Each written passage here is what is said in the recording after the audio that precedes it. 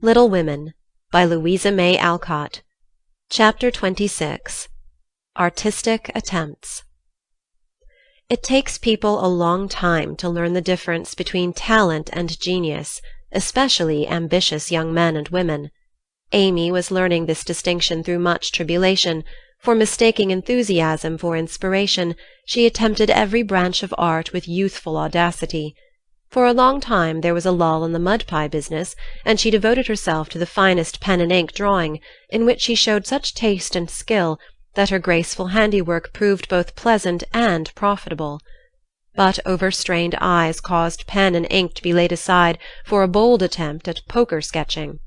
While this attack lasted, the family lived in constant fear of a conflagration, for the odour of burning wood pervaded the house at all hours. Smoke issued from attic and shed with alarming frequency, red-hot pokers lay about promiscuously, and Hannah never went to bed without a pail of water and the dinner-bell at her door in case of fire.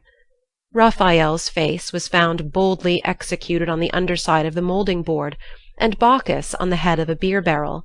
A chanting cherub adorned the cover of the sugar-bucket, and attempts to portray Romeo and Juliet supplied kindling for some time. From fire to oil was a natural transition for burned fingers, and Amy fell to painting with undiminished ardour. An artist friend fitted her out with his cast-off palettes, brushes, and colours, and she daubed away, producing pastoral and marine views such as were never seen on land or sea. Her monstrosities in the way of cattle would have taken prizes at an agricultural fair, and the perilous pitching of her vessels would have produced sea-sickness in the most nautical observer, if the utter disregard to all known rules of shipbuilding and rigging had not convulsed him with laughter at the first glance. Swarthy boys and dark-eyed Madonnas staring at you from one corner of the studio suggested Murillo. Oily brown shadows of faces with a lurid streak in the wrong place meant Rembrandt. Buxom ladies and dropsical infants, Rubens, and Turner appeared in tempests of blue thunder, orange lightning, brown rain, and purple clouds, with a tomato-coloured splash in the middle, which might be the sun or a buoy, a sailor's shirt or a king's robe, as the spectator pleased. Charcoal portraits came next, and the entire family hung in a row, looking as wild and crocky as if just evoked from a coal-bin. Softened into crayon sketches, they did better, for the likenesses were good, and Amy's hair, Joe's nose, Meg's mouth, and Laurie's eyes were pronounced wonderfully fine. A return to clay and plaster followed, and ghostly casts of her acquaintances haunted corners of the house or tumbled off closet shelves onto people's heads. Children were enticed in as models, till their incoherent accounts of her mysterious doings caused Miss Amy to be regarded in the light of a young ogress. Her efforts in this line, however, were brought to an abrupt close by an untoward accident, which quenched her ardour. Other models failing her for a time, she undertook to cast her own pretty foot, and the family were one day alarmed by an unearthly bumping and screaming, and running to the rescue, found the young enthusiast hopping wildly about the shed with her foot held fast in a planful of plaster, which had hardened with unexpected rapidity. With much difficulty and some danger she was dug out, for Joe was so overcome with laughter while she excavated that her knife went too far, cut the poor foot, and left a lasting memorial of one artistic attempt at least. After this Amy subsided, till a mania for sketching from nature set her to haunting river, field, and wood for picturesque studies, and sighing for ruins to copy. She caught endless colds sitting on damp grass to book a delicious bit, composed of a stone, a stump, one mushroom, and a broken mullein stalk, or a heavenly mass of clouds that looked like a choice display of feather-beds when done. She sacrificed her complexion floating on the river in the midsummer sun to study light and shade, and got a wrinkle over her nose after trying points of sight, or whatever the squint-and-string performance is called. If genius is eternal patience, as Michelangelo affirms, Amy had some claim to the divine attribute, for she persevered in spite of all obstacles, failures, and discouragements, firmly believing that in time she should do something worthy to be called high art.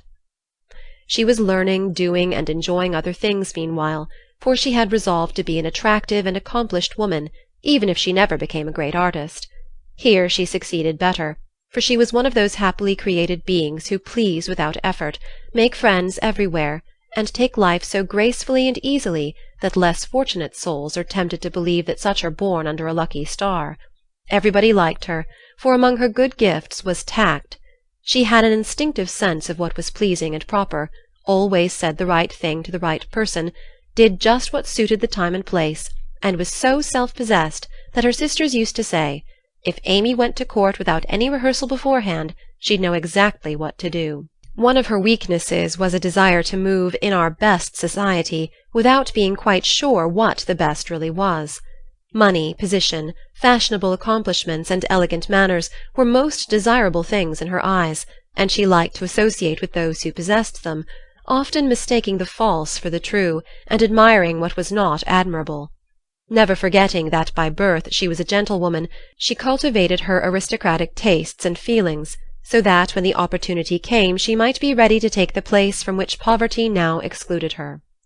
My lady, as her friends called her, sincerely desired to be a genuine lady, and was so at heart, but had yet to learn that money cannot buy refinement of nature, that rank does not always confer nobility, and that true breeding makes itself felt in spite of eternal drawbacks. "I want to ask a favor of you, Mamma," Amy said, coming in with an important air one day. "Well, little girl, what is it?" replied her mother, in whose eyes the stately young lady still remained the baby. "Our drawing class breaks up next week, and before the girls separate for the summer, I want to ask them out here for a day. They're wild to see the river, sketch the broken bridge, and copy some of the things they admire in my book. They've been very kind to me in many ways, and I am grateful, for they are all rich, and I know I am poor, yet they never made any difference." "Why should they?" And Mrs. March put the question with what the girls called her Maria Theresa air. "You know as well as I that it does make a difference with nearly everyone, so don't ruffle up like a dear motherly hen when your chickens get pecked by smarter birds. The ugly duckling turned out a swan, you know." And Amy smiled without bitterness, for she possessed a happy temper and hopeful spirit. Mrs. March laughed and smoothed down her maternal pride as she asked, "Well, my swan, what is your plan?" "I should like to ask the girls out to lunch next week, to take them for a drive to the places they want to see, a row on the river perhaps, and make a little artistic fete for them." "That looks feasible. What do you want for lunch? Cake, sandwiches, fruit, and coffee will be all that is necessary, I suppose." "Oh, dear, no! We must have cold tongue and chicken, French chocolate, and ice cream besides. The girls are used to such things, and I want my lunch to be proper and elegant, though I do work for my living." "How many young ladies are there?" asked her mother, beginning to look sober. 12 or 14 in the class, but I dare say they won't all come." "Bless me, child, you will have to charter an omnibus to carry them about." "Why, Mother, how can you think of such a thing? Not more than 6 or 8 will probably come, so I shall hire a beach wagon and borrow Mr. Lawrence's cherry bounce." Hannah's pronunciation of Shallenberg. "All of this will be expensive, Amy." "Not very. I've calculated the cost, and I'll pay for it myself." "Don't you think, dear, that as these girls are used to such things, and the best we can do will be nothing new, that some simpler plan would be pleasanter to them, as a change, if nothing more, and much better for us than buying or borrowing what we don't need, and attempting a style not in keeping with our circumstances?" "If I can't have it as I like, I don't care to have it at all. I know that I can carry it out perfectly well, if you and the girls will help a little, and I don't see why I can't if I'm willing to pay for it," said Amy, with the decision which opposition was apt to change into obstinacy.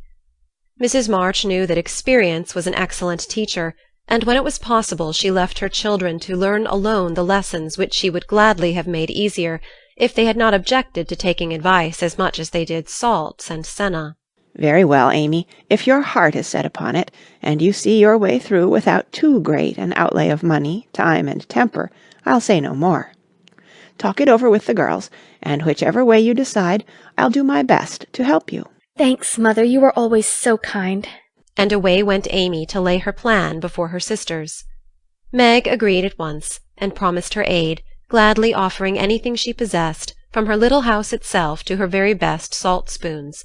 But Joe frowned upon the whole project, and would have nothing to do with it at first. Why in the world should you spend your money, worry your family, and turn the house upside down for a parcel of girls who don't care a sixpence for you? I thought you had too much pride and sense to truckle to any mortal woman just because she wears French boots and rides in a coupe," said Jo, who, being called from the tragic climax of her novel, was not in the best mood for social enterprises. "I don't truckle, and I hate being patronized as much as you do," returned Amy indignantly, for the two still jangled when such questions arose. "The girls do care for me, and I for them, and there's a great deal of kindness and sense and talent among them, in spite of what you call fashionable nonsense. You don't care to make people like you, to go into good society and cultivate your manners and tastes. I do, and I mean to make the most of every chance that comes. You can go through the world with your elbows out and your nose in the air and call it independence if you like. That's not my way." When Amy had wetted her tongue and freed her mind, she usually got the best of it, for she seldom failed to have common sense on her side, while Jo carried her love of liberty and hate of conventionalities to such an unlimited extent that she naturally found herself worsted in an argument. Amy's definition of Jo's idea of independence was such a good hit that both burst out laughing, and the discussion took a more amiable turn. Much against her will, Jo at length consented to sacrifice a day to Mrs. Grundy and help her sister through what she regarded as a nonsensical business. The invitations were sent, nearly all accepted, and the following Monday was set apart for the grand event. Hannah was out of humour because her week's work was deranged, and prophesied that "If the washing and ironing weren't done regular, nothing would go well anywheres."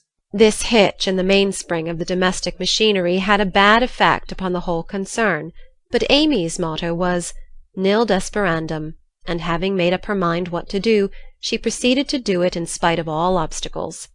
To begin with, Hannah's cooking didn't turn out well. The chicken was tough, the tongue too salty, and the chocolate wouldn't froth properly. Then the cake and ice cost more than Amy expected. So did the wagon and various other expenses, which seemed trifling at the outset, counted up rather alarmingly afterward. Beth got a cold and took to her bed. Meg had an unusual number of callers to keep her at home, and Jo was in such a divided state of mind that her breakages, accidents, and mistakes were uncommonly numerous, serious, and trying. If it was not fair on Monday, the young ladies were to come on Tuesday, an arrangement which aggravated Jo and Hannah to the last degree. On Monday morning the weather was in that undecided state which is more exasperating than a steady pour. It drizzled a little, shone a little, blew a little, and didn't make up its mind till it was too late for anyone else to make up theirs. Amy was up at dawn, hustling people out of their beds and through their breakfasts, that the house might be got in order. The parlour struck her as looking uncommonly shabby, but without stopping to sigh for what she had not, she skilfully made the best of what she had, arranging chairs over the worn places in the carpet, covering stains on the walls with home-made statuary, which gave an artistic air to the room, as did the lovely vases of flowers Jo scattered about.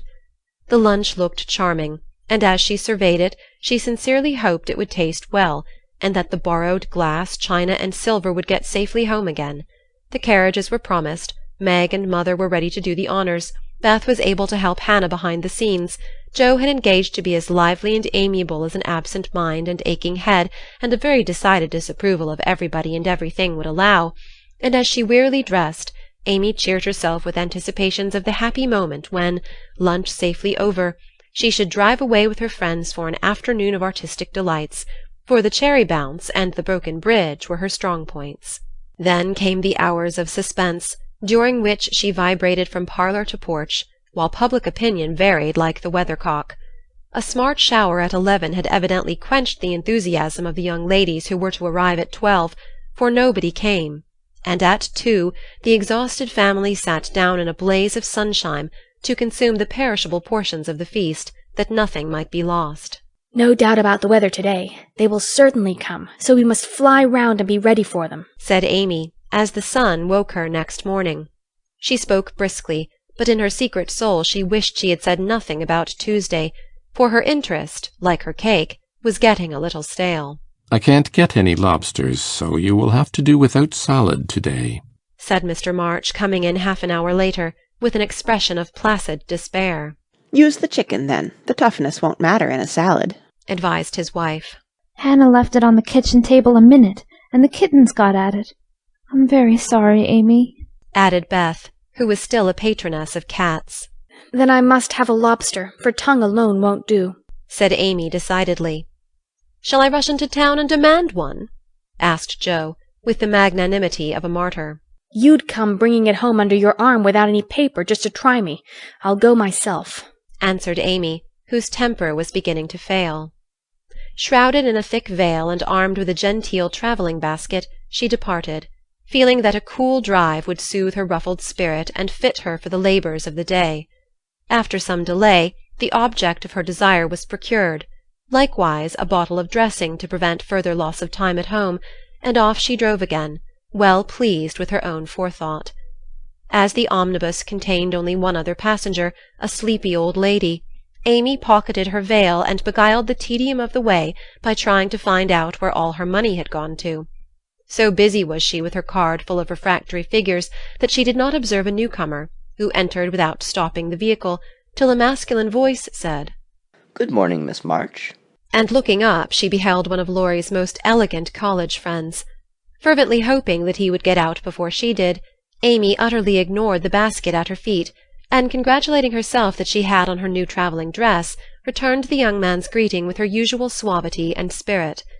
They got on excellently, for Amy's chief care was soon set at rest by learning that the gentleman would leave first, and she was chatting away in a peculiarly lofty strain when the old lady got out. In stumbling to the door, she upset the basket, and oh horror!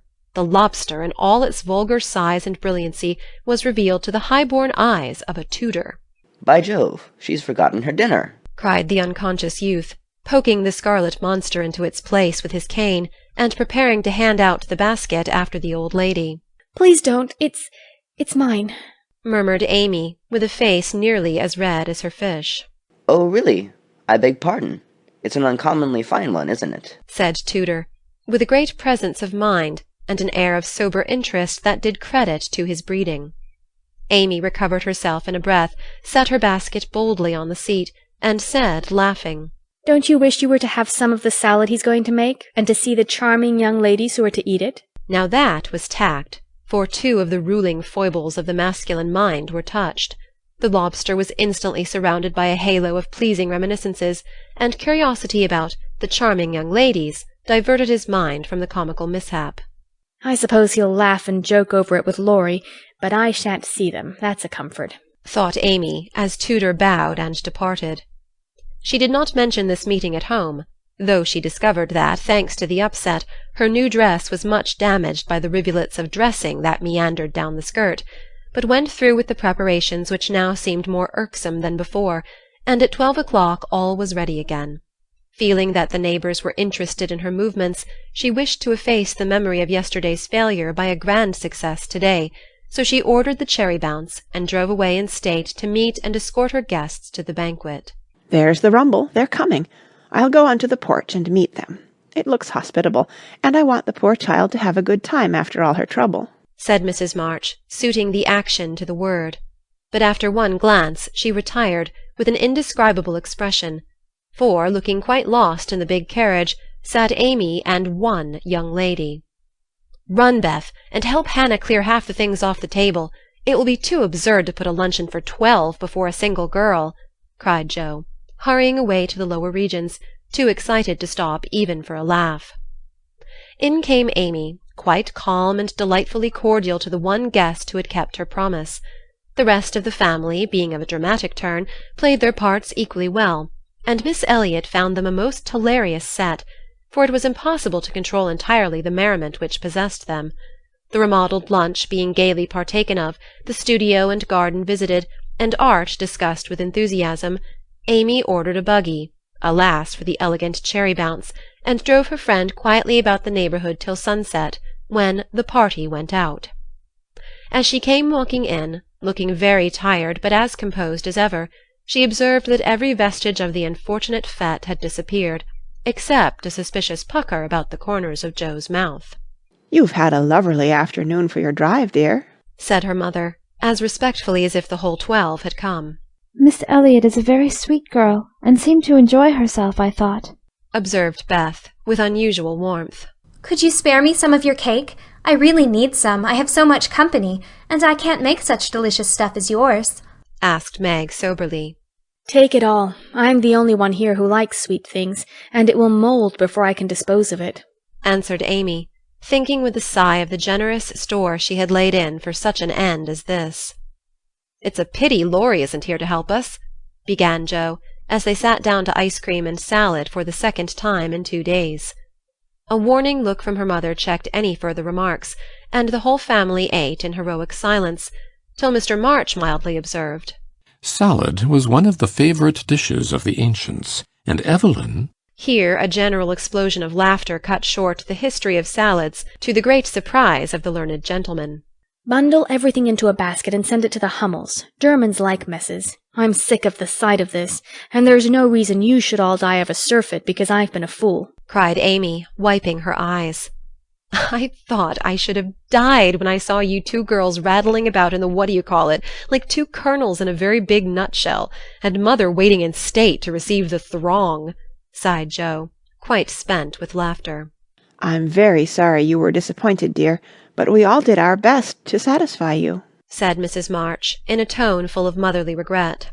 "I am satisfied. I've done what I undertook, and it's not my fault that it failed. I comfort myself with that," said Amy with a little quiver in her voice.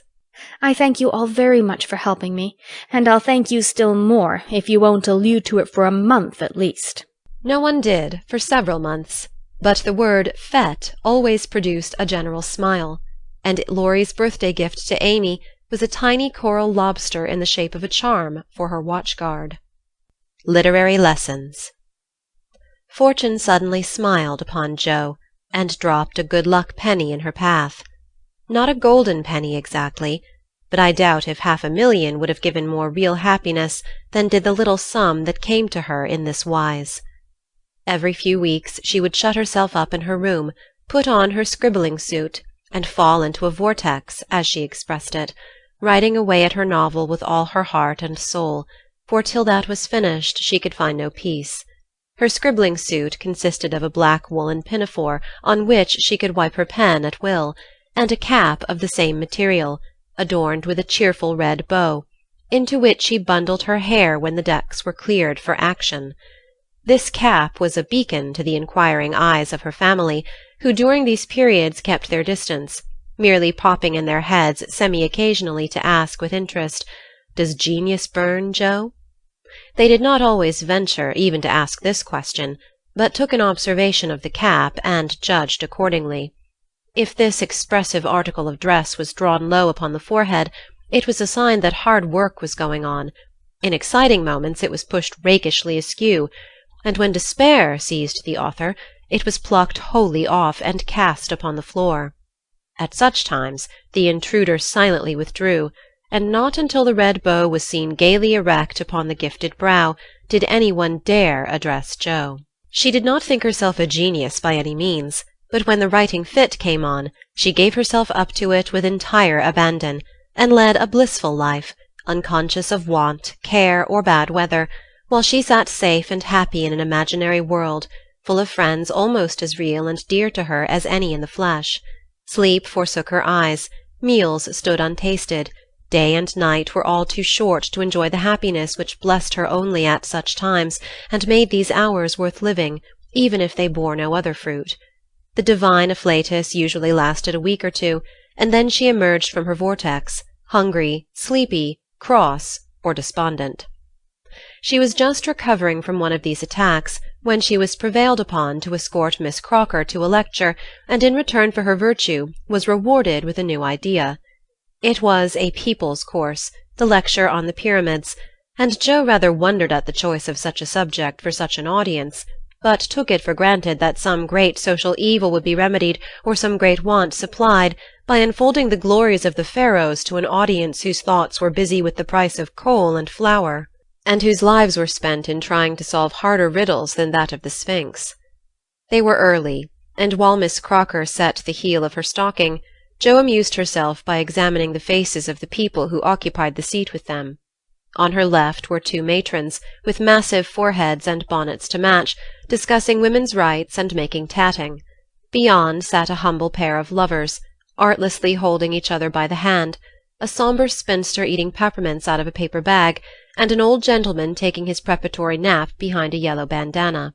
On her right, her only neighbour was a studious-looking lad absorbed in a newspaper.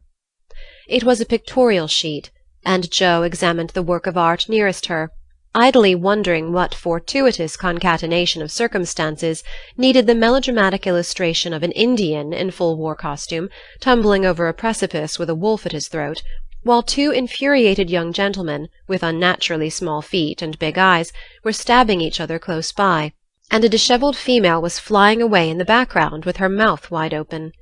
Pausing to turn a page, the lad saw her looking, and with boyish good nature offered half his paper, saying bluntly, "Want to read it?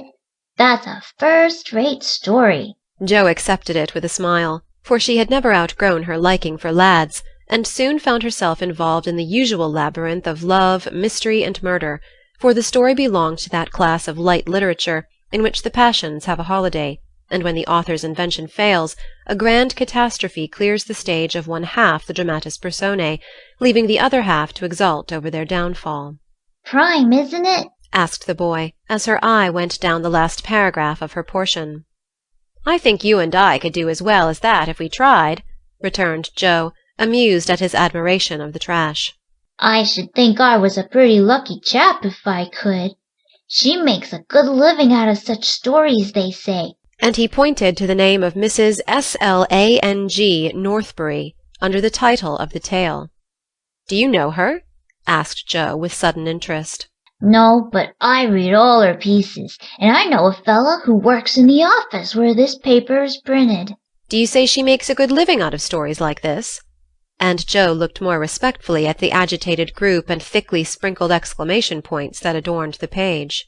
"Guess she does. She knows just what folks like, and gets paid well for writing it." Here the lecture began, but Jo heard very little of it, for while Professor Sands was prosing away about Belzoni, Cheops, Scarabaei, and hieroglyphics, she was covertly taking down the address of the paper, and boldly resolving to try for the $100 prize offered in its columns for a sensational story. By the time the lecture ended, and the audience awoke, she had built up a splendid fortune for herself, not the first founded on paper, and was already deep in the concoction of her story, being unable to decide whether the duel should come before the elopement or after the murder. She said nothing of her plan at home, but fell to work next day, much to the disquiet of her mother, who always looked a little anxious when genius took to burning. Jo had never tried this style before, contenting herself with very mild romances for the Spread Eagle. Her experience and miscellaneous reading were of service now, for they gave her some idea of dramatic effect, and supplied plot, language, and costumes. Her story was as full of desperation and despair as her limited acquaintance with those uncomfortable emotions enabled her to make it, and having located it in Lisbon, she wound up with an earthquake, as a striking and appropriate denouement. The manuscript was privately dispatched, accompanied by a note, modestly saying that if the tale didn't get the prize, which the writer hardly dared expect, she would be very glad to receive any sum it might be considered worth. 6 weeks is a long time to wait, and a still longer time for a girl to keep a secret, but Jo did both, and was just beginning to give up all hope of ever seeing her manuscript again, when a letter arrived which almost took her breath away, for on opening it, a check for $100 fell into her lap. For a minute she stared at it as if it had been a snake, then she read her letter and began to cry.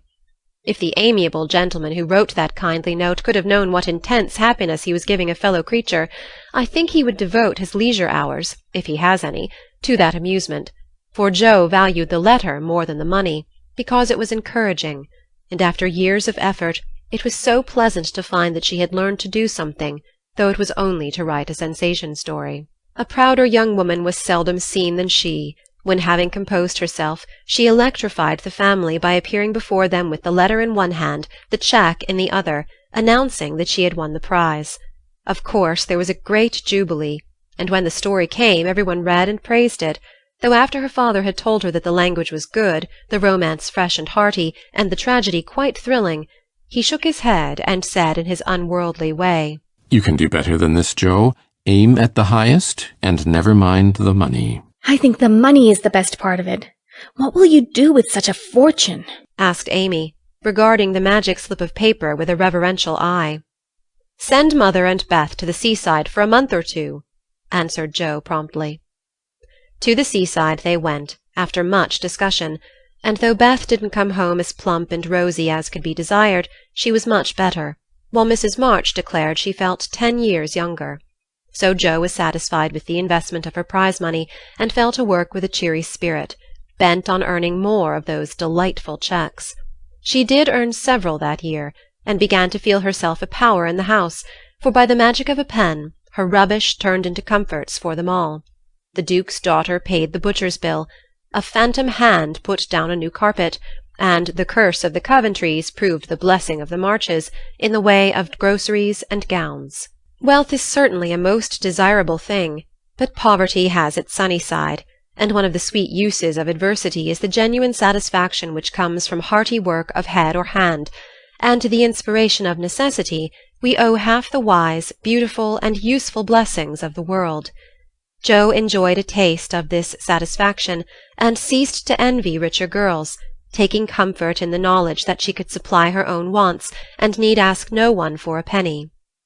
Little notice was taken of her stories, but they found a market, and encouraged by this fact, she resolved to make a bold stroke for fame and fortune.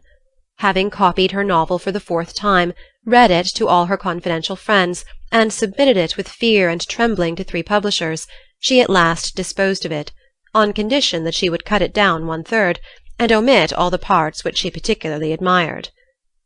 Now, I must either bundle it back into my tin kitchen to mould, pay for printing it myself, or chop it up to suit purchasers and get what I can for it. Fame is a very good thing to have in the house, but cash is more convenient, so I wish to take the sense of the meeting on this important subject, said Joe, calling a family council.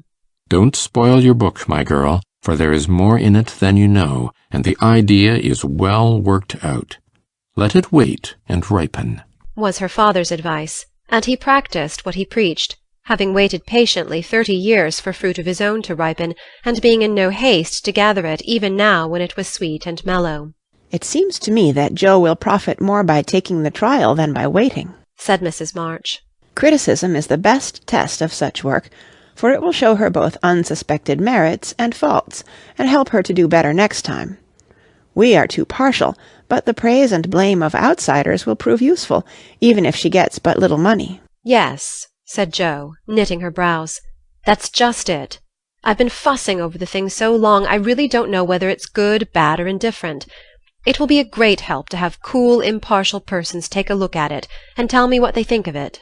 I wouldn't leave a word out of it. You'll spoil it if you do, for the interest of the story is more in the minds than in the actions of the people, and it will be all a muddle if you don't explain as you go on, said Meg, who firmly believed that this book was the most remarkable novel ever written. But Mr. Allen says, leave out the explanations, make it brief and dramatic, and let the characters tell the story, interrupted Joe, turning to the publisher's note. Do as he tells you. He knows what will sell and we don't. Make a good, popular book and get as much money as you can. By and by, when you've got a name, you can afford to digress and have philosophical and metaphysical people in your novels, said Amy, who took a strictly practical view of the subject.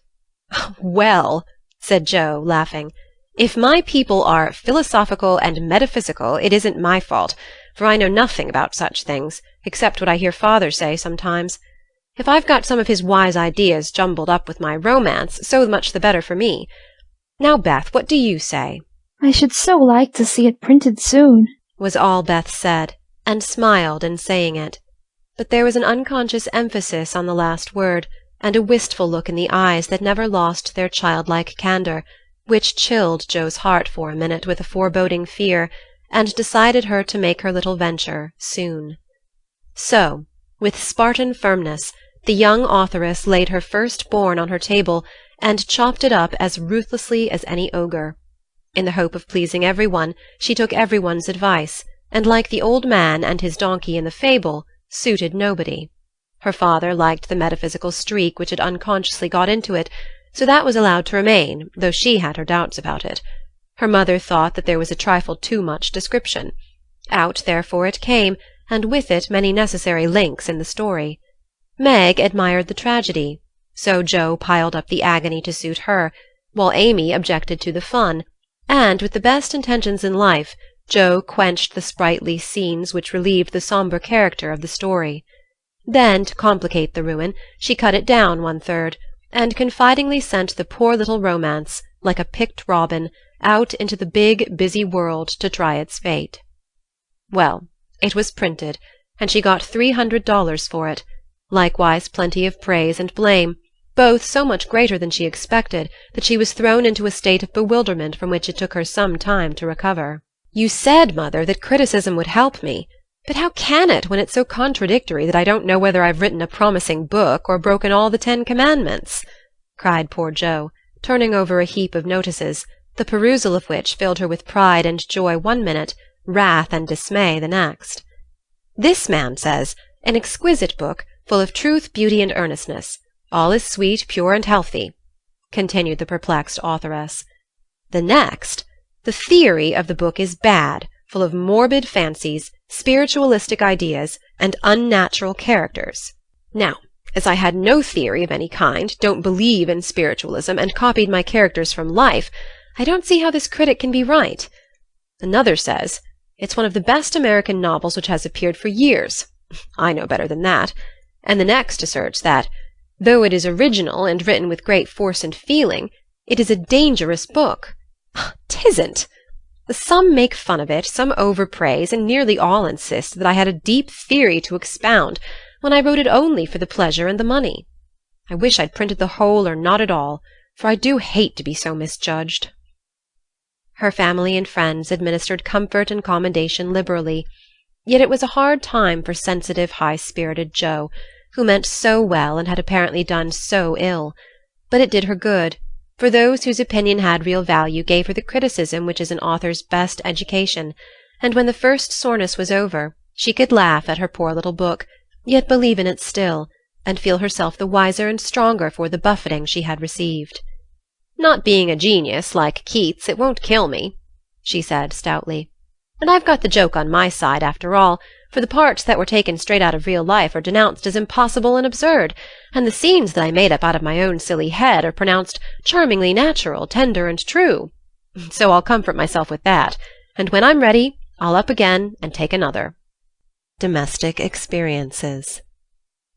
Like most other young matrons, Meg began her married life with the determination to be a model housekeeper. John should find home a paradise. He should always see a smiling face, should fare sumptuously every day, and never know the loss of a button. She brought so much love, energy, and cheerfulness to the work that she could not but succeed, in spite of some obstacles. Her paradise was not a tranquil one, for the little woman fussed, was over-anxious to please, and bustled about like a true Martha, cumbered with many cares. She was too tired sometimes even to smile. John grew dyspeptic after a course of dainty dishes, and ungratefully demanded plain fare. As for buttons, she soon learned to wonder where they went, to shake her head over the carelessness of men, and to threaten to make him sew them on himself, and see if his work would stand impatient and clumsy fingers any better than hers. They were very happy, even after they discovered that they couldn't live on love alone.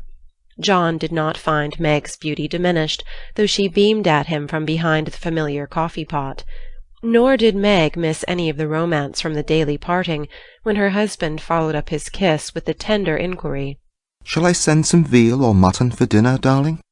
The little house ceased to be a glorified bower, but it became a home, and the young couple soon felt that it was a change for the better. At first they played keep house, and frolicked over it like children. Then John took steadily to business, feeling the cares of the head of a family upon his shoulders, and Meg laid by her cambric wrappers, put on a big apron, and fell to work, as before said, with more energy than discretion. While the cooking mania lasted, she went through Mrs. Cornelius's recipe book as if it were a mathematical exercise, working out the problems with patience and care. Sometimes her family were invited in to help eat up a too bounteous feast of successes, or Lotty would be privately dispatched with a batch of failures, which were to be concealed from all eyes in the convenient stomachs of the little Hummels. An evening with John over the account-books usually produced a temporary lull in the culinary enthusiasm, and a frugal fit would ensue, during which the poor man was put through a course of bread-pudding, hash, and warmed-over coffee, which tried his soul, although he bore it with praiseworthy fortitude. Before the golden mean was found, however, Meg added to her domestic possessions what young couples seldom get on long without, a family jar. Fired with a housewifely wish to see her storeroom stocked with home-made preserves, she undertook to put up her own currant jelly. John was requested to order home a dozen or so of little pots and an extra quantity of sugar, for their own currants were ripe and were to be attended to at once. As John firmly believed that "my wife" was equal to anything, and took a natural pride in her skill, he resolved that she should be gratified, and their only crop of fruit laid by in a most pleasing form for winter use. Home came 4 dozen delightful little pots, half a barrel of sugar, and a small boy to pick the currants for her. With her pretty hair tucked into a little cap, arms bared to the elbow, and a checked apron which had a coquettish look in spite of the bib, the young housewife fell to work, feeling no doubts about her success, for hadn't she seen Hannah do it hundreds of times? The array of pots rather amazed her at first, but John was so fond of jelly, and the nice little jars would look so well on the top shelf, that Meg resolved to fill them all, and spent a long day picking, boiling, straining, and fussing over her jelly. She did her best. She asked advice of Mrs. Cornelius. She racked her brain to remember what Hannah did that she left undone. She reboiled, resugared, and restrained, but that dreadful stuff wouldn't gel. She longed to run home, bib and all, and ask Mother to lend her a hand, but John and she had agreed that they would never annoy anyone with their private worries, experiments, or quarrels. They had laughed over that last word as if the idea it suggested was a most preposterous one, but they had held to their resolve, and whenever they could get on without help they did so, and no one interfered, for Mrs. March had advised the plan.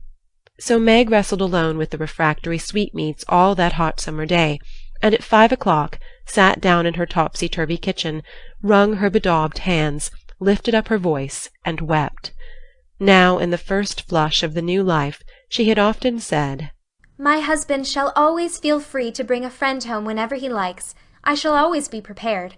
There shall be no flurry, no scolding, no discomfort, but a neat house, a cheerful wife, and a good dinner. John, dear, never stop to ask my leave. Invite whom you please, and be sure of a welcome from me." How charming that was, to be sure! John quite glowed with pride to hear her say it, and felt what a blessed thing it was to have a superior wife. But although they had company from time to time, it never happened to be unexpected, and Meg had never had an opportunity to distinguish herself till now. It always happens so in this vale of tears. There is an inevitability about such things which we can only wonder at, deplore, and bear as best we can. If John had not forgotten all about the jelly, it really would have been unpardonable in him to choose that day, of all the days in the year, to bring a friend home to dinner unexpectedly. Congratulating himself that a handsome repast had been ordered that morning, feeling sure that it would be ready to the minute, and indulging in pleasant anticipations of the charming effect it would produce when his pretty wife came running out to meet him, he escorted his friend to his mansion, with the irrepressible satisfaction of a young host and husband. It is a world of disappointments, as John discovered when he reached the Dovecote. The front door usually stood hospitably open. Now it was not only shut, but locked, and yesterday's mud still adorned the steps. The parlour windows were closed and curtained. No picture of the pretty wife sewing on the piazza, in white, with a distracting little bow in her hair, or a bright-eyed hostess, smiling a shy welcome as she greeted her guest. Nothing of the sort, for not a soul appeared but a sanguinary-looking boy asleep under the currant bushes. "I'm afraid something has happened. Step into the garden, Scott, while I look up Mrs. Brooke," said John, alarmed at the silence and solitude. Round the house he hurried, led by a pungent smell of burned sugar, and Mr. Scott strolled after him, with a queer look on his face. He paused discreetly at a distance when Brooke disappeared, but he could both see and hear, and being a bachelor, enjoyed the prospect mightily. In the kitchen reigned confusion and despair. One edition of jelly was trickled from pot to pot, another lay upon the floor, and a third was burning gaily on the stove. Lotty, with Teutonic phlegm, was calmly eating bread and currant wine, for the jelly was still in a hopelessly liquid state, while Mrs. Brooke, with her apron over her head, sat sobbing dismally. "My dearest girl, what is the matter?" cried John, rushing in, with awful visions of scalded hands, sudden news of affliction, and secret consternation at the thought of the guest in the garden. "Oh, John, I am so tired and hot and cross and worried. I've been at it till I'm all worn out. Do come and help me, or I shall die."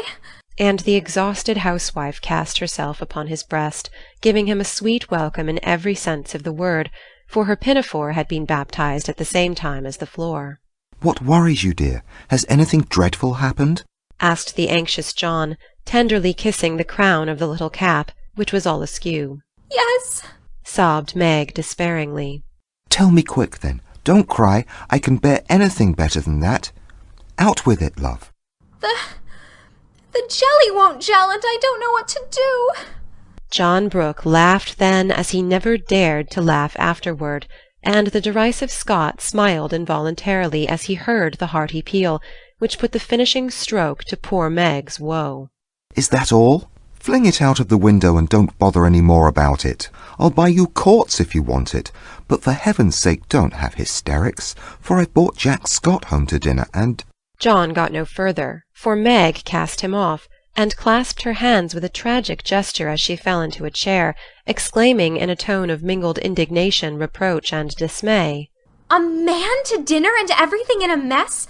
John Brooke, how could you do such a thing?" "Hush! He's in the garden. I forgot the confounded jelly, but it can't be helped now," said John, surveying the prospect with an anxious eye.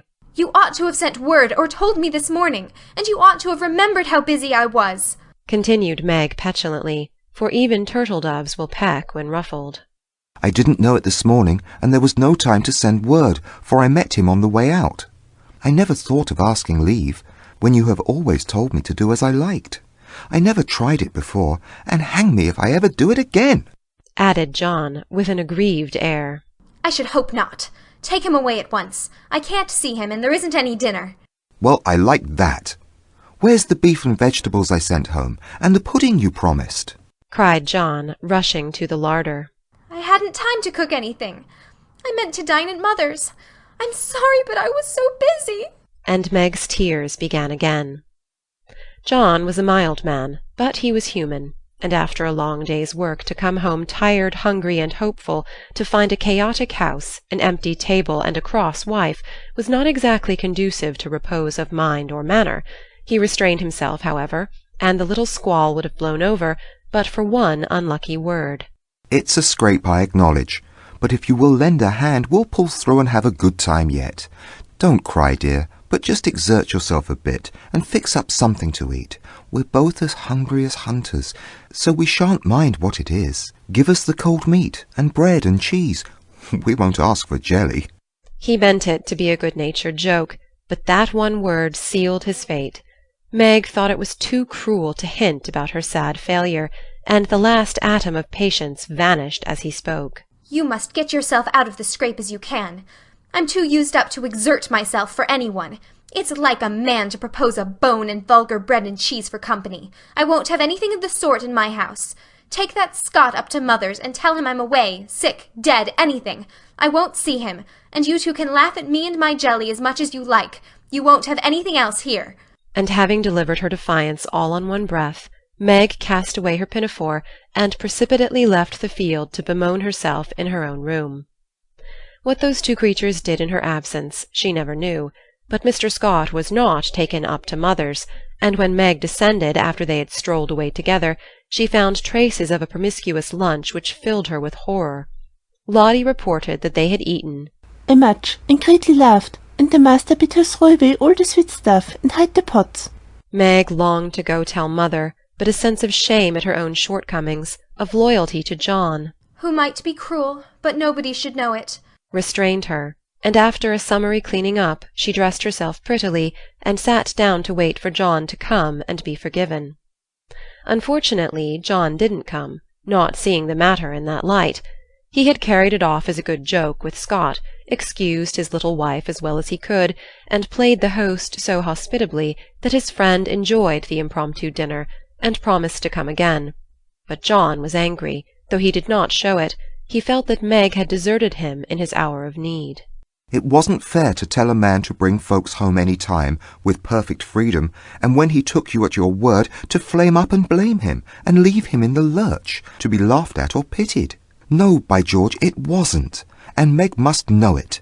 He had fumed inwardly during the feast, but when the flurry was over and he strolled home after seeing Scott off, a milder mood came over him. Poor little thing.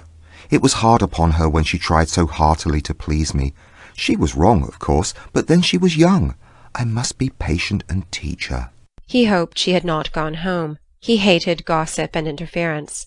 For a minute he was ruffled again at the mere thought of it, and then the fear that Meg would cry herself sick softened his heart, and sent him on at a quicker pace, resolving to be kind and calm, but firm, quite firm, and show her where she had failed in her duty to her spouse. Meg likewise resolved to be calm and kind, but firm, and show him his duty. She longed to run to meet him and beg pardon, and be kissed and comforted, as she was sure of being, but of course she did nothing of the sort, and when she saw John coming, began to hum quite naturally as she rocked and sewed, like a lady of leisure in her best parlour. John was a little disappointed not to find a tender Niobe, but feeling that his dignity demanded the first apology, he made none, only came leisurely in and laid himself upon the sofa, with a singularly relevant remark. "We're going to have a new moon, my dear." "I've no objection," was Meg's equally soothing remark. A few other topics of general interest were introduced by Mr. Brooke and wet-blanketed by Mrs. Brooke, and conversation languished.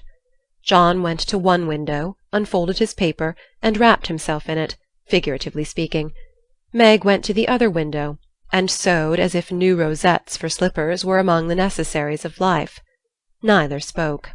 Both looked quite calm and firm, and both felt desperately uncomfortable. "Oh dear," thought Meg. "Married life is very trying, and does need infinite patience as well as love, as mother says." The word mother suggested other maternal counsels given long ago, and received with unbelieving protests. John is a good man, but he has his faults, and you must learn to see and bear with them, remembering your own. He is very decided, but never will be obstinate, if you reason kindly, not oppose impatiently. He is very accurate, and particular about the truth, a good trait, though you call him fussy. Never deceive him by look or word, Meg, and he will give you the confidence you deserve, the support you need. He has a temper not like ours, one flash and then all over, but the white, still anger that is seldom stirred, but once kindled is hard to quench. Be careful, be very careful not to wake his anger against yourself, for peace and happiness depend on keeping his respect. Watch yourself, be the first to ask pardon if you both err, and guard against the little piques, misunderstandings, and hasty words that often pave the way for bitter sorrow and regret. These words came back to Meg as she sat sewing in the sunset, especially the last. This was the first serious disagreement. Her own hasty speeches sounded both silly and unkind as she recalled them. Her own anger looked childish now, and thoughts of poor John coming home to such a scene quite melted her heart. She glanced at him with tears in her eyes, but she did not see them. She put down her work and got up, thinking, "I will be the first to say forgive me." But he did not seem to hear her. She went very slowly across the room, for pride was hard to swallow, and stood by him, but he did not turn his head. For a minute she felt as if she really couldn't do it. Then came the thought, "This is the beginning. I'll do my part and have nothing to reproach myself with." And stooping down, she softly kissed her husband on the forehead. Of course that settled it. The penitent kiss was better than a world of words, and John had her on his knee in a minute, saying tenderly, "It was too bad to laugh at the poor little jelly-pots. Forgive me, my dear. I never will again." But he did. Oh, bless you, yes, hundreds of times. and so did Meg, both declaring that it was the sweetest jelly they ever made, for family peace was preserved in that little family jar.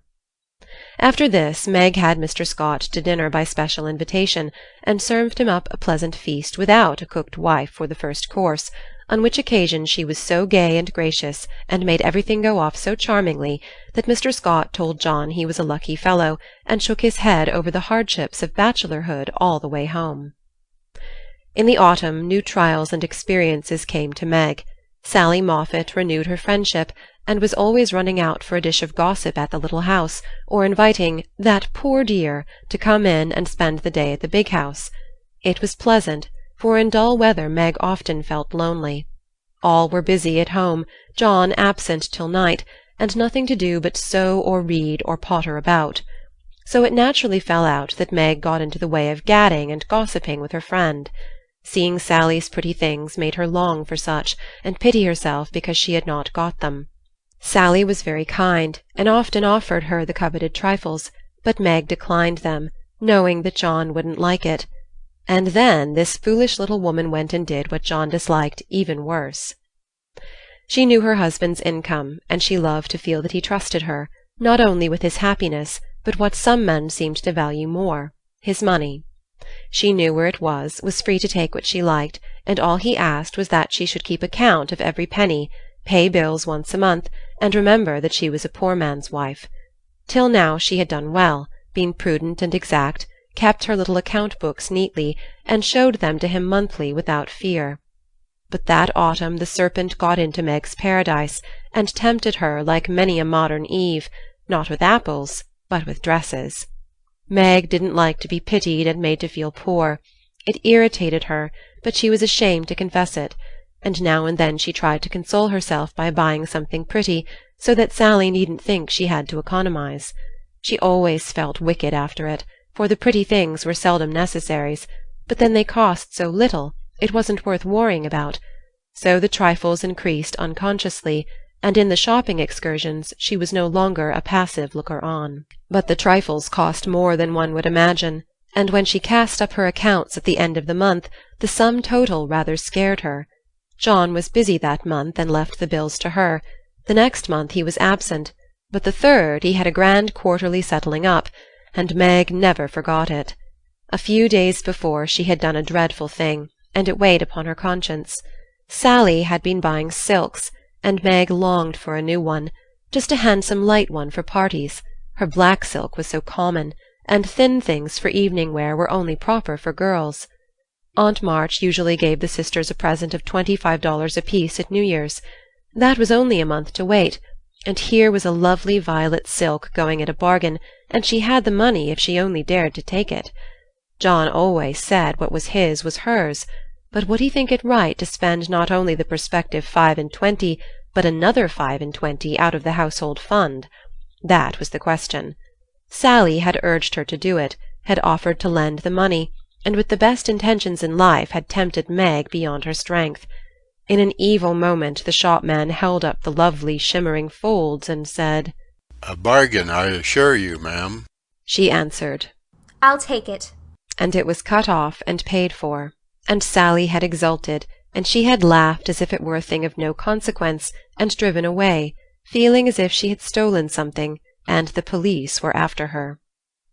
When she got home she tried to assuage the pangs of remorse by spreading forth the lovely silk, but it looked less silvery now, didn't become her after all, and the words $50 seemed stamped like a pattern down each breadth.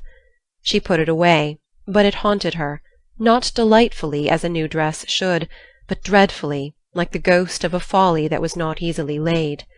When John got out his books that night, Meg's heart sank, and for the first time in her married life she was afraid of her husband. The kind brown eyes looked as if they could be stern, and though he was unusually merry, she fancied he had found her out, but didn't mean to let her know it. The house bills were all paid, the books all in order. John had praised her, and was undoing the old pocket-book which they called the bank, when Meg, knowing that it was quite empty, stopped his hand, saying nervously, "You haven't seen my private expense book yet?" John never asked to see it, but she always insisted on his doing so, and used to enjoy his masculine amazement at the queer things women wanted, and made him guess what piping was, demand fiercely the meaning of a hug-me-tight, or wonder how a little thing composed of 3 rosebuds, a bit of velvet, and a pair of strings could possibly be a bonnet and cost $6. That night he looked as if he would like the fun of quizzing her figures and pretending to be horrified at her extravagance, as he often did, being particularly proud of his prudent wife. The little book was brought slowly out and laid down before him. Meg got behind his chair under pretence of smoothing the wrinkles out of his tired forehead, and standing there, she said, with her panic increasing with every word, "John, dear, I'm ashamed to show you my book, for I've really been dreadfully extravagant lately. I go about so much I must have things, you know, and Sally advised my getting it, so I did, and my New Year's money will partly pay for it, but I was sorry after I had done it, for I knew you'd think it wrong in me." John laughed and drew her round beside him, saying good-humouredly, "Don't go and hide. I won't beat you if you have got a pair of killing boots. I'm rather proud of my wife's feet, and don't mind if she does pay $8 or $9 for her boots, if they're good ones." That had been one of her last trifles, and John's eye had fallen on it as he spoke. "Oh, what will he say when he comes to that awful $50? Thought Meg, with a shiver. "It's worse than boots. It's a silk dress," she said with the calmness of desperation, for she wanted the worst over. "Well, dear, what is the deemed total, as Mr. Mantalini says?" That didn't sound like John, and she knew he was looking up at her with the straightforward look that she had always been ready to meet and answer with one as frank till now.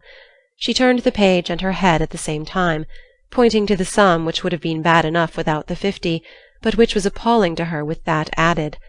For a minute the room was very still.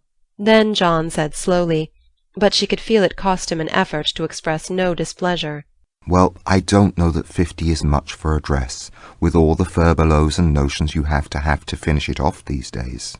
"It isn't made or trimmed," sighed Meg, faintly, for a sudden recollection of the cost still to be incurred quite overwhelmed her. 25 yards of silk seems a good deal to cover one small woman, but I've no doubt my wife will look as fine as Ned Moffat's when she gets it on," said John dryly. "I know you are angry, John, but I can't help it. I don't mean to waste your money, and I didn't think those little things would count up so. I can't resist them when I see Sally buying all she wants and pitying me because I don't. I try to be contented, but it is hard, and I'm tired of being poor." The last words were spoken so low she thought he did not hear them, but he did, and they wounded him deeply, for he had denied himself many pleasures for Meg's sake. She could have bitten her tongue out the minute she had said it, for John pushed the books away and got up, saying with a little quiver in his voice, "I was afraid of this. I do my best, Meg." If he had scolded her or even shaken her, it would not have broken her heart like those few words. She ran to him and held him close, crying with repentant tears, "Oh, John, my dear, kind, hard-working boy, I didn't mean it. It was so wicked, so untrue and ungrateful. How could I say it? Oh, how could I say it?" He was very kind, forgave her readily, and did not utter one reproach, but Meg knew that she had done and said a thing which would not be forgotten soon, although he might never allude to it again. She had promised to love him for better or worse, and then she, his wife, had reproached him with his poverty after spending his earnings recklessly. It was dreadful, and the worst of it was John went on so quietly afterward, just as if nothing had happened, except that he stayed in town later and worked at night when she had gone to cry herself to sleep. A week of remorse nearly made Meg sick, and the discovery that John had countermanded the order for his new greatcoat reduced her to a state of despair which was pathetic to behold. He had simply said, in answer to her surprised inquiries as to the change, "I can't afford it, my dear." Meg said no more, but a few minutes after he found her in the hall with her face buried in the old greatcoat, crying as if her heart would break. They had a long talk that night, and Meg learned to love her husband better for his poverty, because it seemed to have made a man of him, given him the strength and courage to fight his own way, and taught him a tender patience with which to bear and comfort the natural longings and failures of those he loved. Next day she put her pride in her pocket, went to Sally, told her the truth, and asked her to buy the silk as a favour. The good-natured Mrs. Moffat willingly did so, and had the delicacy not to make her a present of it immediately afterward. Then Meg ordered home the greatcoat, and when John arrived, she put it on, and asked him how he liked her new silk gown. One can imagine what answer he made, how he received his present, and what a blissful state of things ensued. John came home early, Meg gadded no more, and that greatcoat was put on in the morning by a very happy husband, and taken off at night by a most devoted little wife. So the year rolled round, and at midsummer there came to Meg a new experience, the deepest and tenderest of a woman's life. Laurie came sneaking into the kitchen of the Dovecote one Saturday, with an excited face, and was received with the clash of cymbals, for Hannah clapped her hands with a saucepan in one and the cover in the other. "How's the little mamma? Where is everybody? Why didn't you tell me before I came home?" began Laurie in a loud whisper. Happy as a queen, the dear. Every soul of 'em is upstairs a-worshipping. We didn't want no hurricanes round. Now you go into the parlour, and I'll send 'em down to you. With which somewhat involved reply Hannah vanished, chuckling ecstatically. Presently Joe appeared, proudly bearing a flannel bundle laid forth upon a large pillow. Joe's face was very sober, but her eyes twinkled, and there was an odd sound in her voice of repressed emotion of some sort. "Shut your eyes and hold out your arms," she said invitingly. Laurie backed precipitately into a corner and put his hands behind him with an imploring gesture. "No, thank you, I'd rather not. I shall drop it or smash it, as sure as fate." "Then you shan't see your nevy," said Joe decidedly, turning as if to go. I will. Only you must be responsible for damages." And obeying orders, Laurie heroically shut his eyes while something was put into his arms. A peal of laughter from Joe, Amy, Mrs. March, Hannah, and John caused him to open them the next minute, to find himself invested with 2 babies instead of 1. No wonder they laughed, for the expression of his face was droll enough to convulse a Quaker, as he stood and stared wildly from the unconscious innocents to the hilarious spectators with such dismay that Joe sat down on the floor and screamed. "Twins, by Jupiter!" was all he said for a minute. Then, turning to the women with an appealing look that was comically piteous, he added, "Take 'em quick, somebody, I'm going to laugh, and I shall drop 'em." Joe rescued his babies and marched up and down, with one on each arm, as if already initiated into the mysteries of baby-tending, while Laurie laughed till the tears ran down his cheeks. "It's the best joke of the season, isn't it? I wouldn't have told you, for I set my heart on surprising you, and I flatter myself I've done it," said Joe, when she got her breath. "I never was more staggered in my life. Isn't it fun? Are they boys? What are you going to name them? Let's have another look. Hold me up, Joe, for upon my life it's one too many for me," returned Laurie, regarding the infants with the air of a big, benevolent Newfoundland looking at a pair of infantile kittens. "Boy and girl, aren't they beauties?" said the proud papa, beaming upon the little red squirmers as if they were unfledged angels. "Most remarkable children I ever saw. Which is which?" And Laurie bent like a well-sweep to examine the prodigies. Amy put a blue ribbon on the boy and a pink on the girl, French fashion, so you can always tell. Besides, one has blue eyes and one brown. Kiss them, Uncle Teddy, said wicked Joe. "I'm afraid they mightn't like it," began Laurie with unusual timidity in such matters. "Of course they will. They are used to it now. Do it this minute, sir," commanded Joe, fearing he might propose a proxy. Laurie screwed up his face and obeyed with a gingerly peck at each little cheek that produced another laugh and made the babies squeal. "There, I knew they didn't like it. That's the boy. See him kick? He hits out with his fists like a good one. Now then, young Brooke, pitch into a man of your own size, will you?" cried Laurie, delighted with a poke in the face from a tiny fist, flapping aimlessly about. He's to be named John Laurence, and the girl Margaret, after mother and grandmother. We shall call her Daisy, so as not to have 2 Megs, and I suppose the Manny will be Jack, unless we find a better name," said Amy, with aunt-like interest. "Name him Demi-John, and call him Demi for short," said Laurie. "Daisy and Demi. Just the thing. I knew Teddy would do it," cried Joe, clapping her hands. Teddy certainly had done it that time, for the babies were Daisy and Demi to the end of the chapter. Calls. Come, Joe, it's time. For what? You don't mean to say you've forgotten that you promised to make 6 calls with me today? I've done a good many rash and foolish things in my life, but I don't think I ever was mad enough to say I'd make 6 calls in one day when a single one upsets me for a week. Yes, you did. It was a bargain between us. I was to finish the crayon of Beth for you, and you were to go properly with me and return our neighbors' visits. If it was fair, that was in the bond, and I stand to the letter of my bond, Shylock. There is a pile of clouds in the east. It's not fair, and I don't go. Now that's shirking. It's a lovely day, no prospect of rain, and you pride yourself on keeping promises, so be honorable. Come and do your duty, and then be at peace for another 6 months. At that minute Jo was particularly absorbed in dressmaking, for she was mantua-maker general to the family, and took especial credit to herself because she could use a needle as well as a pen. It was very provoking to be arrested in the act of a first trying on, and ordered out to make calls in her best array on a warm July day.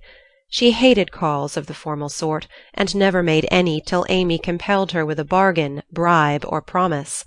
In the present instance there was no escape, and having clashed her scissors rebelliously, while protesting that she smelled thunder, she gave in, put away her work, and taking up her hat and gloves with an air of resignation, told Amy the victim was ready. Joe March, you are perverse enough to provoke a saint. You don't intend to make calls in that state, I hope, cried Amy, surveying her with amazement. Why not? I'm neat and cool and comfortable, quite proper for a dusty walk on a warm day. If people care more for my clothes than they do for me, I don't wish to see them. You can dress for both and be as elegant as you please. It pays for you to be fine. It doesn't for me, and furbelows only worry me.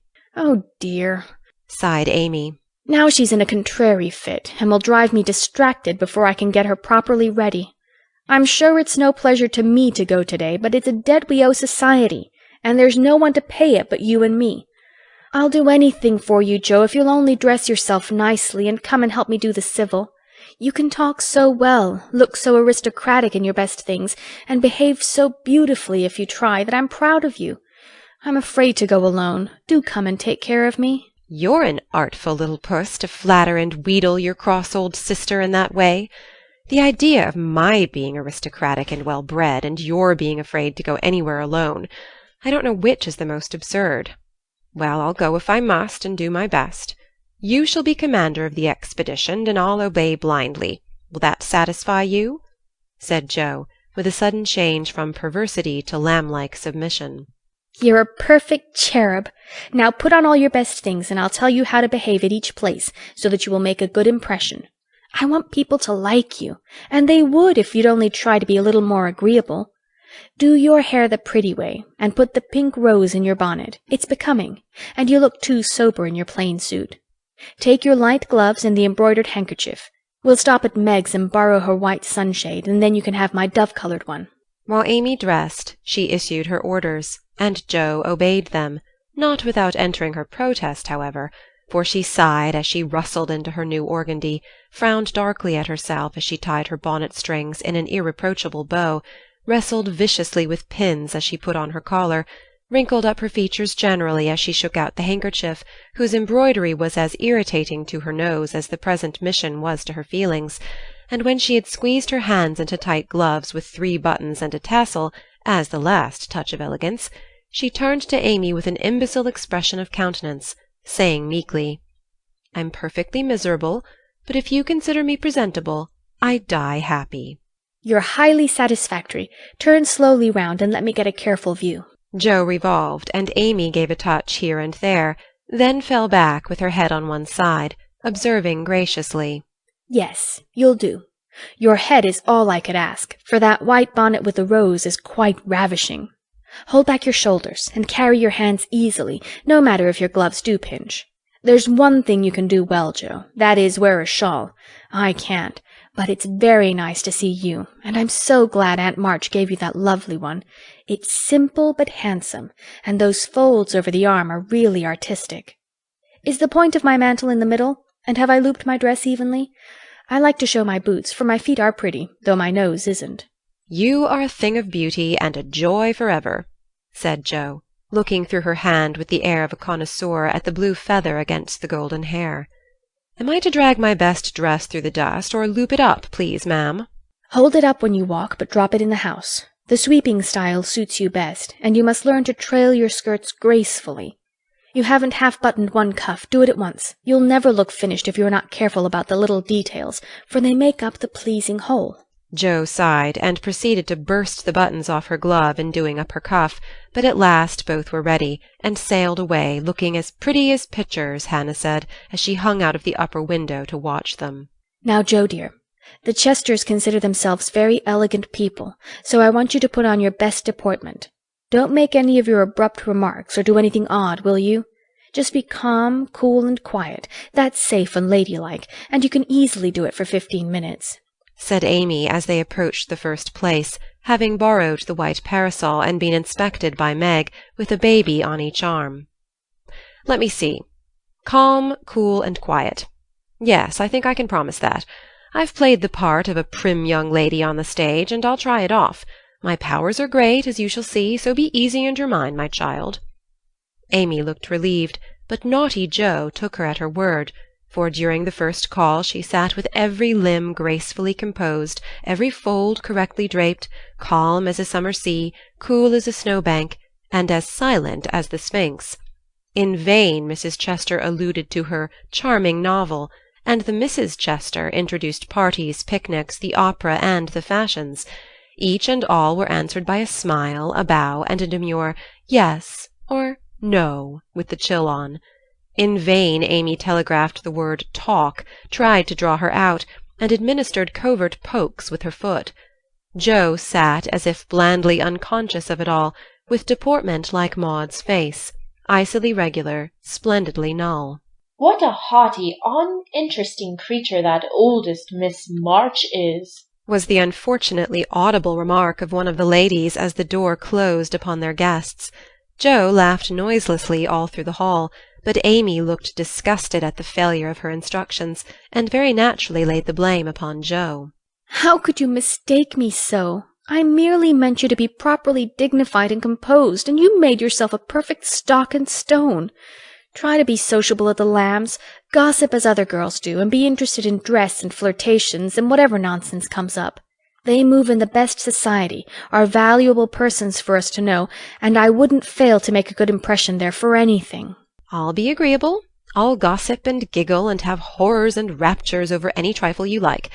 I rather enjoy this. And now I'll imitate what is called a charming girl. I can do it, for I have Maid Chester as a model, and I'll improve upon her. See if the Lambs don't say, 'What a lively, nice creature that Jo March is.'" Amy felt anxious, as well she might, for when Jo turned freakish there was no knowing where she would stop.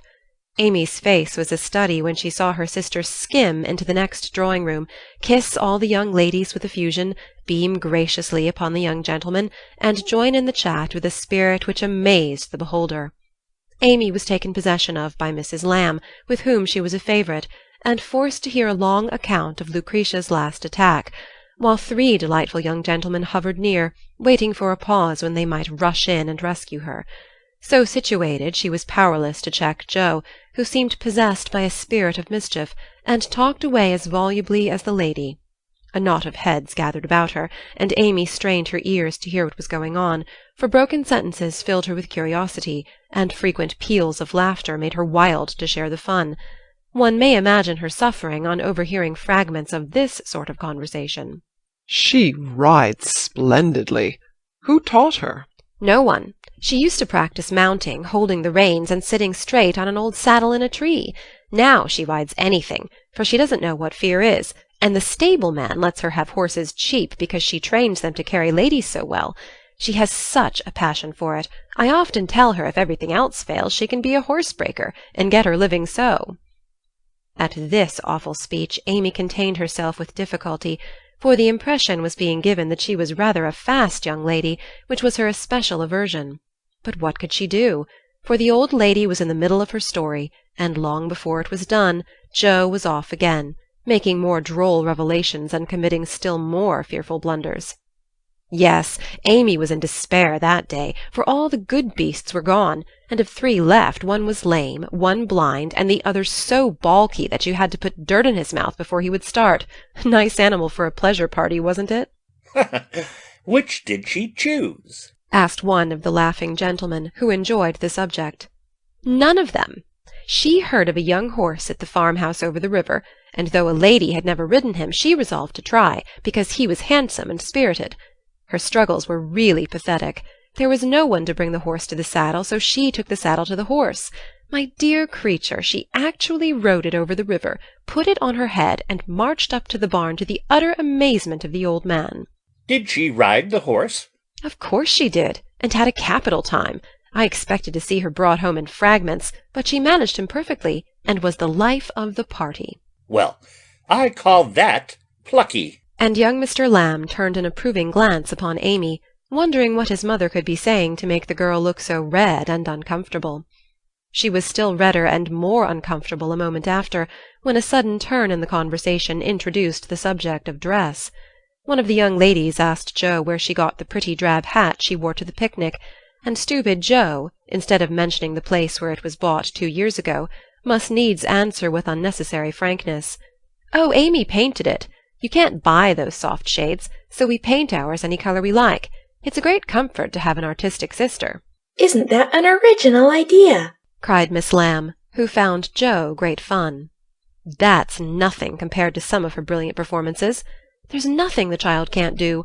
Why, she wanted a pair of blue boots for Sally's party, so she just painted her soiled white ones the loveliest shade of sky blue you ever saw, and they looked exactly like satin," added Jo, with an air of pride in her sister's accomplishments that exasperated Amy till she felt that it would be a relief to throw her card-case at her. "We read a story of yours the other day, and enjoyed it very much," observed the elder Miss Lamb, wishing to compliment the literary lady, who did not look the character just then, it must be confessed.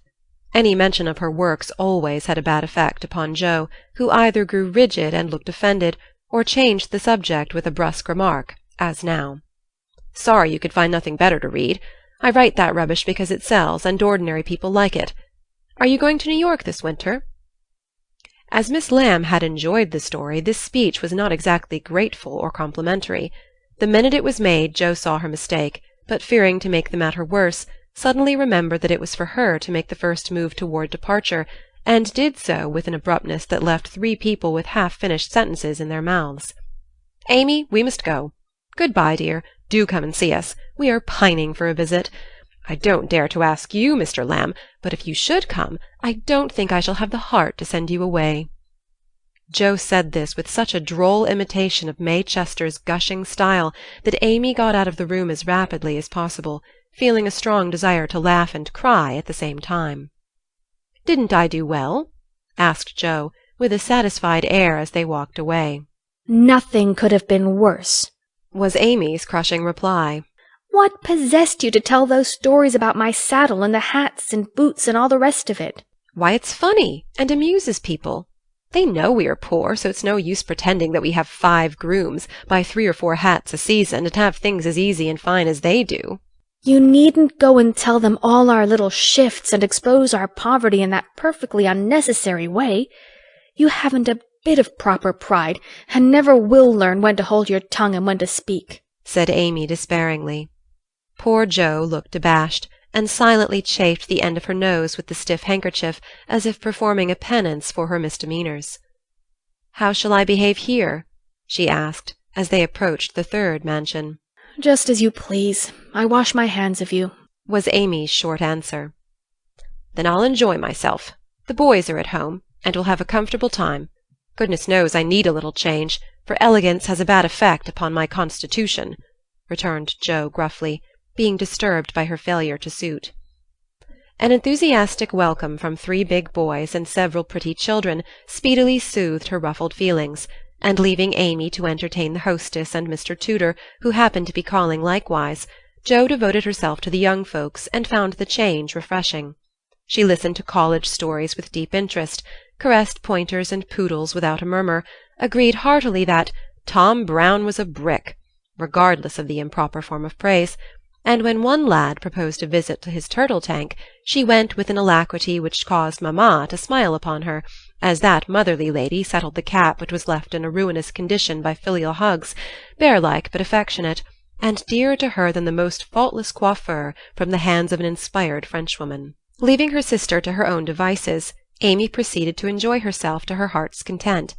Mr. Tudor's uncle had married an English lady who was third cousin to a living lord, and Amy regarded the whole family with great respect, for in spite of her American birth and breeding, she possessed that reverence for titles which haunts the best of us, that unacknowledged loyalty to the early faith in kings which set the most democratic nation under the sun in ferment at the coming of a royal yellow-haired laddie some years ago, and which still has something to do with the love the young country bears the old, like that of a big son for an imperious little mother, who held him while she could, and let him go with a farewell scolding when he rebelled. But even the satisfaction of talking with a distant connection of the British nobility did not render Amy forgetful of time, and when the proper number of minutes had passed, she reluctantly tore herself from this aristocratic society and looked about for Joe, fervently hoping that her incorrigible sister would not be found in any position which should bring disgrace upon the name of March. It might have been worse, but Amy considered it bad, for Joe sat on the grass, with an encampment of boys about her, and a dirty-footed dog reposing on the skirt of her state and festival dress, as she related one of Laurie's pranks to her admiring audience. One small child was poking turtles with Amy's cherished parasol, a second was eating gingerbread over Joe's best bonnet, and a third playing ball with her gloves. But all were enjoying themselves, and when Joe collected her damaged property to go, her escort accompanied her, begging her to come again. It was such fun to hear about Laurie's larks. Capital boys, aren't they? I feel quite young and brisk again after that, said Joe, strolling along with her hands behind her, partly from habit, partly to conceal the bespattered parasol. Why do you always avoid Mr. Tudor? Asked Amy, wisely refraining from any comment upon Joe's dilapidated appearance. Don't like him. He puts on airs, snubs his sisters, worries his father, and doesn't speak respectfully of his mother. Laurie says he is fast, and I don't consider him a desirable acquaintance, so I let him alone. You might treat him civilly at least. You gave him a cool nod, and just now you bowed and smiled in the politest way to Tommy Chamberlain, whose father keeps a grocery store. If you had just reversed the nod and the bow, it would have been right, said Amy reprovingly. No, it wouldn't, returned Joe. I neither like, respect, nor admire Tudor, though his grandfather's uncle's nephew's niece was a third cousin to a lord. Tommy is poor and bashful and good, and very clever. I think well of him, and I like to show that I do, for he is a gentleman in spite of the brown paper parcels. It's no use trying to argue with you, began Amy. Not the least, my dear, interrupted Joe. So let us look amiable and drop a card here, as the kings are evidently out, for which I'm deeply grateful. The family card-case having done its duty, the girls walked on, and Joe uttered another thanksgiving on reaching the 5th house and being told that the young ladies were engaged. Now let us go home, and never mind Aunt March to-day. We can run down there any time, and it's really a pity to trail through the dust in our best bibs and tuckers when we are tired and cross. Speak for yourself, if you please. Aunt March likes to have us pay her the compliment of coming in style and making a formal call. It's a little thing to do, but it gives her pleasure, and I don't believe it will hurt your things half so much as letting dirty dogs and clumping boys spoil them. Stoop down and let me take the crumbs off of your bonnet. What a good girl you are, Amy, said Joe, with a repentant glance from her own damaged costume to that of her sister, which was fresh and spotless still. I wish it was as easy for me to do little things to please people as it is for you. I think of them, but it takes too much time to do them, so I wait for a chance to confer a great favour and let the small ones slip. But they tell best in the end, I fancy. Amy smiled, and was mollified at once, saying with a maternal air, Women should learn to be agreeable, particularly poor ones, for they have no other way of repaying the kindnesses they receive. If you'd remember that and practice it, you'd be better liked than I am, because there is more of you. I'm a crotchety old thing, and always shall be, but I'm willing to own that you are right. Only it's easier for me to risk my life for a person than to be pleasant to him when I don't feel like it. It's a great misfortune to have such strong likes and dislikes, isn't it? It's a greater not to be able to hide them. I don't mind saying that I don't approve of Tudor any more than you do, but I'm not called upon to tell him so. Neither are you, and there is no use in making yourself disagreeable because he is. But I think girls ought to show when they disapprove of young men, and how can they do it except by their manners? Preaching does not do any good, as I know to my sorrow, since I have had Teddy to manage, but there are many little ways in which I can influence him without a word, and I say we ought to do it to others if we can. Teddy is a remarkable boy, and can't be taken as a sample of other boys, said Amy in a tone of solemn conviction, which would have convulsed the remarkable boy if he had heard it. If we were belles, or women of wealth and position, we might do something, perhaps. But for us to frown at one set of young gentlemen because we don't approve of them, and smile upon another set because we do, wouldn't have a particle of effect, and we should only be considered odd and puritanical. So we are to countenance things and people which we detest, merely because we are not belles and millionaires, are we? That's a nice sort of morality. I can't argue about it. I only know that it's the way of the world, and people who set themselves against it only get laughed at for their pains. I don't like reformers, and I hope you never try to be one. I do like them, and I shall be one if I can, for in spite of the laughing, the world would never get on without them. We can't agree about that, for you belong to the old set and I to the new. You will get on the best, but I shall have the liveliest time of it. I should rather enjoy the brickbats and hooting, I think. Well, compose yourself now, and don't worry Aunt with your new ideas. I'll try not to, but I'm always possessed to burst out with some particularly blunt speech or revolutionary sentiment before her. It's my doom, and I can't help it. They found Aunt Carroll with the old lady, both absorbed in some very interesting subject, but they dropped it as soon as the girls came in, with a conscious look which betrayed that they had been talking about their nieces. Joe was not in a good humour, and the perverse fit returned, but Amy, who had virtuously done her duty, kept her temper and pleased everybody, was in a most angelic frame of mind. This amiable spirit was felt at once, and both aunts "my deared" her affectionately, looking what they afterward said emphatically. That child improves every day. Are you going to help about the fair, dear? asked Mrs. Carroll, as Amy sat down beside her with the confiding air elderly people like so well in the young. Yes, Aunt. Mrs. Chester asked me if I would, and I offered to tend a table as I have nothing but my time to give. I'm not, put in Joe decidedly. I hate to be patronized, and the Chesters think it's a great favor to allow us to help with their highly connected fair. I wonder you consented, Amy. They only want you to work. I am willing to work. It's for the freedmen as well as the Chesters, and I think it very kind of them to let me share the labor and the fun. Patronage does not trouble me when it is well meant. Quite right and proper. I like your grateful spirit, my dear. It's a pleasure to help people who appreciate our efforts. Some do not, and that is trying, observed Aunt March, looking over her spectacles at Joe, who sat apart, rocking herself with a somewhat morose expression. If Joe had only known what a great happiness was wavering in the balance for one of them, she would have turned dove-like in a minute. But unfortunately we don't have windows in our breasts, and cannot see what goes on in the minds of our friends. Better for us that we cannot, as a general thing, but now and then it would be such a comfort, such a saving of time and temper. By her next speech Joe deprived herself of several years of pleasure, and received a timely lesson in the art of holding her tongue. I don't like favours. They oppress and make me feel like a slave. I'd rather do everything for myself and be perfectly independent. Coughed Aunt Carroll softly, with a look at Aunt March. I told you so, said Aunt March with a decided nod to Aunt Carroll. Mercifully unconscious of what she had done, Joe sat with her nose in the air and a revolutionary aspect which was anything but inviting. Do you speak French, dear? asked Mrs. Carroll, laying a hand on Amy's. Pretty well, thanks to Aunt March, who lets Esther talk to me as often as I like, replied Amy with a grateful look, which caused the old lady to smile affably. How are you about languages? asked Mrs. Carroll of Joe. Don't know a word. I'm very stupid about studying anything. Can't bear French. It's such a slippery, silly sort of language, was the brusque reply. Another look passed between the ladies, and Aunt March said to Amy, You are quite strong and well now, dear, I believe. Eyes don't trouble you any more, do they?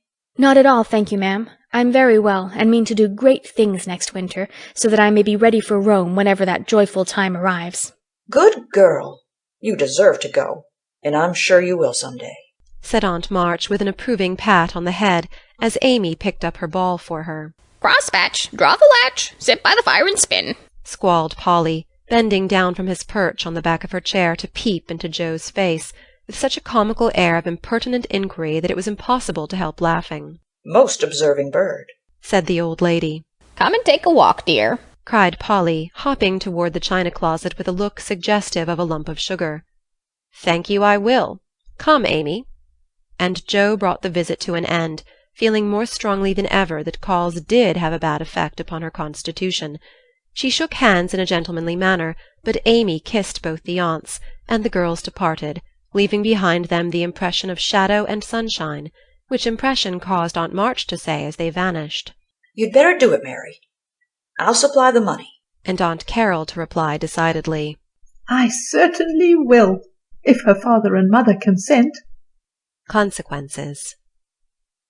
Mrs. Chester's fare was so very elegant and select that it was considered a great honour by the young ladies of the neighbourhood to be invited to take a table, and every one was much interested in the matter.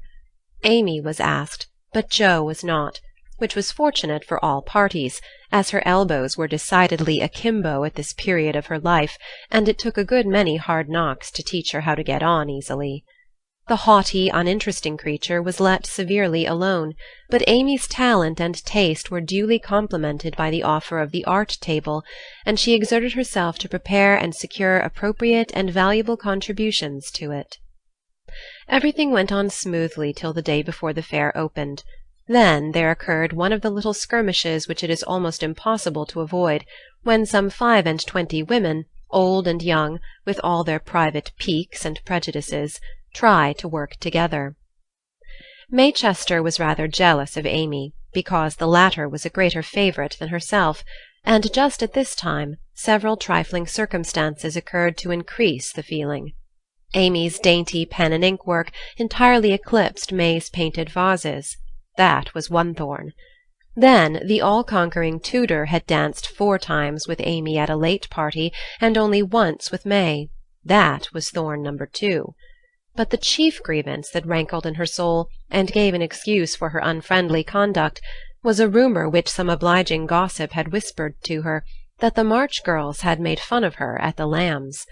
All the blame of this should have fallen upon Joe, for her naughty imitation had been too lifelike to escape detection, and the frolicsome Lambs had permitted the joke to escape. No hint of this had reached the culprits, however, and Amy's dismay can be imagined, when, the very evening before the fair, as she was putting the last touches to her pretty table, Mrs. Chester, who of course resented the supposed ridicule of her daughter, said in a bland tone, but with a cold look, "I find, dear, that there is some feeling among the young ladies about my giving this table to anyone but my girls. As this is the most prominent, and some say the most attractive table of all, and they are the chief getters-up of the fair, it is thought best for them to take this place. I'm sorry, but I know you are too sincerely interested in the cause to mind a little personal disappointment, and you shall have another table if you like." Mrs. Chester fancied beforehand that it would be easy to deliver this little speech, but when the time came, she found it rather difficult to utter it naturally, with Amy's unsuspicious eyes looking straight at her full of surprise and trouble. Amy felt that there was something behind this, but could not guess what, and said quietly, feeling hurt and showing that she did, "Perhaps you'd rather I took no table at all." "Now, my dear, don't have any ill feeling, I beg. It's merely a matter of expediency. You see, my girls will naturally take the lead, and this table is considered their proper place. I think it is very appropriate to you, and feel very grateful for your efforts to make it so pretty, but we must give up our private wishes, of course, and I will see that you have a good place elsewhere. Wouldn't you like the flower table? The little girls undertook it, but they are discouraged. You could make a charming thing of it, and the flower table is always attractive, you know." "Especially to gentlemen," added May, with a look which enlightened Amy as to one cause of her sudden fall from favour. She coloured angrily, but took no other notice of that girlish sarcasm, and answered with unexpected amiability, It shall be as you please, Mrs. Chester. I'll give up my place here at once and attend to the flowers if you like. You can put your own things on your own table if you prefer, began May, feeling a little conscience-stricken, as she looked at the pretty racks, the painted shells, and quaint illuminations Amy had so carefully made and so gracefully arranged. She meant it kindly, but Amy mistook her meaning, and said quickly, "Oh, certainly, if they're in your way." And sweeping her contributions into her apron pell-mell, she walked off, feeling that herself and her works of art had been insulted past forgiveness. Now she's mad. Oh, dear. I wish I hadn't asked you to speak, Mamma, said May, looking disconsolately at the empty spaces on her table. Girls' quarrels are soon over, returned her mother, feeling a trifle ashamed of her own part in this one, as well she might. The little girls hailed Amy and her treasures with delight, which cordial reception somewhat soothed her perturbed spirit, and she fell to work, determined to succeed florally if she could not artistically. But everything seemed against her. It was late, and she was tired. Every one was too busy with their own affairs to help her, and the little girls were only hindrances, for the dears fussed and chattered like so many magpies, making a great deal of confusion in their artless efforts to preserve the most perfect order. The evergreen arch wouldn't stay firm after she got it up, but wiggled and threatened to tumble down on her head when the hanging baskets were filled. Her best tile got a splash of water, which left a sepia tear on the Cupid's cheek. She bruised her hands with hammering, and got cold working in a draught, which last affliction filled her with apprehensions for the morrow. Any girl reader who has suffered like afflictions will sympathize with poor Amy, and wish her well through her task. There was great indignation at home when she told her story that evening. Her mother said it was a shame, but told her she had done right. Beth declared she wouldn't go to the fair at all, and Joe demanded why she didn't take all her pretty things and leave those mean people to get on without her. Because they are mean is no reason why I should be. I hate such things, and though I think I've a right to be hurt, I don't intend to show it. They will feel that more than angry speeches or huffy actions, won't they, Marmee? That's the right spirit, my dear. A kiss for a blow is always best, though it's not very easy to give it sometimes, said her mother, with the air of one who had learned the difference between preaching and practicing. In spite of various very natural temptations to resent and retaliate, Amy adhered to her resolution all the next day, bent on conquering her enemy by kindness. She began well, thanks to a silent reminder that came to her unexpectedly but most opportunely. As she arranged her table that morning, while the little girls were in the anteroom filling the baskets, she took up her pet production, a little book, the antique cover of which her father had found among his treasures, and in which, on leaves of vellum, she had beautifully illuminated different texts. As she turned the pages, rich in dainty devices, with very pardonable pride, her eye fell upon one verse that made her stop and think. Framed in a brilliant scroll-work of scarlet, blue, and gold, with little spirits of good-will helping one another up and down among the thorns and flowers, were the words, "Thou shalt love thy neighbour as thyself." I ought, but I don't, thought Amy, as her eye went from the bright page to May's discontented face behind the big vases, that could not hide the vacancies her pretty work had once filled. Amy stood a minute, turning the leaves in her hand, reading on each some sweet rebuke for all heart-burnings and uncharitableness of spirit. Many wise and true sermons are preached us every day by unconscious ministers in street, school, office, or home. Even a fair table may become a pulpit, if it can offer the good and helpful words which are never out of season. Amy's conscience preached her a little sermon from that text then and there, and she did what many of us do not always do, took the sermon to heart, and straightway put it in practice. A group of girls were standing about May's table, admiring the pretty things, and talking over the change of saleswomen. They dropped their voices, but Amy knew they were speaking of her, hearing one side of the story and judging accordingly. It was not pleasant, but a better spirit had come over her, and presently a chance offered for proving it. She heard May say sorrowfully, "It's too bad, for there's no time to make other things, and I don't want to fill up with odds and ends. The table was just complete then.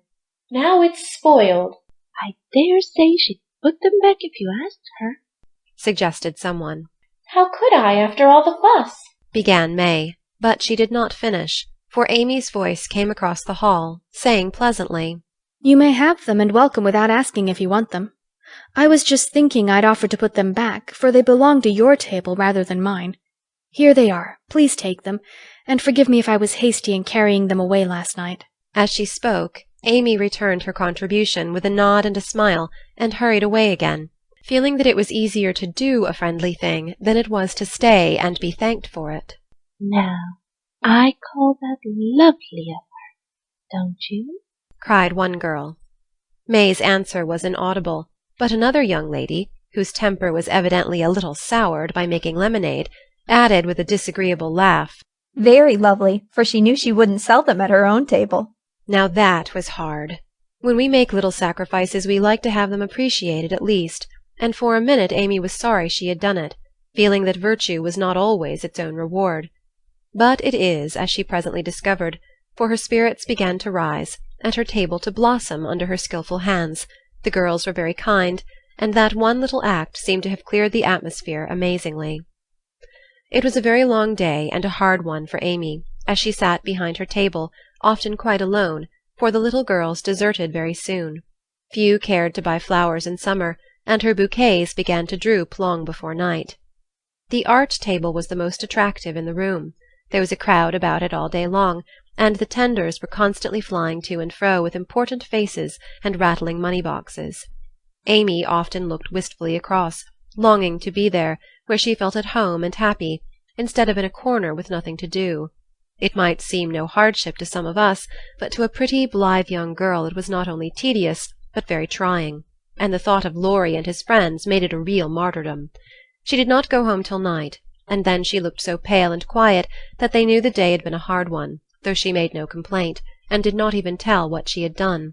Her mother gave her an extra cordial cup of tea.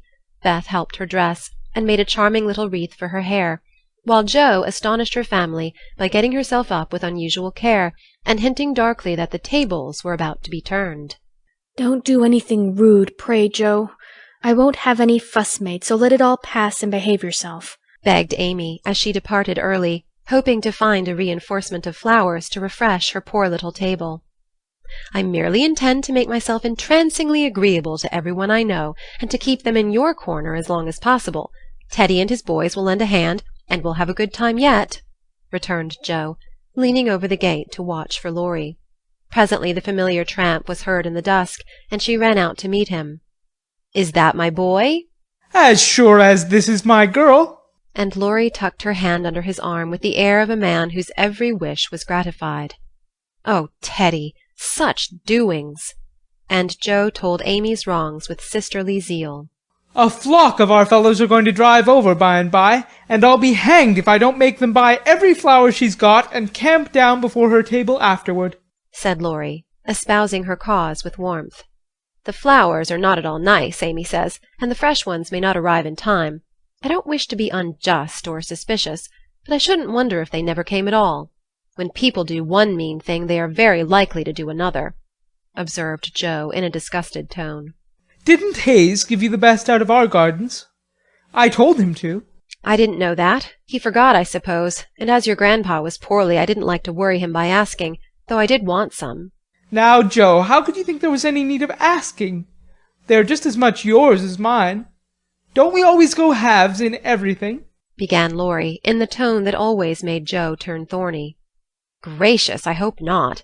Half of some of your things wouldn't suit me at all.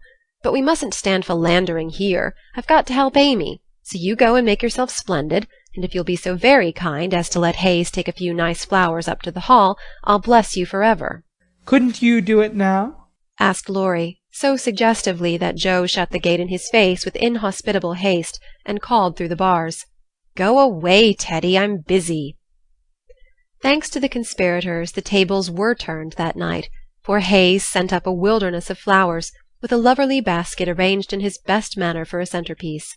Then the March family turned out en masse, and Jo exerted herself to some purpose, for people not only came, but stayed, laughing at her nonsense, admiring Amy's taste, and apparently enjoying themselves very much.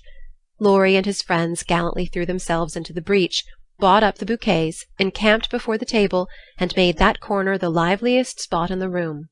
Amy was in her element now, and out of gratitude, if nothing more, was as sprightly and gracious as possible, coming to the conclusion, about that time, that virtue was its own reward after all.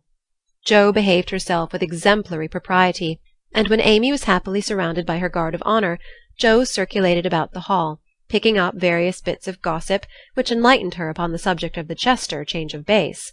She reproached herself for her share of the ill-feeling, and resolved to exonerate Amy as soon as possible. She also discovered what Amy had done about the things in the morning, and considered her a model of magnanimity. As she passed the art table, she glanced over it for her sister's things, but saw no sign of them.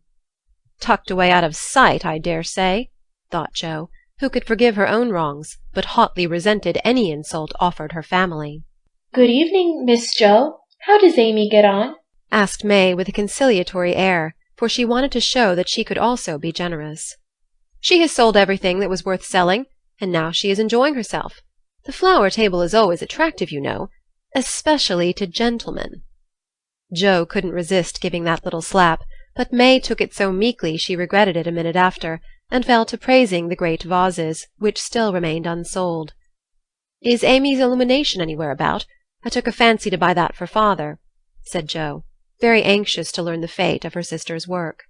"Everything of Amy's sold long ago. I took care that the right people saw them, and they made a nice little sum of money for us," returned May, who had overcome sundry small temptations, as well as Amy had that day. Much gratified, Jo rushed back to tell the good news, and Amy looked both touched and surprised by the report of May's word and manner.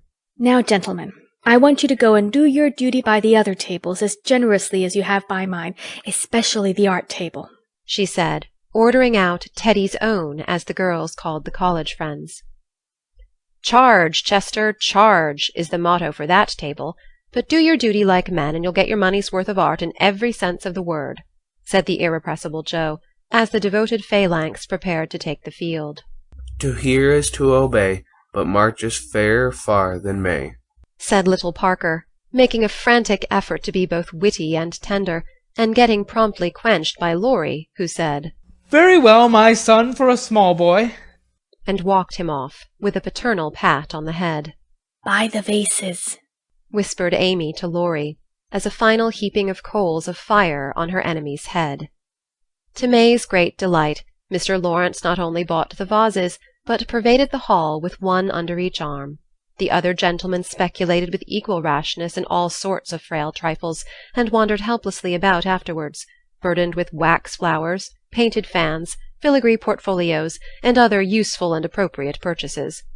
Aunt Carol was there, heard the story, looked pleased, and said something to Mrs. March in a corner, which made the latter lady beam with satisfaction, and watch Amy with a face full of mingled pride and anxiety, though she did not betray the cause of her pleasure till several days later. The fair was pronounced a success, and when May bade Amy good night, she did not gush as usual, but gave her an affectionate kiss, and a look which said, "Forgive and forget." That satisfied Amy, and when she got home she found the vases paraded on the parlour chimney-piece with a great bouquet in each. "The reward of merit for a magnanimous march," as Laurie announced with a flourish. "You've a deal more principle and generosity and nobleness of character than I ever gave you credit for, Amy. You've behaved sweetly, and I respect you with all my heart," said Jo warmly, as they brushed their hair together late that night. "Yes, we all do, and love her for being so ready to forgive. It must have been dreadfully hard, after working so long, and setting your heart on selling your own pretty things. I don't believe I could have done it as kindly as you did," added Beth from her pillow. "Why, girls, you needn't praise me so. I only did as I'd be done by. You laugh at me when I say I want to be a lady, but I mean a true gentlewoman in mind and manners, and I try to do it as far as I know how. I can't explain exactly, but I want to be above the little meannesses and follies and faults that spoil so many women. I'm far from it now, but I do my best, and I hope in time to be what Mother is." Amy spoke earnestly, and Jo said with a cordial hug, "I understand now what you mean, and I'll never laugh at you again. You are getting on faster than you think, and I'll take lessons of you in true politeness, for you've learned the secret, I believe. Try away, dearie. You'll get your reward some day, and no one will be more delighted than I shall." A week later Amy did get her reward, and poor Joe found it hard to be delighted. A letter came from Aunt Carroll, and Mrs. March's face was illuminated to such a degree when she read it that Joe and Beth, who were with her, demanded what the glad tidings were. "Aunt Carroll is going abroad next month, and wants—" "Me to go with her!" burst in Joe, flying out of her chair in an uncontrollable rapture. "No, dear, not you. It's Amy." "Oh, Mother! She's too young. It's my turn first. I've wanted it so long. It would do me so much good, and be so altogether splendid. I must go." "I'm afraid it's impossible, Joe. Aunt says Amy, decidedly, and it is not for us to dictate when she offers such a favor." "It's always so. Amy has all the fun, and I have all the work. It isn't fair. Oh, it isn't fair!" cried Joe passionately. "I'm afraid it's partly your own fault, dear.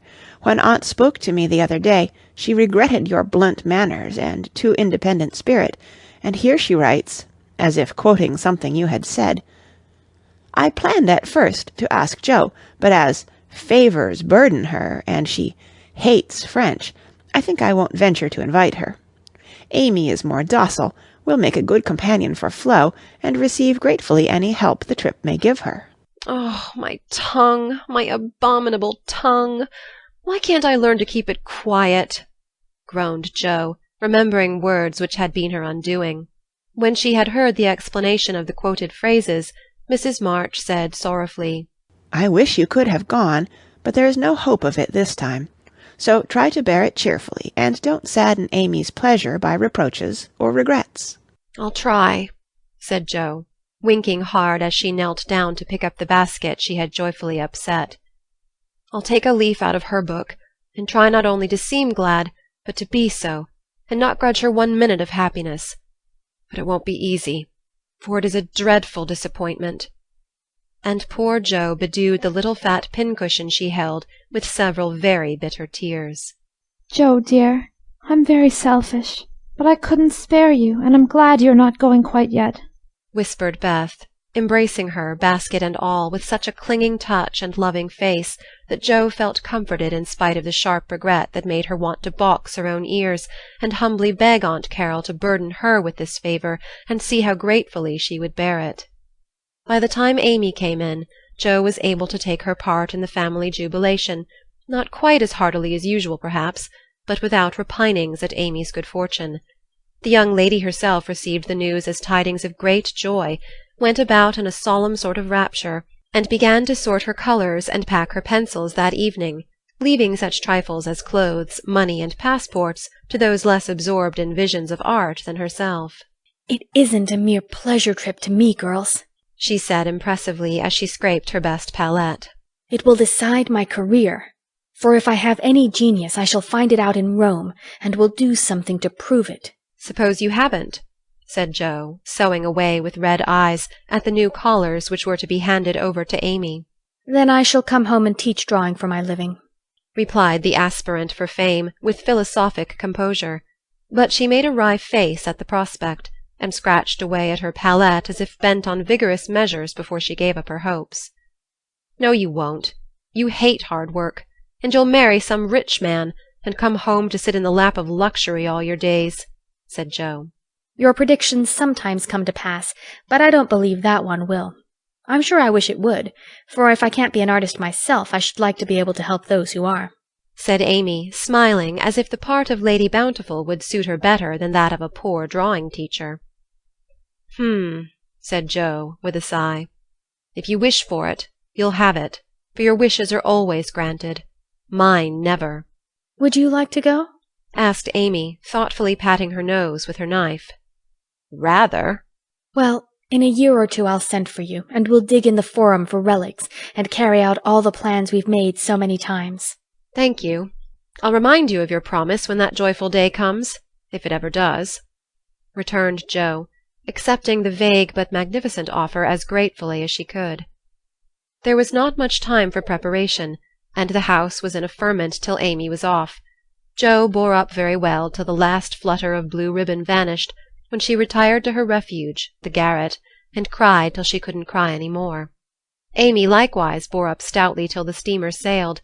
Then, just as the gangway was about to be withdrawn, it suddenly came over her that a whole ocean was soon to roll between her and those who loved her best, and she clung to Laurie, the last lingerer, saying with a sob, "Oh, take care of them for me, and if anything should happen—" "I will, dear, I will, and if anything happens, I'll come and comfort you," whispered Laurie, little dreaming that he would be called upon to keep his word. So Amy sailed away to find the old world, which is always new and beautiful to young eyes, while her father and friend watched her from the shore, fervently hoping that none but gentle fortunes would befall the happy-hearted girl, who waved her hand to them till they could see nothing but the summer sunshine dazzling on the sea. Our Foreign Correspondent. London. Dearest people, here I really sit at a front window of the Bath Hotel, Piccadilly. It's not a fashionable place, but Uncle stopped here years ago and won't go anywhere else. However, we don't mean to stay long, so it's no great matter. Oh, I can't begin to tell you how I enjoy it all. I never can, so I'll only give you bits out of my notebook, for I've done nothing but sketch and scribble since I started. I sent a line from Halifax when I felt pretty miserable, but after that I got on delightfully, seldom ill, on deck all day, with plenty of pleasant people to amuse me. Everyone was very kind to me, especially the officers. Don't laugh, Joe. Gentlemen really are very necessary aboard ship, to hold on to, or to wait upon one, and as they have nothing to do, it's a mercy to make them useful. Otherwise they would smoke themselves to death, I'm afraid. Aunt and Flo were poorly all the way, and liked to be let alone, so when I had done what I could for them, I went and enjoyed myself. Such walks on deck, such sunsets, such splendid air and waves. It was almost as exciting as riding a fast horse, when we went rushing on so grandly. I wish Beth could have come. It would have done her so much good. As for Jo, she would have gone up and sat on the main-top jib, or whatever the high thing is called, made friends with the engineers, and tooted on the captain's speaking trumpet. She'd have been in such a state of rapture. It was all heavenly, but I was glad to see the Irish coast, and found it very lovely, so green and sunny, with brown cabins here and there, ruins on some of the hills, and gentlemen's country seats in the valleys, with deer feeding in the parks. It was early in the morning, but I didn't regret getting up to see it, for the bay was full of little boats, the shore so picturesque, and a rosy sky overhead. I shall never forget it. At Queenstown, one of my new acquaintances left us, Mr. Lennox, and when I said something about the lakes of Killarney, he sighed and sung with a look at me, "Oh, have you e'er heard of Kate Kearney? She lives on the banks of Killarney. From the glance of her eye, shun danger and fly, for fatal's the glance of Kate Kearney." Wasn't that nonsensical? We only stopped at Liverpool a few hours. It's a dirty, noisy place, and I was glad to leave it. Uncle rushed out and bought a pair of dogskin gloves, some ugly, thick shoes, and an umbrella, and got shaved a la mutton chop the first thing. Then he flattered himself that he looked like a true Briton, but the first time he had the mud cleaned off his shoes, the little bootblack knew that an American stood in them, and said with a grin, "There you are, sir. I've given him the latest Yankee shine." It amused Uncle immensely. Oh, I must tell you what that absurd Lennox did. He got his friend Ward, who came on with us, to order a bouquet for me, and the first thing I saw in my room was the lovely one with Robert Lennox's compliments on the card. Wasn't that fun, girls? I like traveling. I shall never get to London if I don't hurry. The trip was like riding through a long picture gallery full of lovely landscapes. The farmhouses were my delight, with thatched roofs, ivy up to the eaves, latticed windows, and stout women with rosy children at the doors. The very cattle looked more tranquil than ours, as they stood knee-deep in clover, and the hens had a contented cluck, as if they never got nervous like Yankee biddies. Such perfect color I never saw. The grass so green, sky so blue, grain so yellow, woods so dark. I was in a rapture all the way. So was Flo, and we kept bouncing from one side to the other, trying to see everything while we were whisking along at the rate of 60 miles an hour. Aunt was tired and went to sleep, but Uncle read his guidebook and wouldn't be astonished at anything. This is the way we went on, Amy flying up. "Oh, that must be Kenilworth, that grey place among the trees." Flo darting to my window. "How sweet! We must go there sometime, won't we, Papa?" Uncle calmly admiring his boots. "No, my dear, not unless you want beer. That's a brewery." A pause, then Flo cried out, "Bless me, there's a gallows and a man going up." Where?" shrieks Amy, staring out at 2 tall posts with a crossbeam and some dangling chains. "A colliery," remarks Uncle with a twinkle of the eye.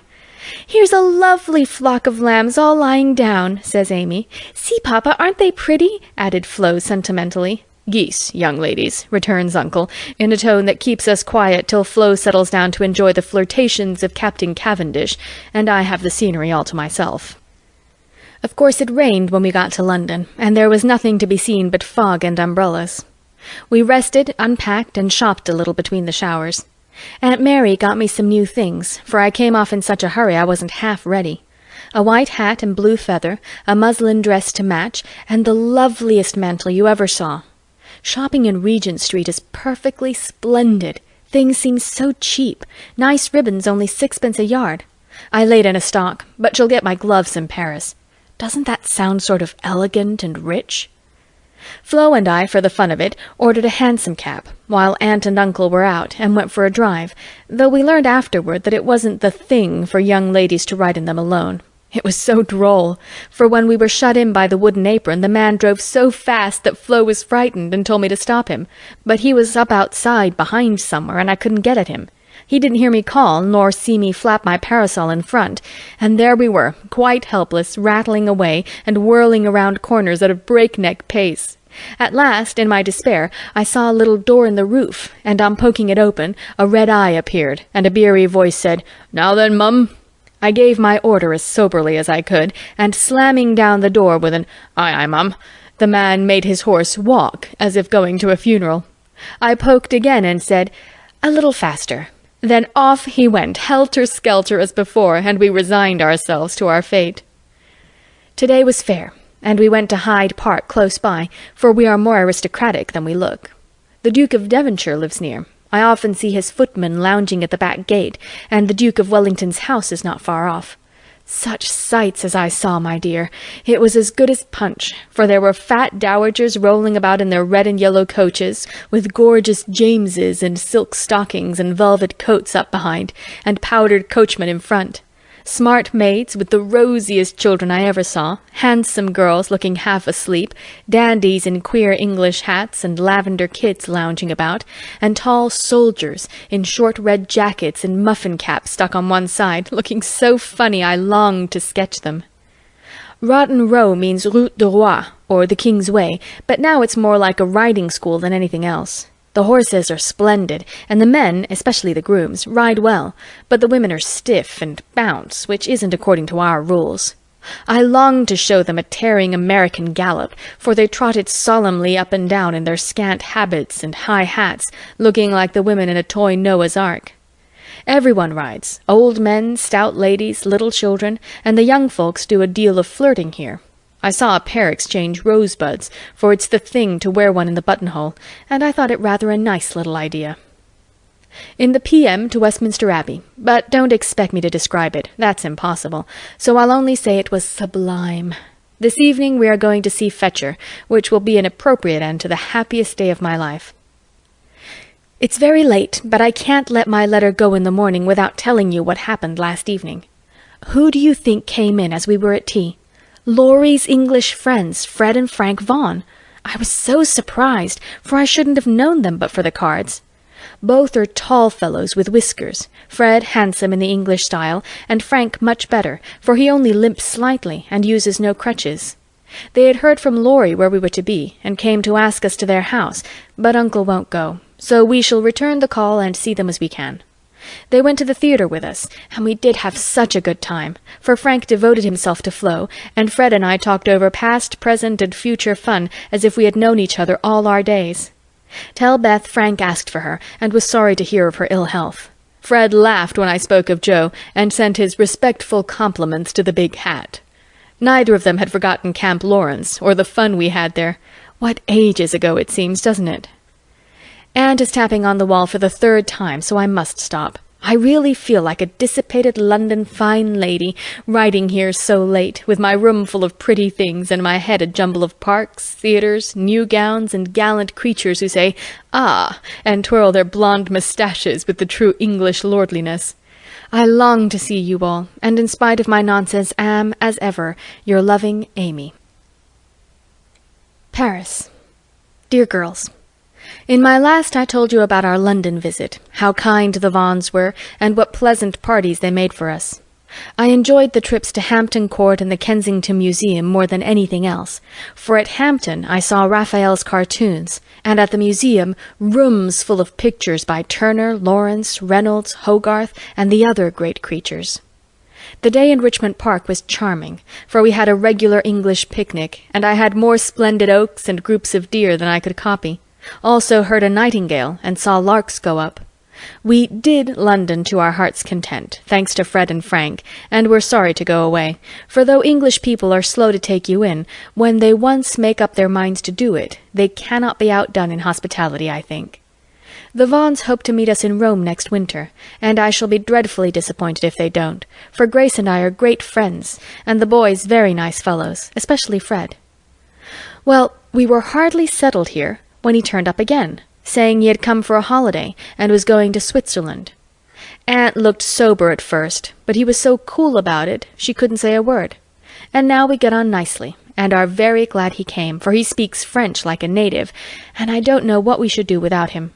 Uncle doesn't know 10 words, and insists on talking English very loud, as if it would make people understand him. Aunt's pronunciation is old-fashioned, and Flo and I, though we flattered ourselves that we knew a good deal, find we don't, and we are very grateful to have Fred to do the parley-vooing, as Uncle calls it. Such delightful times as we are having, sightseeing from morning till night, stopping for nice lunches in gay cafes, and meeting with all sorts of droll adventures. Rainy days I spend in the Louvre, reveling in pictures. Jo would turn up her naughty nose at some of the finest, because she has no soul for art, but I have, and I'm cultivating eye and taste as fast as I can. She would like the relics of great people better, for I've seen her Napoleon's cocked hat and grey coat, his baby's cradle, and his old toothbrush, also Marie Antoinette's little shoe, the ring of Saint-Denis, Charlemagne's sword, and many other interesting things. I'll talk for hours about them when I come, but I haven't time to write. The Palais Royal is a heavenly place, so full of bijouterie and lovely things that I'm nearly distracted because I can't buy them. Fred wanted to get me some, but of course I didn't allow it. Then the Bois and Champs-Élysées are très magnifiques. I've seen the imperial family several times, the emperor an ugly, hard-looking man, the empress pale and pretty, but dressed in bad taste, I thought. Purple dress, green hat, and yellow gloves. Little Nap is a handsome boy, who sits chatting to his tutor and kisses his hand to the people as he passes in his little 4-horse barouche, with postilions in red satin jackets and a mounted guard before and behind. We often walk in the Tuileries gardens, for they are lovely, though the antique Luxembourg gardens suit me better. Père Lachaise is very curious, for many of the tombs are like small rooms, and looking in, one sees a table, with images or pictures of the dead, and chairs for the mourners to sit in when they come to lament. That is so Frenchy. Our rooms are on the Rue de Rivoli, and sitting on the balcony, we look up and down the long, brilliant street. It is so pleasant that we spend our evenings talking there when too tired with our day's work to go out. Fred is very entertaining, and is altogether the most agreeable young man I ever knew, except Laurie, whose manners are more charming. I wish Fred was dark, for I don't fancy light men. However, the Vaughans are very rich, and come of an excellent family, so I won't find fault with their yellow hair, as my own is yellower. Next week we are off to Germany and Switzerland, and as we shall travel fast, I shall only be able to give you hasty letters.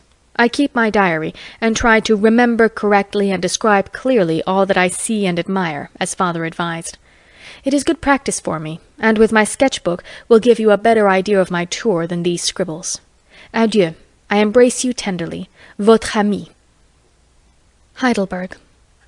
My dear Mamma, having a quiet hour before we leave for Bern, I'll try to tell you what has happened, for some of it is very important, as you will see.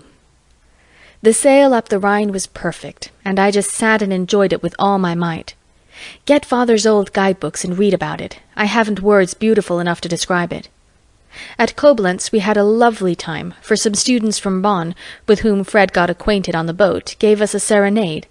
It was a moonlight night, and about 1 o'clock Flo and I were waked by the most delicious music under our windows. We flew up and hid behind the curtains, but sly peeps showed us Fred and the students singing away down below. It was the most romantic thing I ever saw. The river, the bridge of boats, the great fortress opposite, moonlight everywhere, and music fit to melt a heart of stone. When they were done, we threw them down some flowers, and saw them scramble for them, kiss their hands to the invisible ladies, and go laughing away to smoke and drink beer, I suppose. Next morning, Fred showed me one of the crumpled flowers in his vest pocket, and looked very sentimental. I laughed at him, and told him I didn't throw it, but Flo, which seemed to disgust him, for he tossed it out of the window and turned sensible again.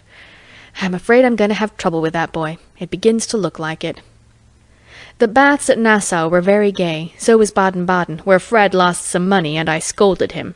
He needs someone to look after him when Frank is not with him. Kate said once she hoped he'd marry soon, and I quite agree with her that it would be well for him. Frankfurt was delightful. I saw Goethe's house, Schiller's statue, and Danneker's famous Ariadne.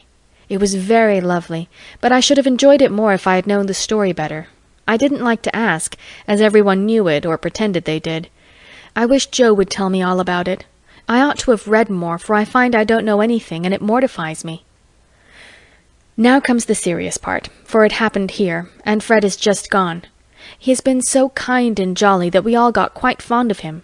I never thought of anything but a travelling friendship till the serenade night. Since then I've begun to feel that the moonlight walks, balcony talks, and daily adventures were something more to him than fun. I haven't flirted, Mother, truly, but remembered what you said to me, and have done my very best. I can't help it if people like me. I don't try to make them, and it worries me if I don't care for them, though Joe says I haven't got any heart. Now I know Mother will shake her head, and the girls say, "Oh, the mercenary little wretch!" But I've made up my mind, and if Fred asks me, I shall accept him, though I'm not madly in love. I like him, and we get on comfortably together. He is handsome, young, clever enough, and very rich, ever so much richer than the Laurences.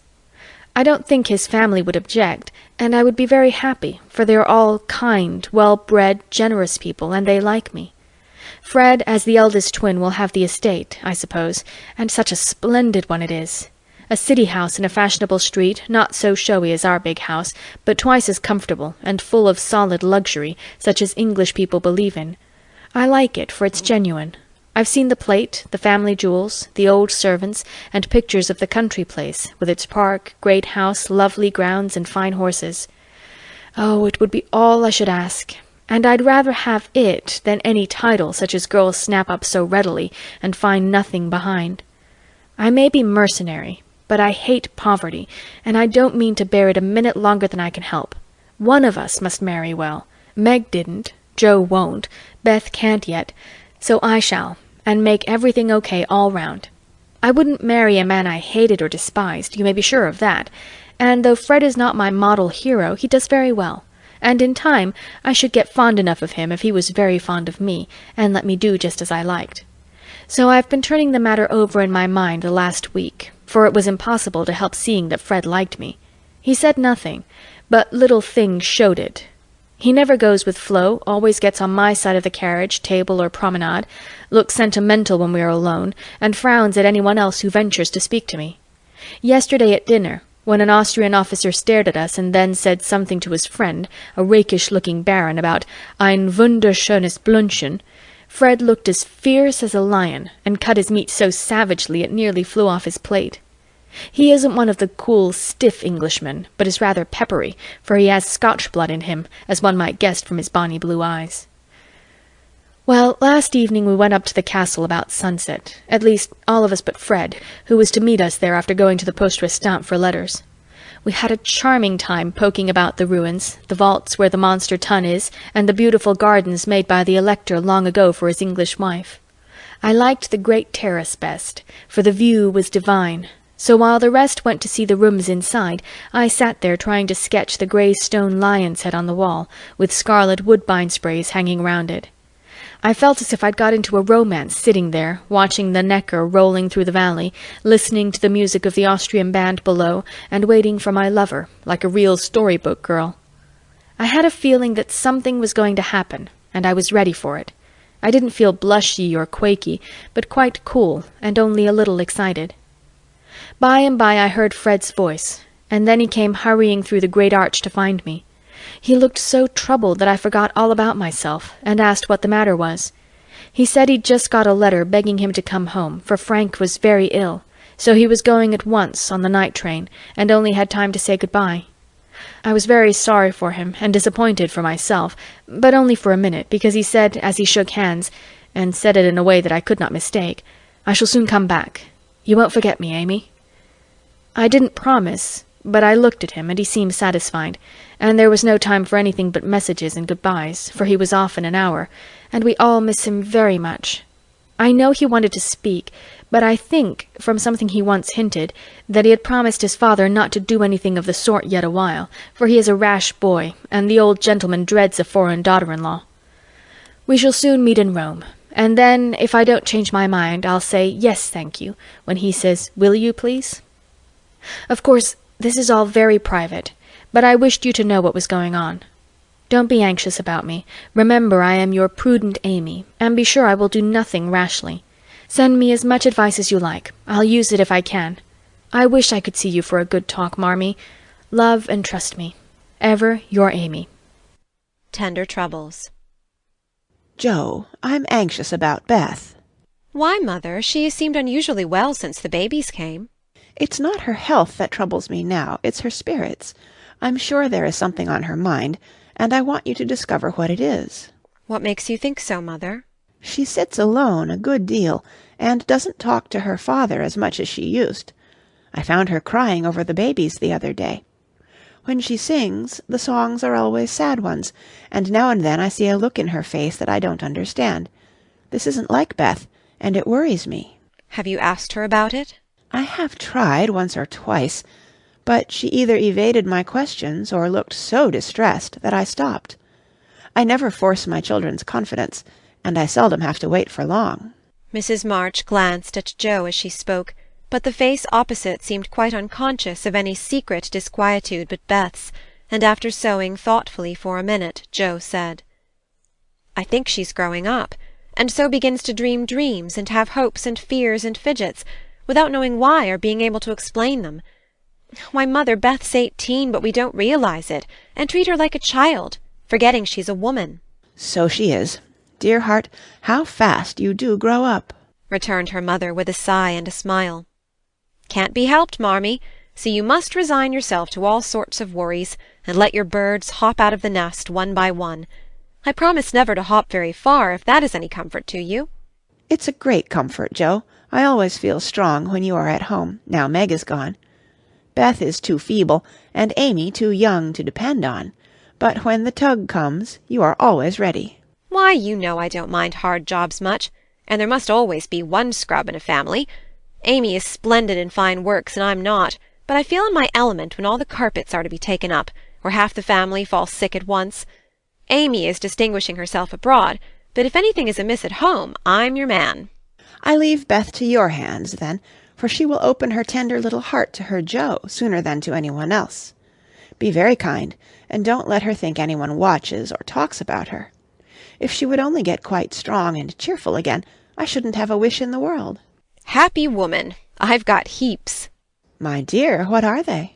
I'll settle Bethy's troubles, and then I'll tell you mine. They're not very wearing, so they'll keep. And Joe stitched away, with a wise nod which set her mother's heart at rest about her for the present at least. While apparently absorbed in her own affairs, Joe watched Beth, and after many conflicting conjectures, finally settled upon one which seemed to explain the change in her. A slight incident gave Joe the clue to the mystery, she thought, and lively fancy, loving heart, did the rest. She was affecting to write busily one Saturday afternoon, when she and Beth were alone together. Yet as she scribbled she kept her eye on her sister, who seemed unusually quiet. Sitting at the window, Beth's work often dropped into her lap, and she leaned her head upon her hand in a dejected attitude, while her eyes rested on the dull autumnal landscape. Suddenly someone passed below, whistling like an operatic blackbird, and a voice called out, "All serene! Coming in tonight!" Beth started, leaned forward, smiled and nodded, watched the passer-by till his quick tramp died away, then said softly, as if to herself, "How strong and well and happy that dear boy looks." said Jo, still intent upon her sister's face, for the bright colour faded as quickly as it came, the smile vanished, and presently a tear lay shining on the window-ledge. Beth whisked it off, and in her half-averted face read a tender sorrow that made her own eyes fill. Fearing to betray herself, she slipped away, murmuring something about needing more paper. "Mercy on me! Beth loves Laurie," she said, sitting down in her own room, pale with the shock of the discovery which she believed she had just made. "I never dreamed of such a thing. What will mother say? I wonder if her—" There Jo stopped and turned scarlet with a sudden thought. "If he shouldn't love back again, how dreadful it would be! He must! I'll make him!" And she shook her head threateningly at the picture of the mischievous-looking boy laughing at her from the wall. "Oh dear, we are growing up with a vengeance. Here's Meg married and a mamma, Amy flourishing away at Paris, and Beth in love. I'm the only one that has sense enough to keep out of mischief." Jo thought intently for a minute with her eyes fixed on the picture. Then she smoothed out her wrinkled forehead and said with a decided nod at the face opposite, "No, thank you, sir. You're very charming, but you've no more stability than a weathercock. So you needn't write touching notes and smile in that insinuating way, for it won't do a bit of good, and I won't have it." Then she sighed, and fell into a reverie from which she did not wake till the early twilight sent her down to take new observations, which only confirmed her suspicion. Though Laurie flirted with Amy and joked with Jo, his manner to Beth had always been peculiarly kind and gentle, but so was everybody's. Therefore no one thought of imagining that he cared more for her than for the others. Indeed, a general impression had prevailed in the family of late that "our boy" was getting fonder than ever of Jo, who, however, wouldn't hear a word upon the subject, and scolded violently if any one dared to suggest it. If they had known the various tender passages which had been nipped in the bud, they would have had the immense satisfaction of saying, "I told you so." But Jo hated philandering, and wouldn't allow it, always having a joke or a smile ready at the least sign of impending danger. When Laurie first went to college, he fell in love about once a month, but these small flames were as brief as ardent, did no damage, and much amused Jo, who took great interest in the alternations of hope, despair, and resignation which were confided to her in their weekly conferences.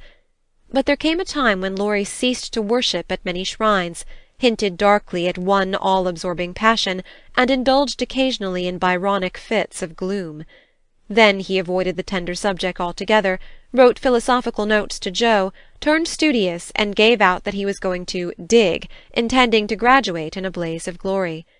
This suited the young lady better than twilight confidences, tender pressures of the hand, and eloquent glances of the eye, for with Jo brain developed earlier than heart, and she preferred imaginary heroes to real ones, because when tired of them, the former could be shut up in the tin kitchen till called for, and the latter were less manageable. Things were in this state when the grand discovery was made, and Jo watched Laurie that night as she had never done before. If she had not got the new idea into her head, she would have seen nothing unusual in the fact that Beth was very quiet, and Laurie very kind to her. But having given the rein to her lively fancy, it galloped away with her at a great pace, and common sense, being rather weakened by a long course of romance-writing, did not come to the rescue. As usual, Beth lay on the sofa, and Laurie sat in a low chair close by, amusing her with all sorts of gossip, for she depended on her weekly spin, and he never disappointed her. But that evening Jo fancied that Beth's eyes rested on the lively dark face beside her with peculiar pleasure, and that she listened with intense interest to an account of some exciting cricket match, though the phrases "caught off a tice," "stumped off his ground," and "the leg hit for 3" were as intelligible to her as Sanskrit. She also fancied, having set her heart upon seeing it, that she saw a certain increase of gentleness in Laurie's manner, that he dropped his voice now and then, laughed less than usual, was a little absent-minded, and settled the Afghan over Beth's feet with an assiduity that was really almost tender. "Who knows? Stranger things have happened," thought Jo as she fussed about the room. "She'll make quite an angel of him, and he will make life delightfully easy and pleasant for the dear, if they only love each other. I don't see how he can help it, and I do believe he would if the rest of us were out of the way." As everyone was out of the way but herself, Jo began to feel that she ought to dispose of herself with all speed. But where should she go? And burning to lay herself upon the shrine of sisterly devotion, she sat down to settle that point. Now the old sofa was a regular patriarch of a sofa, long, broad, well-cushioned and low, a trifle shabby, as well it might be, for the girls had slept and sprawled on it as babies, fished over the back, rode on the arms, and had menageries under it as children, and rested tired heads, dreamed dreams, and listened to tender talk on it as young women. They all loved it, for it was a family refuge, and one corner had always been Jo's favourite lounging place. Among the many pillows that adorned the venerable couch was one, hard, round, covered with prickly horsehair, and furnished with a knobby button at each end. This repulsive pillow was her especial property, being used as a weapon of defence, a barricade, or a stern preventive of too much slumber. Laurie knew this pillow well, and had cause to regard it with deep aversion, having been unmercifully pummelled with it in former days when romping was allowed, and now frequently debarred by it from the seat he most coveted next to Jo in the sofa-corner. If the sausage, as they called it, stood on end, it was a sign that he might approach and repose, but if it lay flat across the sofa, woe to man, woman, or child who dared disturb it. That evening Jo forgot to barricade her corner, and had not been in her seat 5 minutes, before a massive form appeared beside her, and with both arms spread over the sofa-back, both long legs stretched out before him, Laurie exclaimed with a sigh of satisfaction, "Now this is filling at the price." "No slang!" snapped Jo, slamming down the pillow. But it was too late, there was no room for it, and coasting on to the floor it disappeared in a most mysterious manner. "Come, Jo, don't be thorny. After studying himself to a skeleton all the week, a fellow deserves petting and ought to get it." "Beth will pet you. I'm busy." "No, she's not to be bothered with me. But you like that sort of thing unless you've suddenly lost your taste for it. Have you? Do you hate your boy and want to fire pillows at him?" Anything more wheedlesome than that touching appeal was seldom heard, but Jo quenched her boy by turning on him with a stern query. "How many bouquets have you sent Miss Randall this week?" "Not one, upon my word. She's engaged. Now then." "I'm glad of it. That's one of your foolish extravagances, sending flowers and things to girls for whom you don't care 2 pins," continued Jo reprovingly. "Sensible girls, for whom I do care whole papers of pins, won't let me send them flowers and things, so what can I do? My feelings need a vent." "Mother doesn't approve of flirting, even in fun, and you do flirt desperately, Teddy." "I'd give anything if I could answer so to you. As I can't, I'll merely say that I don't see any harm in that pleasant little game, if all parties understand that it's only play." "Well, it does look pleasant, but I can't learn how it's done. I've tried, because one feels awkward in company not to do as everybody else is doing, but I don't seem to get on," said Jo, forgetting to play mentor. "Take lessons of Amy. She has a regular talent for it." "Yes, she does it very prettily, and never seems to go too far. I suppose it's natural to some people to please without trying, and others to always say and do the wrong thing in the wrong place." "I'm glad you can't flirt. It's really refreshing to see a sensible, straightforward girl who can be jolly and kind without making a fool of herself. Between ourselves, Jo, some of the girls I know really do go on at such a rate I'm ashamed of them. They don't mean any harm, I'm sure, but if they knew how we fellows talked about them afterward, they'd mend their ways, I fancy." "They do the same, and as their tongues are the sharpest, you fellows get the worst of it, for you are as silly as they, every bit. If you behaved properly, they would, but knowing you like their nonsense, they keep it up, and then you blame them." "Much you know about it, ma'am," said Laurie in a superior tone. "We don't like romps and flirts, though we may act as if we did sometimes. The pretty, modest girls are never talked about, except respectfully among gentlemen. Bless your innocent soul. If you could be in my place for a month, you'd see things that would astonish you a trifle. Upon my word, when I see one of those harum-scarum girls, I always want to say with our friend Cock Robin, 'Out upon you, fie upon you, bold-faced jig!'" It was impossible to help laughing at the funny conflict between Laurie's chivalrous reluctance to speak ill of womankind, and his very natural dislike of the unfeminine folly of which fashionable society showed him many samples. Jo knew that young Laurence was regarded as a most eligible parti by worldly mammas, was much smiled upon by their daughters, and flattered enough by ladies of all ages to make a coxcomb of him, so she watched him rather jealously, fearing he would be spoiled, and rejoiced more than she confessed to find that he still believed in modest girls. Returning suddenly to her admonitory tone, she said, dropping her voice, "If you must have a vent, Teddy, go and devote yourself to one of the pretty modest girls whom you do respect, and not waste your time with the silly ones." You really advise it? And Laurie looked at her with an odd mixture of anxiety and merriment in his face. "Yes, I do. But you'd better wait till you're through college, on the whole, and be fitting yourself for the place meantime. You're not half good enough for, well, whoever the modest girl may be." And Joe looked a little queer likewise, for a name had almost escaped her. "That I'm not," acquiesced Laurie, with an expression of humility quite new to him, as he dropped his eyes and absently wound Joe's apron tassel round his finger. "Mercy on us, this will never do," thought Joe, adding aloud, "Go and sing to me. I'm dying for some music, and always like yours." "I'd rather stay here, thank you." "Well, you can't. There isn't room. Go and make yourself useful, since you are too big to be ornamental. I thought you hated to be tied to a woman's apron string," retorted Joe, quoting certain rebellious words of his own. That depends on who wears the apron." And Laurie gave an audacious tweak at the tassel. "Are you going?" demanded Joe, diving for the pillow. He fled at once, and the minute it was well, "Up with the bonnets of Bonnie Dundee," she slipped away to return no more till the young gentleman departed in high dudgeon.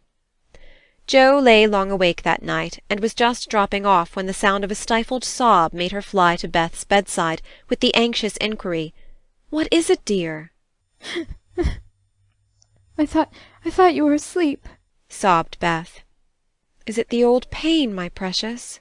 "No, it's a new one, but I can bear it." And Beth tried to check her tears.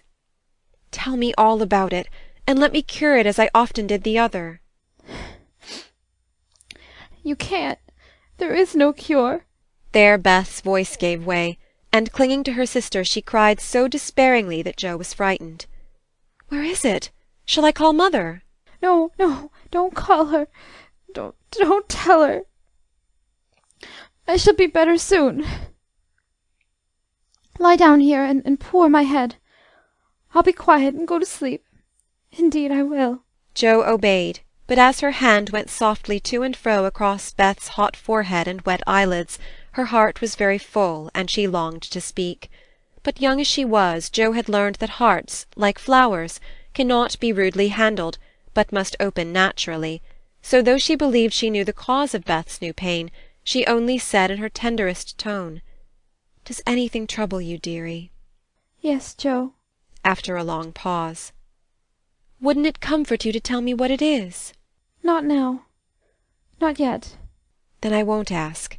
But remember, Bethy, that Mother and Joe are always glad to hear and help you if they can." "I know it. I'll tell you by and by." "Is the pain better now?" "Oh, yes. Much better. You are so comfortable, Joe." "Go to sleep, dear. I'll stay with you." So, cheek to cheek, they fell asleep, and on the morrow Beth seemed quite herself again, for at 18 neither heads nor hearts ache long, and a loving word can medicine most ills. But Joe had made up her mind, and after pondering over a project for some days, she confided it to her mother. "You asked me the other day what my wishes were. I'll tell you one of them, Marmee," she began, as they sat along together. "I want to go away somewhere this winter for a change." "Why, Joe?" And her mother looked up quickly, as if the words suggested a double meaning. With her eyes on her work, Joe answered soberly, "I want something new. I feel restless and anxious to be seeing, doing, and learning more than I am. I brood too much over my own small affairs, and need stirring up, so as I can be spared this winter I'd like to hop a little way, and try my wings." "Where will you hop?" "To New York. I had a bright idea yesterday, and this is it. You know Mrs. Kirke wrote to you for some respectable young person to teach her children and sew. It's rather hard to find just the thing, but I think I should suit if I tried." "My dear, go out to service in that great boarding-house?" And Mrs. March looked surprised, but not displeased. "It's not exactly going out to service, for Mrs. Kirke is your friend, the kindest soul that ever lived, and would make things pleasant for me, I know. Her family is separate from the rest, and no one knows me there. Don't care if they do. It's honest work, and I'm not ashamed of it. Nor I. But you're writing? All the better for the change. I shall see and hear new things, get new ideas, and even if I haven't much time there, I shall bring home quantities of material for my rubbish. I have no doubt of it. But are these your only reasons for this sudden fancy? No, mother. Jo looked up, and Jo looked down, then said slowly, with sudden colour in her cheeks, "It may be vain and wrong to say it, but I'm afraid Laurie is getting too fond of me." Then you don't care for him in the way it is evident he begins to care for you? And Mrs. March looked anxious as she put the question. Mercy, no. I love the dear boy, as I always have, and am immensely proud of him. But as for anything more, it's out of the question. I'm glad of that, Jo. Why, please? Because, dear, I don't think you suited to one another. As friends, you are very happy, and your frequent quarrels soon blow over. But I fear you would both rebel if you were mated for life. You are too much alike, and too fond of freedom, not to mention hot tempers and strong wills, to get on happily together in a relation which needs infinite patience and forbearance, as well as love. That's just the feeling I had, though I couldn't express it. I'm glad you think he is only beginning to care for me. It would trouble me sadly to make him unhappy, for I couldn't fall in love with the dear old fellow merely out of gratitude, could I?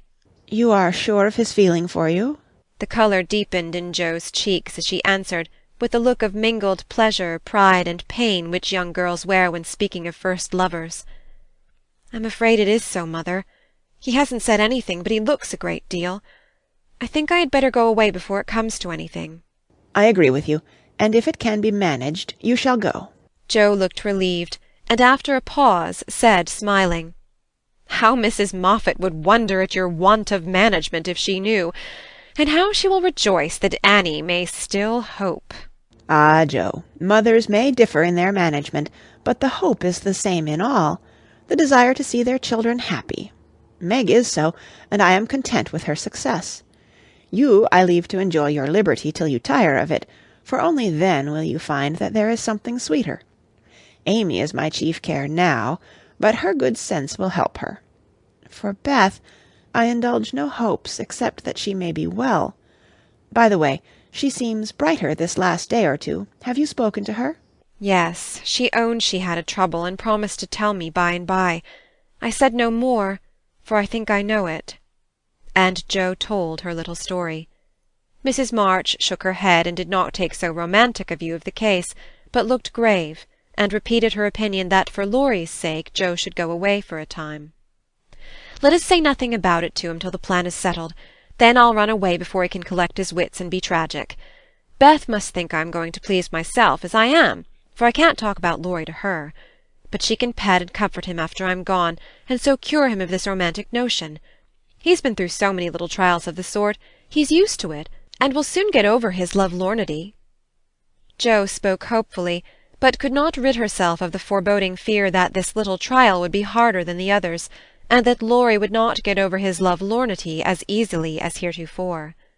The plan was talked over in family council and agreed upon, for Mrs. Kirke gladly accepted Jo, and promised to make a pleasant home for her. The teaching would render her independent, and such leisure as she got might be made profitable by writing, while the new scenes and society would be both useful and agreeable. Jo liked the prospect, and was eager to be gone, for the home nest was growing too narrow for her restless nature and adventurous spirit. When all was settled, with fear and trembling she told Laurie, but to her surprise he took it very quietly. He had been graver than usual of late, but very pleasant, and when jokingly accused of turning over a new leaf, he answered soberly, "So I am, and I mean this one shall stay turned." Jo was very much relieved that one of his virtuous fits should come on just then, and made her preparations with a lightened heart, for Beth seemed more cheerful, and hoped she was doing the best for all. "One thing I leave in your especial care," she said, the night before she left. You mean your papers? Asked Beth. "No, my boy. Be very good to him, won't you?" Of course I will. But I can't fill your place, and he'll miss you sadly. It won't hurt him. So remember, I leave him in your charge, to plague, pet, and keep in order. I'll do my best, for your sake," promised Beth, wondering why Joe looked at her so queerly. When Laurie said good-bye, he whispered significantly, "It won't do a bit of good, Joe. My eye is on you, so mind what you do, or I'll come and bring you home." Joe's Journal. New York, November. Dear Marmee and Beth, I'm going to write you a regular volume, for I've got heaps to tell, though I'm not a fine young lady travelling on the continent. When I lost sight of father's dear old face, I felt a trifle blue, and might have shed a briny drop or two, if an Irish lady with 4 small children all crying more or less hadn't diverted my mind, for I amused myself by dropping gingerbread nuts over the seat every time they opened their mouths to roar. Soon the sun came out, and taking it as a good omen, I cleared up likewise, and enjoyed my journey with all my heart. Mrs. Kirke welcomed me so kindly I felt at home at once, even in that big house full of strangers. She gave me a funny little sky parlour, all she had, but there is a stove in it, and a nice table and a sunny window, so I can sit here and write whenever I like. A fine view, and a church tower opposite atone for the many stairs, and I took a fancy to my den on the spot. The nursery, where I am to teach and sew, is a pleasant room next Mrs. Kirke's private parlour, and the 2 little girls are pretty children, rather spoiled, I fancy, but they took to me after telling them the 7 bad pigs, and I've no doubt I shall make a model governess. I am to have my meals with the children, if I prefer it to the great table, and for the present I do, for I am bashful, though no one will believe it. "Now, my dear, make yourself at home," said Mrs. K. in her motherly way. "I'm on the drive from morning to night, as you may suppose with such a family, but a great anxiety will be off my mind if I know the children are safe with you. My rooms are always open to you, and your own shall be as comfortable as I can make it. There are some pleasant people in the house if you feel sociable, and your evenings are always free. Come to me if anything goes wrong, and be as happy as you can. There's the tea-bell. I must run and change my cap." And off she bustled, leaving me to settle myself in my new nest. As I went downstairs soon after, I saw something I liked. The flights are very long in this tall house, and as I stood waiting at the head of the 3rd one for a little servant girl to lumber up, I saw a gentleman come along behind her, take the heavy hod of coal out of her hand, carry it all the way up, put it down at a door near by, and walk away, saying with a kind nod and a foreign accent, "It goes better so. The little bag is too young to have such heaviness." Wasn't it good of him? I like such things, for as father says, trifles show character. When I mentioned it to Mrs. K. that evening, she laughed and said, "That must have been Professor Bhaer. He's always doing things of that sort." Mrs. K. told me he was from Berlin, very learned and good, but poor as a church mouse, and gives lessons to support himself and 2 little orphan nephews whom he is educating here, according to the wishes of his sister, who married an American. Not a very romantic story, but it interested me, and I was glad to hear that Mrs. K. lends him her parlour for some of his scholars. There is a glass door between it and the nursery, and I mean to peep at him, and then I'll tell you how he looks. He's almost 40, so it's no harm, Marmee. After tea and a go-to-bed romp with the little girls, I attacked the big work-basket, and had a quiet evening chatting with my new friend.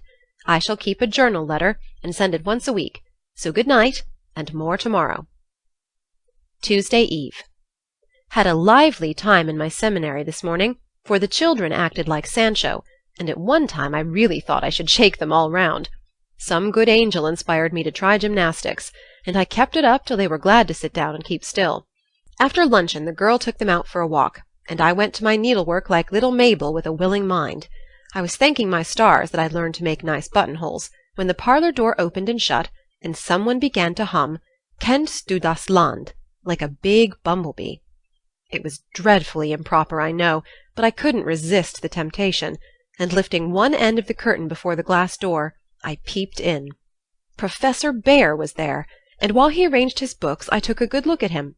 A regular German, rather stout, with brown hair tumbled all over his head, a bushy beard, good nose, the kindest eyes I ever saw, and a splendid big voice that does one's ears good, after our sharp or slipshod American gabble. His clothes were rusty, his hands were large, and he hadn't a really handsome feature in his face, except his beautiful teeth. Yet I liked him, for he had a fine head, his linen was very nice, and he looked like a gentleman, though 2 buttons were off his coat and there was a patch on one shoe. He looked sober in spite of his humming, till he went to the window to turn the hyacinth bulbs toward the sun and stroke the cat, who received him like an old friend. Then he smiled, and when a tap came at the door, called out in a loud, brisk tone, Herein? I was just going to run, when I caught sight of a morsel of a child carrying a big book, and stopped to see what was going on. You want me bear, said the mite, slamming down her book and running to meet him. Thou shalt have thy bear. Come then, and take a good hug from him, my Tina, said the professor, catching her up with a laugh and holding her so high over his head that she had to stoop her little face to kiss him. Now, me must study my lesson, went on the fuddy little thing. So he put her up at the table, opened the great dictionary she had brought, and gave her a paper and pencil, and she scribbled away, turning a leaf now and then and passing her little fat finger down the page as if finding a word, so soberly that I nearly betrayed myself by a laugh, while Mr. Bear stood stroking her pretty hair with a fatherly look that made me think she must be his own, though she looked more French than German. Another knock, and the appearance of 2 young ladies sent me back to my work, and there I virtuously remained through all the noise and gabbling that went on next door. One of the girls kept laughing affectedly and saying, "Now, Professor," in a coquettish tone, and the other pronounced her German with an accent that must have made him hard to keep sober. Both seemed to try his patience sorely, for more than once I heard him say emphatically, No, no, it is not so. You have not attended to what I say. And once there was a loud rap, as if he struck the table with his book, followed by the despairing exclamation, Prut, it all goes bad this day. Poor man, I pitied him, and when the girls were gone, took just one more peep to see if he survived it. He seemed to have thrown himself back in his chair, tired out, and sat there with his eyes shut till the clock struck 2, when he jumped up, put his books in his pocket, as if ready for another lesson, and taking little Tina, who had fallen asleep on the sofa in his arms, he carried her quietly away. I fancy he has a hard life of it. Mrs. Kirk asked me if I wouldn't go down to the 5 o'clock dinner, and feeling a little bit homesick, I thought I would, just to see what sort of people are under the same roof with me. So I made myself respectable and tried to slip in behind Mrs. Kirk, but as she is short and I'm tall, my efforts at concealment were rather a failure. She gave me a seat by her, and after my face cooled off, I plucked up courage and looked about me. The long table was full, and everyone intent on getting their dinner, the gentlemen especially, who seemed to be eating on time, for they bolted in every sense of the word, vanishing as soon as they were done. There was the usual assortment of young men absorbed in themselves, young couples absorbed in each other, married ladies in their babies, and old gentlemen in politics. I don't think I shall care to have much to do with any of them, except one sweet-faced maiden lady who looks as if she had something in her. Cast away at the very bottom of the table was the professor, shouting answers to the questions of a very inquisitive, deaf old gentleman on one side, and talking philosophy with a Frenchman on the other. If Amy had been here, she'd have turned her back on him forever, because, sad to relate, he had a great appetite, and shovelled in his dinner in a manner which would have horrified her ladyship. I didn't mind, for I like to see folks eat with relish, as Hannah says, and the poor man must have needed a deal of food after teaching idiots all day. As I went upstairs after dinner, 2 of the young men were settling their hats before the hall mirror, and I heard one say low to the other, Who's the new party? Governess, or something of that sort. What the deuce is she at her table for? Friend of the old ladies. Handsome head, but no style. Not a bit of it. Give us a light and come on. I felt angry at first, and then I didn't care, for a governess is as good as a clerk, and I've got sense if I haven't style, which is more than some people have, judging from the remarks of the elegant beings who clattered away smoking like bad chimneys. I hate ordinary people. Thursday. Yesterday was a quiet day spent in teaching, sewing, and writing in my little room, which is very cosy, with a light and fire. I picked up a few bits of news and was introduced to the professor. It seems that Tina is the child of the Frenchwoman who does the fine ironing in the laundry here. The little thing has lost her heart to Mr. Bear, and follows him about the house like a dog whenever he is at home, which delights him, as he is very fond of children, though a bacheldor. Kitty and Minnie Kirk likewise regard him with affection, and tell all sorts of stories about the plays he invents, the presents he brings, and the splendid tales he tells. The younger men quiz him, it seems, call him Old Fritz, Lager Beer, Ursa Major, and make all manner of jokes on his name. But he enjoys it like a boy, Mrs. Kirk says, and takes it so good-naturedly that they all like him in spite of his foreign ways. The maiden lady is a Miss Norton, rich, cultivated, and kind. She spoke to me at dinner to-day, for I went to table again, it's such fun to watch people, and asked me to come and see her at her room. She has fine books and pictures, knows interesting persons, and seems friendly, so I shall make myself agreeable, for I do want to get into good society, only it isn't the same sort that Amy likes. I was in our parlour last evening when Mr. Bear came in with some newspapers for Mrs. Kirk. She wasn't there, but Minnie, who is a little old woman, introduced me very prettily. This is Mamma's friend, Miss March. Yes, and she's jolly and we like her lots, added Kitty, who is an enfant terrible. We both bowed, and then we laughed, for the prim introduction and the blunt addition were rather a comical contrast. Ah, yes, I hear these naughty ones go to vex you, Miss Marsh. If so again, call me and I come, he said, with a threatening frown that delighted the little wretches. I promised I would, and he departed, but it seems as if I was doomed to see a good deal of him, for to-day, as I passed his door on my way out, by accident I knocked against it with my umbrella. It flew open, and there he stood in his dressing-gown, with a big blue sock on one hand and a darning needle in the other.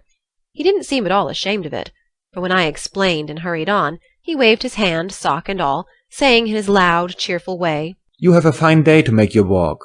Bon voyage, mademoiselle. I laughed all the way downstairs. But it was a little pathetic also to think of the poor man having to mend his own clothes. The German gentlemen embroider, I know, but darning hose is another thing, and not so pretty. Saturday. Nothing has happened to write about, except to call on Miss Norton, who has a room full of pretty things, and who is very charming, for she showed me all her treasures, and asked me if I would go sometimes with her to lectures and concerts as her escort, if I enjoyed them. She put it as a favour, but I'm sure Mrs. Kirk has told her about us, and she does it out of kindness to me. I'm as proud as Lucifer, but such favours from people don't burden me, and I accepted gratefully. When I got back to the nursery there was such an uproar in the parlour that I looked in, and there was Mr. Bear down on his hands and knees with Tina on his back, Kitty leading him with a jump-rope, and Minnie feeding 2 small boys with seed-cakes as they roared and ramped in cages built of chairs. We are playing nursery, explained Kitty. This is mine Evelyn, added Tina, holding on by the professor's hair. Mamma always allows us to do what we like Saturday afternoon when Franz and Emil come, doesn't she, Mr. Bear? Said Minnie. The Effelund sat up, looking as much in earnest as any of them, and said soberly to me, I give you my word, it is so. If we make too large a noise, you shall say, Hush to us, and we go more softly. I promised to do so, but left the door open and enjoyed the fun as much as they did, for a more glorious frolic I never witnessed. They played tag and soldiers, danced and sang, and when it began to grow dark they all piled onto the sofa about the professor, while he told charming fairy stories of the storks on the chimney-tops, and the little kobolds who ride the snowflakes as they fall. I wish Americans were as simple and natural as Germans, don't you? I'm so fond of writing. I should go spinning on forever if motives of economy didn't stop me, for though I've used thin paper and written fine, I tremble to think of the stamps this long letter will need. Pray forward Amy's as soon as you can spare them. My small news will sound very flat after her splendours, but you will like them, I know. Is Teddy studying so hard that he can't find time to write to his friends? Take good care of him for me, Beth, and tell me all about the babies, and give heaps of love to everyone. From your faithful Joe. P.S. On reading over my letter it strikes me as rather bary, but I am always interested in odd people, as I really had nothing else to write about. Bless you. December. My precious Betsy. As this is to be a scribble-scrabble letter, I direct it to you, for it may amuse you and give you some idea of my goings-on, for though quiet they are rather amusing, for which oh, be joyful. After what Amy would call Herculaneum efforts, in the way of mental and moral agriculture, my young ideas begin to shoot, and my little twigs to bend as I could wish. They are not so interesting to me as Tina and the boys, but I do my duty by them, and they are fond of me. Franz and Emil are jolly little lads, quite after my own heart, for the mixture of German and American spirit in them produces a constant state of effervescence. Saturday afternoons are riotous times, whether spent in the house or out, for on pleasant days they all go to walk like a seminary, with the professor and myself to keep order, and then such fun. We are very good friends now, and I've begun to take lessons. I really couldn't help it, and it all came about in such a droll way that I must tell you. To begin at the beginning, Mrs. Kirk called to me one day as I passed Mr. Bear's room where she was rummaging.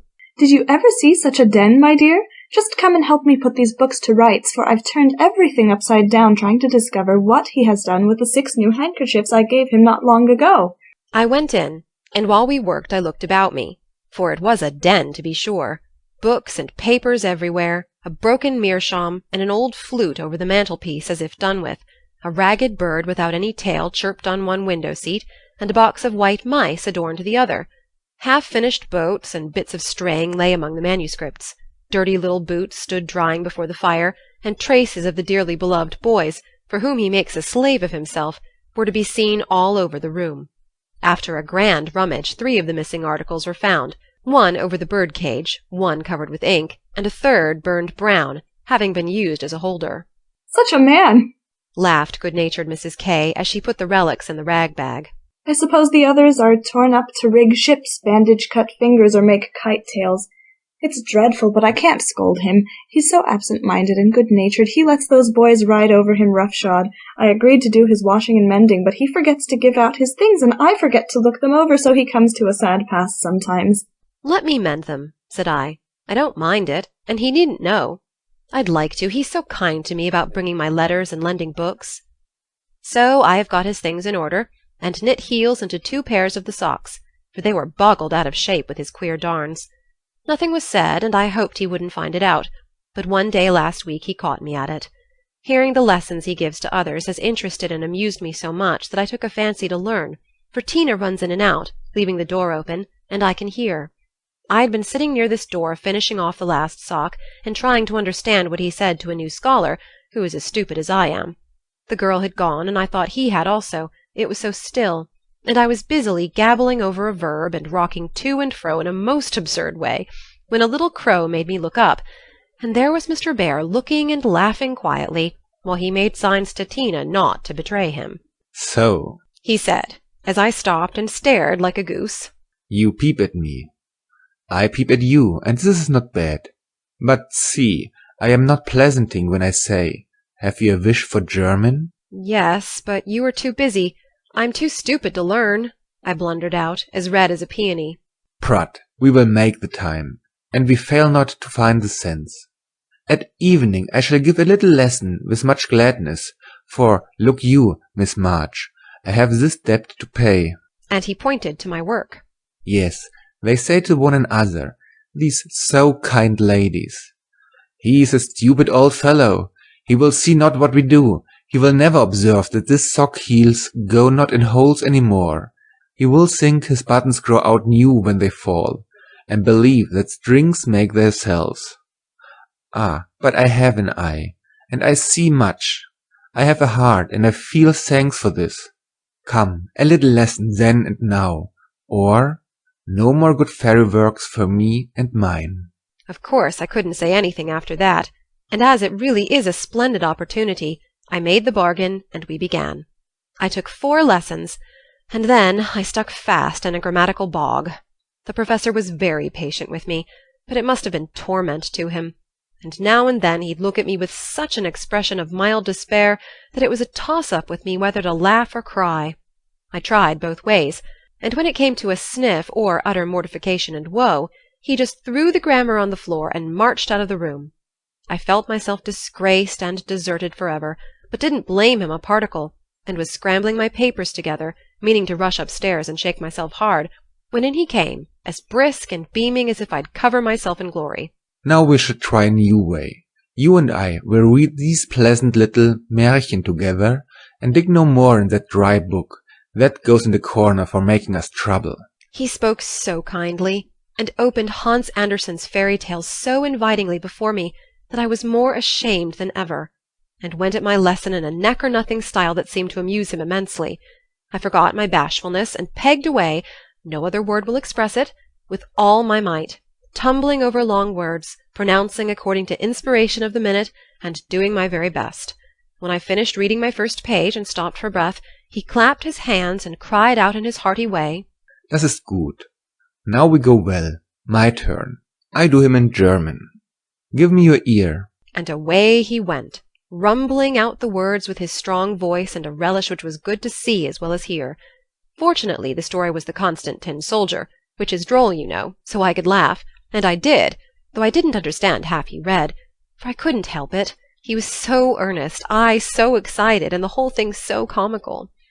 After that we get on better, and now I read my lessons pretty well, for this way of studying suits me, and I can see that the grammar gets tucked into the tales and poetry as one gives pills in jelly. I like it very much, and he doesn't seem tired of it yet, which is very good of him, isn't it? I mean to give him something on Christmas, for I dare not offer money.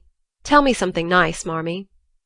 I'm glad Laurie seems so happy and busy, that he has given up smoking and lets his hair grow. You see, Beth manages him better than I did. I'm not jealous, dear. Do your best, only don't make a saint of him. I'm afraid I couldn't like him without a spice of human naughtiness. Read him bits of my letters. I haven't had time to write much, and that will do just as well. Thank heaven Beth continues so comfortable. January. A happy New Year to you all, my dearest family, which of course includes Mr. L. and a young man by the name of Teddy. I can't tell you how much I enjoyed your Christmas bundle, for I didn't get it till night and had given up hoping. Your letter came in the morning, but you said nothing about a parcel, meaning it for a surprise, so I was disappointed, for I'd had a kind of feeling that you wouldn't forget me. I felt a little low in my mind as I sat up in my room after tea, and when the big, muddy, battered-looking bundle was brought to me, I just hugged it and pranced. It was so homey and refreshing that I sat down on the floor and read and looked and ate and laughed and cried, in my usual absurd way.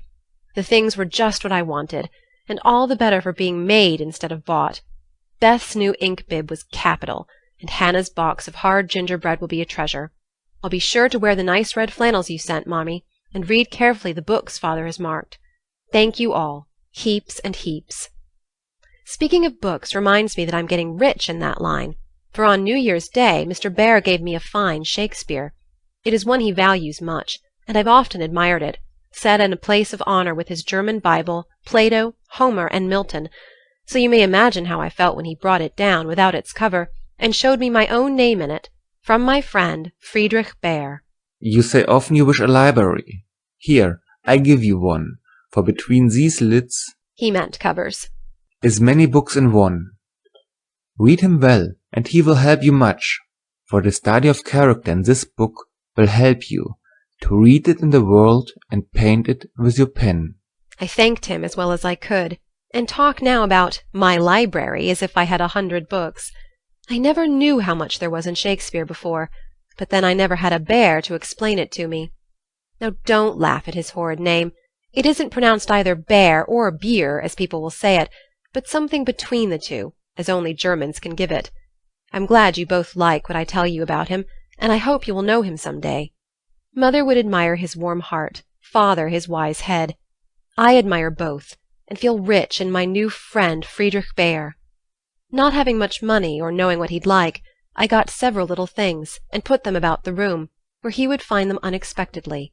They were useful, pretty, or funny, a new standish on his table, a little vase for his flower, he always has one, or a bit of green in a glass to keep him fresh, he says, and a holder for his blower, so that he needn't burn up what Amy calls bouchoir. I made it like those Beth invented, a big butterfly with a fat body, and black and yellow wings, worsted feelers, and bead eyes. It took his fancy immensely, and he put it on his mantelpiece as an article of virtue, so it was rather a failure after all. Poor as he is, he didn't forget a servant or a child in the house, and not a soul here, from the French laundry woman to Miss Norton, forgot him. I was so glad of that. They got up a masquerade, and had a gay time on New Year's Eve. I didn't mean to go down, having no dress, but at the last minute Mrs. Kirke remembered some old brocades, and Miss Norton lent me lace and feathers. So I dressed up as Mrs. Malaprop, and sailed in with a mask on. No one knew me, for I disguised my voice, and no one dreamed of the silent, haughty Miss March, for they think I am very stiff and cool, most of them, and so I am to whippersnappers, could dance and dress, and burst out into a nice derangement of epitaphs, like an allegory on the banks of the Nile. I enjoyed it very much, and when we unmasked it was fun to see them stare at me. I heard one of the young men tell another that he knew I'd been an actress, in fact. He thought he'd remember seeing me at one of the minor theatres. Meg will relish that joke. Mr. Bear was Nick Bottom, and Tina was Titania, a perfect little fairy in his arms. To see them dance was quite a landscape, to use a Teddyism. I had a very happy New Year after all, and when I thought it over in my room, I felt as if I was getting on a little in spite of my many failures, for I'm cheerful all the time now, work with a will, and take more interest in other people than I used to, which is satisfactory. Bless you all. Ever your loving, Jo. Friend. Though very happy in the social atmosphere about her, and very busy with the daily work that earned her bread and made it sweeter for the effort, Jo still found time for literary labours. The purpose which now took possession of her was a natural one to a poor and ambitious girl, but the means she took to gain her end were not the best. She saw that money conferred power. Money and power, therefore, she resolved to have, not to be used for herself alone, but for those whom she loved more than life. The dream of filling home with comforts, giving Beth everything she wanted, from strawberries in winter to an organ in her bedroom, going abroad herself, and always having more than enough, so that she might indulge in the luxury of charity, had been for years Jo's most cherished castle in the air. The prize story experience had seemed to open a way which might, after long travelling and much uphill work, lead to this delightful chateau on Espana. But the novel disaster quenched her courage for a time, for public opinion is a giant which has frightened stouter-hearted Jacks on bigger beanstalks than hers. Like that immortal hero, she reposed a while after the first attempt, which resulted in a tumble and the least lovely of the giant's treasures, if I do remember rightly. But the up again and take another spirit was as strong in Jo as in Jack, so she scrambled up on the shady side this time and got more booty, but nearly left behind her what was far more precious than the money-bags. She took to writing sensation stories, for in those dark ages even all perfect America read rubbish. She told no one, but concocted a thrilling tale, and boldly carried it herself to Mr. Dashwood, editor of the Weekly Volcano. She had never read Sartor Resartus, but she had a womanly instinct that clothes possess an influence more powerful over many than the worth of character or the magic of manners, so she dressed herself in her best, and trying to persuade herself that she was neither excited nor nervous, bravely climbed 2 pairs of dark and dirty stairs to find herself in a disorderly room, a cloud of cigar smoke, and the presence of 3 gentlemen, sitting with their heels rather higher than their hats, which articles of dress none of them took the trouble to remove on her appearance. Somewhat daunted by this reception, Jo hesitated on the threshold, murmuring in much embarrassment, "Excuse me, I was looking for the Weekly Volcano office. I wished to see Mr. Dashwood." Down went the highest pair of heels, up rose the smokiest gentleman, and carefully cherishing his cigar between his fingers, he advanced with a nod and a countenance expressive of nothing but sleep. Feeling that she must get through the matter somehow, Jo produced her manuscript, and, blushing redder and redder with each sentence, blundered out fragments of the little speech carefully prepared for the occasion. "A friend of mine desired me to offer a story, just as an experiment. Would like your opinion. Be glad to write more if this suits." While she blushed and blundered, Mr. Dashwood had taken the manuscript, and was turning over the leaves with a pair of rather dirty fingers, and casting critical glances up and down the neat pages. Not a first attempt, I take it. Observing that the pages were numbered, covered only on one side, and not tied up with a ribbon, sure sign of a novice. "No, sir. She has had some experience, and got a prize for a tale in the Blarney Stone Banner." "Oh, did she?" And Mr. Dashwood gave Jo a quick look, which seemed to take note of everything she had on, from the bow in her bonnet to the buttons on her boots. "Well, you can leave it, if you like. We've more of this sort of thing on hand than we know what to do with at present, but I'll run my eye over it, and give you an answer next week."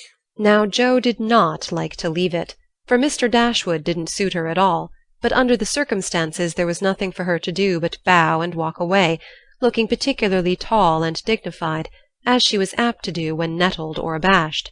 Just then she was both, for it was perfectly evident from the knowing glances exchanged among the gentlemen that her little fiction of "my friend" was considered a good joke, and a laugh, produced by some inaudible remark of the editor as he closed the door, completed her discomfiture.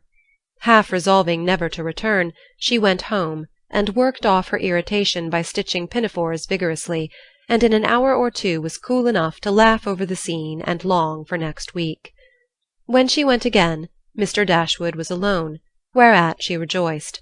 Mr. Dashwood was much wider awake than before, which was also agreeable, and Mr. Dashwood was not too deeply absorbed in a cigar to remember his manners, so the second interview was much more comfortable than the first. We'll take this. Editors never say "I." If you don't object to a few alterations. It's too long, but omitting the passages I've marked will make it just the right length, he said in a businesslike tone. Jo hardly knew her own manuscript again, so crumpled and underscored were its pages and paragraphs, but feeling as a tender parent might on being asked to cut off her baby's legs in order that it might fit into a new cradle, she looked at the marked passages, and was surprised to find that all the moral reflections, which she had carefully put in as ballast for much romance, had been stricken out. "But, sir, I thought every story should have some sort of a moral, so I took care to have a few of my sinners repent." Mr. Dashwood's editorial gravity relaxed into a smile, for Jo had forgotten her friend, and spoken as only an author could. People want to be amused, not preached at, you know. Morals don't sell nowadays. Which was not quite a correct statement, by the way. "You think it would do with these alterations, then?" Yes. It's a new plot, and pretty well worked up. Language good, and so on, was Mr. Dashwood's affable reply. "What do you— that is, what compensation—" began Jo, not exactly knowing how to express herself. Oh, yes. Well, we give from 25 to 30 for things of this sort. Pay when it comes out, returned Mr. Dashwood, as if that point had escaped him. Such trifles do escape the editorial mind, it is said. "Very well, you can have it," said Jo, handing back the story with a satisfied air, for after the $1 a column work, even 25 seemed good pay. "Shall I tell my friend you will take another if she has one better than this?" asked Jo, unconscious of her little slip of the tongue, and emboldened by her success. Well, we'll look at it. Can't promise to take it. Tell her to make it short and spicy, and never mind the moral. What name would your friend like to put on it? In a careless tone. "None at all, if you please. She doesn't wish her name to appear, and has no nom de plume," said Jo, blushing in spite of herself. Just as she likes, of course. The tale will be out next week. Will you call for the money, or shall I send it? asked Mr. Dashwood, who felt a natural desire to know who his new contributor might be. "I'll call. Good morning, sir." And as she departed, Mr. Dashwood put up his feet, with the graceful remark, "Poor and proud, as usual. But she'll do." Following Mr. Dashwood's directions, and making Mrs. Northberry her model, Jo rashly took a plunge into the frothy sea of sensational literature, but thanks to the life-preserver thrown her by a friend, she came up again not much the worse for her ducking. Like most young scribblers, she went abroad for her characters and scenery, and banditti, counts, gypsies, nuns, and duchesses appeared upon her stage, and played their parts with as much accuracy and spirit as could be expected. Her readers were not particular about such trifles as grammar, punctuation, and probability, and Mr. Dashwood graciously permitted her to fill his columns at the lowest prices, not thinking it necessary to tell her that the real cause of his hospitality was the fact that one of his hacks, on being offered higher wages, had basely left him in the lurch. She soon became interested in her work, for her emaciated purse grew stout, and the little hoard she was making to take Beth to the mountains next summer grew slowly but surely as the weeks passed. One thing disturbed her satisfaction, and that was that she did not tell them at home. She had a feeling that mother and father would not approve, and preferred to have her own way first, and beg pardon afterward. It was easy to keep her secret, for no name appeared with her stories. Mr. Dashwood had of course found it out very soon, but promised to be dumb, and for a wonder kept his word. She thought it would do her no harm, for she sincerely meant to write nothing of which she would be ashamed, and quieted all pricks of conscience by anticipations of the happy minute when she should show her earnings and laugh over her well-kept secret. But Mr. Dashwood rejected any but thrilling tales, and as thrills could not be produced except by harrowing up the souls of the readers, history and romance, land and sea, science and art, police records and lunatic asylums had to be ransacked for the purpose. Jo soon found that her innocent experience had given her but few glimpses of the tragic world which underlies society, so regarding it in a business light, she set about supplying her deficiencies with characteristic energy. Eager to find material for stories, and bent on making them original in plot, if not masterly in execution, she searched newspapers for accidents, incidents, and crimes.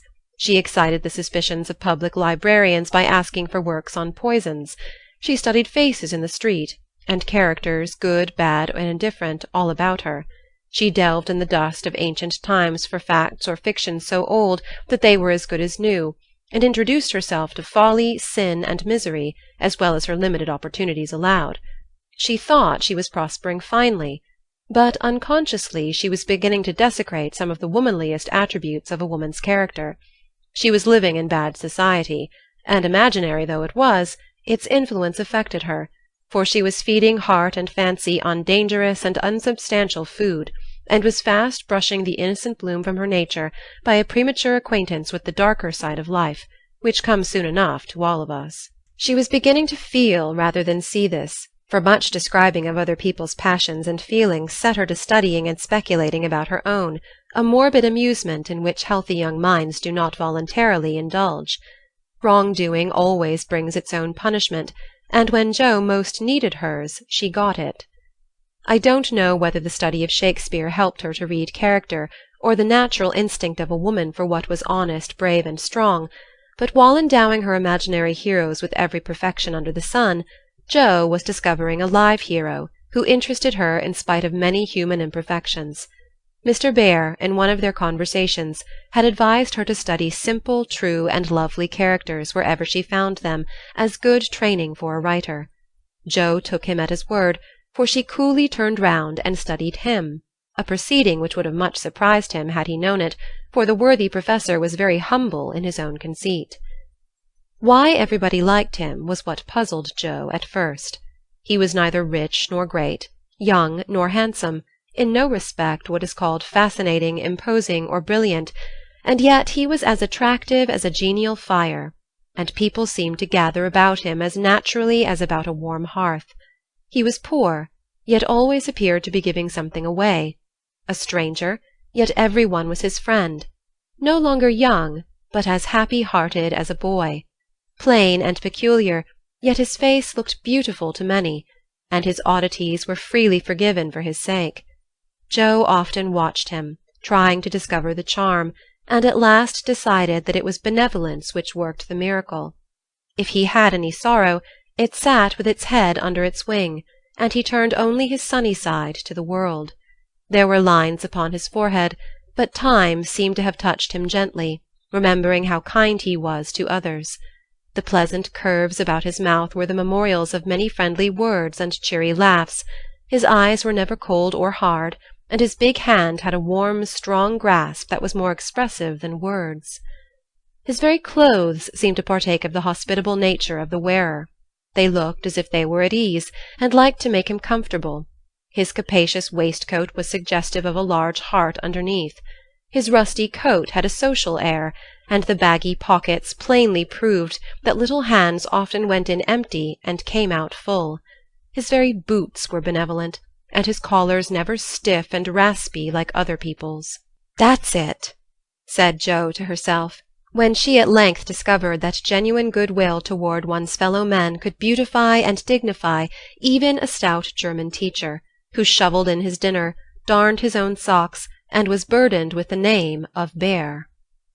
Jo valued goodness highly, but she also possessed a most feminine respect for intellect, and a little discovery which she made about the professor added much to her regard for him. He never spoke of himself, and no one ever knew that in his native city he had been a man much honoured and esteemed for learning and integrity, till a countryman came to see him. He never spoke of himself, and in a conversation with Miss Norton divulged the pleasing fact. From her Joe learned it, and liked it all the better because Mr. Bear had never told it. She felt proud to know that he was an honoured professor in Berlin, though only a poor language master in America, and his homely, hard-working life was much beautified by the spice of romance which this discovery gave it. Another and a better gift than intellect was shown her in a most unexpected manner. Miss Norton had the entrée into most society, which Joe would have had no chance of seeing but for her. The solitary woman felt an interest in the ambitious girl, and kindly conferred many favours of this sort both on Joe and the professor. She took them with her one night to a select symposium, held in honour of several celebrities. Joe went prepared to bow down and adore the mighty ones whom she had worshipped with youthful enthusiasm far off.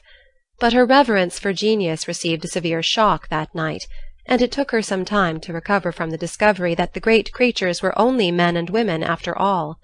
Imagine her dismay on stealing a glance of timid admiration at the poet, whose lines suggested an ethereal being fed on spirit, fire, and dew, to behold him devouring his supper with an ardour which flushed his intellectual countenance. Turning as from a fallen idol, she made other discoveries which rapidly dispelled her romantic illusions. The great novelist vibrated between two decanters with the regularity of a pendulum. The famous divine flirted openly with one of the Madame de Staëls of the age, who looked daggers at another Corinne, who was amiably satirizing her, after outmanoeuvring her in efforts to absorb the profound philosopher, who imbibed tea Johnsonianly and appeared to slumber, the loquacity of the lady rendering speech impossible. The scientific celebrities, forgetting their mollusks and glacial periods, gossiped about art, while devoting themselves to oysters and ices with characteristic energy. The young musician, who was charming the city like a second Orpheus, talked horses, and the specimen of the British nobility present happened to be the most ordinary man of the party. Before the evening was half over, Joe felt so completely disillusioned that she sat down in a corner to recover herself. Mr. Bear soon joined her, looking rather out of his element, and presently several of the philosophers, each mounted on his hobby, came ambling up to hold an intellectual tournament in the recess. The conversations were miles beyond Joe's comprehension, but she enjoyed it, though Kant and Hegel were unknown gods, the subjective and objective unintelligible terms, and the only thing evolved from her inner consciousness was a bad headache after it was all over. It dawned upon her gradually that the world was being picked to pieces and put together on new and, according to the talkers, on infinitely better principles than before, that religion was in a fair way to be reasoned into nothingness, and intellect was to be the only God. Joe knew nothing about philosophy or metaphysics of any sort, but a curious excitement, half pleasurable, half painful, came over her as she listened with a sense of being turned adrift into time and space, like a young balloon out on a holiday. She looked round to see how the professor liked it, and found him looking at her with the grimmest expression she had ever seen him wear. He shook his head and beckoned her to come away, but she was fascinated just then by the freedom of speculative philosophy, and kept her seat, trying to find out what the wise gentleman intended to rely upon after they had annihilated all the old beliefs. Now Mr. Bear was a diffident man and slow to offer his own opinions, not because they were unsettled, but too sincere and earnest to be lightly spoken. As he glanced from Joe to several other young people, attracted by the brilliancy of the philosophic pyrotechnics, he knit his brows and longed to speak, fearing that some inflammable young soul would be led astray by the rockets, to find when the display was over that they had only an empty stick or a scorched hand. He bore it as long as he could, but when he was appealed to for an opinion, he blazed up with honest indignation and defended religion with all the eloquence of truth, an eloquence which made his broken English musical and his plain face beautiful. He had a hard fight, for the wise men argued well, but he didn't know when he was beaten, and stood to his colours like a man. Somehow, as he talked, the world got right again to Joe. The old beliefs that had lasted so long seemed better than the new. God was not a blind force, and immortality was not a pretty fable, but a blessed fact. She felt as if she had solid ground under her feet again, and when Mr. Bear paused, out-talked but not one whit convinced, Jo wanted to clap her hands and thank him. She did neither, but she remembered the scene, and gave the Professor her heartiest respect, for she knew it cost him an effort to speak out then and there, because his conscience would not let him be silent. She began to see that character is a better possession than money, rank, intellect, or beauty, and to feel that if greatness is what a wise man is to find it to be, truth, reverence, and goodwill, then her friend Friedrich Bear was not only good, but great. This belief strengthened daily. She valued his esteem, she coveted his respect, she wanted to be worthy of his friendship, and just when the wish was sincerest, she came near to losing everything. It all grew out of a cocked hat, for one evening the Professor came in to give Jo her lesson with a paper soldier cap on his head, which Tina had put there, and he had forgotten to take off. "It's evident he doesn't look in his glass before coming down," thought Jo with a smile, as he said, "Good evening," and sat soberly down, quite unconscious of the ludicrous contrast between his subject and his headgear, for he was going to read her the death of Wallenstein. She said nothing at first, for she liked to hear him laugh out his big hearty laugh when anything funny happened, so she left him to discover it for himself, and presently forgot all about it, for to hear a German read Schiller is rather an absorbing occupation. After the reading came the lesson, which was a lively one, for Jo was in a gay mood that night, and the cocked hat kept her eyes dancing with merriment. The Professor didn't know what to make of her, and stopped at last to ask with an air of mild surprise that was irresistible. "Miss March, for what do you laugh in your master's face? Have you no respect for me, that you go on so bad?" "How can I be respectful, sir, when you forget to take your hat off?" said Jo. Lifting his hand to his head, the absent-minded Professor gravely felt and removed the little cocked hat, looked at it a minute, and then threw back his head and laughed like a merry bass viol. "Ah, I see him now. It is that imp Tina who makes me a fool with my cap. Well, it is nothing. But, see you, if this lesson goes not well, you too shall wear him." But the lesson did not go at all for a few minutes, because Mr. Bear caught sight of a picture on the hat, and unfolding it, said with great disgust, "I wish these papers did not come in the house. They are not for children to see, nor young people to read. It is not well, and I have no patience with those who make this harm." Jo glanced at the sheet and saw a pleasing illustration composed of a lunatic, a corpse, a villain, and a viper. She did not like it, but the impulse that made her turn it over was not one of displeasure, but fear, because for a moment she fancied the paper was the volcano. It was not, however, and her panic subsided as she remembered that even if it had been, and one of her own tales was in it, there would have been no name to betray her. She had betrayed herself, however, by a look and a blush, for though an absent man, the Professor saw a good deal more than people fancied.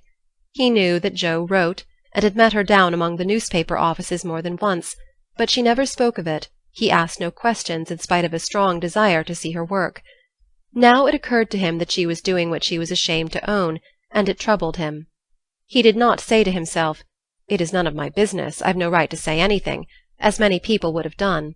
He only remembered that she was young and poor, a girl far away from mother's love and father's care, and he was moved to help her with an impulse as quick and natural as that which would prompt him to put out his hand to save a baby from a puddle. All this flashed through his mind in a minute, but not a trace of it appeared in his face, and by the time the paper was turned and Jo's needle threaded, he was ready to say quite naturally, but very gravely, "Yes, you are right to put it from you. I do not think that good young girls should see such things. They are made pleasant to some, but I would more rather give my boys gunpowder to play with than this bad trash." "All may not be bad, only silly, you know, and if there is a demand for it, I don't see any harm in supplying it. Many very respectable people make an honest living out of what are called sensation stories," said Jo, scratching gathers so energetically that a row of little slits followed her pin. "There's a demand for whiskey, but I think you and I do not care to sell it. If the respectable people knew what harm they did, they would not feel that the living was honest. They have no right to put poison in the sugar plum, and let the small ones eat it. No, they should think a little, and sweep mud in the street before they do this thing." Mr. Bear spoke warmly, and walked to the fire, crumpling the paper in his hands. Jo sat still, looking as if the fire had come to her, for her cheeks burned long after the cocked hat had turned to smoke and gone harmlessly up the chimney. "I should like much to send all the rest after him," muttered the professor, coming back with a relieved air. Jo thought what a blaze her pile of papers upstairs would make, and her hard-earned money lay rather heavily on her conscience at that minute. Then she thought consolingly to herself, "Mine are not like that. They are only silly, never bad, so I won't be worried." And taking up her book, she said with a studious face, "Shall we go on, sir? I'll be very good and proper now." "I shall hope so," was all he said, but he meant more than she imagined, and the grave, kind look he gave her made her feel as if the words "weekly volcano" were printed in large type on her forehead. As soon as she went to her room, she got out her papers, and carefully reread every one of her stories. Being a little short-sighted, Mr. Bear sometimes used eyeglasses, and Jo had tried them once, smiling to see how they magnified the fine print of her book.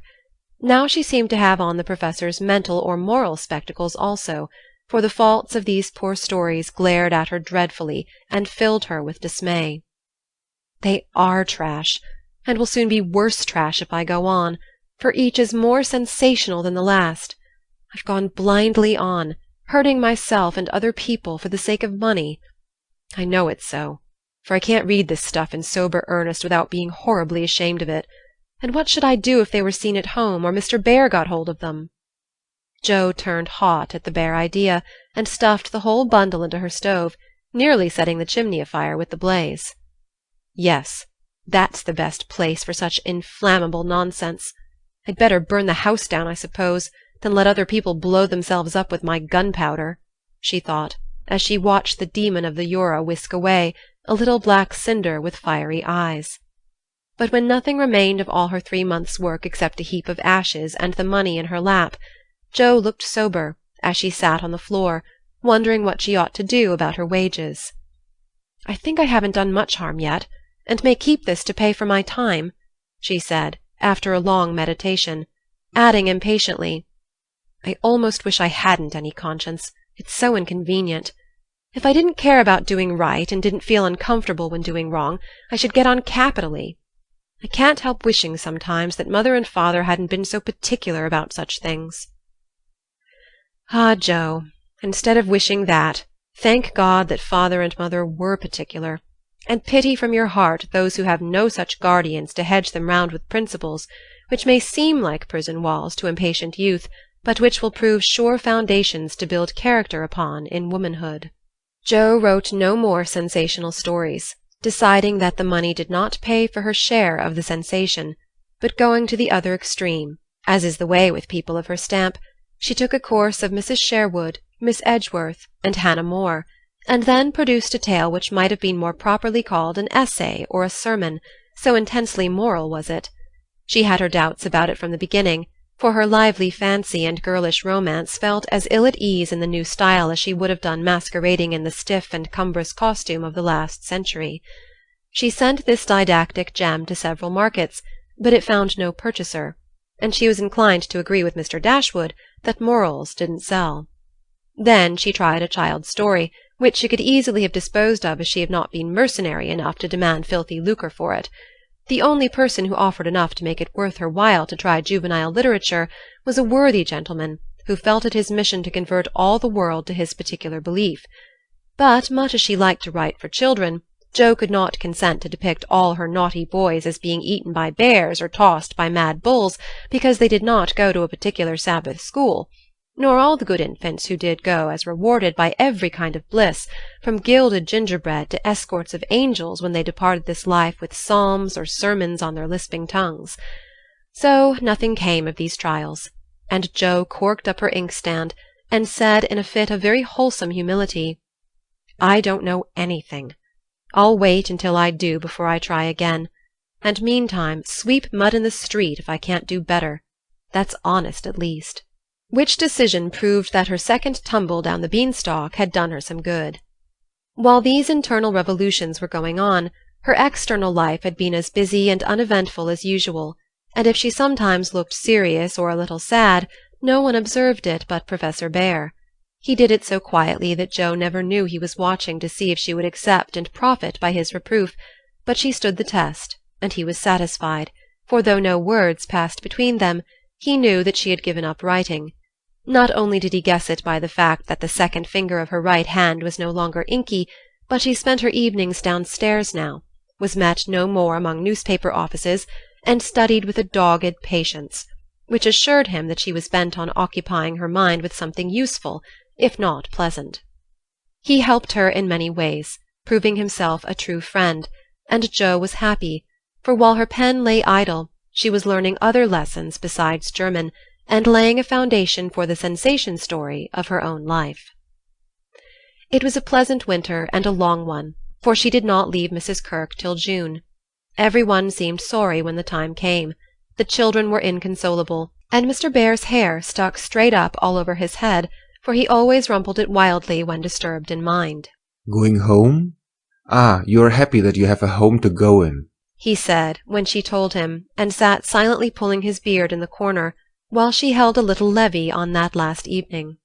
She was going early, so she bade them all good-bye overnight, and when his turn came, she said warmly, "Now, sir, you won't forget to come and see us if you ever travel our way, will you?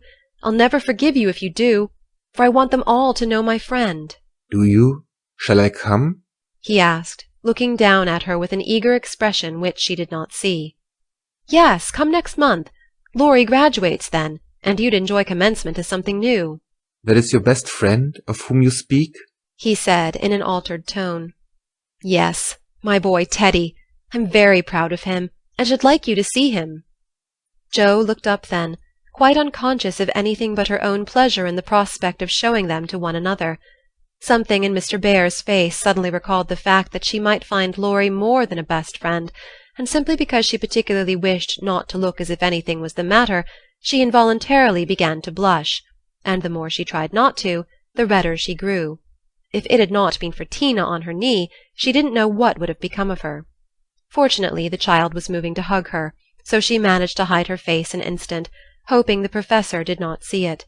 But he did, and his own changed again from that momentary anxiety to its usual expression, as he said cordially, I fear I shall not make the time for that, but I wish the friend much success, and you all happiness.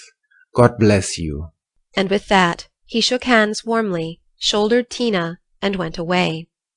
But after the boys were abed, he sat long before his fire with the tired look on his face, and the Heimweh, or homesickness, lying heavily at his heart.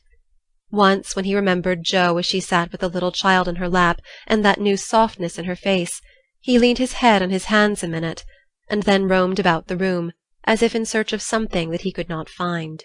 It is not for me. I must not hope it now, he said to himself, with a sigh that was almost a groan. Then, as if reproaching himself for the longing that he could not repress, he went and kissed the two tousled heads upon the pillow, took down his seldom-used meerschaum, and opened his Plato. He did his best, and did it manfully, but I don't think he found that a pair of rampant boys, a pipe, or even the divine Plato were very satisfactory substitutes for wife and child at home. Early as it was, he was at the station next morning to see Jo off, and thanks to him she began her solitary journey with the pleasant memory of a familiar face smiling its farewell, a bunch of violets to keep her company, and best of all, the happy thought, well, the winter's gone, and I've written no books, earned no fortune, but I've made a friend worth having, and I'll try to keep him all my life. Heartache. Whatever his motive might have been, Laurie studied to some purpose that year, for he graduated with honor, and gave the Latin oration with the grace of a Phillips and the eloquence of a Demosthenes, so his friends said. They were all there, his grandfather, oh, so proud, Mr. and Mrs. March, John and Meg, Jo and Beth, and all exulted over him with the sincere admiration which boys make light of at the time, but fail to win from the world by any after-triumphs. I've got to stay for this confounded supper, but I shall be home early tomorrow. You'll come and meet me as usual, girls? Laurie said, as he put the sisters into the carriage after the joys of the day were over. He said girls, but he meant Jo, for she was the only one who kept up the old custom. She had not the heart to refuse her splendid, successful boy anything, and answered warmly, "I'll come, Teddy, rain or shine, and march before you, playing Hail the Conquering Hero Comes on a Jew's harp." Laurie thanked her with a look that made her think in a sudden panic, "Oh, dearie me, I know he'll say something, and then what will I do?" Evening meditation and morning work somewhat allayed her fears, and having decided that she wouldn't be vain enough to think people were going to propose when she had given them every reason to know what her answer would be, she set forth at the appointed time, hoping Teddy wouldn't do anything to make her hurt his poor feelings. A call at Meg's, and a refreshing sniff and sip at the Daisy and Demijohn still further fortified her for the tete-a-tete, but when she saw a stalwart figure looming in the distance, she had a strong desire to turn about and run away. "Where's the Jew's harp, Jo?" cried Laurie as soon as he was within speaking distance. "I forgot it." And Jo took heart again, for that salutation could not be called lover-like. She always used to take his arm on these occasions. Now she did not, and he made no complaint, which was a bad sign, but talked on rapidly about all sorts of far-away subjects, till they turned from the road into the little path that led homeward through the grove. Then he walked more slowly, suddenly lost his fine flow of language, and now and then a dreadful pause occurred. To rescue the conversation from one of the wells of silence into which it kept falling, Jo said hastily, "Now you must have a good long holiday." "I intend to." Something in his resolute tone made Jo look up quickly, to find him looking down at her with an expression that assured her the dreaded moment had come, and made her put out her hand with an imploring, "No, Teddy, please don't." "I will, and you must hear me. It's no use, Jo, we've got to have it out, and the sooner the better for both of us," he answered, getting flushed and excited all at once. "Say what you like, then. I'll listen," said Jo, with a desperate sort of patience. Laurie was a young lover, but he was in earnest and meant to have it out if he died in the attempt, so he plunged into the subject with characteristic impetuosity, saying in a voice that would get choky now and then in spite of manful efforts to keep it steady, "I've loved you ever since I've known you, Jo. Couldn't help it. You've been so good to me. I've tried to show it, but you wouldn't let me. Now I'm going to make you hear and give me an answer, for I can't go on so any longer." "I wanted to save you this. I thought you'd understand," began Jo, finding it a great deal harder than she expected. "I know you did, but the girls are so queer you never know what they mean. They say no when they mean yes, and drive a man out of his wits just for the fun of it," returned Laurie, entrenching himself behind an undeniable fact. "I don't. I never wanted to make you care for me so, and I went away to keep you from it if I could." "I thought so. It was like you, but it was no use. I only loved you all the more. And I worked hard to please you, and I gave up billiards and everything you didn't like, and waited and never complained, for I hoped you'd love me, though I'm not half good enough."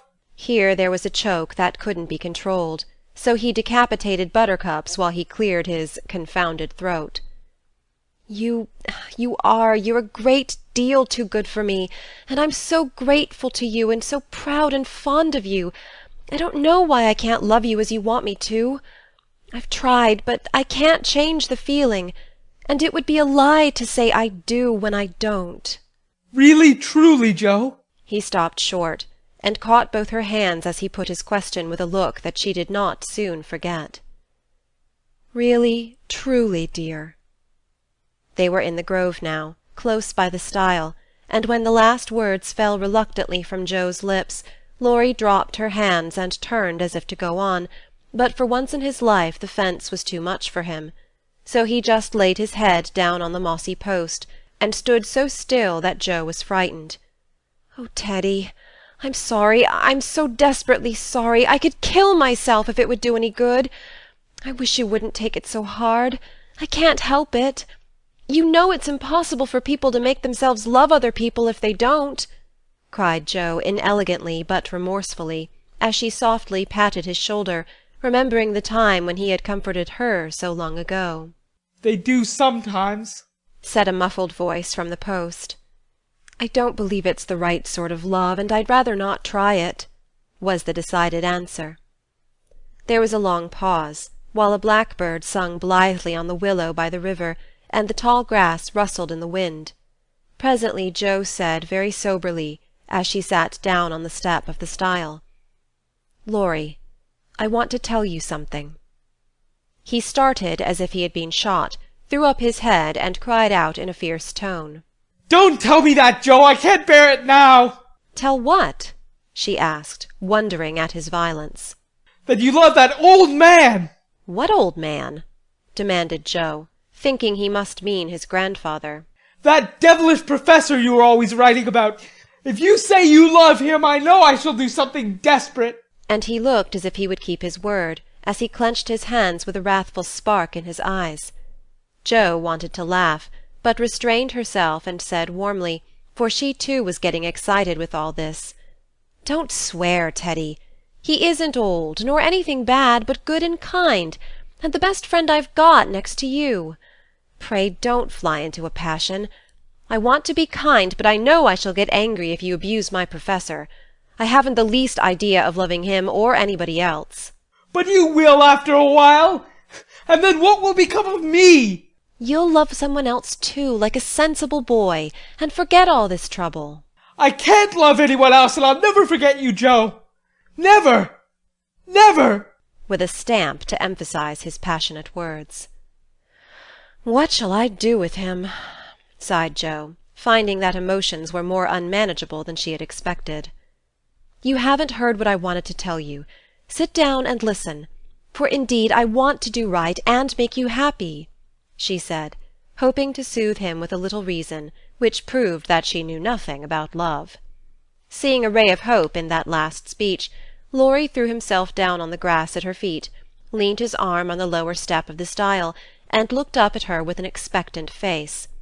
Now that arrangement was not conducive to calm speech or clear thought on Jo's part, for how could she say hard things to her boy when he watched her with eyes full of love and longing, and lashes still wet with the bitter drop or two her hardness of heart had wrung from him? She gently turned his head away, saying, as she stroked the wavy hair which had been allowed to grow for her sake, how touching that was, to be sure, "I agree with mother that you and I are not suited to each other, because our quick tempers and strong wills would probably make us very miserable, if we were so foolish as to—" Jo paused a little over the last word, but Laurie uttered it with a rapturous expression. "Mary! No, we shouldn't. If you loved me, Jo, I should be a perfect saint, for you can make me anything you like." "No, I can't. I've tried and failed, and I won't risk our happiness by such a serious experiment. We don't agree, and we never shall, so we'll be good friends all our lives, but we won't go and do anything rash." "Yes, we will if we get the chance," muttered Laurie rebelliously. "Now do be reasonable, and take a sensible view of the case," implored Jo, almost at her wit's end. "I won't be reasonable. I don't want to take what you call a sensible view. It won't help me, and it only makes it harder. I don't believe you've got any heart." "I wish I hadn't."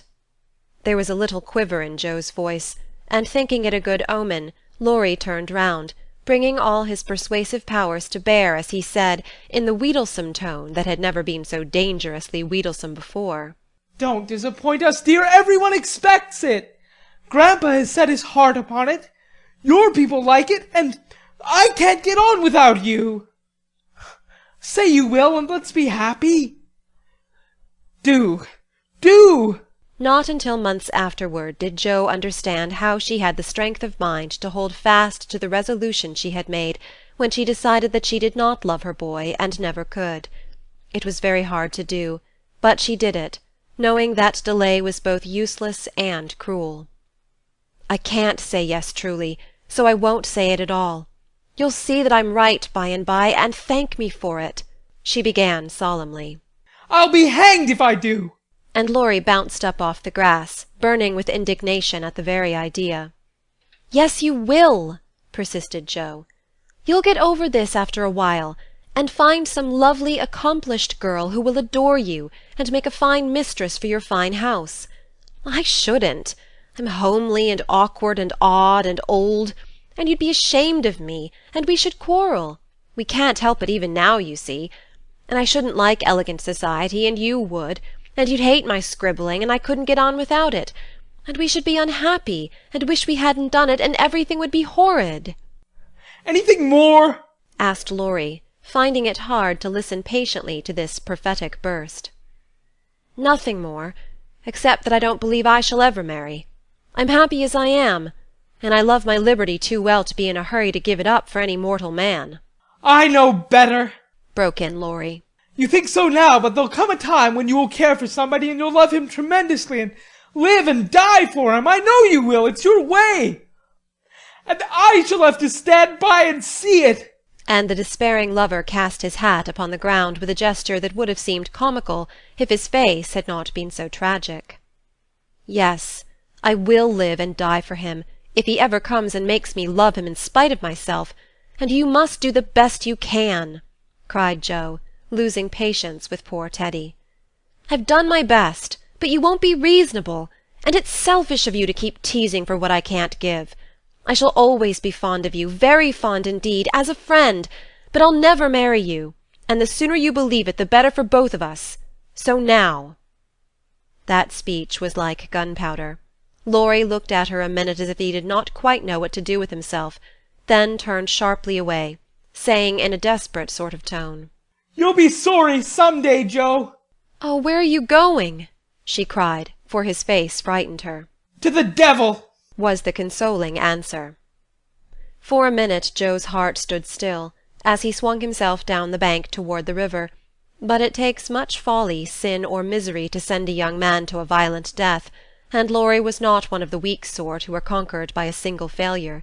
He had no thought of a melodramatic plunge, but some blind instinct led him to fling hat and coat into his boat and row away with all his might, making better time up the river than he had done in any race. Joe drew a long breath, and unclasped her hands as she watched the poor fellow trying to outstrip the trouble which he carried in his heart. "That will do him good, and he'll come home in such a tender, penitent state of mind that I shan't dare to see him," she said, adding, as she went slowly home, feeling as if she had murdered some innocent thing and buried it under the leaves, "Now I must go and prepare Mr. Laurence to be very kind to my poor boy. I wish he'd love Beth. Perhaps he may in time, but I begin to think I was mistaken about her. Oh dear, how can girls like to have lovers and refuse them? I think it's dreadful." Being sure that no one could do it so well as herself, she went straight to Mr. Laurence, told the hard story bravely through, and then broke down, crying so dismally over her own insensibility that the kind old gentleman, though sorely disappointed, did not utter a reproach. He found it difficult to understand how any girl could help loving Laurie, and hoped she would change her mind, but he knew even better than Joe that love cannot be forced, so he shook his head sadly and resolved to carry his boy out of harm's way, for young Impetuosity's parting words to Joe disturbed him more than he would confess. When Laurie came home, dead tired but quite composed, his grandfather met him as if he knew nothing, and kept up the delusion very successfully for an hour or two.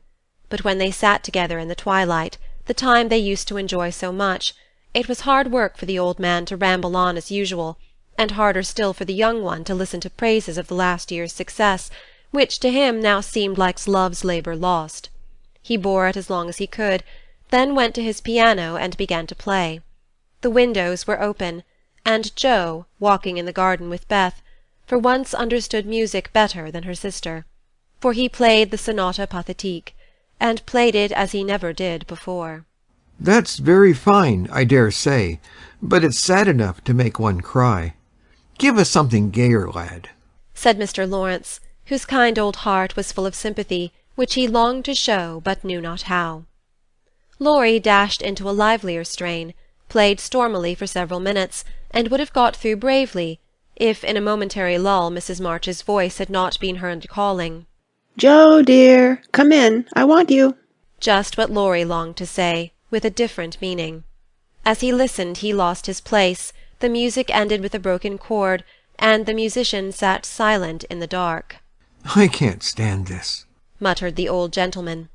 Up he got, groped his way to the piano, laid a kind hand on either of the broad shoulders, and said as gently as a woman, I know, my boy, I know. No answer for an instant. Then Laurie asked abruptly, Who told you? Jo herself. Then there's an end of it. And he shook off his grandfather's hands with an impatient motion, for though grateful for the sympathy, his man's pride could not bear a man's pity. Not quite. I want to say one thing, and then there shall be an end to it, returned Mr. Laurence with unusual mildness. You won't care to stay at home now, perhaps? I don't intend to run away from a girl. Jo can't prevent my seeing her, and I shall stay and do it as long as I like, interrupted Laurie in a defiant tone. Not if you are the gentleman I think you. I'm disappointed, but the girl can't help it, and the only thing left for you to do is to go away for a time. Where will you go? Anywhere. I don't care what becomes of me. And Laurie got up with a reckless laugh that grated on his grandfather's ear. Take it like a man, and don't do anything rash, for God's sake. Why not go abroad, as you planned, and forget it? I can't. But you've been wild to go, and I promised you should when you got through college. But I didn't mean to go alone. And Laurie walked fast through the room with an expression which it was well his grandfather did not see. I don't ask you to go alone. There's someone ready and glad to go with you, anywhere in the world. Who, sir? Stopping to listen. Myself. Laurie came back as quickly as he went, and put out his hand, saying huskily, I'm a selfish brute, but, you know, grandfather... Lord help me, yes, I do know, for I've been through it all before, once in my own young days, and then with your father. Now, my dear boy, just sit quietly down and hear my plan. It's all settled, and can be carried out at once, said Mr. Laurence, keeping hold of the young man, as if fearful that he would break away as his father had done before him. Well, sir, what is it?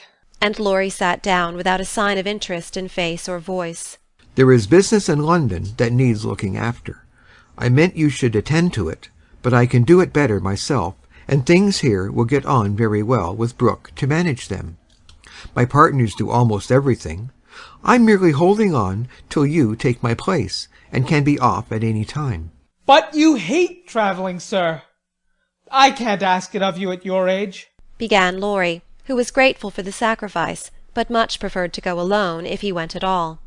The old gentleman knew that perfectly well, and particularly desired to prevent it, for the mood in which he found his grandson assured him that it would not be wise to leave him to his own devices.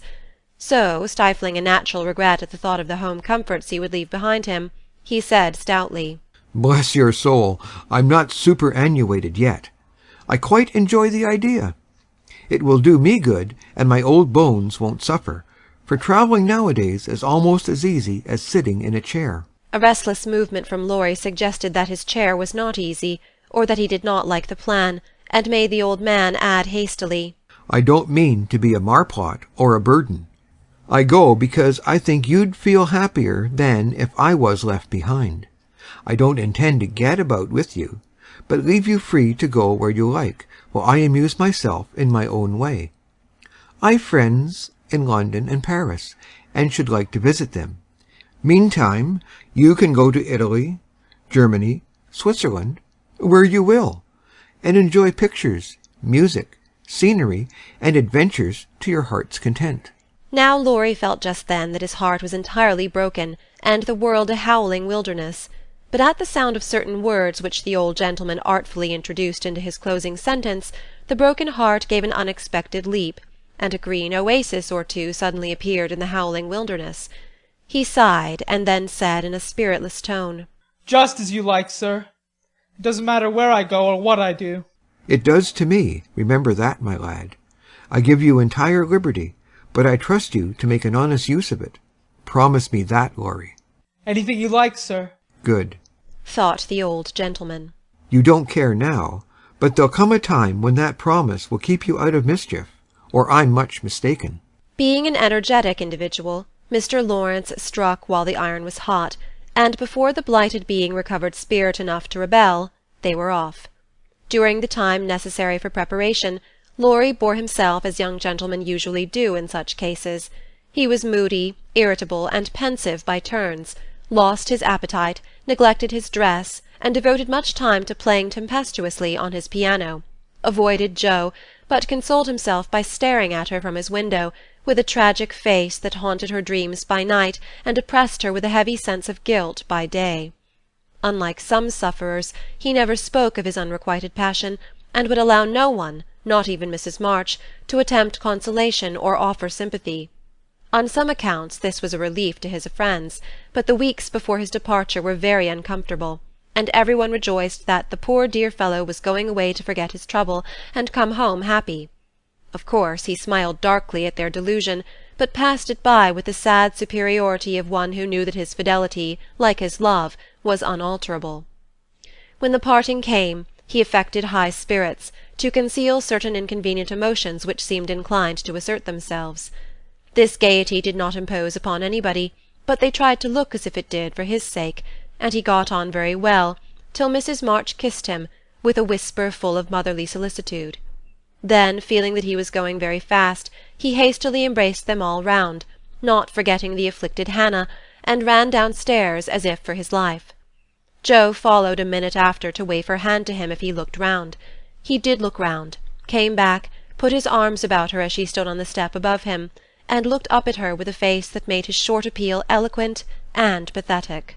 "Oh, Jo, can't you?" "Teddy, dear, I wish I could." That was all, except a little pause. Then Laurie straightened himself up, said, "It's all right. Never mind," and went away without another word. Ah, but it wasn't all right, and Jo did mind, for while the curly head lay on her arm a minute after her hard answer, she felt as if she had stabbed her dearest friend, and when he left her without a look behind him, she knew that the boy Laurie never would come again. Beth's secret. When Jo came home that spring, she had been struck with the change in Beth. No one spoke of it or seemed aware of it, for it had come too gradually to startle those who saw her daily, but to eyes sharpened by absence it was very plain, and a heavy weight fell on Jo's heart as she saw her sister's face. It was no paler and but little thinner than in the autumn, yet there was a strange transparent look about it, as if the mortal was being slowly refined away, and the immortal shining through the frail flesh, with an indescribably pathetic beauty. Jo saw and felt it, but said nothing at the time, and soon the first impression lost much of its power, for Beth seemed happy, no one appeared to doubt that she was better, and presently in other cares Jo for a time forgot her fear. But when Laurie was gone and peace prevailed again, the vague anxiety returned and haunted her. She had confessed her sins and been forgiven, but when she showed her savings and proposed a mountain trip, Beth had thanked her heartily, but begged not to go so far away from home. Another little visit to the seashore would suit her better, and as Grandma could not be prevailed upon to leave the babies, Jo took Beth down to the quiet place, where she could live much in the open air, and let the fresh sea breezes blow a little colour into her pale cheeks. It was not a fashionable place, but even among the pleasant people there the girls made few friends, preferring to live for one another. Beth was too shy to enjoy society, and Jo too wrapped up in her to care for anyone else. So they were all in all to each other, and came and went, quite unconscious of the interest they excited in those about them, who watched with sympathetic eyes the strong sister and the feeble one, always together, as if they felt instinctively that a long separation was not far away.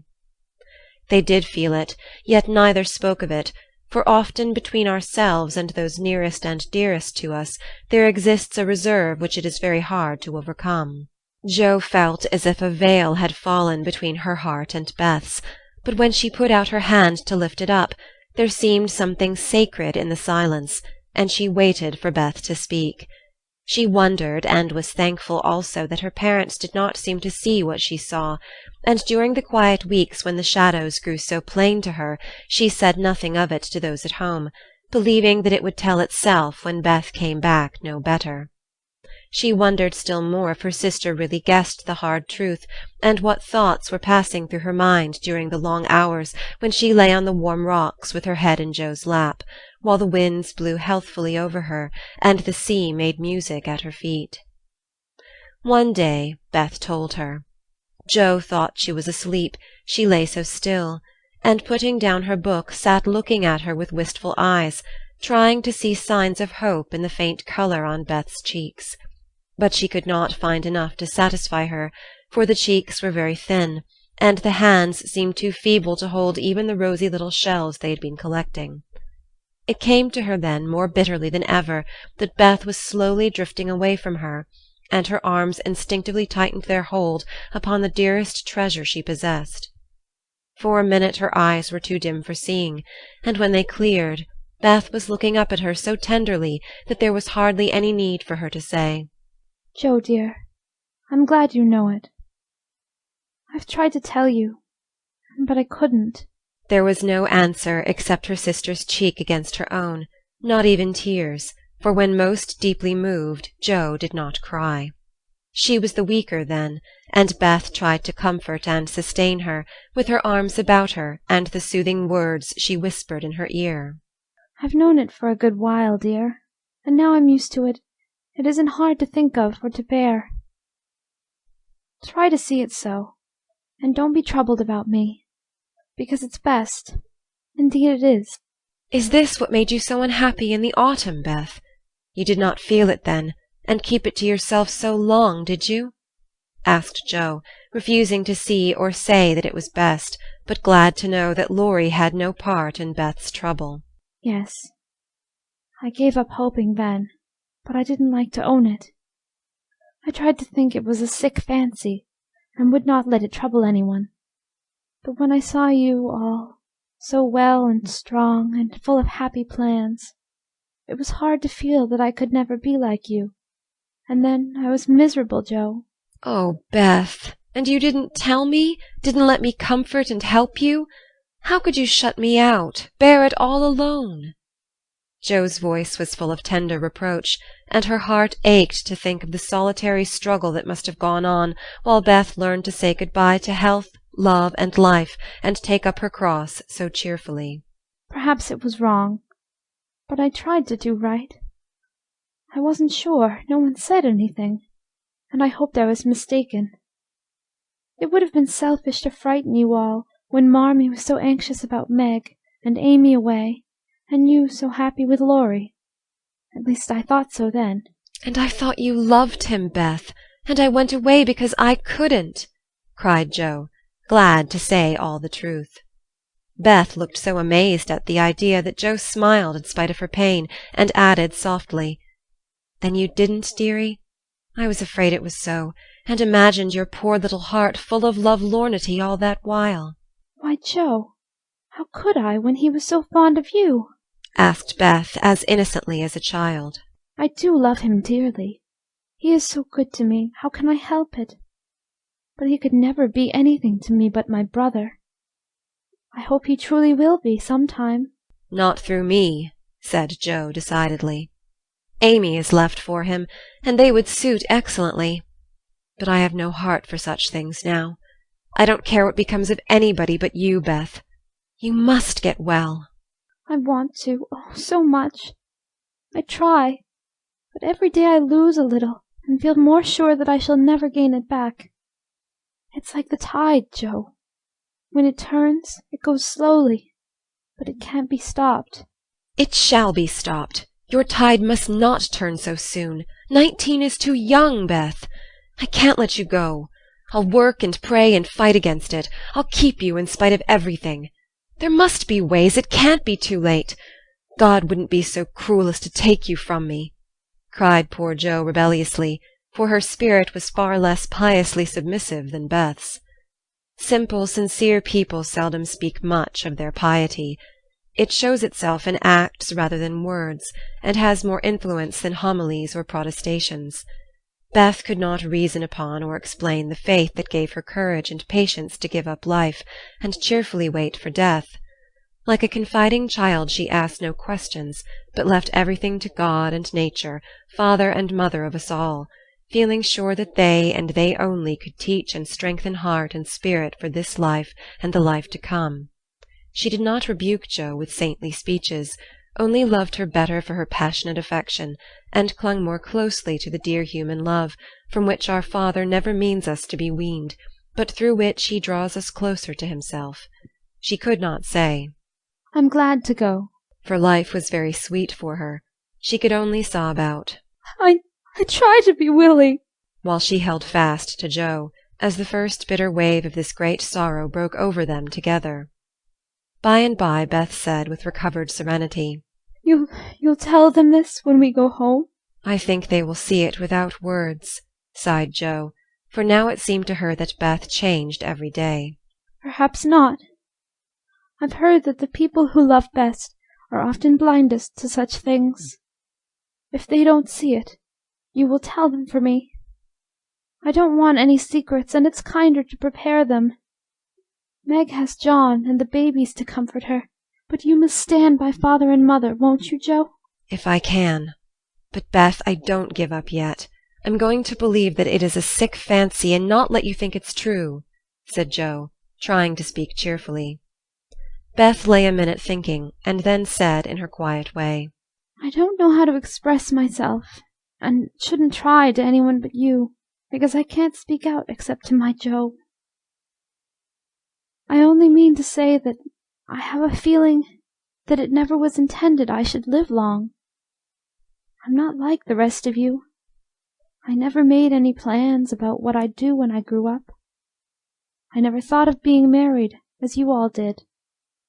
I couldn't seem to imagine myself anything but stupid little Beth, trotting about at home, of no use anywhere but there. I never wanted to go away, and the hard part now is the leaving you all. I'm not afraid, but it seems as if I should be homesick for you even in heaven." Jo could not speak, and for several minutes there was no sound but the sigh of the wind and the lapping of the tide. A white-winged gull flew by with a flash of sunshine on its silvery breast. Beth watched it till it vanished, and her eyes were full of sadness. A little grey-coated sand-bird came tripping over the beach, peeping softly to itself, as if enjoying the sun and sea. It came quite close to Beth, and looked at her with a friendly eye, and sat upon a warm stone, dressing its wet feathers, quite at home. Beth smiled and felt comforted, for the tiny thing seemed to offer its small friendship and remind her that a pleasant world was still to be enjoyed. "Dear little bird! See, Jo, how tame it is. I like Peeps better than the gulls. They're not so wild and handsome, but they seem happy, confiding little things. I used to call them my birds last summer, and Mother said they reminded her of me. Busy, Quaker-colored creatures, always near the shore, and always chirping that contented little song of theirs. You are the gull, Jo, strong and wild, fond of the storm and the wind, flying far out to sea and happy all alone. Meg is the turtle-dove, and Amy is like the lark she writes about, trying to get up among the clouds, but always dropping down into its nest again. Dear little girl! She's so ambitious, but her heart is good and tender, and no matter how high she flies, she never will forget home. I hope I shall see her again, but she seems so far away." "She is coming in the spring, and I mean that you shall be all ready to see and enjoy her. I'm going to have you well and rosy by that time," began Jo, feeling that of all the changes in Beth, the talking change was the greatest, for it seemed to cost no effort now, and she thought aloud in a way quite unlike bashful Beth. "Jo, dear, don't hope any more. It won't do any good. I'm sure of that. We won't be miserable, but enjoy being together while we wait. We'll have happy times, for I don't suffer much, and I think the tide will go out easily if you help me." Jo leaned down to kiss the tranquil face, and with that silent kiss she dedicated herself soul and body to Beth. She was right. There was no need of any words when they got home, for father and mother saw plainly now what they had prayed to be saved from seeing. Tired with her short journey, Beth went at once to bed, saying how glad she was to be home, and when Joe went down she found that she would be spared the hard task of telling Beth's secret. Her father stood leaning his head on the mantelpiece and did not turn as she came in, but her mother stretched out her arms as if for help, and Joe went to comfort her without a word. New Impressions. At 3 o'clock in the afternoon, all the fashionable world at Nice may be seen on the Promenade des Anglais, a charming place, for the wide walk, bordered with palms, flowers, and tropical shrubs, is bounded on one side by the sea, on the other by the grand drive lined with hotels and villas, while beyond lie orange orchards and the hills.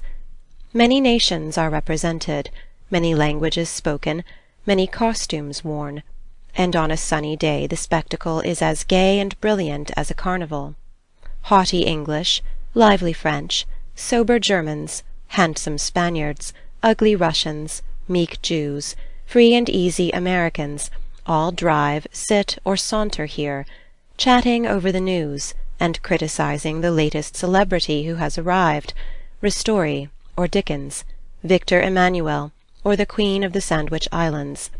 The equipages are as varied as the company, and attract as much attention, especially the low basket barouches in which ladies drive themselves, with a pair of dashing ponies, gay nets to keep their voluminous flounces from overflowing the diminutive vehicles, and little grooms on the perch behind. Along this walk, on Christmas Day, a tall young man walked slowly, with his hands behind him, and a somewhat absent expression of countenance. He looked like an Italian, was dressed like an Englishman, and had the independent air of an American, a combination which caused sundry pairs of feminine eyes to look approvingly after him, and sundry dandies in black velvet suits, with rose-coloured neckties, buff gloves, and orange flowers in their buttonholes, to shrug their shoulders, and then envy him his inches. There were plenty of pretty faces to admire, but the young man took little notice of them, except to glance now and then at some blonde girl in blue.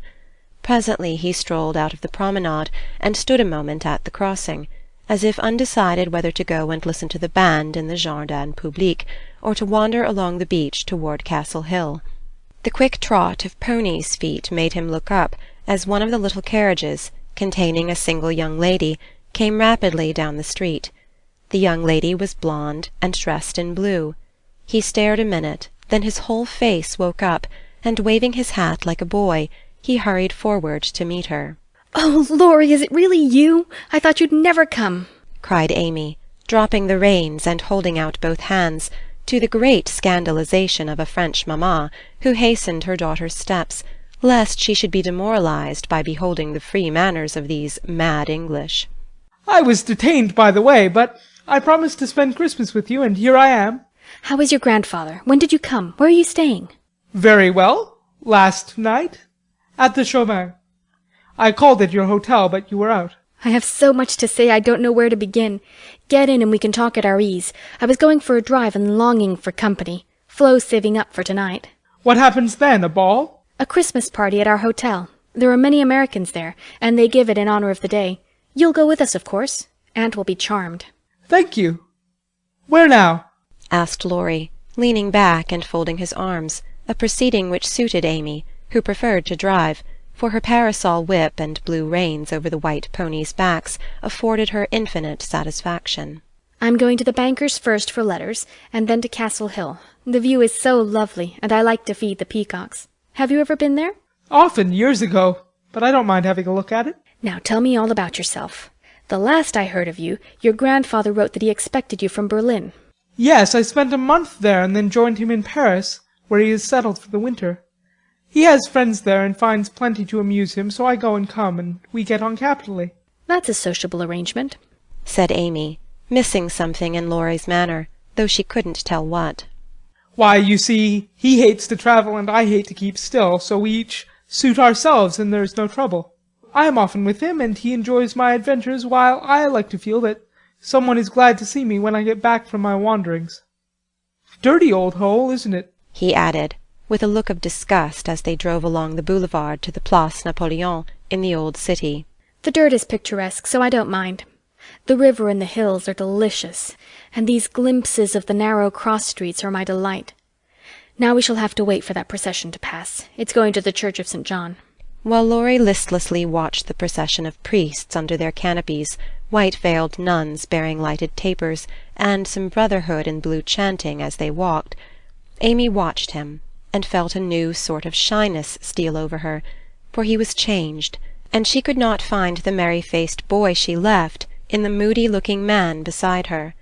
He was handsomer than ever, and greatly improved, she thought, but now that the flush of pleasure at meeting her was over, he looked tired and spiritless, not sick, nor exactly unhappy, but older and graver than a year or two of prosperous life should have made him. She couldn't understand it, and did not venture to ask questions, so she shook her head and touched up her ponies, as the procession wound away across the arches of the Paglioni Bridge and vanished in the church. "Que pensez-vous?" she said, airing her French, which had improved in quantity if not in quality since she came abroad. "That Mademoiselle has made good use of her time, and the result is charming," replied Laurie, bowing with his hand on his heart, and an admiring look. She blushed with pleasure, but somehow the compliment did not satisfy her like the blunt praises he used to give her at home, when he promenaded round her on festival occasions, and told her she was altogether jolly, with a hearty smile and an approving pat on the head. She didn't like the new tone, for though not blasé, it sounded indifferent in spite of the look. "If that's the way he's going to grow up, I wish he'd stay a boy," she thought, with a curious sense of disappointment and discomfort, trying meantime to seem quite easy and gay. At Avigor's she found the precious home letters, and giving the reins to Laurie, read them luxuriously as they wound up the shady road between green hedges, where tea-roses bloomed as freshly as in June. "Beth is very poorly, mother says. I often think I ought to go home, but they all say stay. So I do, for I shall never have another chance like this," said Amy, looking sober over one page. "I think you are right there. You could do nothing at home, and it is a great comfort to them to know that you are well and happy and enjoying so much, my dear." He drew a little nearer, and looked more like his old self as he said that, and the fear that sometimes weighed on Amy's heart was lightened, for the look, the act, the brotherly "my dear," seemed to assure her that if any trouble did come, she would not be alone in a strange land. Presently she laughed, and showed him a small sketch of Jo in her scribbling suit, with the bow rampantly erect upon her cap, and issuing from her mouth the words "Genius burns." Laurie smiled, took it, put it in his vest pocket, "To keep it from blowing away," and listened with interest to the lively letter Amy read him. "This will be a regular Merry Christmas to me, with presents in the morning, you and letters in the afternoon, and a party at night," said Amy, as they alighted among the ruins of the old fort, and a flock of splendid peacocks came trooping about them, tamely waiting to be fed, while Amy stood laughing on the bank above him as she scattered crumbs to the brilliant birds. Laurie looked at her as she had looked at him, with a natural curiosity to see what changes time and absence had wrought. He found nothing to perplex or disappoint, much to admire and approve, for overlooking a few little affectations of speech and manner, she was as sprightly and graceful as ever, with the addition of that indescribable something in dress and bearing which we call elegance. Always mature for her age, she had gained a certain aplomb in both carriage and conversation, which made her seem more a woman of the world than she was, but her old petulance now and then showed itself, her strong will still held its own, and her native frankness was unspoiled by foreign polish. Laurie did not read all this while he watched her feed the peacocks, but he saw enough to satisfy and interest him, and carried away a pretty little picture of a bright-faced girl standing in the sunshine, which brought out the soft hue of her dress, the fresh colour of her cheeks, the golden gloss of her hair, and made her a prominent figure in the pleasant scene. As they came up onto the stone plateau that crowns the hill, Amy waved her hand as if welcoming him to her favourite haunt, and said, pointing here and there, "Do you remember the cathedral and the Corso? The fishermen dragging their nets in the bay, and the lovely road to Villafranca, Schubert's tower just below, and best of all, that speck far out to sea which they say is Corsica." "I remember. It's not much changed," he answered without enthusiasm. What Joe would give for a sight of that famous speck, said Amy, feeling in good spirits and anxious to see him so also. Yes, was all he said, but he turned and strained his eyes to see the island, which a greater usurper than even Napoleon now made interesting in his sight. Take a look at it for her sake, and then come and tell me what you have been doing with yourself all this while, said Amy, seating herself, ready for a good talk. But she did not get it, for though he joined her and answered all her questions freely, she could only learn that he had roved about the continent and been to Greece. So after idling away an hour, they drove home again, and having paid his respects to Mrs. Carroll, Laurie left them, promising to return in the evening. It must be recorded of Amy that she deliberately prinked that night. Time and absence had done its work on both the young people. She had seen her old friend in a new light, not as our boy, but as a handsome and agreeable man, and she was conscious of a very natural desire to find favour in his sight. Amy knew her good points and made the most of them with the taste and skill which is a fortune to a poor and pretty woman. Tarleton and tulle were cheap at Nice, so she enveloped herself in them on such occasions, and following the sensible English fashion of simple dress for young girls, got up charming little toilettes with fresh flowers, a few trinkets, and all manner of dainty devices, which were both inexpensive and effective. It must be confessed that the artist sometimes got possession of the woman, and indulged in antique coiffure, statuesque attitudes, and classic draperies. But, dear heart, we all have our little weaknesses, and find it easy to pardon such in the young, who satisfy our eyes with their comeliness, and keep our hearts merry with their artless vanities. I do want him to think I look well, and tell them so at home, said Amy to herself, as she put on Flo's old white silk ball-dress, and covered it with a cloud of fresh illusion, out of which her white shoulders and golden head emerged with a most artistic effect. Her hair she had the sense to let alone, after gathering up the thick waves and curls into a Hebe-like knot at the back of her head. It's not the fashion, but it's becoming, and I can't afford to make a fright of myself, she used to say, when advised to frizzle, puff, or braid as the latest style commanded. Having no ornaments fine enough for this important occasion, Amy looped her fleecy skirts with rosy clusters of azalea, and framed the white shoulders in delicate green vines. Remembering the painted boots, she surveyed her white satin slippers with girlish satisfaction, and chasséed down the room, admiring her aristocratic feet all by herself. My new fan just matches my flowers, my gloves fit to a charm, and the real lace on Aunt's mouchoir gives an air to my whole dress. If I only had a classical nose and mouth, I should be perfectly happy, she said, surveying herself with a critical eye and a candle in each hand. In spite of this affliction, she looked unusually gay and graceful as she glided away. She seldom ran. It did not suit her style, she thought, for being tall, the stately and Juno-esque was more appropriate than the sportive or piquant. She walked up and down the long saloon while waiting for Laurie, and once arranged herself under the chandelier, which had a good effect upon her hair. Then she thought better of it, and went away to the other end of the room, as if ashamed of the girlish desire to have the first view a propitious one. It so happened that she could not have done a better thing, for Laurie came in so quietly she did not hear him, and as she stood at the distant window, with her head half turned and one hand gathering up her dress, the slender white figure against the red curtains was as effective as a well-placed statue. "Good evening, Diana," said Laurie, with the look of satisfaction she liked to see in his eyes when they rested on her. "Good evening, Apollo," she answered, smiling back at him, for he too looked unusually debonair, and the thought of entering the ball-room on the arm of such a personable man caused Amy to pity the 4 plain Mrs. Davis from the bottom of her heart. "Here are your flowers. I arranged them myself, remembering that you didn't like what Hannah calls a sot bouquet," said Laurie, handing her a delicate nosegay in a holder that she had long coveted as she daily passed it in Cardelia's window. "How kind you are," she exclaimed gratefully. "If I'd known you were coming, I'd have had something ready for you today, though not as pretty as this, I'm afraid." "Thank you. It isn't what it should be, but you have improved it," he added, as she snapped the silver bracelet on her wrist. "Please don't." "I thought you liked that sort of thing." Not from you. It doesn't sound natural, and I like your old bluntness better. I'm glad of it, he answered with a look of relief, then buttoned her gloves for her, asked if his tie was straight, just as he used to do when they went to parties together at home. The company assembled in the long salle à manger that evening was such as one sees nowhere but on the Continent.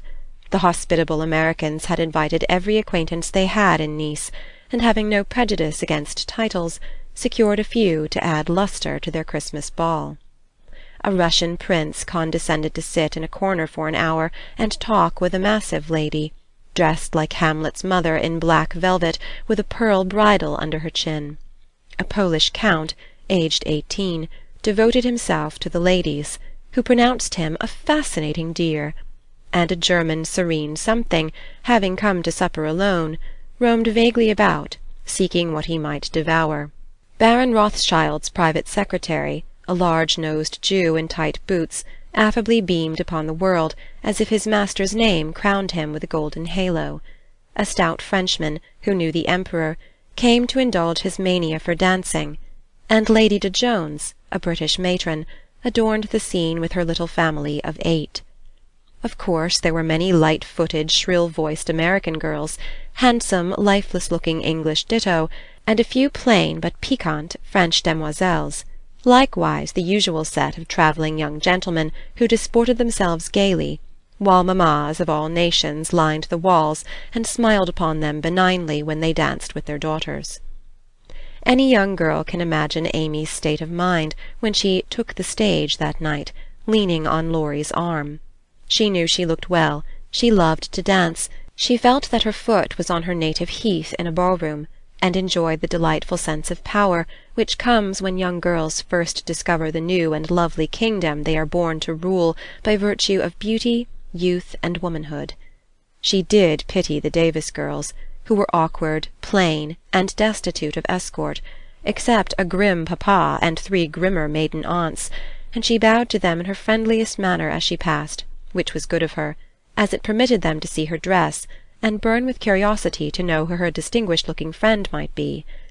With the first burst of the band, Amy's colour rose, her eyes began to sparkle, and her feet to tap the floor impatiently, for she danced well and wanted Laurie to know it. Therefore the shock she received can better be imagined than described, when he said in a perfectly tranquil tone, "Do you care to dance?" One usually does at a ball. Her amazed look and quick answer caused Laurie to repair his error as fast as possible. "I meant the first dance. May I have the honour?" I can give you one if I put off the Count. He dances divinely, but he will excuse me as you are an old friend," said Amy, hoping that the name would have a good effect, and show Laurie that she was not to be trifled with. "Nice little boy, but rather a short pole to support. A daughter of the gods, divinely tall and most divinely fair," was all the satisfaction she got, however. The set in which they found themselves was composed of English, and Amy was compelled to walk decorously through a cotillion, feeling all the while as if she could dance the tarantella with relish. Laurie resigned her to the nice little boy, and went to do his duty to Flo, without securing Amy for the joys to come, which reprehensible want of forethought was properly punished, for she immediately engaged herself till supper, meaning to relent if he then gave any signs of penitence. She showed him her ball-book with demure satisfaction when he strolled instead of rushed up to claim her for the next, a glorious polka redowa. But his polite regrets didn't impose upon her, and when she galloped away with the Count, she saw Laurie sit down by her aunt with an actual expression of relief. That was unpardonable, and Amy took no more notice of him for a long while, except a word now and then when she came to her chaperone between the dances for a necessary pin or a moment's rest. Her anger had a good effect, however, for she hid it under a smiling face, and seemed unusually blithe and brilliant. Laurie's eyes followed her with pleasure, for she neither romped nor sauntered, but danced with spirit and grace, making the delightsome pastime what it should be. He very naturally fell to studying her from this new point of view, and before the evening was half over, had decided that little Amy was going to make a very charming woman. It was a lively scene, for soon the spirit of the social season took possession of every one, and Christmas merriment made all faces shine, hearts happy, and heels light. The musicians fiddled, tooted, and banged as if they enjoyed it, Everybody danced who could, and those who couldn't admired their neighbours with uncommon warmth. The air was dark with Davises, and many Joneses gambolled like a flock of young giraffes. The golden secretary darted through the room like a meteor with a dashing Frenchwoman who carpeted the floor with her pink satin train. The serene Teuton found the supper-table and was happy, eating steadily through the bill of fare, and dismayed the garçons by the ravages he committed. But the Emperor's friend covered himself with glory, for he danced everything, whether he knew it or not, and introduced impromptu pirouettes when the figures bewildered him. The boyish abandon of that stout man was charming to behold, for though he carried weight, he danced like an india-rubber ball. He ran, he flew, he pranced, his face glowed, his bald head shone, his coat-tails waved wildly, his pumps actually twinkled in the air, and when the music stopped he wiped the drops from his brow, and beamed upon his fellow-men like a French Pickwick without glasses. Amy and her Pole distinguished themselves by equal enthusiasm but more graceful agility, and Laurie found himself involuntarily keeping time to the rhythmic rise and fall of the white slippers, as they flew by as indefatigably as if winged. When little Vladimir finally relinquished her, with assurances that he was desolated to leave so early, she was ready to rest, and see how her recreant knight had borne his punishment. It had been successful, for at 23 blighted affections find a balm in friendly society, and young nerves will thrill, young blood dance, and healthy young spirits rise, when subjected to the enchantment of beauty, light, music, and motion. Laurie had a waked-up look as he rose to give her his seat, and when he hurried away to bring her some supper, she said to herself, with a satisfied smile, I thought that would do him good. You look like Balzac's femme peinte par elle-même, he said, as he fanned her with one hand and held her coffee-cup in the other. My rouge won't come off. And Amy rubbed her brilliant cheek, and showed him her white glove with a sober simplicity that made him laugh outright. What do you call this stuff? He asked, touching a fold of her dress that had blown over his knee. Illusion. Good name for it. It's very pretty. New thing, isn't it? It's as old as the hills. You have seen it on dozens of girls, and you never found out that it was pretty till now? Stupide. I never saw it on you before, which accounts for the mistake, you see. None of that. It is forbidden. I'd rather take coffee than compliments just now. No, don't lounge. It makes me nervous. Laurie sat bolt upright, and meekly took her empty plate, feeling an odd sort of pleasure in having little Amy order him about, for she had lost her shyness now, and felt an irresistible desire to trample on him, as girls have a delightful way of doing when lords of creation show any signs of subjection. Where did you learn all this sort of thing? He asked with a quizzical look. As this sort of thing is rather a vague expression, would you kindly explain? Returned Amy, knowing perfectly well what he meant, but wickedly leaving him to describe what is indescribable. Well, the general air, the style, the self-possession, the illusion, you know, laughed Laurie, breaking down and helping himself out of his quandary with the new word. Amy was gratified, but of course didn't show it, and demurely answered, Foreign life polishes one in spite of oneself. I study as well as play. And as for this, with a little gesture toward her dress, why, tulle is cheap, posies to be had for nothing, and I am used to making the most of my poor little things. Amy rather regretted that last sentence, fearing it wasn't in good taste, but Laurie liked her better for it, and found himself both admiring and respecting the brave patience that made the most of opportunity, and the cheerful spirit that covered poverty with flowers. Amy did not know why he looked at her so kindly, nor why he filled up her book with his own name, and devoted himself to her for the rest of the evening in the most delightful manner, but the impulse that wrought this agreeable change was the result of one of the new impressions which both of them were unconsciously giving and receiving. On the shelf. In France the young girls have a dull time of it till they are married, when Vive la liberté becomes their motto. In America, as everyone knows, girls early sign the Declaration of Independence, and enjoy their freedom with republican zest, but the young matrons usually abdicate with the first heir to the throne, and go into a seclusion almost as close as a French nunnery, though by no means as quiet.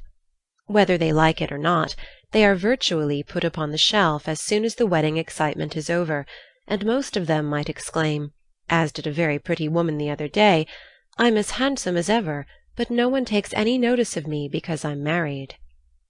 Not being a belle, or even a fashionable lady, Meg did not experience this affliction till her babies were a year old, for in her little world primitive customs prevailed, and she found herself more admired and beloved than ever.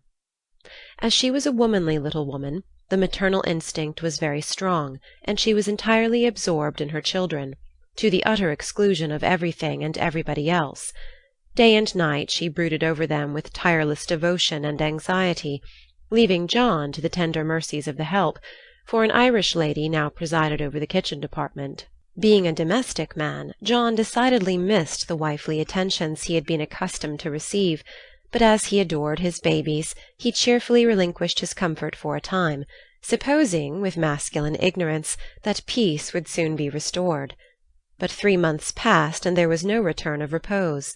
Meg looked worn and nervous, the babies absorbed every minute of her time, the house was neglected, and Kitty, the cook, who took life "aisy," kept him on short commons.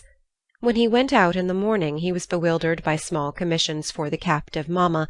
If he came gaily in at night, eager to embrace his family, he was quenched by a "Hush! They are just asleep after worrying all day."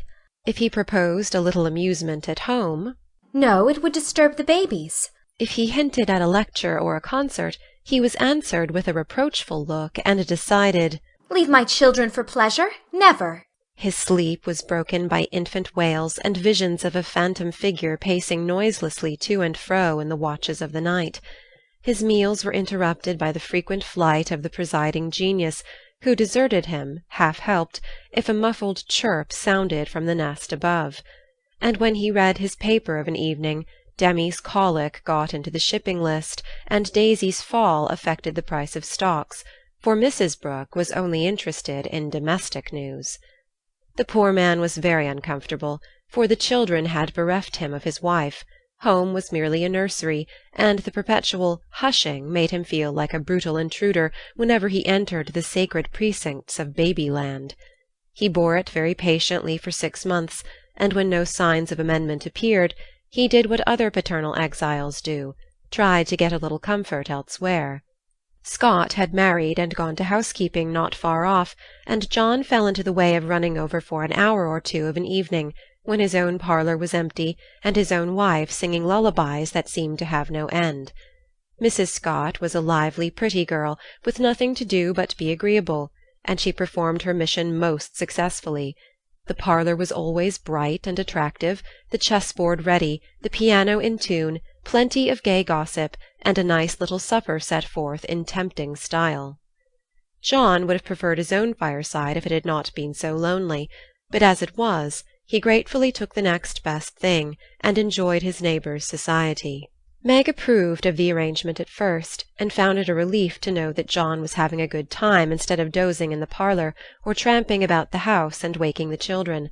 But by and by, when the teething worry was over and the idols went to sleep at proper hours, leaving mamma time to rest, she began to miss John, and find her work-basket dull company when he was not sitting opposite in his old dressing-gown, comfortably scorching his slippers on the fender.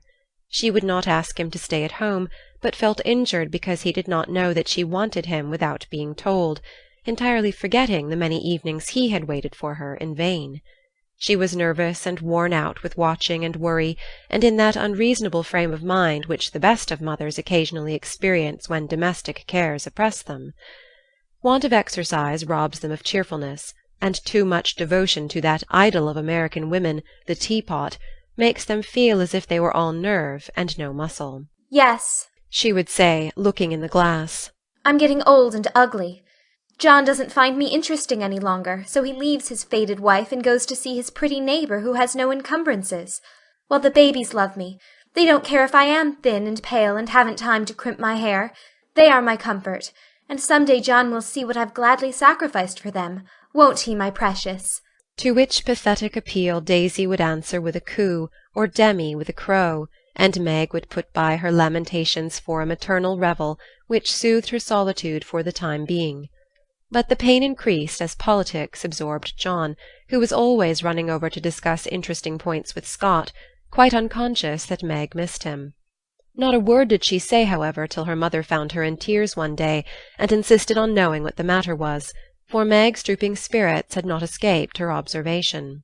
I wouldn't tell anyone except you, Mother, but I really do need advice, for if John goes on much longer I might as well be widowed, replied Mrs. Brooke, drying her tears on Daisy's bib with an injured air. Goes on how, my dear? asked her mother anxiously. He's away all day, and at night when I want to see him he is continually going over to the Scots. It isn't fair that I should have the hardest work and never any amusement.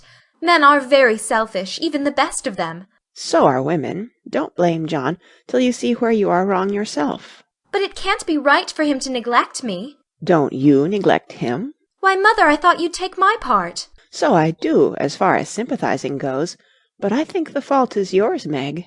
I don't see how. Let me show you. Did John ever neglect you, as you call it, while you made it a point to give him your society of an evening, his only leisure time? No, but I can't do it now with 2 babies to tend. I think you could, dear, and I think you ought. May I speak quite freely, and will you remember that it's Mother who blames as well as Mother who sympathizes? Indeed I will. Speak to me as if I were little Meg again. I often feel as if I needed teaching more than ever, since these babies look to me for everything. Meg drew her low chair beside her mother's, and with a little interruption in either lap, the 2 women rocked and talked lovingly together, feeling that the tie of motherhood made them more one than ever. You have only made the mistake that most young wives make, forgotten your duty to your husband in your love for your children. A very natural and forgivable mistake, Meg, but one that had better be remedied before you take to different ways, for children should draw you nearer than ever, not separate you, as if they were all yours, and John had nothing to do but support them. I've seen it for some weeks, but have not spoken, feeling sure it would come right in time. I'm afraid it won't.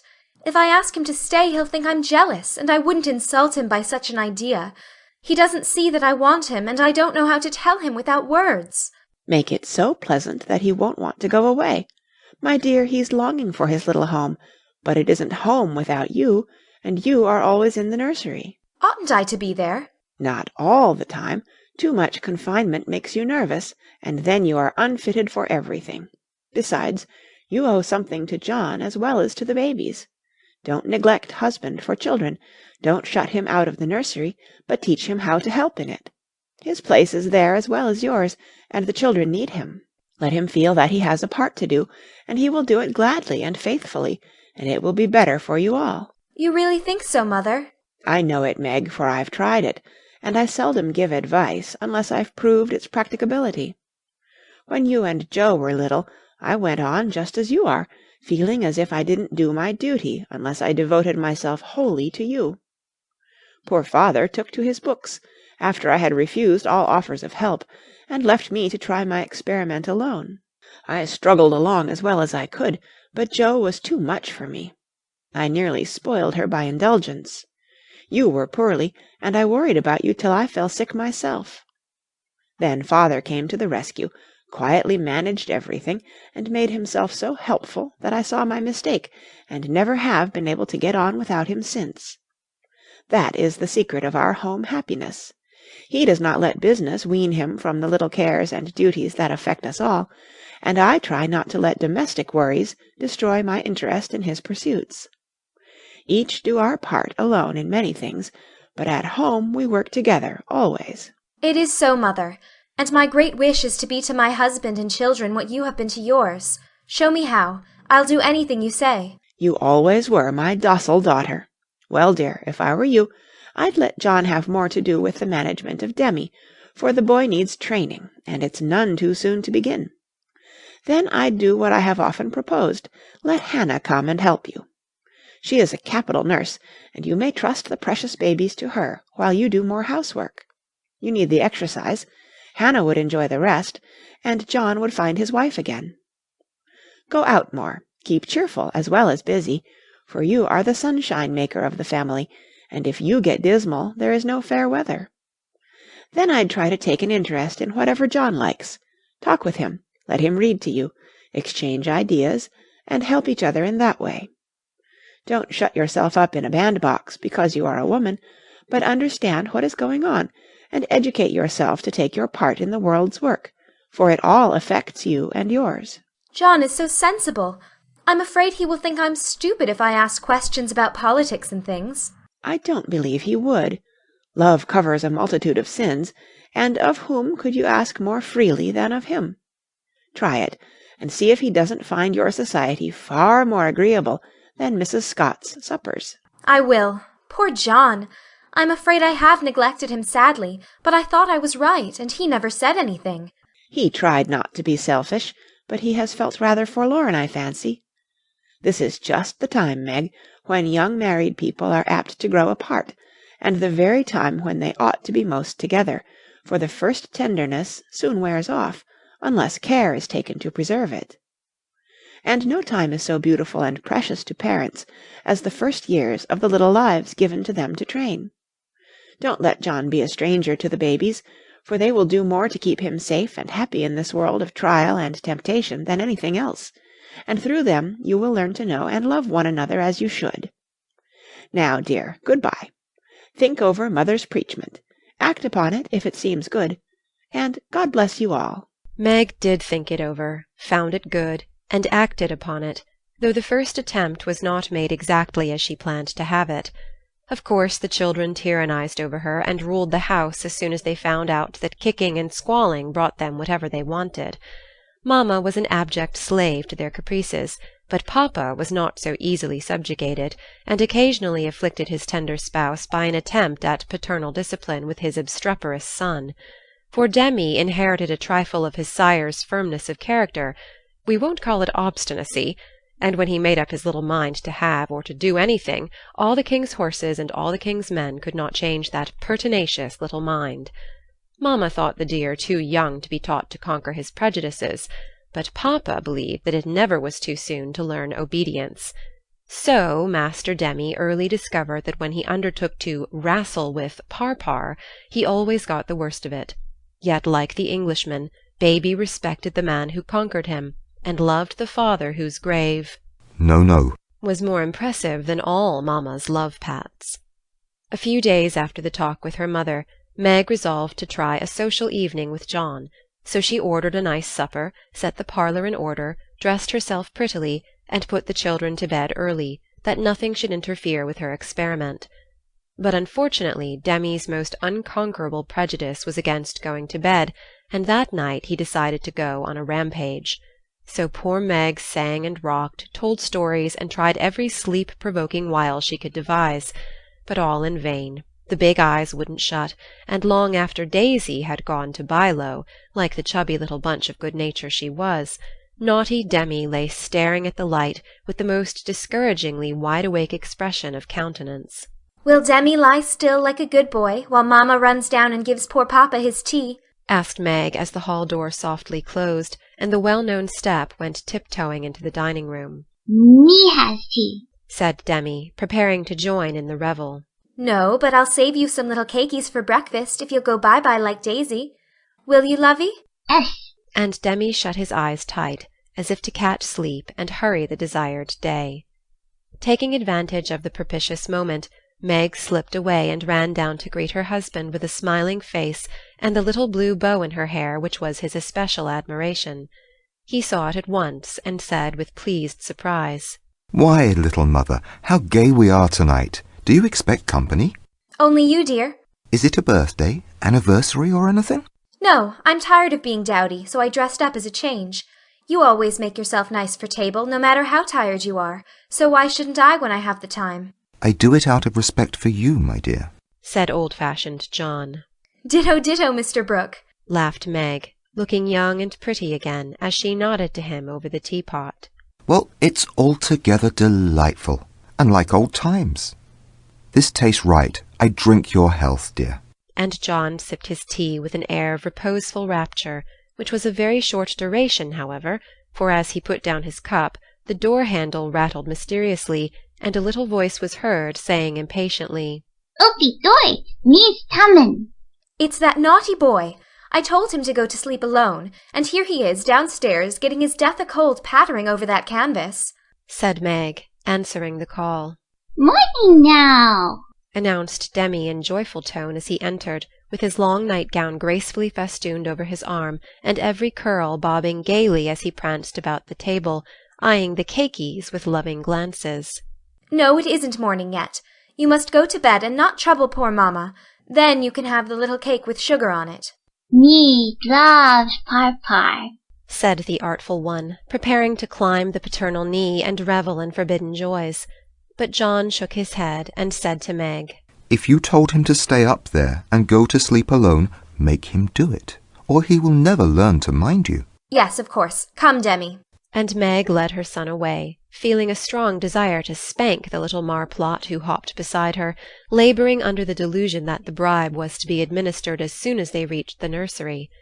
Nor was he disappointed, for that short-sighted woman actually gave him a lump of sugar, tucked him into his bed, and forbade any more promenades till morning. Yes, said Demi the perjured, blissfully sucking his sugar, and regarding his first attempt as eminently successful. Meg returned to her place, and supper was progressing pleasantly, when the little ghost walked again, and exposed the maternal delinquencies by boldly demanding, More sugar, Marmee. Now this won't do, said John, hardening his heart against the engaging little sinner. We shall never know any peace till that child learns to go to bed properly. You have made a slave of yourself long enough. Give him one lesson, and then there will be an end of it. Put him to bed and leave him, Meg. He won't stay there. He never does unless I sit by him. I'll manage him. Demi, go upstairs and get into your bed, as Mamma bids you. Sit, replied the young rebel, helping himself to the coveted cakey, and beginning to eat the same with calm audacity. You must never say that to Papa. I shall carry you if you don't go yourself. Go away. Me don't love Parpar. And Demi retired to his mother's skirts for protection. But even that refuge proved unavailing, for he was delivered over to the enemy, with a Be gentle with him, John, which struck the culprit with dismay, for when Mamma deserted him, then the judgment day was at hand. Bereft of his cake, defrauded of his frolic, and borne away by a strong hand to that detested bed, poor Demi could not restrain his wrath, but openly defied Papa, and kicked and screamed lustily all the way upstairs. The minute he was put into bed on one side, he rolled out on the other, and made for the door, only to be ignominiously caught up by the tail of his little toga and put back again, which lively performance was kept up till the young man's strength gave out, when he devoted himself to roaring at the top of his voice. This vocal exercise usually conquered Meg, but John sat as unmoved as the post which is popularly believed to be deaf. No coaxing, no sugar, no lullaby, no story, even the light was put out, and only the red glow of the fire enlivened the big dark, which Demi regarded with curiosity rather than fear. This new order of things disgusted him, and he howled dismally for Marmar, as his angry passion subsided, and recollections of his tender bondwoman returned to the captive autocrat. The plaintive wail which succeeded the passionate roar went to Meg's heart, and she ran up to say beseechingly, Let me stay with him. He'll be good now, John. No, my dear. I've told him he must go to sleep as you bid him, and he must, if I stay here all night. But he'll cry himself sick, pleaded Meg, reproaching herself for deserting her boy. No, he won't. He's so tired he will soon drop off, and then the matter is settled, for he will understand that he has got to mind. Don't interfere. I'll manage him. He's my child, and I can't have his spirit broken by harshness. He's my child, and I won't have his temper spoiled by indulgence. Go down, my dear, and leave the boy to me. When John spoke in that masterful tone, Meg always obeyed, and never regretted her docility. Please let me kiss him once, John. Certainly, Demi. Say good night to Mamma, and let her go and rest, for she is very tired with taking care of you all day. Meg always insisted upon it that the kiss won the victory, for after it was given, Demi sobbed more quietly, and lay quite still at the bottom of the bed, whither he had wriggled in his anguish of mind. Poor little man, he's worn out with sleep and crying. I'll cover him up, and then go and set Meg's heart at rest, thought John, creeping to the bedside, hoping to find his rebellious heir asleep. But he wasn't, for the moment his father peeped at him, Demi's eyes opened, his little chin began to quiver, and he put up his arms, saying with a penitent hiccup, Me stood now, Sitting on the stairs outside, Meg wondered at the long silence which followed the uproar, and after imagining all sorts of impossible accidents, she slipped into the room to set her fears at rest. Demi lay fast asleep, not in his usual spread-eagle attitude, but in a subdued bunch, cuddled close in the circle of his father's arm and holding his father's finger, as if he felt that justice was tempered with mercy and had gone to sleep a sadder and wiser baby.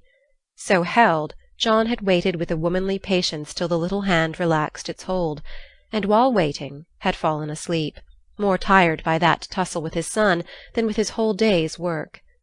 As Meg stood watching the two faces on the pillow, she smiled to herself, and then slipped away again, saying in a satisfied tone, I never need fear that John will be too harsh with my babies. He does know how to manage them, and will be a great help, for Demi is getting too much for me. When John came down at last, expecting to find a pensive or reproachful wife, he was agreeably surprised to find Meg placidly trimming a bonnet, and to be greeted with the request to read something about the election, if he was not too tired. John saw in a minute that a revolution of some kind was going on, but wisely asked no questions, knowing that Meg was such a transparent little person she couldn't keep a secret to save her life, and therefore the clue would soon appear. He read a long debate with the most amiable readiness, and then explained it in his most lucid manner, while Meg tried to look deeply interested, to ask intelligent questions, and keep her thoughts from wandering from the state of the nation to the state of her bonnet. In her secret soul, however, she decided that politics were as bad as mathematics, and that the mission of politicians seemed to be calling each other names. But she kept these feminine ideas to herself, and when John paused, shook her head and said with what she thought diplomatic ambiguity, Well, I really don't see what we are coming to. John laughed and watched her for a moment, as she poised a pretty little preparation of lace and flowers on her hand, and regarded it with the genuine interest which his harangue had failed to waken. She is trying to like politics for my sake, so I'll try and like millinery for hers. That's only fair, thought John the Just, adding aloud, That's very pretty. Is it what you call a breakfast cap? My dear man, it's a bonnet. My very best go-to-concert and theatre bonnet. I beg your pardon. It was so small I naturally mistook it for one of the flyaway things you sometimes wear. How do you keep it on? These bits of lace are fastened under the chin with a rosebud, so. And Meg illustrated by putting on the bonnet and regarding him with an air of calm satisfaction that was irresistible. It's a love of a bonnet, but I prefer the face inside, for it looks young and happy again. And John kissed the smiling face, to the great detriment of the rosebud under the chin. I'm glad you like it, for I want you to take me to one of the new concerts some night. I really need some music to put me in tune. Will you, please? Of course I will, with all my heart, or anywhere else you like. You have been shut up so long, it will do you no end of good, and I shall enjoy it, of all things. What put it into your head, little mother? Well, I had a talk with Marmee the other day, and told her how nervous and cross and out of sorts I felt, and she said I needed change and less care. So Hannah is to help me with the children, and I'm to see to things about the house more, and now and then have a little fun, just to keep me from getting to be a fidgety, broken-down old woman before my time. It's only an experiment, John, and I want to try it for your sake as much as for mine, because I've neglected you shamefully lately, and I'm going to make home what it used to be, if I can. You don't object, I hope? Never mind what John said, or what a very narrow escape the little bonnet had from utter ruin. All that we have any business to know is that John did not appear to object, judging from the changes which gradually took place in the house and its inmates. It was not all paradise by any means, but every one was better for the division of labour system. The children throve under the paternal rule, for accurate, steadfast John brought order and obedience into babydom, while Meg recovered her spirits and composed her nerves by plenty of wholesome exercise, a little pleasure, and much confidential conversation with her sensible husband. Home grew homelike again, and John had no wish to leave it, unless he took Meg with him. The Scotts came to the Brooks now, and every one found the little house a cheerful place, full of happiness, content, and family love. Even Sally Moffatt liked to go there. It is always so quiet and pleasant here. It does me good, Meg, she used to say, looking about her with wistful eyes, as if trying to discover the charm that she might use it in her great house, full of splendid loneliness, for there were no riotous, sunny-faced babies there, and Ned lived in a world of his own, where there was no place for her. This household happiness did not come all at once, but John and Meg had found the key to it, and each year of married life taught them how to use it, unlocking the treasures of real home love and mutual helpfulness, which the poorest may possess and the richest cannot buy.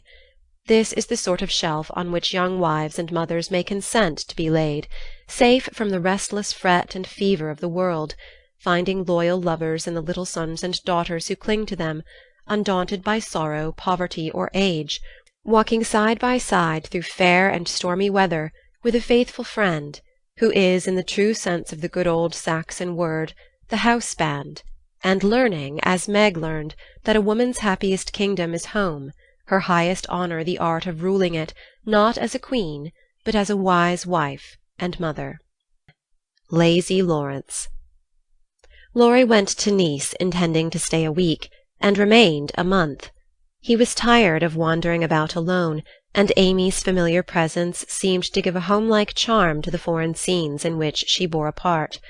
He rather missed the petting he used to receive, and enjoyed a taste of it again, for no attentions, however flattering from strangers, were half so pleasant as the sisterly adoration of the girls at home. Amy would never pet him like the others, but she was very glad to see him now, and quite clung to him, feeling that he was the representative of the dear family for whom she longed more than she would confess. They naturally took comfort in each other's society, and were much together, riding, walking, dancing, or dawdling, for at Nice no one can be very industrious during the gay season. But while apparently amusing themselves in the most careless fashion, they were half-consciously making discoveries and forming opinions about each other. Amy rose daily in the estimation of her friend, but he sank in hers, and each felt the truth before a word was spoken. Amy tried to please, and succeeded, for she was grateful for the many pleasures he gave her, and repaid him with the little services to which womanly women know how to lend an indescribable charm. Laurie made no effort of any kind, but just let him drift along as comfortably as possible, trying to forget, and feeling that all women owed him a kind word because one had been cold to him. It cost him no effort to be generous, and he would have given Amy all the trinkets in Nice if she would have taken them, but at the same time he felt that he could not change the opinion she was forming of him, and he rather dreaded the keen blue eyes that seemed to watch him with such half-sorrowful, half-scornful surprise. All the rest have gone to Monaco for the day. I preferred to stay at home and write letters. They're done now, and I'm going to Valrosa to sketch. Will you come? Said Amy as she joined Laurie one lovely day when he lounged in as usual about noon. Well, yes, but isn't it rather warm for such a long walk? He answered slowly, for the shaded salon looked inviting after the glare without.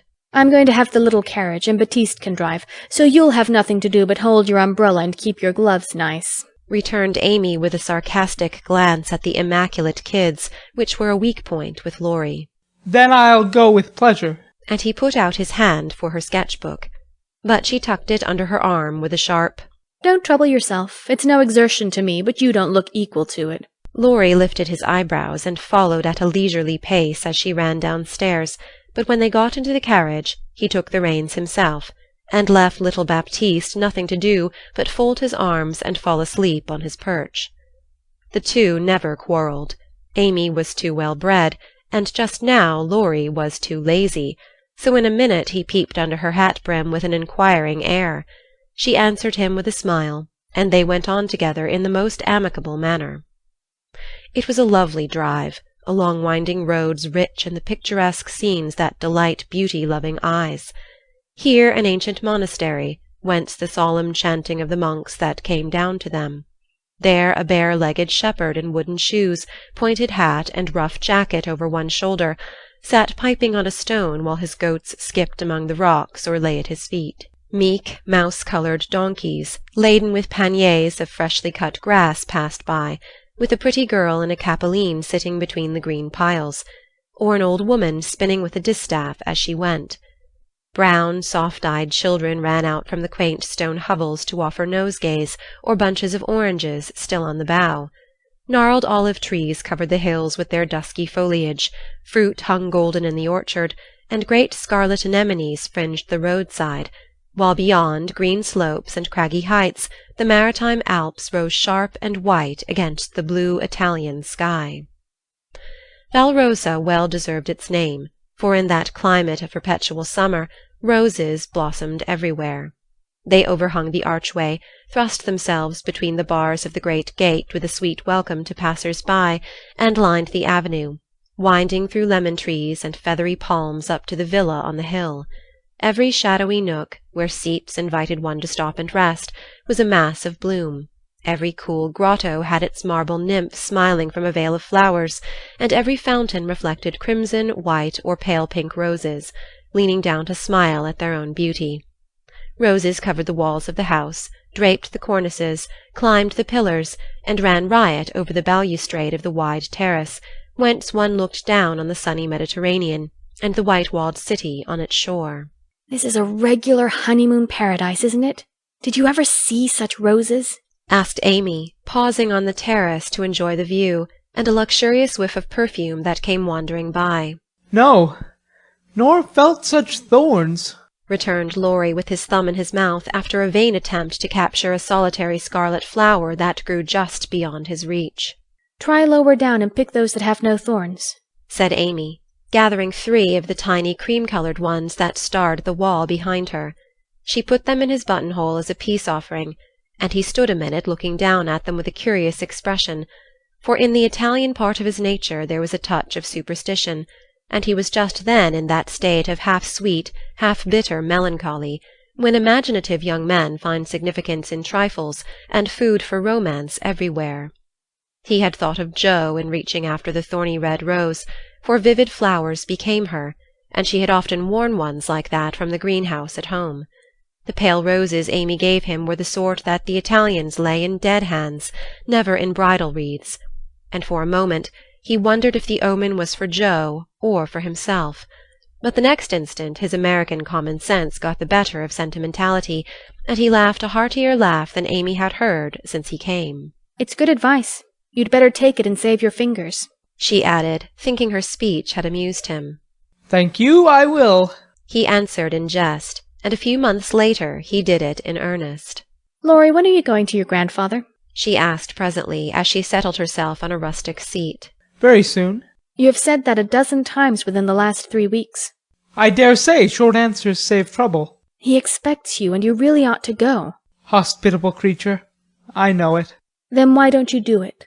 Natural depravity, I suppose. Natural indolence, you mean. It's really dreadful. And Amy looked severe. Not so bad as it seems, for I should only plague him if I went. So I might as well stay and plague you a little longer. You can bear it better. In fact, I think it agrees with you excellently. And Laurie composed himself for a lounge on the broad ledge of the balustrade. Amy shook her head and opened her sketch-book with an air of resignation, but she had made up her mind to lecture that boy, and in a minute she began again. What are you doing just now? Watching lizards? No. I mean, what do you intend and wish to do? Smoke a cigarette, if you'll allow me. How provoking you are. I don't approve of cigars, and I will only allow it on condition that you let me put you into my sketch. I need a figure. With all the pleasure in life. How will you have me? Full length or 3/4? On my head or my heels? I should respectfully suggest a recumbent posture. Then put yourself in also and call it dolce far niente. Stay as you are and go to sleep if you like. I intend to work hard, said Amy in her most energetic tone. What delightful enthusiasm! And he leaned against a tall urn with an air of entire satisfaction. What would Jo say if she saw you now? Asked Amy impatiently, hoping to stir him up by the mention of her still more energetic sister's name. As usual, go away, Teddy, I'm busy. He laughed as he spoke, but the laugh was not natural, and a shade passed over his face, for the utterance of the familiar name touched the wound that was not healed yet.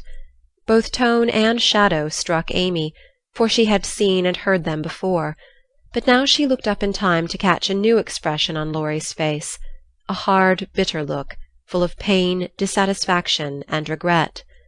It was gone before she could study it, and the listless expression back again. She watched him for a moment with artistic pleasure, thinking how like an Italian he looked, as he lay basking in the sun with uncovered head and eyes full of southern dreaminess, for he seemed to have forgotten her and fallen into a reverie. "You look like the effigy of a young knight asleep on his tomb," she said, carefully tracing the well-cut profile defined against the dark stone. "Wish I was." "That's a foolish wish, unless you have spoiled your life. You're so changed, I sometimes think—" There Amy stopped, with a half-timid, half-wistful look, more significant than her unfinished speech. Laurie saw and understood the affectionate anxiety which she hesitated to express, and looked straight into her eyes, said, just as he used to say it to her mother, "It's all right, ma'am." That satisfied her, and set at rest the doubts that had begun to worry her lately.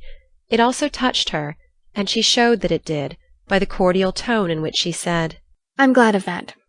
I didn't think you'd been a very bad boy, but I fancied you might have wasted money at that wicked Baden-Baden, lost your heart to some charming Frenchwoman with a husband, or got into some of the scrapes that young men seem to consider a necessary part of a foreign tour. Don't stay out there in the sun. Come and lie on the grass here, and let us be friendly, as Joe used to say when we got in the sofa corner and told secrets."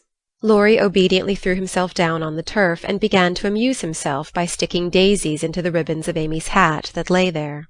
"I'm all ready for the secrets." And he glanced up with a decided expression of interest in his eyes. "I've none to tell. You may begin." "Haven't one to bless myself with. I thought perhaps you'd had some news from home." "You have heard all that has come lately. Don't you hear often? I fancied Joe would send you volumes."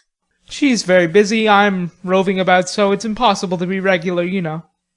When do you begin your great work of art, Raphaella?" he asked, changing the subject abruptly after another pause, in which he had been wondering if Amy knew his secret and wanted to talk about it. "Never," she answered, with a despondent but decided air.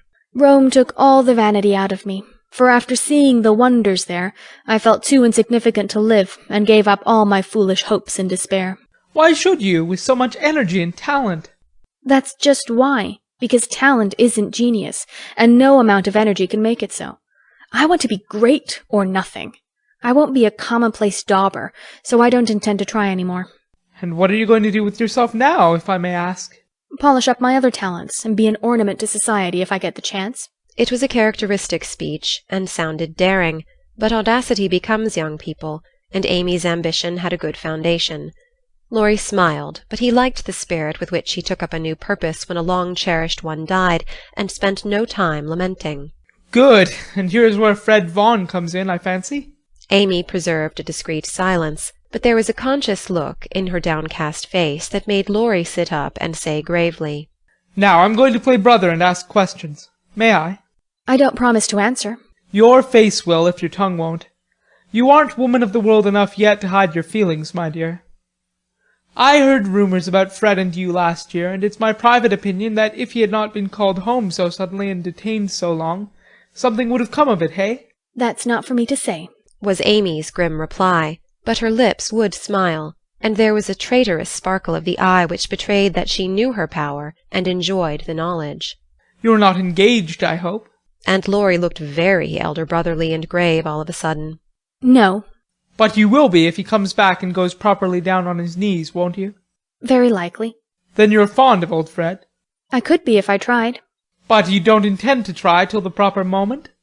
Bless my soul, what unearthly prudence! He's a good fellow, Amy, but not the man I fancied you'd like." "He is rich, a gentleman, and has delightful manners," began Amy, trying to be quite cool and dignified, but feeling a little ashamed of herself, in spite of the sincerity of her intentions. "I understand. Queens of society can't get on without money, so you mean to make a good match and start in that way. Quite right and proper as the world goes, but it sounds odd from the lips of one of your mother's girls." "True, nevertheless." A short speech, but the quiet decision with which it was uttered contrasted curiously with the young speaker. Laurie felt this instinctively, and laid himself down again, with a sense of disappointment which he could not explain. His look and silence, as well as a certain inward self-disapproval, ruffled Amy, and made her resolve to deliver her lecture without delay. "I wish you'd do me the favour to rouse yourself a little," she said sharply. "Do it for me, there's a dear girl." "I could if I tried." And she looked as if she would like doing it in the most summary style. "Try then. I give you leave," returned Laurie, who enjoyed having someone to tease after his long abstinence from his favorite pastime. You'd be angry in 5 minutes. I'm never angry with you. It takes 2 flints to make a fire. You are as cool and soft as snow. You don't know what I can do. Snow produces a glow and a tingle if applied rightly. Your indifference is half affectation, and a good stirring up would prove it. Stir away. It won't hurt me, and it may amuse you, as the big man said when his little wife beat him. Regard me in the light of a husband or a carpet, and beat till you are tired, if that sort of exercise agrees with you.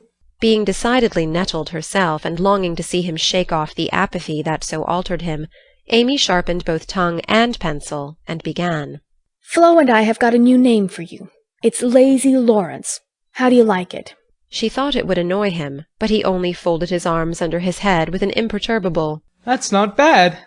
Thank you, ladies." Do you want to know what I honestly think of you? Pining to be told. Well, I despise you. If she had even said, "I hate you," in a petulant or coquettish tone, he would have laughed and rather liked it.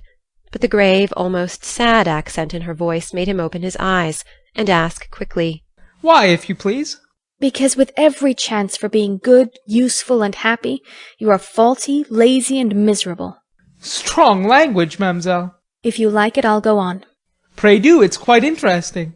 I thought you'd find it so. Selfish people always like to talk about themselves. Am I selfish? The question slipped out involuntarily, and in a tone of surprise, for the one virtue on which he prided himself was generosity. Yes, very selfish, continued Amy in a calm, cool voice, twice as effective just then as an angry one. I'll show you how, for I've studied you while you were frolicking, and I'm not at all satisfied with you. Here you have been abroad nearly 6 months, and done nothing but waste time and money and disappoint your friends. Isn't a fellow to have any pleasure after a 4-year grind? You don't look as if you'd had much. At any rate, you're none the better for it as far as I can see. I said when we first met that you had improved. Now I take it all back, for I don't think you half so nice as when I left you at home. You have grown abominably lazy, you like gossip, and waste time on frivolous things. You are contented to be petted and admired by silly people, instead of being loved and respected by wise ones.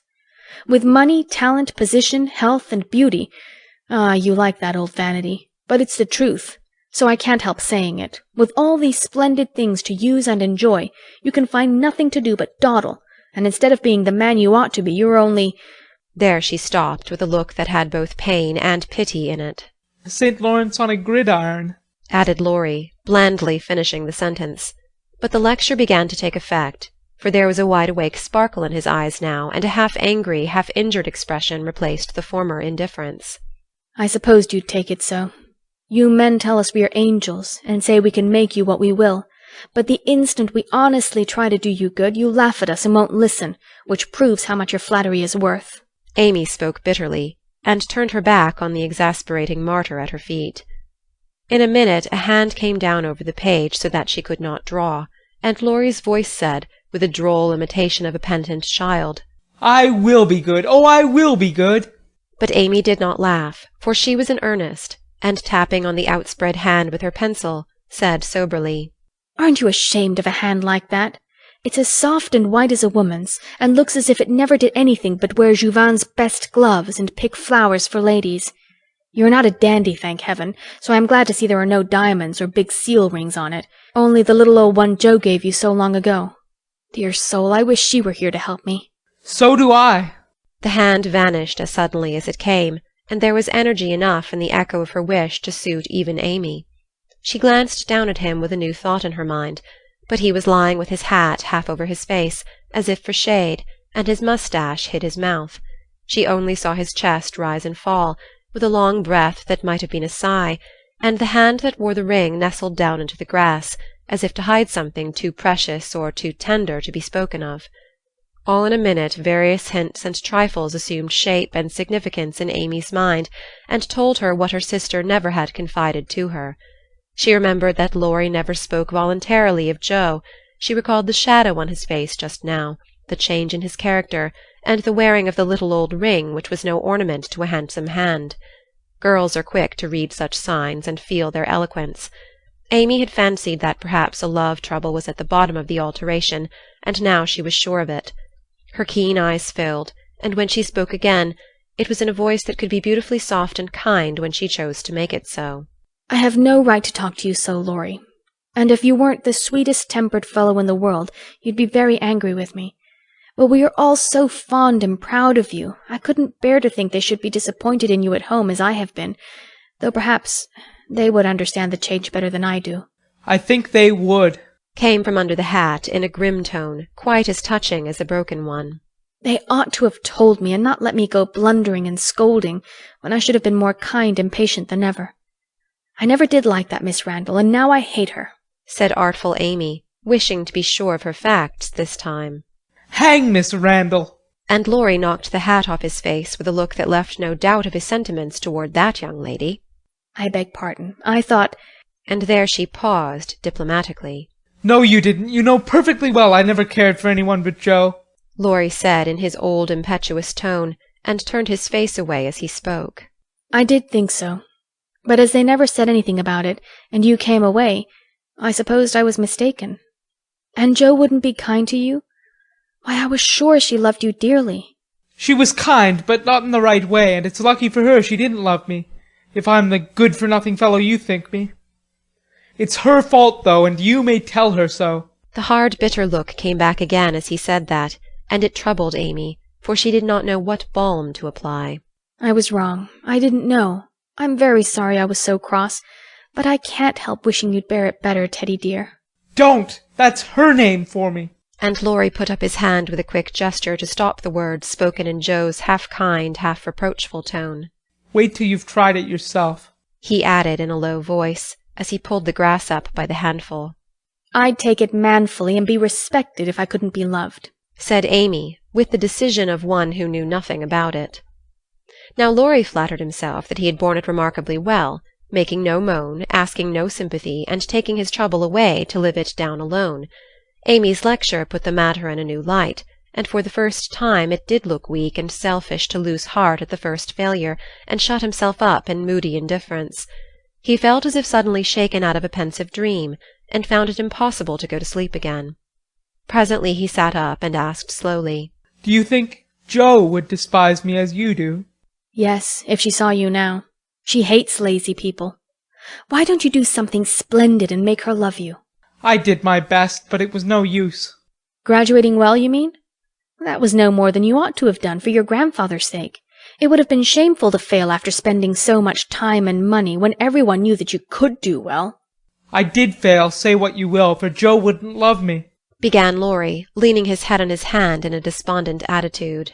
No, you didn't, and you'll say so in the end, for it did you good, and proved that you could do something if you tried. If you'd only set about another task of some sort, you'd soon be your hearty, happy self again, and forget your trouble. That's impossible. Try it and see. You needn't shrug your shoulders and think much she knows about such things. I don't pretend to be wise, but I am observing, and I see a great deal more than you'd imagine. I'm interested in other people's experiences and inconsistencies, and though I can't explain, I remember and use them for my own benefit. Love Joe all your days if you choose, but don't let it spoil you, for it's wicked to throw away so many good gifts because you can't have the one you want. There, I won't lecture any more, for I know you'll wake up and be a man in spite of that hard-hearted girl. Neither spoke for several minutes. Laurie sat turning the little ring on his finger, and Amy put the last touches to the hasty sketch she had been working at while they talked. Presently she put it on his knee, merely saying, How do you like that? He looked, and then he smiled, as he could not help well doing, for it was capitally done, the long, lazy figure on the grass, with listless face, half-shut eyes, and one hand holding a cigar, from which came the little wreath of smoke that encircled the dreamer's head. How well you draw, he said, with a genuine surprise and pleasure at her skill, adding with a half-laugh, Yes, that's me. As you are. This is as you were. And Amy laid another sketch beside the one he held. It was not nearly so well done, but there was a life and a spirit in it which atoned for many faults, and it recalled the past so vividly that a sudden change swept over the young man's face as he looked. Only a rough sketch of Laurie taming a horse. Hat and coat were off, and every line of the active figure, resolute face, and commanding attitude were full of energy and meaning. the handsome brute, just subdued, stood arching his neck under the tightly drawn rein, with one foot impatiently pawing the ground, and ears pricked up as if for listening for the voice that had mastered him. In the ruffled mane, the rider's breezy hair and erect attitude, there was a suggestion of suddenly arrested motion, of strength, courage, and youthful buoyancy that contrasted sharply with the supine grace of the dolce far niente sketch. Laurie said nothing, but as his eye went from one to the other, Amy saw him flush up and fold his lips together as if he read and accepted the little lesson she had given him. That satisfied her, and without waiting for him to speak, she said in her sprightly way, "Don't you remember the day you played Rarey with Puck, and we all looked on? Meg and Beth were frightened, but Joe clapped and pranced, and I sat on the fence and drew you. I found that sketch in my portfolio the other day, touched it up, and kept it to show you." Much obliged. You've improved immensely since then, and I congratulate you. May I venture to suggest, in A Honeymoon Paradise, that 5 o'clock is the dinner hour at your hotel? Laurie rose as he spoke, returned the pictures with a smile and a bow, and looked at his watch, as if to remind her that even moral lectures should have an end. He tried to resume his former easy, indifferent air, but it was an affectation now, for the rousing had been more efficacious than he would confess. Amy felt the shade of coldness in his manner, and said to herself, "Now I've offended him. Well, if it does him good, I'm glad. If it makes him hate me, I'm sorry, but it's true, and I can't take back a word of it." They laughed and chatted all the way home, and little Baptiste, up behind, thought that Monsieur and Mademoiselle were in charming spirits. But both felt ill at ease. The friendly frankness was disturbed, the sunshine had a shadow over it, and despite their apparent gaiety, there was a secret discontent in the heart of each. "Shall we see you this evening, mon frère?" asked Amy as they parted at her aunt's door. Unfortunately, I have an engagement. Au revoir, mademoiselle. And Laurie bent as if to kiss her hand in the foreign fashion, which became him better than many men. Something in his face made Amy say quickly and warmly, "No, be yourself with me, Laurie, and part in the good old way. I'd rather have a hearty English handshake than all the sentimental salutations in France." "Goodbye, dear." And with these words, uttered in the tone she liked, Laurie left her, after a handshake almost painful in its heartiness. Next morning, instead of the usual call, Amy received a note which made her smile at the beginning and sigh at the end. My dear Mentor, please make my adieu to your aunt, and exult within yourself, for lazy Laurence has gone to his grandpa like the best of boys. A pleasant winter to you, and may the gods grant you a blissful honeymoon at Valrosa. I think Fred would be benefited by a rouser. Tell him so with my congratulations. Yours gratefully, Telemachus. "Good boy. I'm glad he's gone," said Amy with an approving smile. The next minute her face fell as she glanced about the empty room, adding with an involuntary sigh, "Yes, I am glad, but how I shall miss him." The Valley of the Shadow. When the first bitterness was over, the family accepted the inevitable and tried to bear it cheerfully, helping one another by the increased affection which comes to bind households tenderly together in times of trouble. They put away their grief, and each did his or her part toward making that last year a happy one. The pleasantest room in the house was set apart for Beth, and in it was gathered everything that she most loved: flowers, pictures, her piano, the little work-table, and the beloved pussies. Father's best books found their way there, Mother's easy-chair, Joe's desk, Amy's finest sketches, and every day Meg brought her babies on a loving pilgrimage to make sunshine for Auntie Beth. John quietly set apart a little sum that he might enjoy the pleasure of keeping the invalid supplied with the fruit she loved and longed for. Old Hannah never wearied of concocting dainty dishes to tempt a capricious appetite, dropping tears as she worked, and from across the sea came little gifts and cheerful letters, seeming to bring breaths of warmth and fragrance from lands that know no winter. Here, cherished like a household saint in its shrine, sat Beth, tranquil and busy as ever, for nothing could change the sweet, unselfish nature, and even while preparing to leave life, she tried to make it happier for those who should remain behind. The feeble fingers were never idle, and one of her pleasures was to make little things for the school children daily passing to and fro, to drop a pair of mittens from her window for a pair of purple hands, a needle-book for some small mother of many dolls, pen-wipers for young penmen toiling through forests of pothooks, scrap-books for picture-loving eyes, and all manner of pleasant devices, till the reluctant climbers of the ladder of learning found their way strewn with flowers, as it were, and came to regard the gentle giver as a sort of fairy godmother, who sat above there and showered down gifts miraculously suited to their tastes and needs. If Beth had wanted any reward, she found it in the bright little faces always turned up to her window, with nods and smiles, and the droll little letters which came to her, full of blots and gratitude.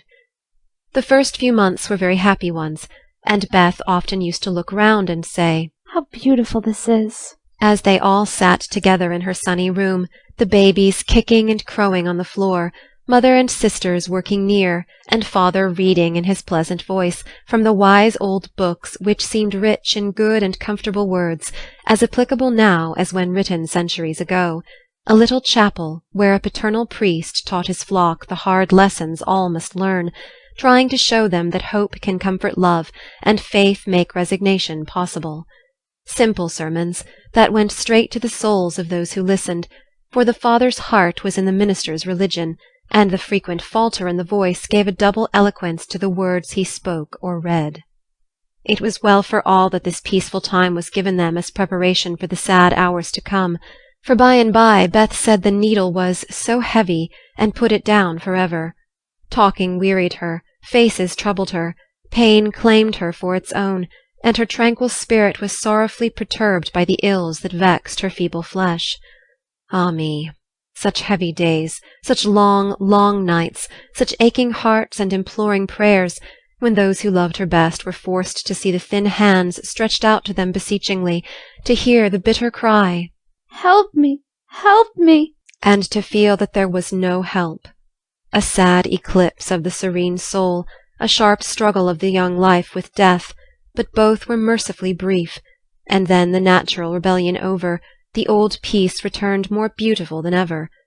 With the wreck of her frail body, Beth's soul grew strong, and though she said little, those about her felt that she was ready, saw that the first pilgrim called was likewise the fittest, and waited with her on the shore, trying to see the shining ones coming to receive her when she crossed the river.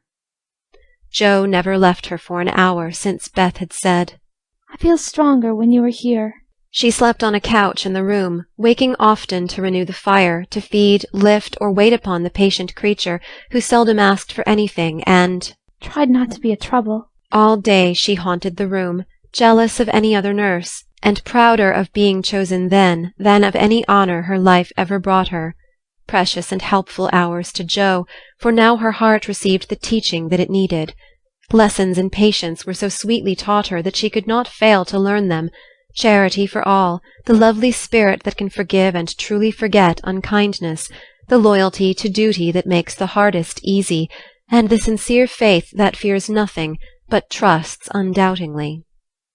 Often when she woke, Joe found Beth reading in her well-worn little book, heard her singing softly, to beguile the sleepless night, or saw her lean her face upon her hands, while slow tears dropped through the transparent fingers, and Joe would lie watching her with thoughts too deep for tears, feeling that Beth, in her simple, unselfish way, was trying to wean herself from the dear old life, and fit herself for the life to come, by sacred words of comfort, quiet prayers, and the music she loved so well. Seeing this did more for Joe than the wisest sermons, the saintliest hymns, the most fervent prayers that any voice could utter, for with eyes made clear by many tears and a heart softened by the tenderest sorrow, she recognized the beauty of her sister's life, uneventful, unambitious, yet full of the genuine virtues which smell sweet and blossom in the dust, the self-forgetfulness that makes the humblest on earth remembered soonest in heaven, the true success which is possible to all.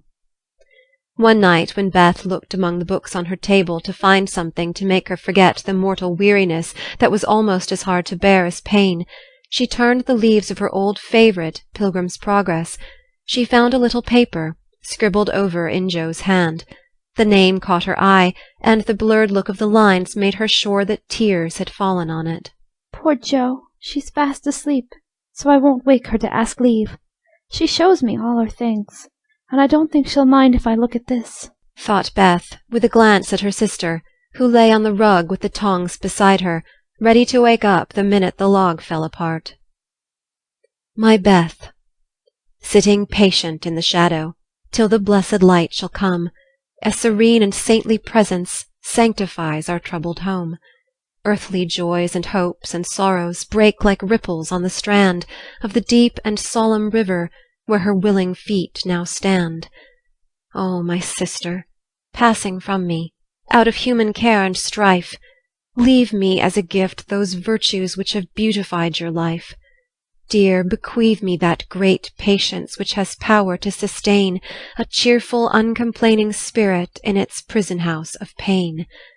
Give me, for I need it sorely, of that courage, wise and sweet, which has made the path of duty green beneath your willing feet. Give me that unselfish nature, that with charity divine can pardon wrong for love's dear sake. Meek heart, forgive me mine. Thus our parting daily loseth something of its bitter pain, and while learning this hard lesson my great loss becomes my gain. For the touch of grief will render my wild nature more serene, give to life new aspirations, a new trust in the unseen. Henceforth, safe across the river, I shall see for evermore a beloved household spirit waiting for me on the shore. Hope and faith, born of my sorrow, guardian angels shall become, and the sister gone before me, by their hands shall lead me home. Blurred and blotted, faulty and feeble as the lines were, they brought a look of inexpressible comfort to Beth's face, for her one regret had been that she had done so little, and this seemed to assure her that her life had not been useless, that her death would not bring the despair she feared. As she sat with the paper folded between her hands, the charred log fell asunder. Jo started up, revived the blaze, and crept to the bedside, hoping Beth slept. Not asleep, but so happy, dear. See, I found this and read it. I knew you wouldn't care. Have I been all that to you, Jo? She asked with wistful, humble earnestness. Oh, Beth, so much, so much. And Jo's head went down upon the pillow beside her sister's. Then I don't feel as if I'd wasted my life. I'm not so good as you make me, but I've tried to do right. And now, when it's too late to begin even to do better, it's such a comfort to know that someone loves me so much and feels as if I'd helped them. More than anyone in the world, Beth. I used to think I couldn't let you go, but I'm learning to feel that I don't lose you, that you'll be more to me than ever, and death can't part us though it seems to.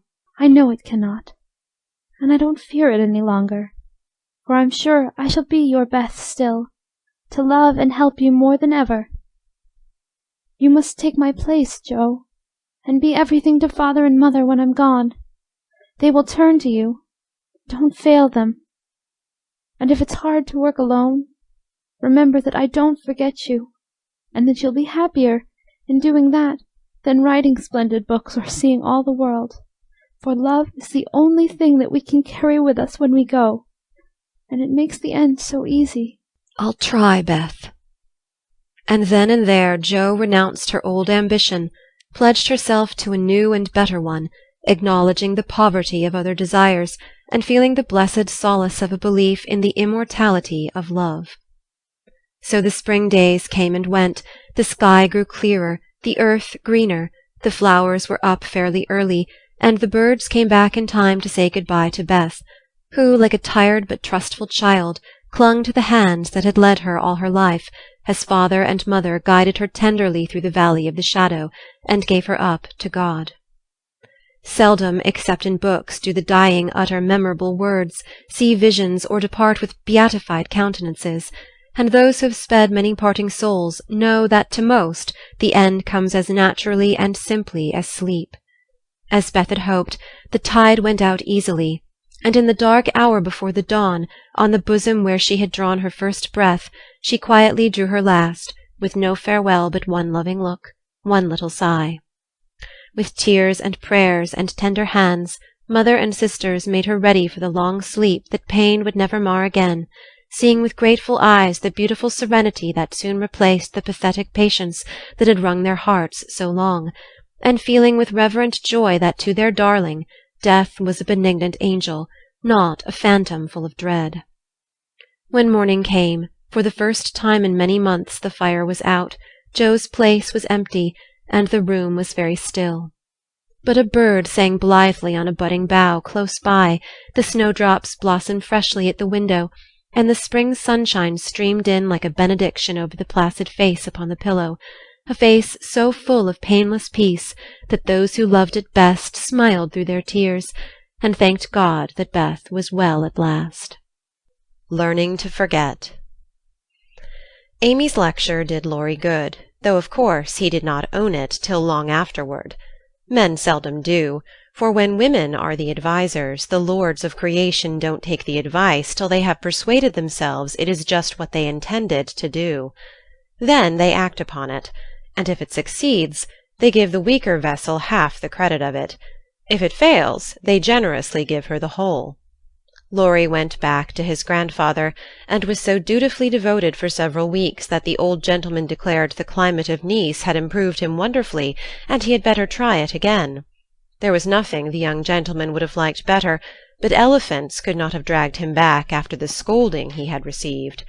Pride forbid, and whenever the longing grew very strong, he fortified his resolution by repeating the words that had made the deepest impression.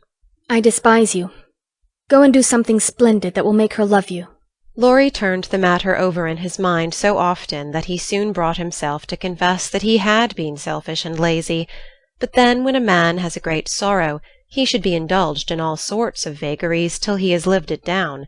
He felt that his blighted affections were quite dead now, and though he should never cease to be a faithful mourner, there was no occasion to wear his weeds ostentatiously.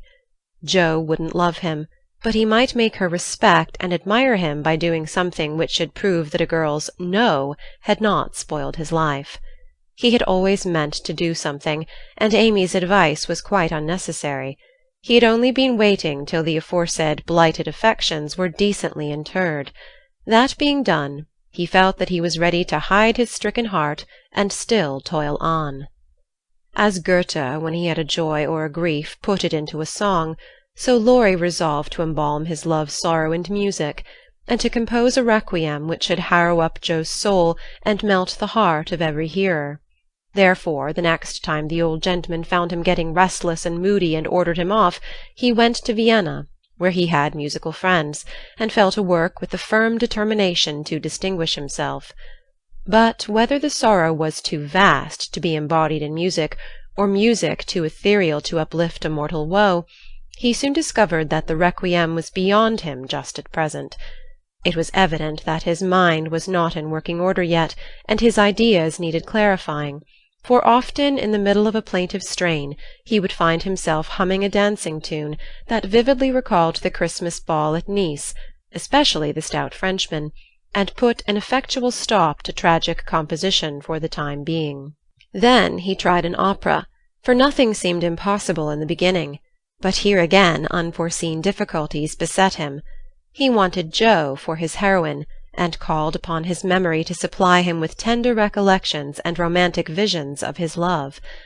But memory turned traitor, and as if possessed by the perverse spirit of the girl, would only recall Joe's oddities, faults, and freaks, would only show her in the most unsentimental aspects, beating mats with her head tied up in a bandana, barricading herself with the sofa-pillow, or throwing cold water over his passion a la Gummidge, and an irresistible laugh spoiled the pensive picture he was endeavouring to paint.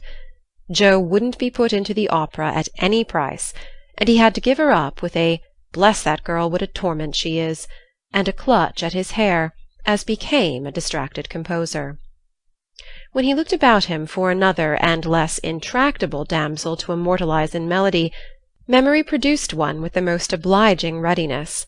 This phantom wore many faces, but it always had golden hair, was enveloped in a diaphanous cloud, and floated airily before his mind's eye in a pleasing chaos of roses, peacocks, white ponies, and blue ribbons. He did not give the complacent wraith any name, but he took her for his heroine and grew quite fond of her, as well he might, for he gifted her with every gift and grace under the sun, and escorted her unscathed through trials which would have annihilated any mortal woman. Thanks to this inspiration, he got on swimmingly for a time, but gradually the work lost its charm, and he forgot to compose, while he sat musing, pen in hand, or roamed about the gay city to get some new ideas and refresh his mind, which seemed to be in a somewhat unsettled state that winter. He did not do much, but he thought a great deal, and was conscious of a change of some sort going on in spite of himself. It's genius simmering, perhaps. I'll let it simmer and see what comes of it, he said, with a secret suspicion all the while that it wasn't genius, but something far more common. Whatever it was, it simmered to some purpose, for he grew more and more discontented with his desultory life, began to long for some real and earnest work to go at, soul and body, and finally came to the wise conclusion that everyone who loved music was not a composer. Returning from one of Mozart's grand operas, splendidly performed at the Royal Theatre, he looked over his own, played a few of the best parts, sat staring at the busts of Mendelssohn, Beethoven, and Bach, who stared benignly back again. Then suddenly he tore up his music sheets one by one, and as the last fluttered out of his hand, he said soberly to himself, "She's right. Talent isn't genius, and you can't make it so. That music has taken the vanity out of me as Rome took it out of her, and I won't be a humbug any longer. Now what shall I do?" That seemed a hard question to answer, and Laurie began to wish he had to work for his daily bread. Now if ever occurred an eligible opportunity for going to the devil, as he once forcibly expressed it, for he had plenty of money and nothing to do, and Satan is proverbially fond of providing employment for full and idle hands.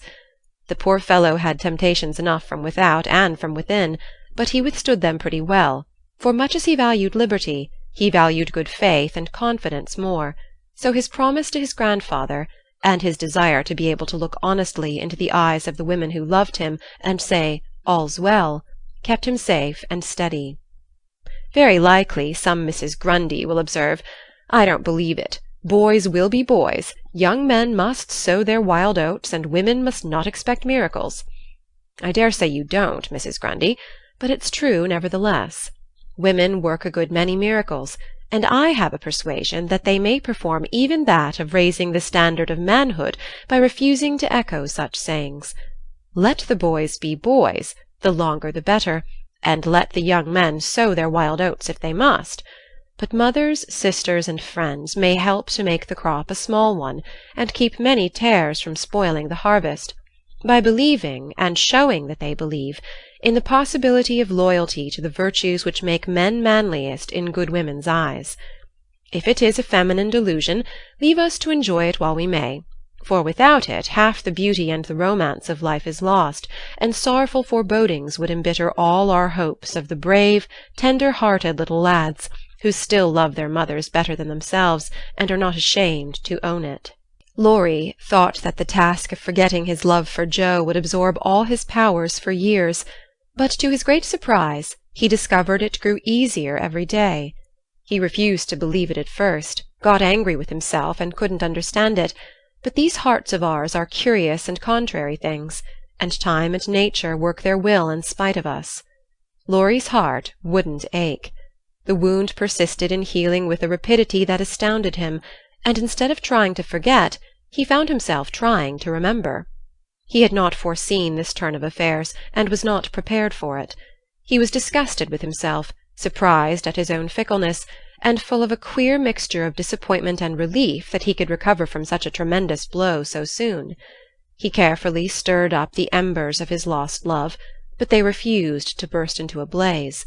There was only a comfortable glow that warmed and did him good without putting him into a fever, and he was reluctantly obliged to confess that the boyish passion was slowly subsiding into a more tranquil sentiment, very tender, a little sad and resentful still, but that was sure to pass away in time, leaving a brotherly affection which would last unbroken to the end. As the word brotherly passed through his mind in one of his reveries, he smiled and glanced up at the picture of Mozart that was before him. Well, he was a great man, and when he couldn't have one sister he took the other and was happy. Laurie did not utter the words, but he thought them, and the next instant kissed the little old ring, saying to himself, No, I won't. I haven't forgotten. I never can. I'll try again, and if that fails, why then... Leaving his sentence unfinished, he seized pen and paper and wrote to Jo, telling her that he could not settle to anything while there was the least hope of her changing her mind. Couldn't she, wouldn't she, and let him come home and be happy?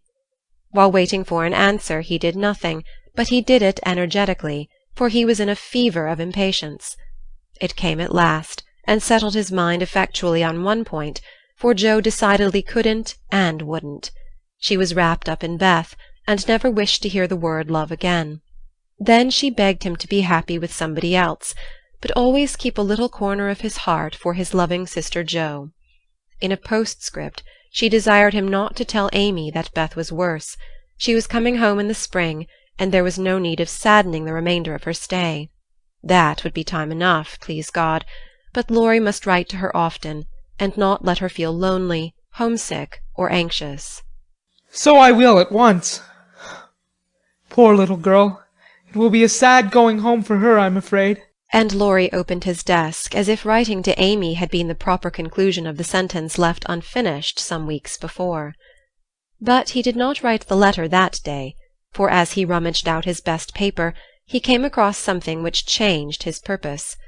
Tumbling about in one part of the desk among bills, passports, and business documents of various kinds were several of Jo's letters, and in another compartment were 3 notes from Amy, carefully tied up with one of her blue ribbons, and sweetly suggestive of the little dead roses put away inside. With a half-repentant, half-amused expression, Laurie gathered up all Jo's letters, smoothed, folded, and put them neatly into a small drawer of the desk, and stood a minute turning the ring thoughtfully on his finger, then slowly drew it off, laid it with the letters, locked the drawer, and went out to hear High Mass at St. Stephen's, feeling as if there had been a funeral, and though not overwhelmed with affliction, this seemed a more proper way to spend the rest of the day than in writing letters to charming young ladies. The letter went very soon, however, and was promptly answered, for Amy was homesick, and confessed it in the most delightfully confiding manner. The correspondence flourished famously, and letters flew to and fro with unfailing regularity all through the early spring. Laurie sold his busts, made allumettes of his opera, and went back to Paris, hoping somebody would arrive before long. He wanted desperately to go to Nice, but would not till he was asked, and Amy would not ask for him, for just then she was having little experiences of her own, which made her rather wish to avoid the quizzical eyes of "our boy." Fred Vaughan had returned, and put the question to which she had once decided to answer. Yes, thank you. But now she said, No, thank you. Kindly but steadily, for when the time came her courage failed her, and she found that something more than money and position was needed to satisfy the new longing that filled her heart, so full of tender hopes and fears. The words, Fred is a good fellow, but not at all the man I fancied you would ever like. And Laurie's face, when he uttered them, kept returning to her as pertinaciously as her own did, when she said in look, if not words, I shall marry for money. It troubled her to remember that now. She wished she could take it back. It sounded so unwomanly. She didn't want Laurie to think her a heartless, worldly creature. She didn't care to be a queen of society now half so much as she did to be a lovable woman. She was so glad he didn't hate her for the dreadful things she said, but took them so beautifully and was kinder than ever. His letters were such a comfort, for the home letters were very irregular and not half so satisfactory as his when they did come. It was not only a pleasure, but a duty to answer them, for the poor fellow was forlorn and needed petting, since Jo persisted in being stony-hearted. She ought to have made an effort and tried to love him. It couldn't be very hard. Many people would be proud and glad to have such a dear boy care for them. But Jo never would act like other girls, so there was nothing to do but be very kind, and treat him like a brother. If all brothers were treated as well as Laurie was at this period, they would be a much happier race of beings than they are. Amy never lectured now. She asked his opinion on all subjects. She was interested in everything he did, made charming little presents for him, and sent him 2 letters a week, full of lively gossip, sisterly confidences, and captivating sketches of the lovely scenes about her.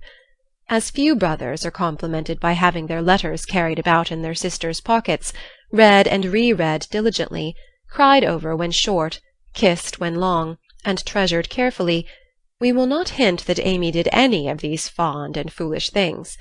But she certainly did grow a little pale and pensive that spring, lost much of her relish for society, and went out sketching alone a good deal.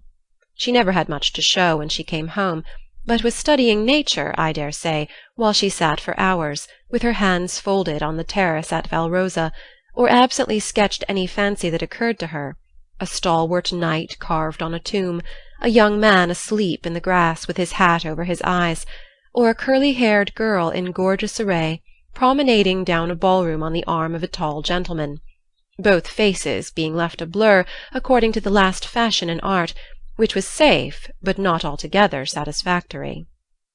Her aunt thought that she regretted her answer to Fred, and finding denials useless and explanations impossible, Amy left her to think what she liked, taking care that Laurie should know that Fred had gone to Egypt. That was all, but he understood it and looked relieved, and said to himself with a venerable air, I was sure she would think better of it. Poor old fellow, I've been through it all, and I can sympathize. With that he heaved a great sigh, and then, as if he had discharged his duty to the past, put up his feet on the sofa, and enjoyed Amy's letter luxuriously. While these changes were going on abroad, trouble had come at home. But the letter telling that Beth was failing never reached Amy, and when the next found her at Vevey, for the heat had driven them from Nice in May, and they had travelled slowly to Switzerland by way of Genoa and the Italian lakes, she bore it very well, and quietly submitted to the family decree that she should not shorten her visit, for since it was too late to say good-bye to Beth, she had better stay, and let absence soften her sorrow. But her heart was very heavy, she longed to be at home, and every day looked wistfully across the lake, waiting for Laurie to come and comfort her. He did come very soon, for the same mail brought letters to them both, but he was in Germany, and it took some days to reach him. The moment he read it he packed his knapsack, bade adieu to his fellow pedestrians, and was off to keep his promise, with a heart full of joy and sorrow, hope and suspense. He knew Vevey well, and as soon as the boat touched the little quay, he hurried along the shore to La Tour, where the Carrolls were living en pension. The garçon was in despair that the whole family had gone to take a promenade on the lake, but no, the blonde mademoiselle might be in the chateau garden. If monsieur would give himself the pain of sitting down, a flash of time should present her. But monsieur could not even wait for a flash of time, and in the middle of that speech departed to find mademoiselle himself. A pleasant old garden on the borders of the lovely lake, with chestnuts rustling overhead, ivy climbing everywhere, and the black shadow of the tower falling far across the sunny water. At one corner of the wide, low wall was a seat, and here Amy often came to read or work, or console herself with all the beauty about her. She was sitting here that day, leaning her head on her hand, with a homesick heart and heavy eyes, thinking of Beth, and wondering why Laurie did not come. She did not hear him cross the courtyard beyond, nor see him pause in the archway that led from the subterranean path into the garden. He stood a minute looking at her with new eyes, seeing what no one had ever seen before, the tender side of Amy's character. Everything about her mutely suggested love and sorrow, the blotted letters in her lap, the black ribbon that tied up her hair, the womanly pain and patience in her face. Even the little ebony cross at her throat seemed pathetic to Laurie, for he had given it to her, and she wore it as her only ornament. If he had any doubts about the reception she would give him, they were set at rest the minute she looked up and saw him, for dropping everything, she ran to him, exclaiming in a tone of unmistakable love and longing, "Oh, Laurie, Laurie, I knew you'd come to me." I think everything was said and settled then, for as they stood together quite silent for a moment, with the dark head bent down protectingly over the light one, Amy felt that no one could comfort and sustain her so well as Laurie, and Laurie decided that Amy was the only woman in the world who could fill Joe's place and make him happy. He did not tell her so, but she was not disappointed, for both felt the truth and were satisfied, and gladly left the rest to silence. In a minute Amy went back to her place, and while she dried her tears, Laurie gathered up the scattered papers, finding in the sight of sundry well-worn letters and suggestive sketches good omens for the future. As he sat down beside her, Amy felt shy again, and turned rosy red at the recollection of her impulsive greeting. I couldn't help it. I felt so lonely and sad and was so very glad to see you. It was such a surprise to look up and find you just as I was beginning to fear you wouldn't come, she said, trying in vain to speak quite naturally. I came the minute I heard. I wish I could say something to comfort you for the loss of dear little Beth, but I can only feel, and— He could not get any further, for he too turned bashful all of a sudden, and did not quite know what to say. He longed to lay Amy's head down on his shoulder and tell her to have a good cry, but he did not dare, so took her hand instead, and gave it a sympathetic squeeze that was better than words. You needn't say anything. This comforts me, she said softly. Beth is well and happy, and I mustn't wish her back, but I dread going home, much as I long to see them all. We won't talk about it now, for it makes me cry, and I want to enjoy you while you stay. You needn't go right back, need you? Not if you want me, dear. I do, so much. Aunt and Flo are very kind, but you seem like one of the family, and it would be so comfortable to have you for a little while. Amy spoke and looked so like a homesick child whose heart was full that Laurie forgot his bashfulness all at once, and gave her just what she wanted, the petting she was used to, and the cheerful conversation she needed. Poor little soul, you look as if you'd grieved yourself half sick. I'm going to take care of you, so don't cry any more, but come and walk about with me. The wind is too chilly for you to sit still, he said, in the half-caressing, half-commanding way that Amy liked, as he tied on her hat, drew her arm through his, and began to pace up and down the sunny walk under the new-leaved chestnuts. He felt more at ease upon his legs, and Amy found it pleasant to have a strong arm to lean upon, a familiar face to smile at her, and a kind voice to talk delightfully for her alone. The quaint old garden had sheltered many pairs of lovers, and seemed expressly made for them, so sunny and secluded was it, with nothing but the tower to overlook them, and the wide lake to carry away the echo of their words as it rippled by below. For an hour this new pair walked and talked, or rested on the wall, enjoying the sweet influences which gave such a charm to time and place, and when an unromantic dinner-bell warned them away, Amy felt as if she left her burden of loneliness and sorrow behind her in the chateau garden. The moment Mrs. Carroll saw the girl's altered face, she was illuminated with a new idea, and exclaimed to herself, "Now I understand it all. The child has been pining for young Laurence. Bless my heart, I never thought of such a thing." With praiseworthy discretion the good old lady said nothing, and betrayed no sign of enlightenment, but cordially urged Laurie to stay, and begged Amy to enjoy his society, for it would do her more good than so much solitude. Amy was a model of docility, and as her aunt was a good deal occupied with Flo, she was left to entertain her friend, and did it with more than her usual success. At Nice, Laurie had lounged, and Amy had scolded. At Vevey, Laurie was never idle, but always walking, riding, boating, or studying in the most energetic manner, while Amy admired everything he did, and followed his example as far and as fast as she could. He said the change was owing to the climate, and she did not contradict him, being glad of a like excuse for her own recovered health and spirits. The invigorating air did them both good, and much exercise worked wholesome changes in minds as well as bodies. They seemed to get clearer views of life and duty up there among the everlasting hills. The fresh winds blew away desponding doubts, delusive fancies, and moody mists. The warm spring sunshine brought out all sorts of aspiring ideas, tender hopes, and happy thoughts. The lake seemed to wash away the troubles of the past, and the grand old mountains to look benignly down upon them, saying, "Little children, love one another." In spite of the new sorrow, it was a very happy time, so happy that Laurie could not bear to disturb it by a word. It took him a little while to recover from his surprise at the cure of his first, and, as he had firmly believed, his last and only love. He consoled himself for the seeming disloyalty by the thought that Joe's sister was almost the same as Joe's self, and the conviction that it would have been impossible to love any other woman but Amy so soon and so well.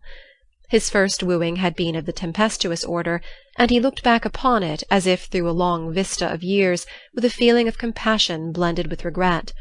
He was not ashamed of it, but put it away as one of the bitter-sweet experiences of his life, for which he could be grateful when the pain was over. His second wooing, he resolved, should be as calm and simple as possible. There was no need of having a scene, hardly any need of telling Amy that he loved her. She knew it without words, and had given him his answer long ago. It all came about so naturally that no one could complain, and he knew that everybody would be pleased, even Joe. But when our first little passion has been crushed, we are apt to be wary and slow in making a second trial. So Laurie let the days pass, enjoying every hour, and leaving to chance the utterance of the word that would put an end to the first and sweetest part of his new romance. He had rather imagined that the dénouement would take place in the chateau garden by moonlight, and in the most graceful and decorous manner, but it turned out exactly the reverse, for the matter was settled on the lake at noonday in a few blunt words. They had been floating about all the morning, from gloomy St. Gingolph to sunny Montreux, with the Alps of Savoy on one side, Mont Saint Bernard and the Dent du Midi on the other, Petit Vevey in the valley, and Lausanne upon the hill beyond, a cloudless blue sky overhead, and the bluer lake below, dotted with the picturesque boats that look like white-winged gulls. They had been talking of Bonnivar as they glided past Chillon, and of Rousseau as they looked up at Clarens, where he wrote his Eloise. Neither had read it, but they knew it was a love story, and each privately wondered if it was half as interesting as their own. Amy had been dabbling her hand in the water during the little pause that fell between them, and when she looked up, Laurie was leaning on his oars with an expression in his eyes that made her say hastily, merely for the sake of saying something, "You must be tired. Rest a little and let me row.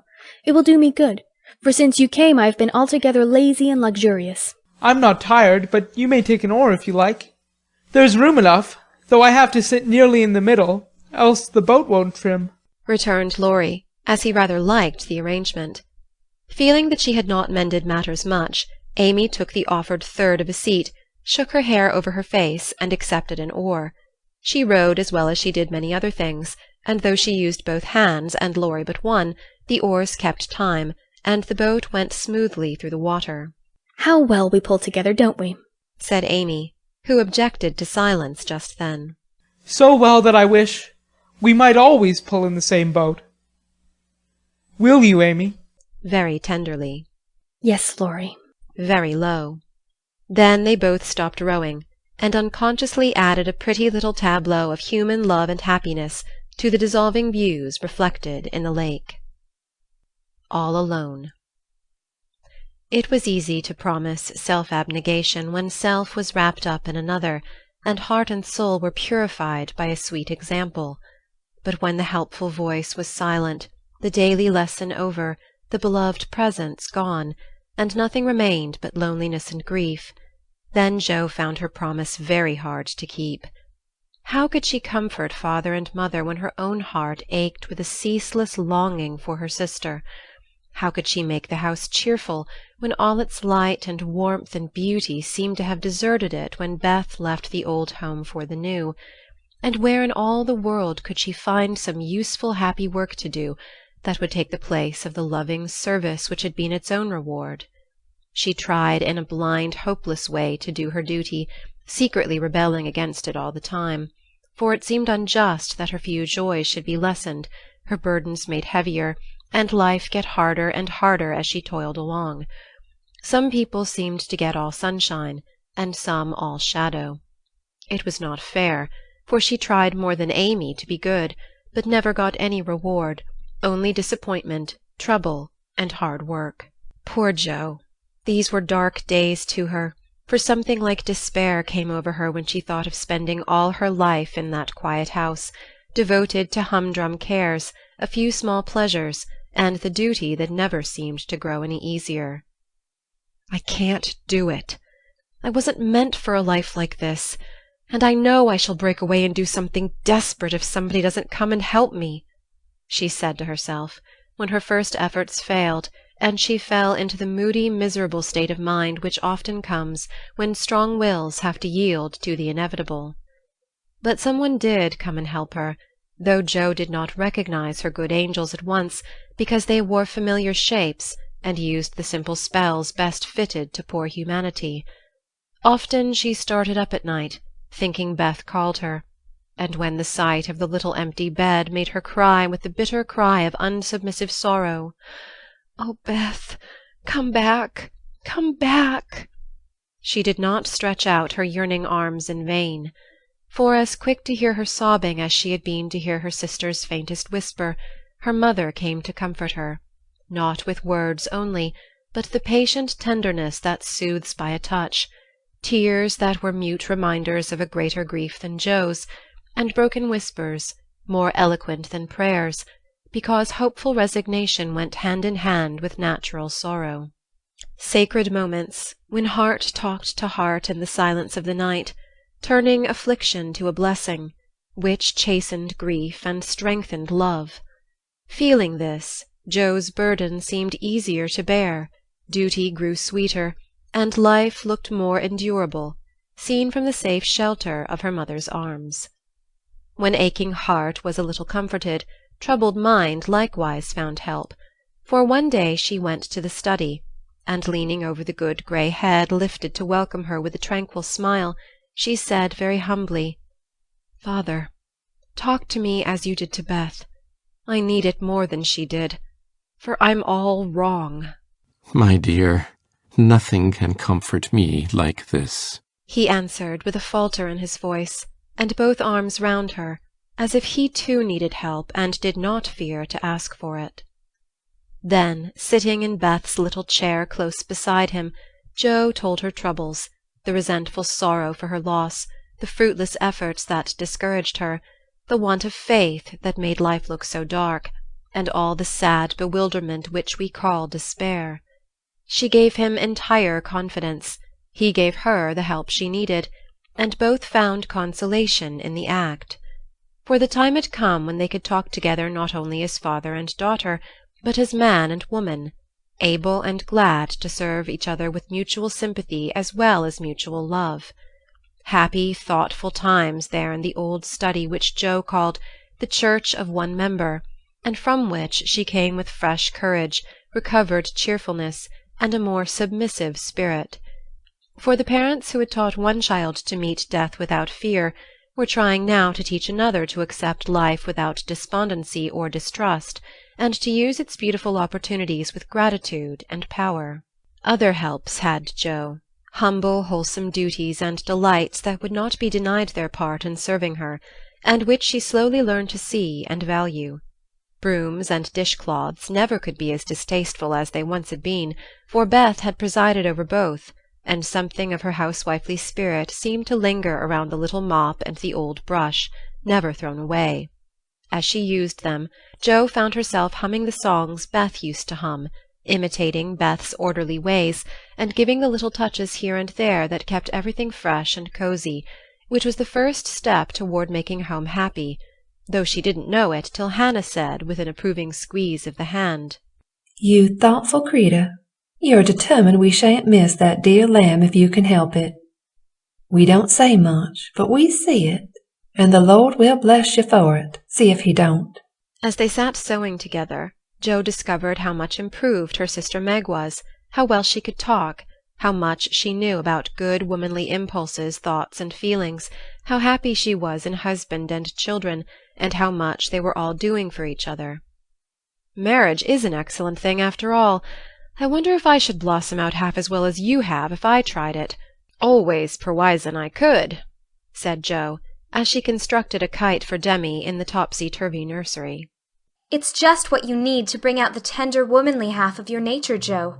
You are like a chestnut burr, prickly outside but silky soft within, and a sweet kernel if one can only get at it. Love will make you show your heart one day, and then the rough burr will fall off.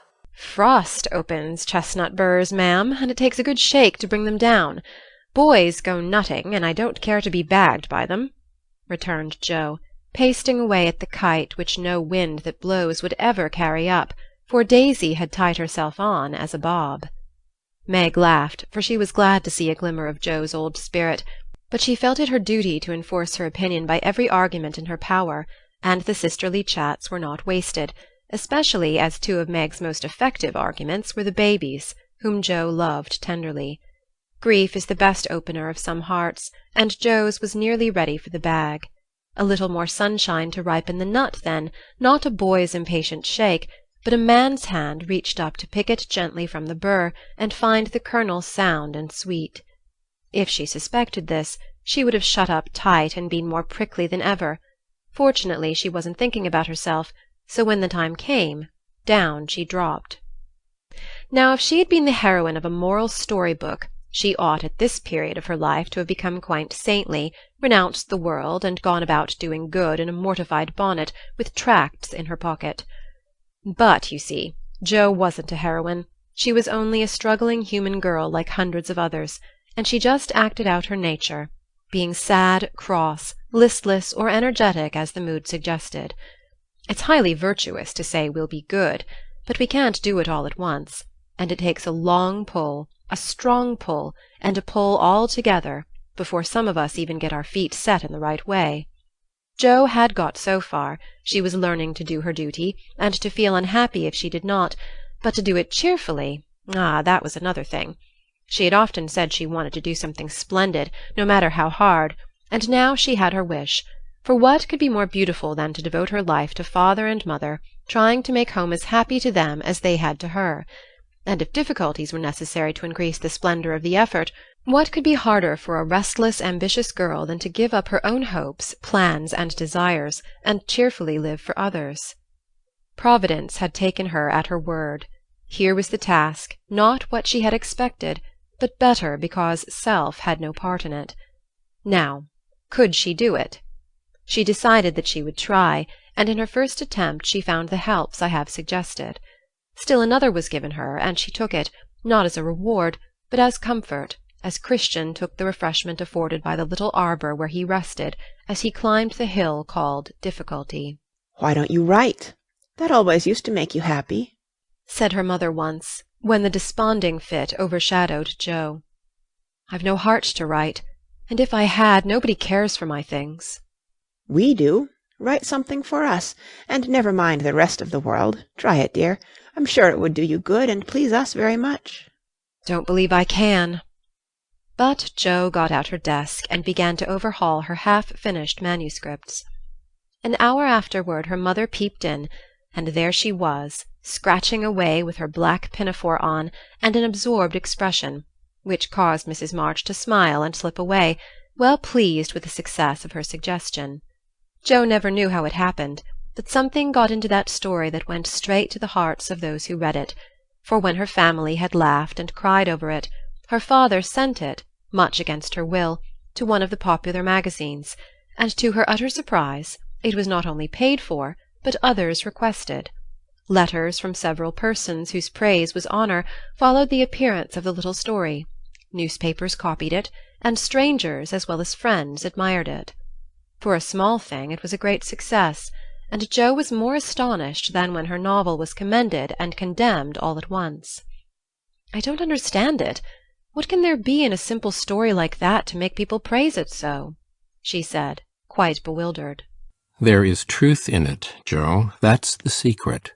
Humour and pathos make it alive, and you have found your style at last. You wrote with no thoughts of fame and money, and put your heart into it, my daughter. You have had the bitter, now comes the sweet. Do your best, and grow as happy as we are in your success. If there is anything good or true in what I write, it isn't mine. I owe it all to you and Mother and Beth," said Jo, more touched by her father's words than by any amount of praise from the world. So taught by love and sorrow, Jo wrote her little stories, and sent them away to make friends for themselves and her, finding it a very charitable world to such humble wanderers, for they were kindly welcomed, and sent home comfortable tokens to their mother, like dutiful children whom good fortune overtakes. When Amy and Laurie wrote of their engagement, Mrs. March feared that Jo would find it difficult to rejoice over it, but her fears were soon set at rest, for though Joe looked grave at first, she took it very quietly, and was full of hopes and plans for the children before she read the letter twice. It was a sort of written duet, wherein each glorified the other in lover-like fashion, very pleasant to read and satisfactory to think of, for no one had any objection to make. "You like it, mother?" said Joe, as they laid down the closely written sheets and looked at one another. Yes, I hoped it would be so, ever since Amy wrote that she had refused Fred. I felt sure then that something better than what you call the mercenary spirit had come over her, and a hint here and there in her letters made me suspect that love and Laurie would win the day. "How sharp you are, Marmee! And how silent! You never said a word to me." Mothers have need of sharp eyes and discreet tongues when they have girls to manage. I was half afraid to put the idea into your head, lest you should write and congratulate them before the thing was settled. "I'm not the scatterbrain I was. You may trust me. I'm sober and sensible enough for anyone's confidant now." "So you are, my dear, and I should have made you mine, only I fancied it might pain you to learn that your Teddy loved someone else." "Now, mother, did you really think I could be so silly and selfish, after I'd refused his love when it was freshest, if not best?" "I knew you were sincere then, Joe, but lately I have thought that if he came back and asked again, you might perhaps feel like giving another answer. Forgive me, dear. I can't help seeing that you are very lonely, and sometimes there is a hungry look in your eyes that goes to my heart. So I fancied that your boy might fill the empty place if he tried now." "No, mother. It is better as it is, and I'm glad Amy has learned to love him. But you are right in one thing. I am lonely, and perhaps if Teddy had tried again I might have said yes, not because I love him any more, but because I care more to be loved than when he went away." "I'm glad of that, Joe, for it shows that you are getting on. There are plenty to love you, so try to be satisfied with father and mother, sisters and brothers, friends and babies, till the best lover of all comes to give you your reward." "Mothers are the best lovers in the world. But I don't mind whispering to Marmee that I'd like to try all kinds. It's very curious, but the more I try to satisfy myself with all sorts of natural affections, the more I seem to want. I'd no idea hearts could take in so many. Mine is so elastic it never seems full now, and I used to be quite contented with my family. I don't understand it." "I do." And Mrs. March smiled her wise smile as Joe turned back the leaves to read what Amy said of Laurie. "It's so beautiful to be loved as Laurie loves me. He isn't sentimental, doesn't say much about it, but I see and feel it in all he says and does, and it makes me so happy and so humble that I don't seem to be the same girl I was. I never knew how good and generous and tender he was till now, for he lets me read his heart, and I find it full of noble impulses and hopes and purposes, and am so proud to know it's mine. He says he feels as if he could make a prosperous voyage now with me aboard as mate, and lots of love for ballast. I pray he may, and try to be all he believes me, for I love my gallant captain with all my heart and soul and might, and never will desert him while God lets us be together. Oh, mother, I never knew how much like heaven this world could be when two people love and live for one another." "And that's our cool, reserved, and worldly Amy. Truly love does work miracles. How very, very happy they must be."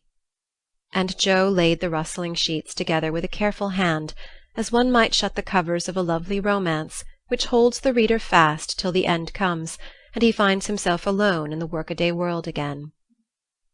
By and by Joe roamed away upstairs, for it was rainy and she could not walk. A restless spirit possessed her, and the old feeling came again, not bitter as it once was, but a sorrowfully patient wonder why one sister should have all she asked, the other nothing. It was not true, she knew that, and tried to put it away, but the natural craving for affection was strong, and Amy's happiness woke the hungry longing for someone to love with heart and soul and cling to while God let them be together. Up in the garret, where Joe's unquiet wanderings ended, stood 4 little wooden chests in a row, each marked with its owner's name, and each filled with relics of the childhood and girlhood ended now for all. Joe glanced into them, and when she came to her own, leaned her chin on the edge, and stared absently at the chaotic collection, till a bundle of old exercise books caught her eye. She drew them out, turned them over, and relived that pleasant winter at kind Mrs. Kirke's. She had smiled at first, then she looked thoughtful, next sad, and when she came to a little message written in the professor's hand, her lips began to tremble, the books slid out of her lap, and she sat looking at the friendly words as they took a new meaning and touched a tender spot in her heart. Wait for me, my friend. I may be a little late, but I shall surely come. Oh, if only he would! So kind, so good, so patient with me always, my dear old Fritz. I didn't value him half enough when I had him. But now how I should love to see him, for everyone seems going away from me, and I'm all alone. And holding the little paper fast as if it were a promise yet to be fulfilled, Jo laid her head down on a comfortable rag-bag and cried, as if in opposition to the rain pattering on the roof. Was it all self-pity, loneliness, or low spirits?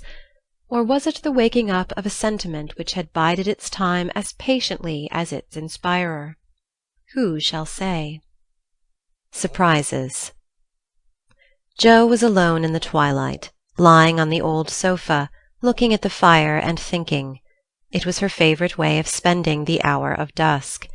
No one disturbed her, and she used to lie there on Beth's little red pillow, planning stories, dreaming dreams, or thinking tender thoughts of the sister who had never seemed far away.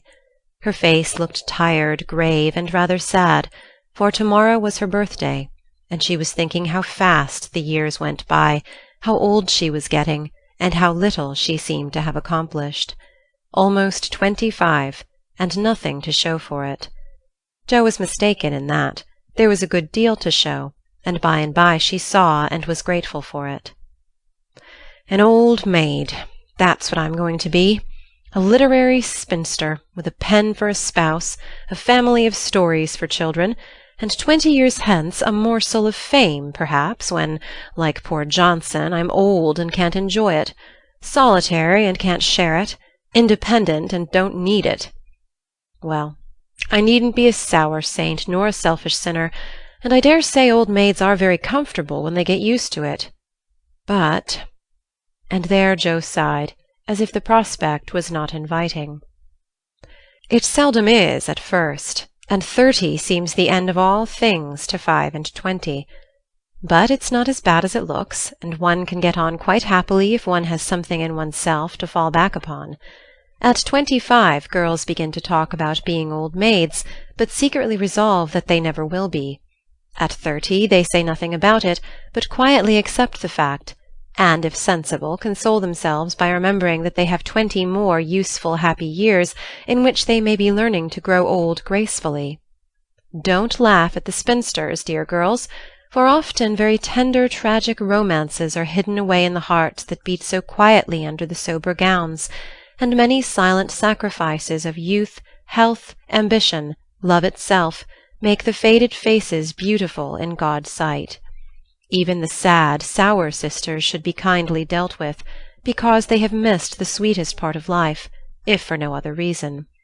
And looking at them with compassion, not contempt, girls in their bloom should remember that they too may miss the blossom time, that rosy cheeks don't last forever, that silver threads will come in the bonny brown hair, and that by and by kindness and respect will be as sweet as love and admiration now.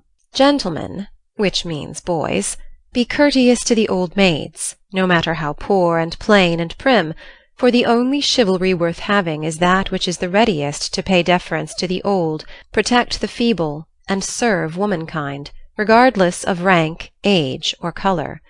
Just recollect the good aunts who have not only lectured and fussed, but nursed and petted, too often without thanks, the scrapes they have helped you out of, the tips they have given you from their small store, the stitches the patient old fingers have set for you, the steps the willing old feet have taken, and gratefully pay the dear old ladies the little attentions that women love to receive as long as they live.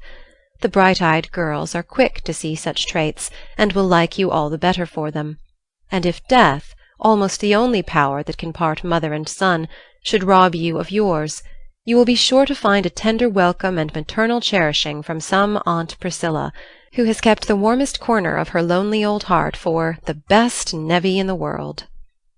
Joe must have fallen asleep, as I dare say my reader has during this little homily, for suddenly Laurie's ghost seemed to stand before her, a substantial, lifelike ghost, leaning over her with the very look he used to wear when he felt a good deal and didn't like to show it. But, like Jenny in the ballad, she could not think it he, and lay staring up at him in startled silence, till he stooped and kissed her. Then she knew him and flew up, crying joyfully, "Oh, my Teddy! Oh, my Teddy!" Dear Joe, are you glad to see me then? Glad? My blessed boy, words can't express my gladness. Where's Amy? Your mother has got her down at Meg's. We stopped there by the way, and there was no getting my wife out of their clutches. Your what? Cried Joe, for Laurie uttered those two words with an unconscious pride and satisfaction which betrayed him. Oh, the dickens, now I've done it. And he looked so guilty that Joe was down on him like a flash. You've gone and got married. Yes, please, but I never will again. And he went down upon his knees with a penitent clasping of hands and a face full of mischief, mirth, and triumph. Actually married? Very much so, thank you. Mercy on us! What dreadful thing will you do next? And Joe fell into her seat with a gasp. A characteristic, but not exactly complimentary congratulation, returned Laurie, still in an abject attitude, but beaming with satisfaction. What can you expect when you take one's breath away, creeping in like a burglar and letting cats out of bags like that? Get up, you ridiculous boy, and tell me all about it. Not a word, unless you let me come in my old place and promise not to barricade. Joe laughed at that, as she had not done for many a long day, and patted the sofa invitingly, as she said in a cordial tone, "The old pillow is up garret, and we don't need it now. So come and fess, Teddy." How good it sounds to hear you say Teddy. No one ever calls me that but you. And Laurie sat down with an air of great content. What does Amy call you? My lord. That's like her. Well, you look it. And Joe's eye plainly betrayed that she found her boy comelier than ever. The pillow was gone, but there was a barricade nevertheless, a natural one, raised by time, absence, and change of heart. Both felt it, and for a minute looked at one another as if that invisible barrier cast a little shadow over them. It was gone directly, however, for Laurie said, with a vain attempt at dignity, "Don't I look like a married man and the head of a family?" "Not a bit, and you never will. You've grown bigger and bonnier, but you are the same scapegrace as ever." "Now, really, Joe, you ought to treat me with more respect," began Laurie, who enjoyed it all immensely. "How can I, when the mere idea of you married and settled is so irresistibly funny that I can't keep sober?" answered Joe, smiling all over her face, so infectiously that they had another laugh, and then settled down for a good talk, quite in the pleasant old fashion. "It's no use your going out in the cold to get Amy, for they are all coming up presently. I couldn't wait. I wanted to be the one to tell you the grand surprise, and have first skim, as we used to say when we squabbled about the cream." Of course you did, and spoiled your story by beginning at the wrong end. Now start right and tell me how it all happened. I'm pining to know. "Well, I did it to please Amy," began Laurie with a twinkle that made Joe exclaim, "Fib number one! Amy did it to please you. Go on and tell the truth if you can, sir." "Now she's beginning to marmot. Isn't it jolly to hear her?" said Laurie to the fire, and the fire glowed and sparkled as if it quite agreed. "It's all the same, you know, she and I being one. We planned to come home with the Carrolls a month or more ago, but they suddenly changed their minds and decided to pass another winter in Paris. But Grandpa wanted to come home. He went to please me, and I couldn't let him go alone. Neither could I leave Amy, and Mrs. Carroll had got English notions about chaperones and such nonsense, and wouldn't let Amy come with us. So I just settled the difficulty by saying, let's be married, and then we can do as we like." Of course you did. You always have things to suit you. "Not always." And something in Laurie's voice made Joe say hastily, "How did you ever get Aunt to agree?" "It was hard work, but between us we talked her over, for we had heaps of good reasons on our side. There wasn't time to write and ask leave, but you all liked it, had consented to it by and by, and it was only taking time by the fetlock, as my wife says. Aren't we proud of those 2 words, and don't we like to say them? Interrupted Jo, addressing the fire in her turn, and watching with delight the happy light it seemed to kindle in the eyes that had been so tragically gloomy when she saw them last. A trifle, perhaps. She's such a captivating little woman, I can't help being proud of her. Well, then uncle and aunt were there to play propriety. We were so absorbed in one another we were of no mortal use apart, and that charming arrangement would make everything easy all round, so we did it. When? Where? How? Asked Jo, in a fever of feminine interest and curiosity, for she could not realize it a particle. 6 weeks ago at the American consul's in Paris. A very quiet wedding, of course, for even in our happiness we didn't forget dear little Beth. Jo put her hand in his as he said that, and Laurie gently smoothed the little red pillow, which he remembered well. "Why didn't you let us know afterward?" asked Jo, in a quieter tone, when they had sat quite still a minute. We wanted to surprise you. We thought we were coming directly home at first, but the dear old gentleman, as soon as we were married, found he couldn't be ready under a month at least, and sent us off to spend our honeymoon wherever we liked. Amy had once called Valrosa a regular honeymoon home, so we went there, and were as happy as people are but once in their lives. My faith, wasn't it love among the roses? Laurie seemed to forget Jo for a minute, and Jo was glad of it, for the fact that he told her these things so freely and so naturally assured her that he had quite forgiven and forgotten. She tried to draw away her hand, but as if he guessed the thought that prompted the half-involuntary impulse, Laurie held it fast, and said with a manly gravity she had never seen in him before, "Jo, dear, I want to say one thing, and then we'll put it by forever. As I told you in my letter when I wrote that Amy had been so kind to me, I never shall stop loving you. But the love is altered, and I have learned to see that it is better as it is. Amy and you changed places in my heart, that's all. I think it was meant to be so, and would have come about naturally if I had waited as you tried to make me. But I never could be patient, and so I got a heartache. I was a boy then, headstrong and violent, and it took a hard lesson to show me my mistake. For it was one, Jo, as you said, and I found it out after making a fool of myself. Upon my word, I was so tumbled up in my mind at one time that I didn't know which I loved best, you or Amy, and tried to love you both alike. But I couldn't, and when I saw her in Switzerland everything seemed to clear up all at once.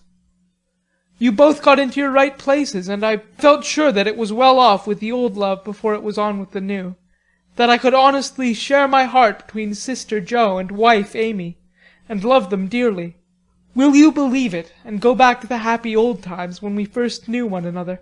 "I'll believe it with all my heart. But, Teddy, we never can be boy and girl again. The happy old times can't come back, and we mustn't expect it. We are man and woman now, with sober work to do, for playtime is over, and we must give up frolicking. I'm sure you feel this. I see the change in you, and you'll find it in me. I shall miss my boy, but I shall love the man as much and admire him more, because he means to be what I hoped he would.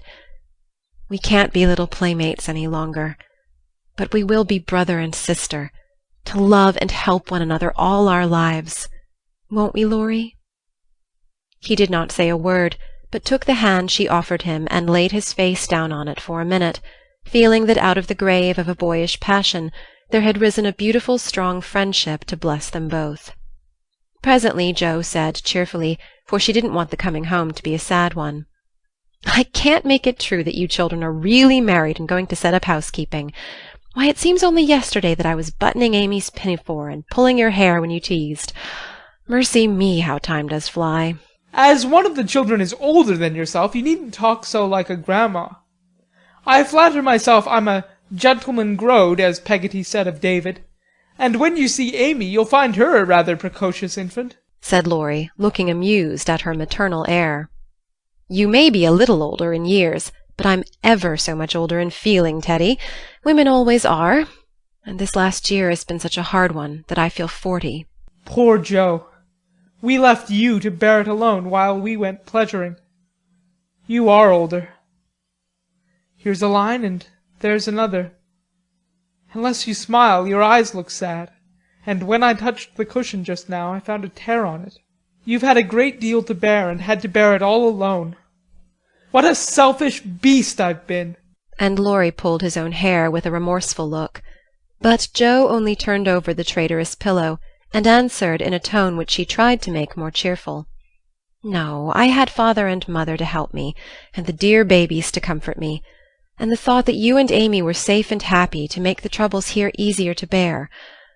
I am lonely sometimes, but I dare say it's good for me, and—" "You never shall be again," broke in Laurie, putting his arm about her as if to fence out every human ill. "Amy and I can't get on without you. So you must come and teach the children to keep house, and go halves in everything, just as we used to do, and let us pet you, and all be blissfully happy and friendly together." "If I shouldn't be in the way, it would be very pleasant. I begin to feel quite young already, for somehow all my troubles seemed to fly away when you came. You always were a comfort, Teddy." And Joe leaned her head on his shoulder, just as she did years ago, when Beth lay ill and Laurie told her to hold on to him. He looked down at her, wondering if she remembered the time, but Joe was smiling to herself, as if in truth her troubles had all vanished at his coming. "You are the same Joe still dropping tears about one minute and laughing the next. You look a little wicked now. What is it, Grandma?" "I was wondering how you and Amy get on together." "Like angels." Oh, yes, of course, but which rules?" "I don't mind telling you that she does now. At least I let her think so. It pleases her, you know. By and by we shall take turns. For marriage, they say, halves one's rights and doubles one's duties." "You'll go on as you begin, and Amy will rule you all the days of your life." "Well, she does it so imperceptibly that I don't think I shall mind much. She's the sort of woman who knows how to rule well. In fact, I rather like it, for she winds one round her finger as softly and prettily as a skein of silk, and makes you feel as if she was doing you a favour all the while." "That ever I should live to see you a hen-pecked husband and enjoying it!" cried Joe, with uplifted hands.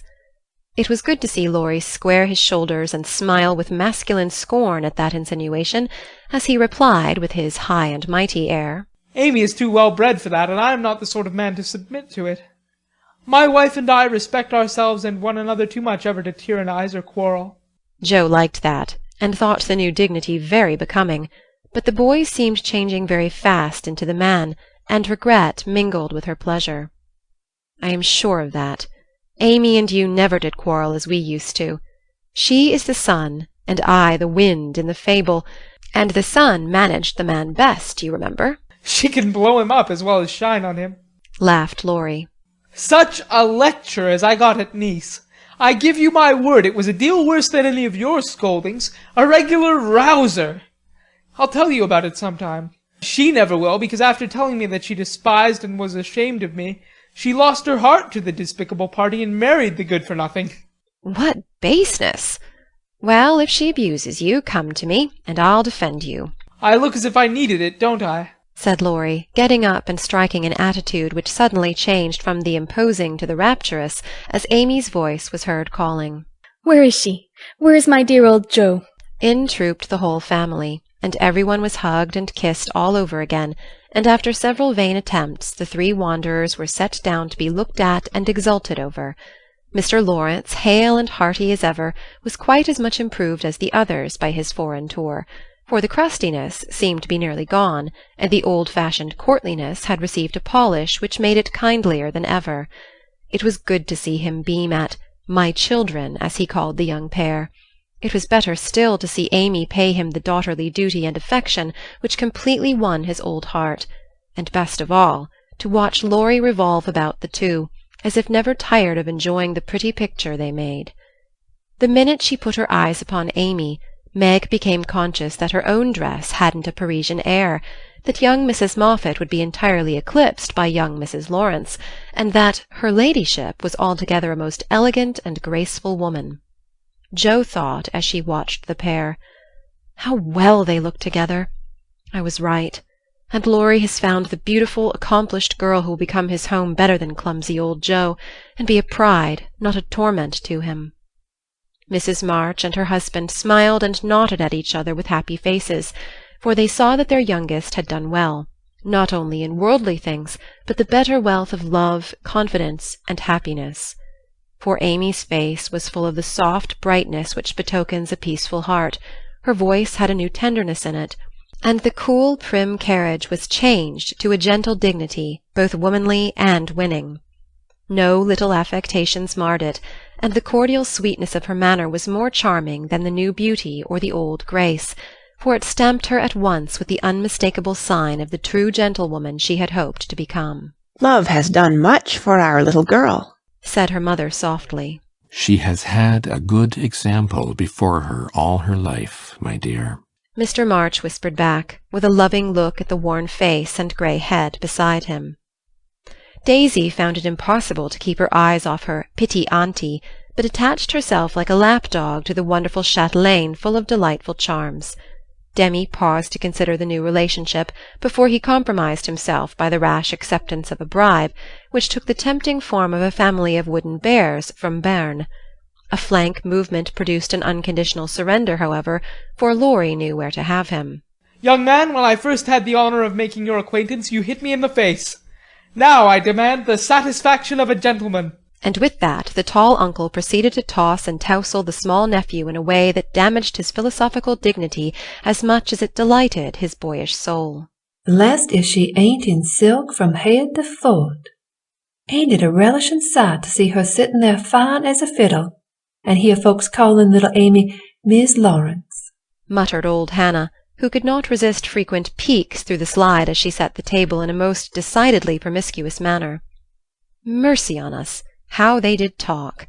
First one, then the other, then all burst out together, trying to tell the history of 3 years in half an hour. It was fortunate that tea was at hand, to produce a lull and provide refreshment, for they would have been hoarse and faint if they had gone on much longer. Such a happy procession as filed away into the little dining-room. Mr. March proudly escorted Mrs. Laurence. Mrs. March as proudly leaned on the arm of "my son." The old gentleman took Joe, with a whispered, "You must be my girl now," and a glance at the empty corner by the fire that made Joe whisper back, "I'll try to fill her place, sir." The twins pranced behind, feeling that the millennium was at hand, for everyone was so busy with the newcomers that they were left to revel at their own sweet will, and you may be sure they made the most of the opportunity. Didn't they steal sips of tea, stuff gingerbread ad libitum, get a hot biscuit apiece, and as crowning trespass, didn't they each whisk a captivating little tart into their tiny pockets, there to stick and crumble treacherously, teaching them that both human nature and pastry are frail? Burdened with the guilty consciousness of the sequestered tarts, and fearing that Dodo's sharp eyes would pierce the thin disguise of cambric and merino which hid their booty, the little sinners attached themselves to Dranpa, who hadn't his spectacles on. Amy, who was handed about like refreshments, returned to the parlour on Father Lawrence's arm. The others paired off as before, and this arrangement left Joe companionless. She did not mind it at the minute, for she lingered to answer Hannah's eager inquiry. Will Miss Amy ride in her coupe, and use all them lovely silver dishes that's stored away over yonder? Shouldn't wonder if she drove 6 white horses, ate off gold plate, and wore diamonds and point lace every day. Teddy thinks nothing too good for her, returned Joe with infinite satisfaction. No more there is. Will you have hash or fish bowls for breakfast? Asked Hannah, who wisely mingled poetry and prose. I don't care. And Joe shut the door, feeling that food was an uncongenial topic just then. She stood a minute looking at the party vanishing above, and as Demy's short plaid legs toiled up the last stair, a sudden sense of loneliness came over her so strongly that she looked about her with dim eyes, as if to find something to lean upon, for even Teddy had deserted her. If she had known what a birthday gift was coming every minute nearer and nearer, she would not have said to herself, "I'll weep a little weep when I go to bed. It won't do to be dismal now." Then she drew her hand over her eyes, for one of her boyish habits was never to know where her handkerchief was, and had just managed to call up a smile when there came a knock at the porch door. She opened with hospitable haste, and started as if another ghost had come to surprise her, for there stood a tall, bearded gentleman, beaming on her from the darkness like a midnight sun. "Oh, Mr. Bear, I am so glad to see you!" cried Joe, with a clutch, as if she feared the night would swallow him up before she could get him in. And I to see Miss March. But no, you have a party. And the Professor paused as the sound of voices and the tap of dancing feet came down to them. "No, we haven't, only the family. My sister and friends have just come home, and we are all very happy. Come in and make one of us." Though a very social man, I think Mr. Bear would have gone decorously away and come again another day, but how could he, when Joe shut the door behind him and bereft him of his hat? Perhaps her face had something to do with it, for she forgot to hide her joy at seeing him, and showed it with a frankness that proved irresistible to the solitary man, whose welcome far exceeded his boldest hopes. If I shall not be Monsieur de Trop, I will so gladly see them all. You have been ill, my friend? He put the question abruptly, for as Joe hung up his coat, the light fell on her face, and he saw a change in it. "Not ill, but tired and sorrowful. We have had trouble since I saw you last." Ah, yes, I know. My heart was sore for you when I heard that. And he shook hands again, with such a sympathetic face that Joe felt as if no comfort could equal the look of the kind eyes, the grasp of the big warm hand. "Father, Mother, this is my friend, Professor Bear," she said, with a face and tone of such irrepressible pride and pleasure that she might as well have blown a trumpet and opened the door with a flourish. If the stranger had any doubts about his reception, they were set at rest in a minute by the cordial welcome he received. Everyone greeted him kindly, for Joe's sake at first, but very soon they liked him for his own. They could not help it, for he carried the talisman that opens all hearts, and these simple people warmed to him at once, feeling even the more friendly because he was poor. For poverty enriches those who live above it, and is a sure passport to truly hospitable spirits. Mr. Bear sat looking about him with the air of a traveller who knocks at a strange door, and when it opens, finds himself at home. The children went to him like bees to a honey-pot, and establishing themselves on each knee, proceeded to captivate him by rifling his pockets, pulling his beard, and investigating his watch with juvenile audacity. The women telegraphed their approval to one another, and Mr. March, feeling that he had got a kindred spirit, opened his choicest stores for his guests' benefit, while silent John listened and enjoyed the talk, but said not a word, and Mr. Laurence found it impossible to go to sleep.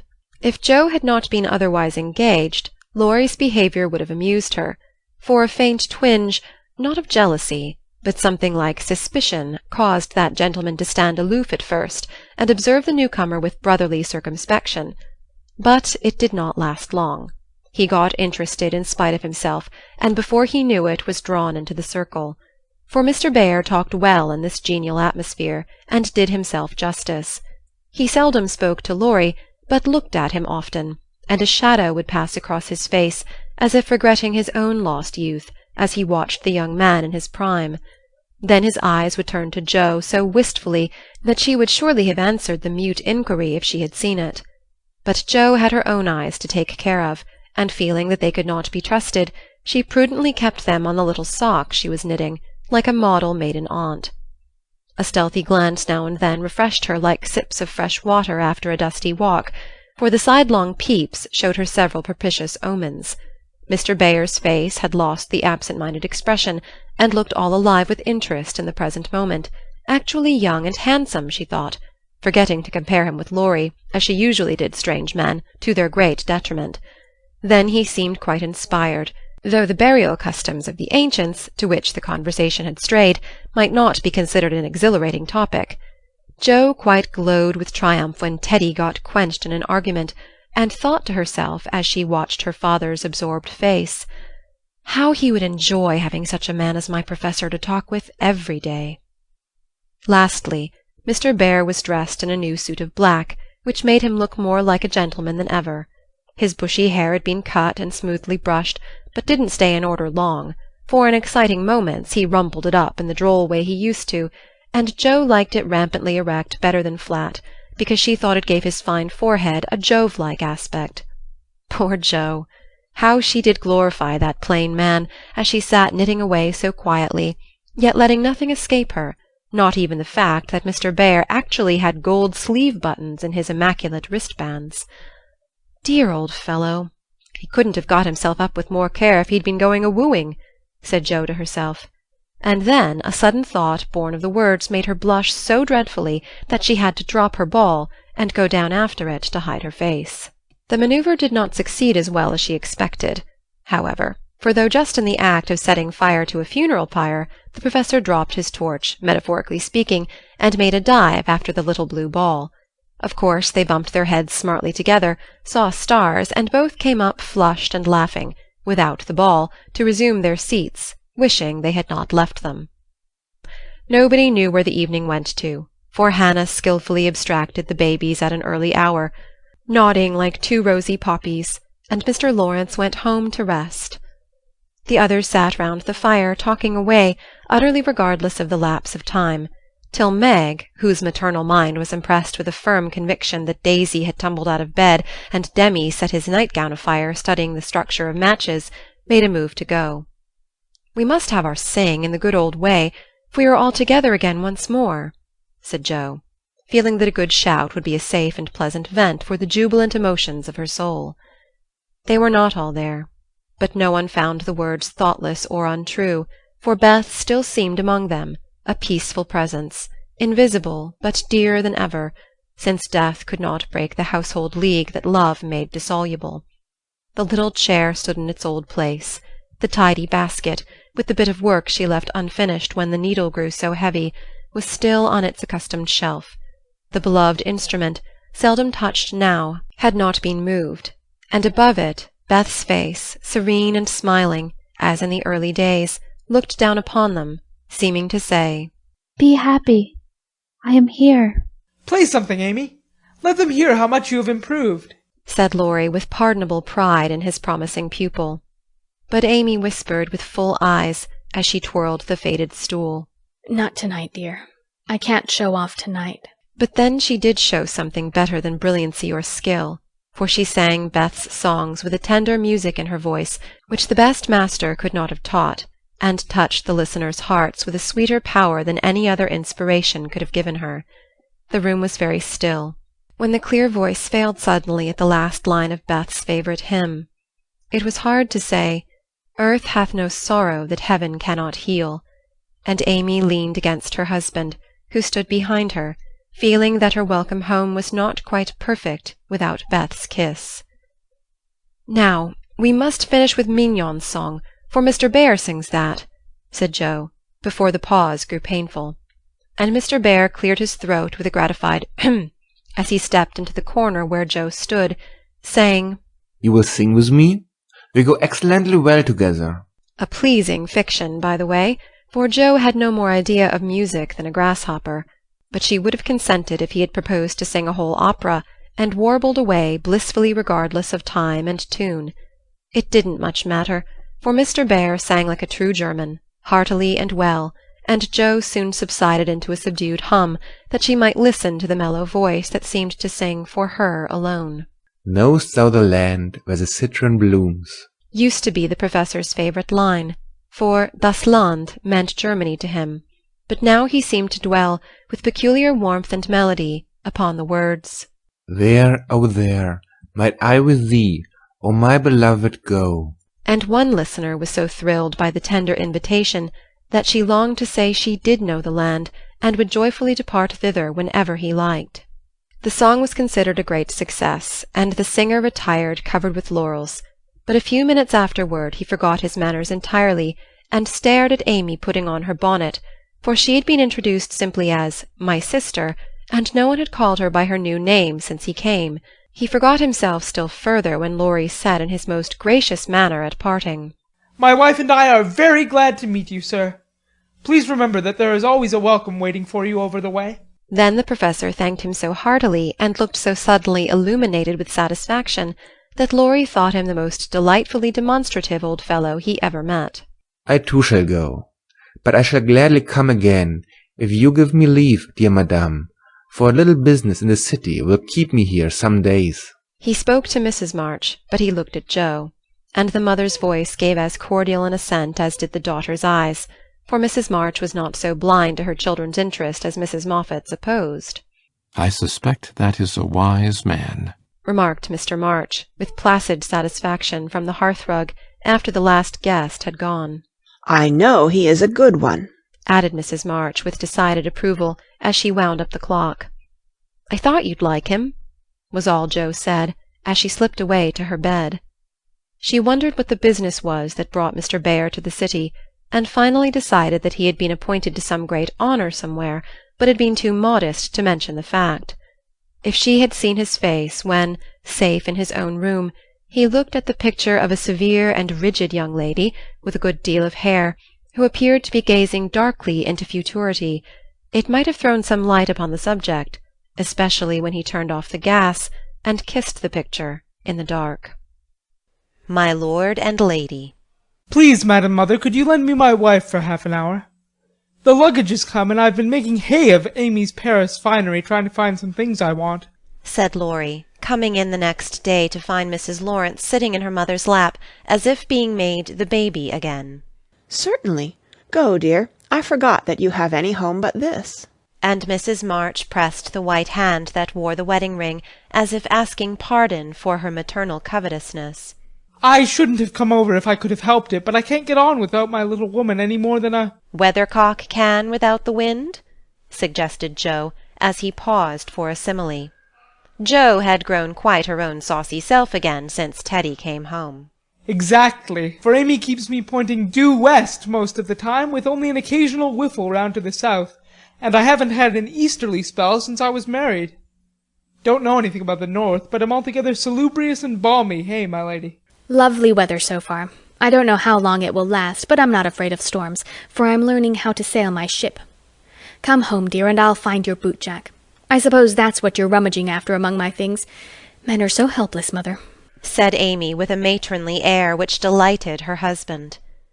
What are you going to do with yourselves after you get settled? asked Jo, buttoning Amy's cloak as she used to button her pinafores. We have our plans. We don't mean to say much about them yet, because we are such very new brooms, but we don't intend to be idle. I'm going into business with a devotion that shall delight grandfather, and prove to him that I'm not spoiled. I need something of the sort to keep me steady. I'm tired of dawdling and mean to work like a man. And Amy, what is she going to do? asked Mrs. March, well pleased at Laurie's decision and the energy with which he spoke. After doing the civil all round and airing our best bonnet, we shall astonish you by the elegant hospitalities of our mansion, the brilliant society we shall draw about us, and the beneficial influence we shall exert over the world at large. That's about it, isn't it, Madame Récamier? asked Laurie, with a quizzical look at Amy. Time will show. Come away, impertinence, and don't shock my family by calling me names before their faces, answered Amy, resolving that there should be a home with a good wife in it before she set up a salon as a queen of society. How happy those children seem together, observed Mr. March, finding it difficult to become absorbed in his Aristotle after the young couple had gone. Yes, and I think it will last, added Mrs. March with the restful expression of a pilot who has brought a ship safely into port. I know it will. Happy Amy. And Jo sighed, then smiled brightly as Professor Bhaer opened the gate with an impatient push. Later in the evening, when his mind had been set at rest about the bootjack, Laurie said suddenly to his wife, Mrs. Laurence? My lord? That man intends to marry our Jo. I hope so, don't you, dear? Well, my love, I consider him a trump in the fullest sense of that expressive word, but I do wish he was a little younger and a good deal richer. Now, Laurie, don't be too fastidious and worldly minded. If they love one another, it doesn't matter a particle how old they are or how poor. Women never should marry for money. Amy caught herself up short as the words escaped her, and looked at her husband, who replied with malicious gravity, Certainly not, though you do hear charming girls say that they intend to do it sometimes. If my memory serves me, you once thought it your duty to make a rich match. That accounts, perhaps, for your marrying a good-for-nothing like me. Oh, my dearest boy, don't say that. I forgot how rich you were when I said yes. I'd have married you if you hadn't a penny, and I sometimes wish you were poor, that I might show how much I love you. And Amy, who was very dignified in public and very fond in private, gave convincing proofs of the truth of her words. You don't really think I'm such a mercenary creature as I'd tried to be once, do you? It would break my heart if you didn't believe that I'd gladly pull in the same boat with you, even if you had to get your living by rowing on the lake. Am I an idiot and a brute? How could I think so when you refused a richer man for me and won't let me give you half I want to now, when I have the right? Girls do it every day, poor things, and are taught to think that it is their only salvation. But you had better lessons, and though I trembled for you at one time, I was not disappointed, for the daughter was true to the mother's teaching.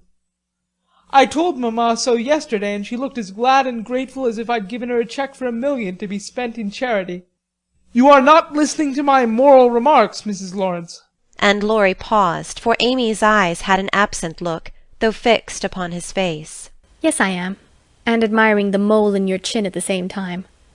I don't wish to make you vain, but I must confess that I'm prouder of my handsome husband than of all his money.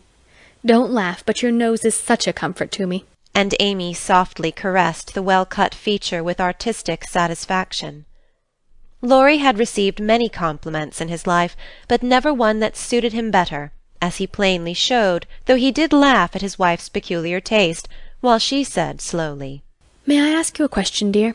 Of course you may. Shall you care if Joe does marry Mr. Bear? Oh, that's the trouble, is it? I thought there was something in the dimple that didn't quite suit you.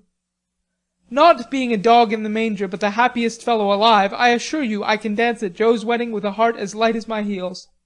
Do you doubt it, my darling?" Amy looked up at him and was satisfied. Her little jealous fear vanished forever, and she thanked him with a face full of love and confidence. I wish we could do something for that capital old professor. Couldn't we invent a rich relation who shall obligingly die out there in Germany and leave him a tidy little fortune? Said Laurie, when they began to pace up and down the long drawing-room arm in arm, as they were fond of doing, in memory of the chateau garden. Joe would find us out and spoil it all. She is very proud of him, just as he is, and said yesterday that she thought poverty was a beautiful thing. Bless her dear heart! She won't think so when she has a literary husband, and a dozen little professors and professorins to support. We won't interfere now, but watch our chance and do them a good turn in spite of themselves. I owe Joe for a part of my education, and she believes in people's paying their honest debts, so I'll get round her in that way. How delightful it is to be able to help others, isn't it? That was always one of my dreams, to have the power of giving freely, and thanks to you the dream has come true. Ah, we'll do quantities of good, won't we? There's one sort of poverty that I particularly like to help. Out-and-out beggars get taken care of, but poor gentlefolks fare badly because they won't ask, and people don't dare to offer charity. Yet there are 1,000 ways of helping them if one only knows how to do it so delicately that it does not offend. I must say I like to serve a decayed gentleman better than a blarneying beggar. I suppose it's wrong, but I do, though it is harder. Because it takes a gentleman to do it, added the other member of the Domestic Admiration Society. Thank you. I'm afraid I don't deserve that pretty compliment. But I was going to say that while I was dawdling about abroad, I saw a good many talented young fellows making all sorts of sacrifices and enduring real hardships that they might realize their dreams. Splendid fellows, some of them, working like heroes, poor and friendless, but so full of courage, patience, and ambition that I was ashamed of myself, and longed to give them a right good lift. Those are people whom it's a satisfaction to help, for if they've got genius, it's an honor to be allowed to serve them, and not let it be lost or delayed for want of fuel to keep the pot boiling. If they haven't, it's a pleasure to comfort the poor souls, and keep them from despair when they find it out. Yes, indeed. And there's another class who can't ask and who suffer in silence. I know something of it, for I belonged to it before you made a princess of me, as the king does the beggar maid in the old story. Ambitious girls have a hard time, Laurie, and often have to see youth, health, and precious opportunities go by just for want of a little help at the right minute. People have been very kind to me, and whenever I see girls struggling along as we used to do, I want to put out my hand and help them, as I was helped. And so you shall, like an angel as you are, cried Laurie, resolving with a glow of philanthropic zeal to found and endow an institution for the express benefit of young women with artistic tendencies. Rich people have no right to sit down and enjoy themselves or let their money accumulate for others to waste. It's not half so sensible to leave legacies when one dies, as it is to use the money wisely while alive, and enjoy making one's fellow creatures happy with it. We'll have a good time ourselves, and add an extra relish to our own pleasure by giving other people a generous taste. Will you be a little Dorcas, going about emptying a big basket of comforts and filling it up with good deeds? With all my heart, if you will be a brave St. Martin, stopping as you ride gallantly through the world to share your cloak with the beggar. It's a bargain, and we shall get the best of it. So the young pair shook hands upon it, and then paced happily on again, feeling that their pleasant home was more home-like because they hoped to brighten other homes, believing that their own feet would walk more uprightly along the flowery path before them if they smoothed rough ways for other feet, and feeling that their hearts were more closely knit together by a love which could tenderly remember those less blessed than they. Daisy and Demi. I cannot feel that I have done my duty as humble historian of the March family without devoting at least one chapter to the two most precious and important members of it. Daisy and Demi had now arrived at years of discretion, for in this fast age babies of 3 or 4 assert their rights, and get them too, which is more than many of their elders do. If there ever were a pair of twins in danger of being utterly spoiled by adoration, it was these prattling Brookes. Of course they were the most remarkable children ever born, as will be shown when I mention that they walked at 8 months, talked fluently at 12 months, and at 2 years they took their places at table, and behaved with a propriety which charmed all beholders. At 3, Daisy demanded a needler, and actually made a bag with 4 stitches in it. She likewise set up housekeeping in the sideboard, and managed a microscopic cooking stove with a skill that brought tears of pride to Hannah's eyes, while Demi learned his letters with his grandfather, who invented a new mode of teaching the alphabet by forming letters with his arms and legs, thus uniting gymnastics for head and heels. The boy early developed a mechanical genius which delighted his father and distracted his mother, for he tried to imitate every machine he saw, and kept the nursery in a chaotic condition, with his sew-machine, a mysterious structure of string, chairs, clothespins, and spools, for wheels to go wound and wound. Also a basket hung over the back of a chair, in which he vainly tried to hoist his too confiding sister, who with feminine devotion allowed her little head to be bumped till rescued, when the young inventor indignantly remarked, "Why, Marmee, that's my lally waiter, and me's trying to pull her up." Though utterly unlike in character, the twins got on remarkably well together, and seldom quarrelled more than thrice a day. Of course Demi tyrannized over Daisy, and gallantly defended her from every other aggressor, while Daisy made a galley slave of herself, and adored her brother as the one perfect being in the world. A rosy, chubby, sunshiny little soul was Daisy, who found her way to everybody's heart, and nestled there.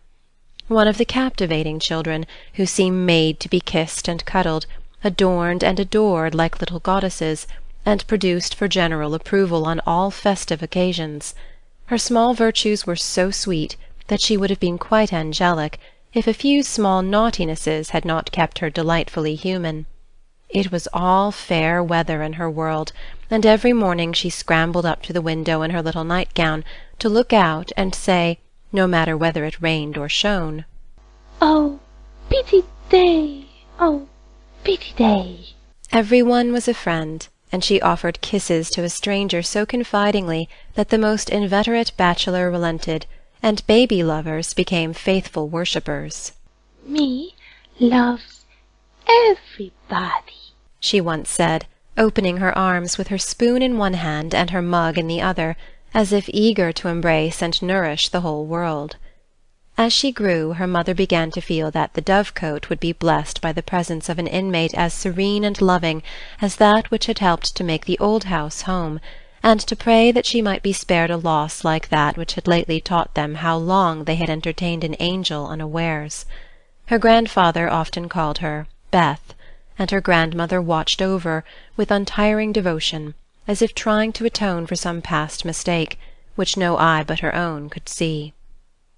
Demi, like a true Yankee, was of an inquiring turn, wanting to know everything, and often getting much disturbed because he could not get satisfactory answers to his perpetual "What for?" He also possessed a philosophic bent, to the great delight of his grandfather, who used to hold Socratic conversations with him, in which the precocious pupil occasionally posed his teacher, to the undisguised satisfaction of the womenfolk. "What makes my legs go, Grandpa?" asked the young philosopher, surveying those active portions of his frame with a meditative air, while resting after a go-to-bed frolic one night.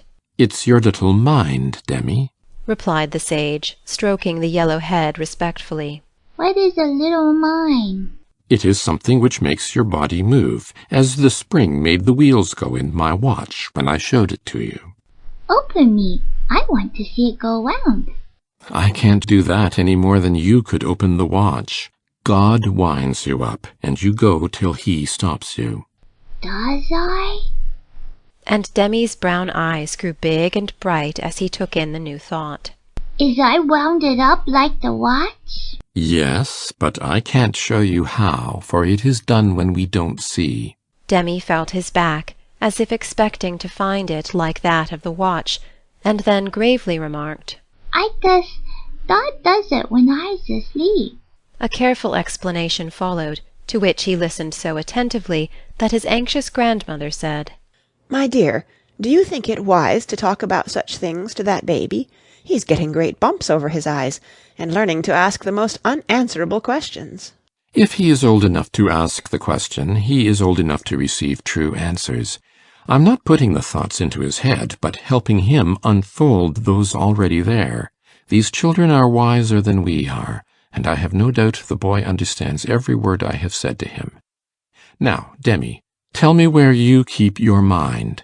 If the boy had replied, like Alcibiades, "By the gods, Socrates, I cannot tell," his grandfather would not have been surprised.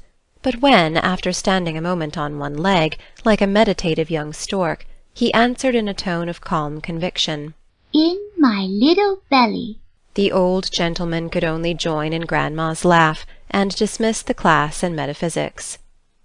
There might have been cause for maternal anxiety if Demi had not given convincing proofs that he was a true boy, as well as a budding philosopher, for often after a discussion which caused Hannah to prophesy, with ominous nods, "That child ain't long for this world," he would turn about and set her fears at rest by some of the pranks with which dear, dirty, naughty little rascals distract and delight their parents' souls. Meg made many moral rules, and tried to keep them, but what mother was ever proof against the winning wiles, the ingenious evasions, or the tranquil audacity of the miniature men and women who so early show themselves accomplished artful dodgers? "No more raisins, Demi. They'll make you sick," says Mamma to the young person who offers his services in the kitchen with unfailing regularity on plum-pudding day. "Me likes to be sick." "I don't want to have you, so run away and help Daisy make patty cakes." He reluctantly departs, but his wrongs weigh upon his spirit, and by, when an opportunity comes to redress them, he outwits Mamma by a shrewd bargain. "Now you have been good children, and I'll play anything you like," says Meg as she leads her assistant cooks upstairs, when the pudding is safely bouncing in the pot. "Truly, Marmar?" asks Demi with a brilliant idea in his well-powdered head. "Yes, truly, anything you say," replies the short-sighted parent, preparing herself to sing the Three Little Kittens half a dozen times over, or to take her family to "buy a penny bun," regardless of wind or limb. But Demi corners her by the cool reply, "Then we'll go and eat up all the raisins." Aunt Dodo was chief playmate and confidant of both children, and the trio turned the little house topsy-turvy. Aunt Amy was as yet only a name to them. Aunt Beth soon faded into a pleasantly vague memory, but Aunt Dodo was a living reality, and they made the most of her, for which compliment she was deeply grateful. But when Mr. Bayer came, Jo neglected her playfellows, and dismay and desolation fell upon their little souls. Daisy, who was fond of going about peddling kisses, lost her best customer and became bankrupt. Demi, with infantile penetration, soon discovered that Dodo liked to play with the bear man better than she did him, but though hurt he concealed his anguish, for he hadn't the heart to insult a rival who kept a mine of chocolate drops in his waistcoat pocket, and a watch that could be taken out of its case and freely shaken by ardent admirers. Some persons might have considered these pleasing liberties as bribes, but Demi didn't see it in that light, and continued to patronize the bear man with pensive affability, while Daisy bestowed her small affections upon him at the third call, and considered his shoulder her throne, his arm her refuge, his gifts treasures surpassing worth. Gentlemen are sometimes seized with sudden fits of admiration for the young relatives of ladies whom they honour with their regard, but this counterfeit philoprogenitiveness sits uneasily upon them, and does not deceive anybody a particle. Mr. Bayer's devotion was sincere, however likewise effective, for honesty is the best policy in love as in law. He was one of the men who are at home with children, and looked particularly well when little faces made a pleasant contrast with his manly one. His business, whatever it was, detained him from day to day, but evening seldom failed to bring him out to see. Well, he always asked for Mr. March, so I suppose he was the attraction. The excellent papa laboured under the delusion that he was, and revelled in long discussions with the kindred spirit, till a chance remark of his more observing grandson suddenly enlightened him. Mr. Bayer came in one evening to pause on the threshold of the study, astonished by the spectacle that met his eye.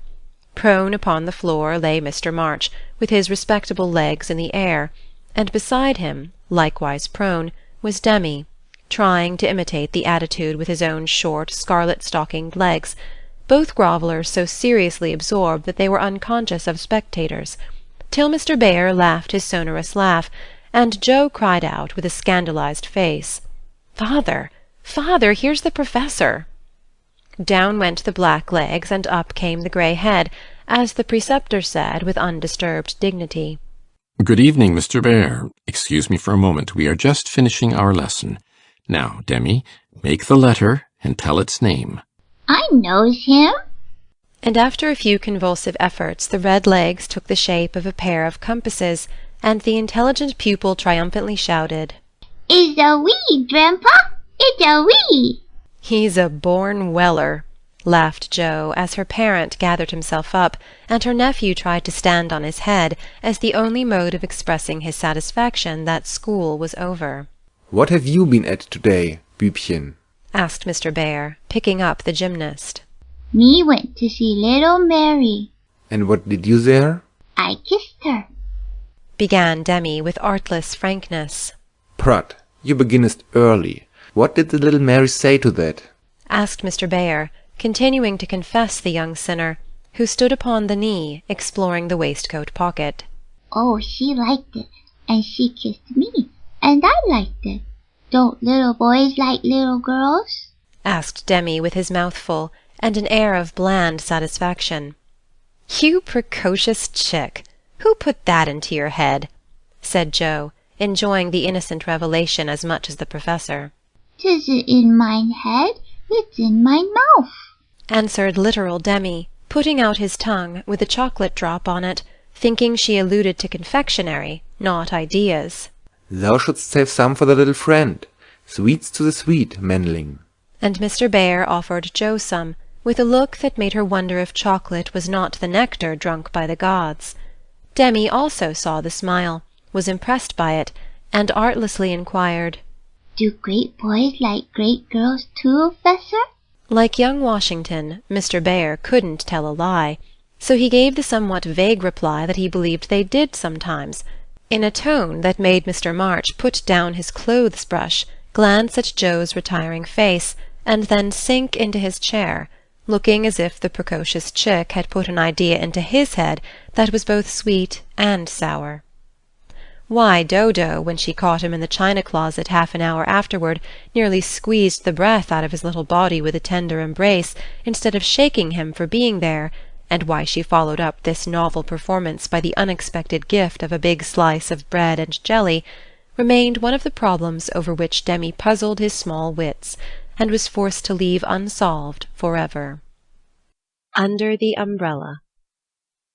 While Laurie and Amy were taking conjugal strolls over velvet carpets as they set their house in order and planned a blissful future, Mr. Bear and Joe were enjoying promenades of a different sort, along muddy roads and sodden fields. I always do take a walk toward evening, and I don't know why I should give it up just because I happen to meet the Professor on his way out," said Jo to herself after 2 or 3 encounters, for though there were 2 paths to Meg's, whichever one she took she was sure to meet him, either going or returning.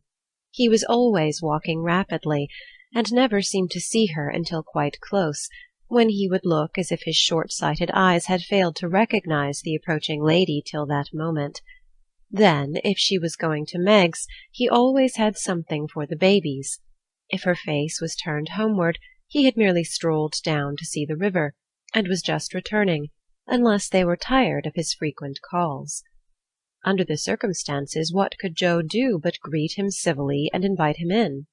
If she was tired of his visits, she concealed her weariness with perfect skill, and took care that there should be coffee for supper, as Mr. Bear, doesn't like tea. By the second week everyone knew perfectly well what was going on, yet everyone tried to look as if they were stone blind to the changes in Jo's face.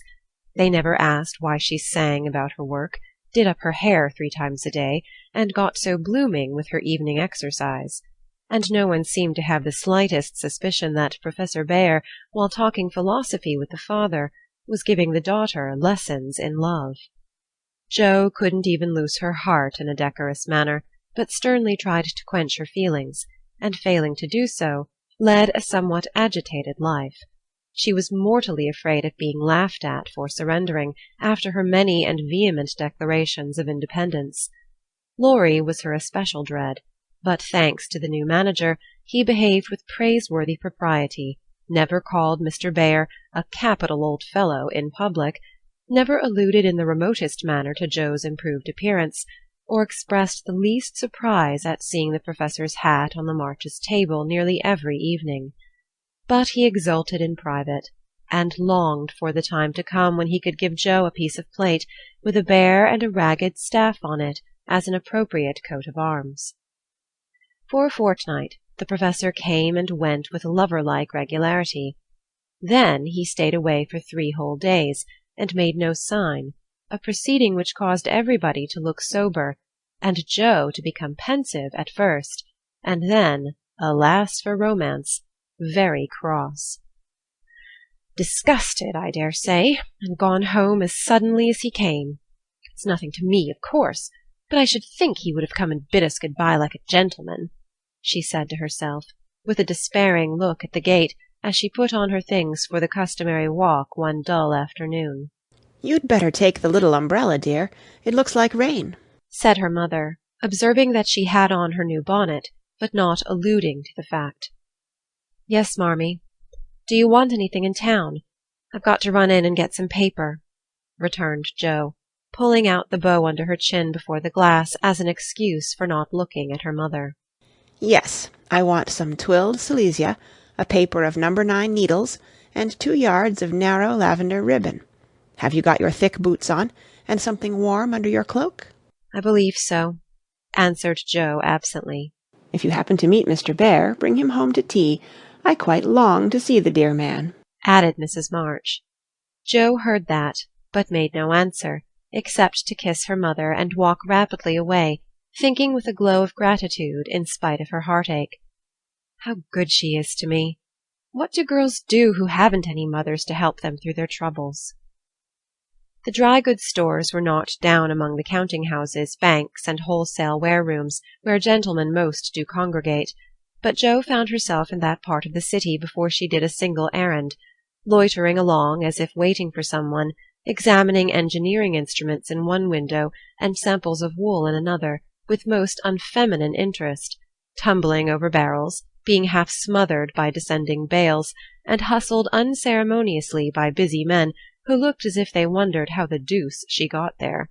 A drop of rain on her cheek recalled her thoughts from baffled hopes to ruined ribbons, for the drops continued to fall, and being a woman as well as a lover, she felt that, though it was too late to save her heart, she might her bonnet.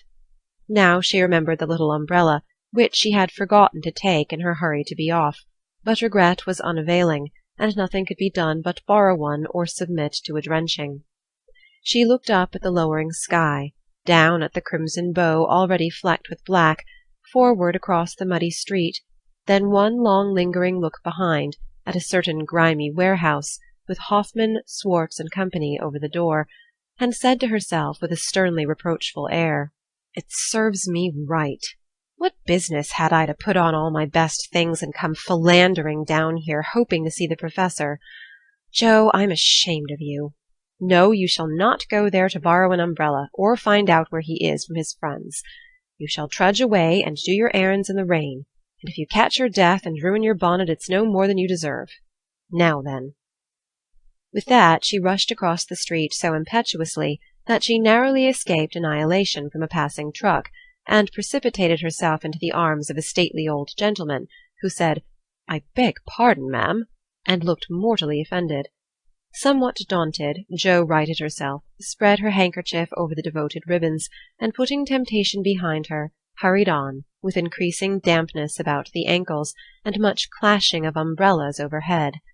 The fact that a somewhat dilapidated blue one remained stationary above the unprotected bonnet attracted her attention, and looking up, she saw Mr. Bhaer looking down. I feel to know the strong-minded lady, who goes so bravely under many horse-noses, and so fast through much mud. What do you down here, my friend? I'm shopping. Mr. Bhaer smiled, as he glanced from the pickle factory on one side to the wholesale hide and leather concern on the other, but he only said politely, You have no umbrella. May I go also, and take for you the bundles? Yes, thank you.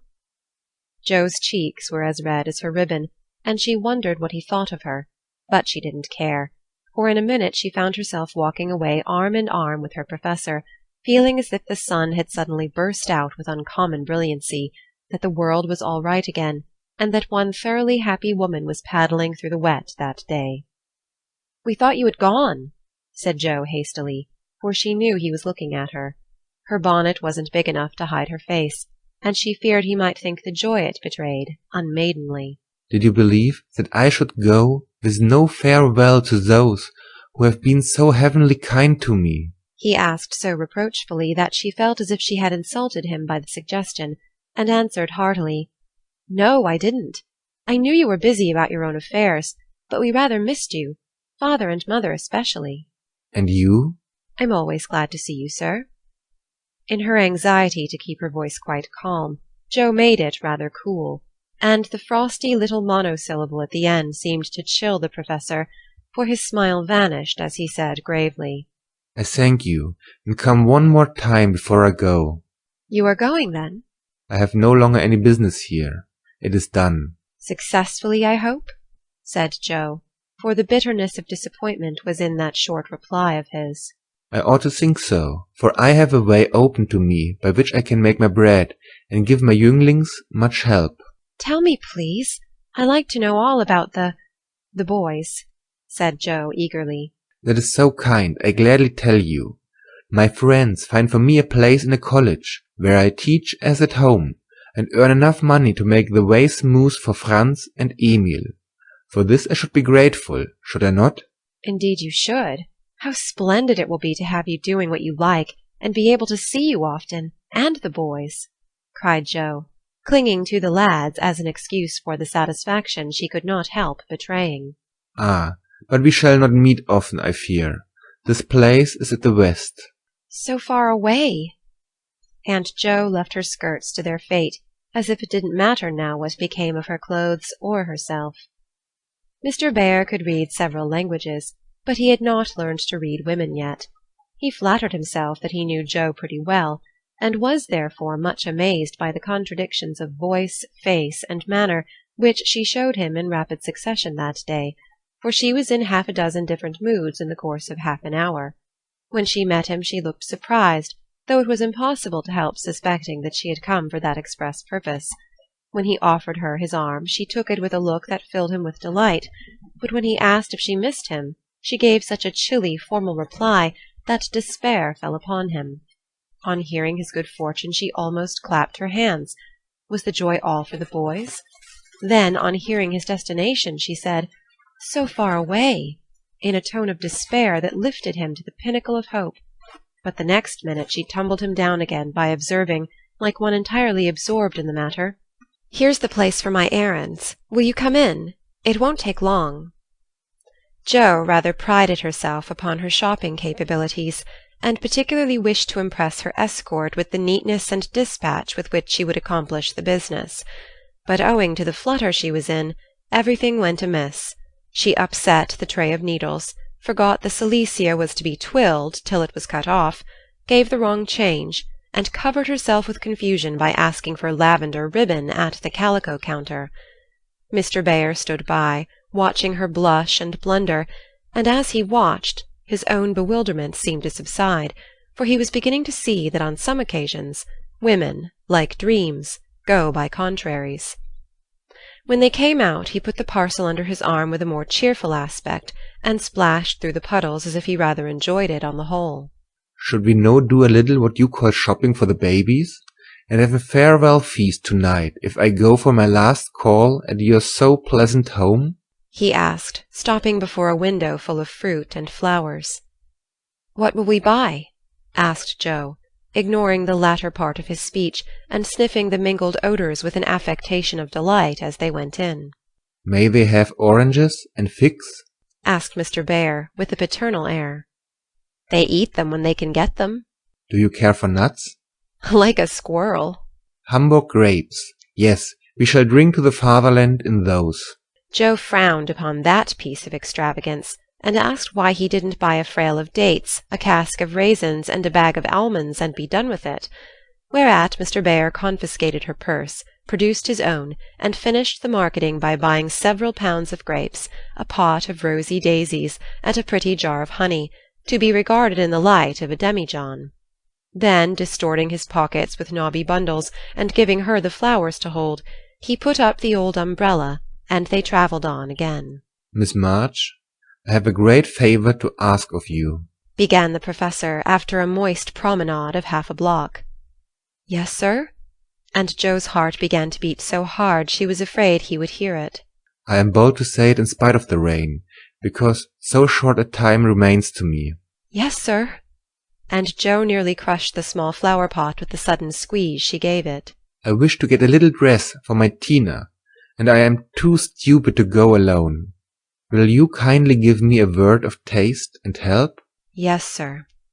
And Jo felt as calm and cool all of a sudden as if she had stepped into a refrigerator.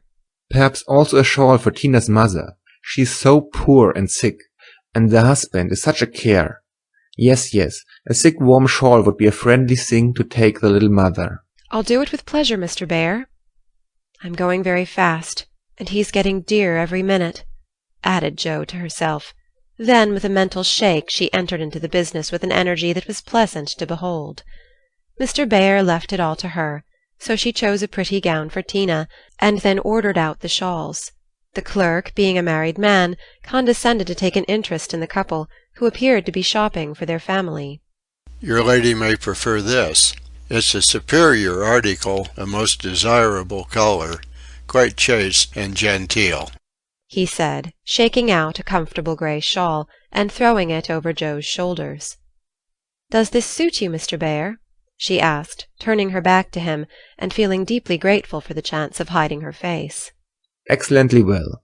We will have it, answered the Professor, smiling to himself as he paid for it, while Jo continued to rummage the counters like a confirmed bargain hunter. Now, shall we go home? He asked, as if the words were very pleasant to him. Yes, it's late, and I'm so tired. Jo's voice was more pathetic than she knew, for now the sun seemed to have gone in as suddenly as it came out, and the world grew muddy and miserable again, and for the first time she discovered that her feet were cold, her head ached, and that her heart was colder than the former, fuller of pain than the latter. Mr. Bayer was going away. He only cared for her as a friend. It was all a mistake, and the sooner it was over, the better. With this idea in her head, she hailed an approaching omnibus with such a hasty gesture that the daisies flew out of the pot and were badly damaged. This is not our omnibus, said the Professor, waving the loaded vehicle away and stopping to pick up the poor little flowers. I beg your pardon. I didn't see the name distinctly. Never mind, I can walk. I'm used to plodding in the mud, returned Jo, winking hard, because she would have died rather than openly wipe her eyes. Mr. Bear saw the drops on her cheeks, though she turned her head away. The sight seemed to touch him very much, for suddenly stooping down he asked in a tone that meant a great deal, "Heart's dearest, why do you cry?" Now, if Jo had not been new to this sort of thing, she would have said she wasn't crying, had a cold in her head, or told any other feminine fib proper to the occasion. Instead of which, that undignified creature answered, with an irrepressible sob, "Because you are going away." "Ach, mein Gott, that is so good!" cried Mr. Bear, managing to clasp his hands in spite of the umbrella and the bundles. "Jo, I have nothing but much love to give you. I came to see if you could care for it, and I waited to be sure that I was something more than a friend. Am I? Can you make a little place in your heart for old Fritz?" he added, all in one breath. "Oh, yes," said Jo, and he was quite satisfied, for she folded both hands over his arm, and looked up at him with an expression that plainly showed how happy she would be to walk through life beside him, even though she had no better shelter than the old umbrella, if he carried it. It was certainly proposing under difficulties, for even if he had desired to do so, Mr. Bear could not go down upon his knees on account of the mud. Neither could he offer Jo his hand, except figuratively, for both were full. Much less could he indulge in tender remonstrations in the open street, though he was near it. So the only way in which he could express his rapture was to look at her, with an expression which glorified his face to such a degree that there actually seemed to be little rainbows in the drops that sparkled on his beard. If he had not loved Jo very much, I don't think he could have done it then, for she looked far from lovely, with her skirts in a deplorable state, her rubber boots splashed to the ankle, and her bonnet a ruin. Fortunately, Mr. Bear considered her the most beautiful woman living, and she found him more Jove-like than ever, though his hat-brim was quite limp with the little rills trickling thence upon his shoulders, for he held the umbrella all over Jo, and every finger of his gloves needed mending. Passers-by probably thought them a pair of harmless lunatics, for they entirely forgot to hail a bus, and strolled leisurely along, oblivious of deepening dusk and fog. Little they cared what anybody else thought, for they were enjoying the happy hour that seldom comes but once in any life, the magical moment which bestows youth on the old, beauty on the plain, wealth on the poor, and gives human hearts a foretaste of heaven. The Professor looked as if he had conquered a kingdom, and the world had nothing more to offer him in the way of bliss, while Jo trudged beside him, feeling as if her place had always been there, and wondering how she could have chosen any other lot. Of course she was the first to speak, intelligibly I mean, for the emotional remarks which followed her impetuous "Oh, yes," were not of a coherent or reportable character.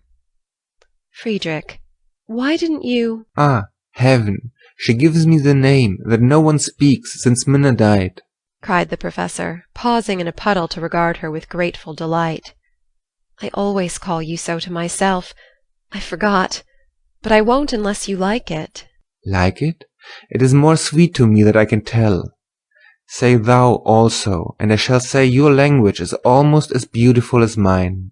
"Isn't thou a little sentimental?" asked Jo, privately thinking it a lovely monosyllable. "Sentimental? Yes. Thank God, we Germans believe in sentiment, and keep ourselves young mid it. Your English you is so cold. Say thou, heart's dearest. It means so much to me," pleaded Mr. Bear, more like a romantic student than a grave professor. "Well, then, why didn't thou tell me all this sooner?" asked Jo bashfully. "Now I shall have to show thee all my heart, and I so gladly will, because thou must take care of it hereafter. See then, my Jo. Ah, the dear, funny little name. I had a wish to tell something the day I said good-bye in New York, but I thought the handsome friend was betrothed to thee, and so I spoke not. Wouldst thou have said yes then, if I had spoken?" "I don't know. I'm afraid not, for I didn't have any heart just then." "Prut, that I do not believe. It was asleep, till the fairy prince came through the wood and waked it up. Ah well, die erste Liebe ist die beste, but that I should not expect." Yes, the first love is the best. But be so contented, for I never had another. Teddy was only a boy, and soon got over his little fancy," said Joe, anxious to correct the professor's mistake. Good, then I shall rest happy. And be sure that thou givest me all. I have waited so long, I am grown selfish, as thou wilt find, Professorin. "I like that," cried Joe, delighted with her new name. "Now tell me what brought you at last, just when I wanted you." This. And Mr. Bear took a little worn paper out of his waistcoat pocket.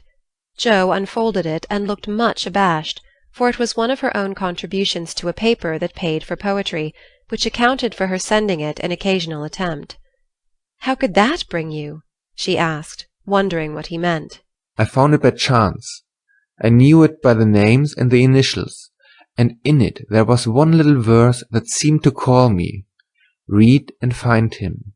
I will see that you go not in the wet. In the garret. 4 little chests all in a row, dim with dust and worn by time, all fashioned and filled long ago by children now in their prime.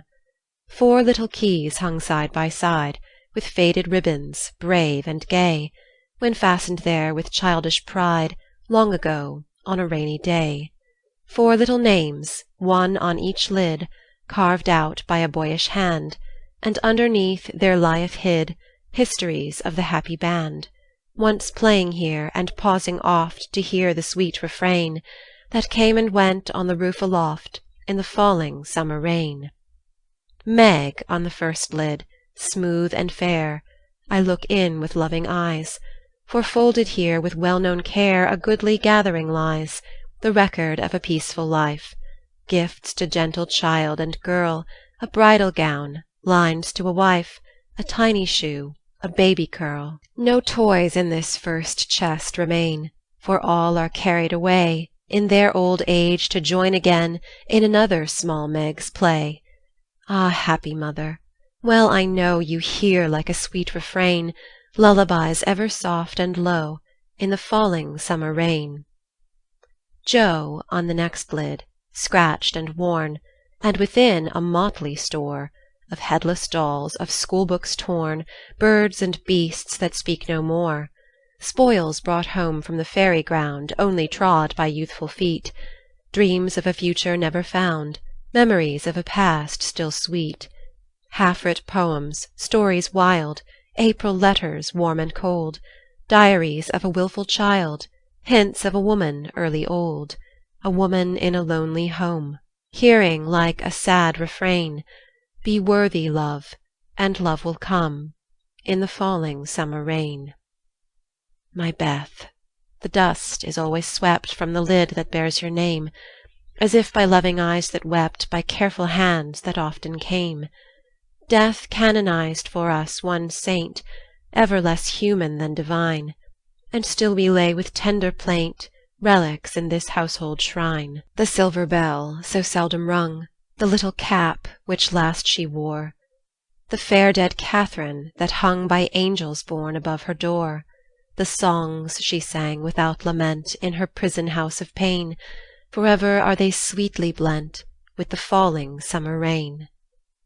Upon the last lid's polished field, legend now both fair and true, a gallant knight bears on his shield Amy in letters gold and blue. Within lie snoods that bound her hair, slippers that have danced their last, faded flowers laid by with care, fans whose airy toils are past, gay valentines, all ardent flames, trifles that have borne their part in girlish hopes and fears and shames, the record of a maiden heart, now learning fairer, truer spells, hearing like a blithe refrain the silver sound of bridal bells in the falling summer rain. 4 little chests, all in a row, dim with dust and worn by time, 4 women, taught by weal and woe to love and labour in their prime, 4 sisters, parted for an hour, none lost, one only gone before, made by love's immortal power, nearest and dearest evermore. O when these hidden stores of ours lie open to the Father's sight, May they be rich in golden hours, deeds that show fairer for the light, lives whose praise music long shall ring, like a spirit-stirring strain, souls that shall gladly soar and sing in the long sunshine after rain. It's very bad poetry, but I felt it when I wrote it, one day when I was very lonely and had a good cry on a rag bag. I never thought it would go where it could tell tales, said Joe, tearing up the verses the Professor had treasured so long. Let it go. It has done its duty, and I will have a fresh one when I read all the brown book in which she keeps her little secrets, said Mr. Bear with a smile as he watched the fragments fly away on the wind. I read that, and I think to myself, she has a sorrow, she is lonely, she would find comfort in true love. I have a heart full for her. Shall I not go and say, if this is not too poor a thing to give for what I shall hope to receive, take it in God's name. And so you came to find that it was not too poor, but the one precious thing I needed, whispered Joe. I had no courage to think that at first, heavenly kind as was your welcome to me. But soon I began to hope, and then I said, I will have her if I die for it, and so I will, cried Mr. Bear with a defiant nod, as if the walls of mist closing round them were barriers which he was to surmount or valiantly knock down. Joe thought that was splendid, and resolved to be worthy of her knight, though he did not come prancing on a charger in gorgeous array. "What made you stay away so long?" she asked presently, finding it so pleasant to ask confidential questions and get delightful answers that she could not keep silent. It was not easy, but I could not find the heart to take you from that so happy home, until I could have a prospect of one to give you, after much time, perhaps, and hard work. How could I ask you to give up so much for a poor old fellow, who has no fortune but a little learning? "I'm glad you were poor. I couldn't bear a rich husband," said Joe decidedly, adding in a softer tone, "Don't fear poverty. I've known it long enough to lose my dread and be happy working for those I love. And don't call yourself old. 40 is the prime of life. I couldn't help loving you if you were 70. The Professor found that so touching that he would have been glad of his handkerchief if he could have got at it. As he couldn't, Joe wiped his eyes for him, and said, laughing as she took away a bundle or two, "I may be strong-minded, but no one can say I'm out of my sphere now, for woman's special mission is supposed to be drying tears and bearing burdens. I'm to carry my share, Friedrich, and help to earn the home. Make up your mind to that, or I'll never go," she added resolutely, as he tried to reclaim his load. We shall see. Have you patience to wait a long time, Joe? I must go away and do my work alone. I must help my boys first, because, even for you, I may not break my word to Minna. Can you forgive that, and be happy while we hope and wait? "Yes, I know I can, for we love one another, and that makes all the rest easy to bear. I have my duty also, and my work. I couldn't enjoy myself if I neglected them even for you, so there's no need of hurry or impatience. You can do your part out west, I can do mine here, and both be happy hoping for the best, and leaving the future to be as God wills." Ah, thou givest me so much hope and courage, and I have nothing to give back but a full heart and these empty hands, cried the Professor, quite overcome. Joe never would learn to be proper, for when he said that as they stood upon the steps, she just put both hands into his, whispering tenderly, "Not empty now," and stooping down, kissed her Friedrich under the umbrella. It was dreadful, but she would have done it if the flock of draggle-tailed sparrows on the hedge had been human beings, for she was very far gone indeed, and quite regardless of everything but her own happiness. Though it came in such a very simple guise, that was the crowning moment of both their lives, when turning from the night and storm and loneliness to the household light and warmth and peace waiting to receive them, with a glad "Welcome home," Joe led her lover in, and shut the door. Harvest time. For a year Joe and her Professor worked and waited, hoped and loved, met occasionally, and wrote such voluminous letters that the rise in the price of paper was accounted for, Laurie said.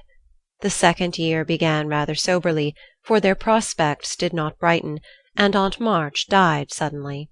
But when their first sorrow was over, for they loved the old lady in spite of her sharp tongue, they found they had cause for rejoicing, for she had left Plumfield to Joe, which made all sorts of joyful things possible. It's a fine old place, and will bring a handsome sum, for of course you intend to sell it, said Laurie, as they were all talking the matter over some weeks later. No, I don't, was Joe's decided answer, as she petted the fat poodle, whom she had adopted out of respect to his former mistress. You don't mean to live there? Yes, I do. But, my dear girl, it's an immense house, and will take a power of money to keep it in order. The garden and orchard need 2 or 3 men, and farming isn't in Bear's line, I take it. He'll try his hand at it there if I propose it. And you expect to live on the produce of the place? Well, that sounds paradisical, but you'll find it desperate hard work. The crop we are going to raise is a profitable one. And Joe laughed. Of what is this fine crop to consist, ma'am? Boys. I want to open a school for little lads, a good, happy, homelike school, with me to take care of them and Fritz to teach them. That's a truly Joyan plan for you. Isn't that just like her? Cried Laurie, appealing to the family, who looked as much surprised as he. I like it, said Mrs. March decidedly. So do I, added her husband, who welcomed the thought of a chance for trying the Socratic method of education on modern youth.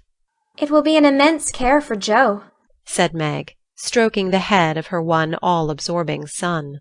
Joe can do it, and be happy in it. It's a splendid idea. Tell us all about it, cried Mr. Laurence, who had been longing to lend the lovers a hand, but knew that they would refuse his help. I knew you'd stand by me, sir. Amy does too. I see it in her eyes, though she prudently waits to turn it over in her mind before she speaks.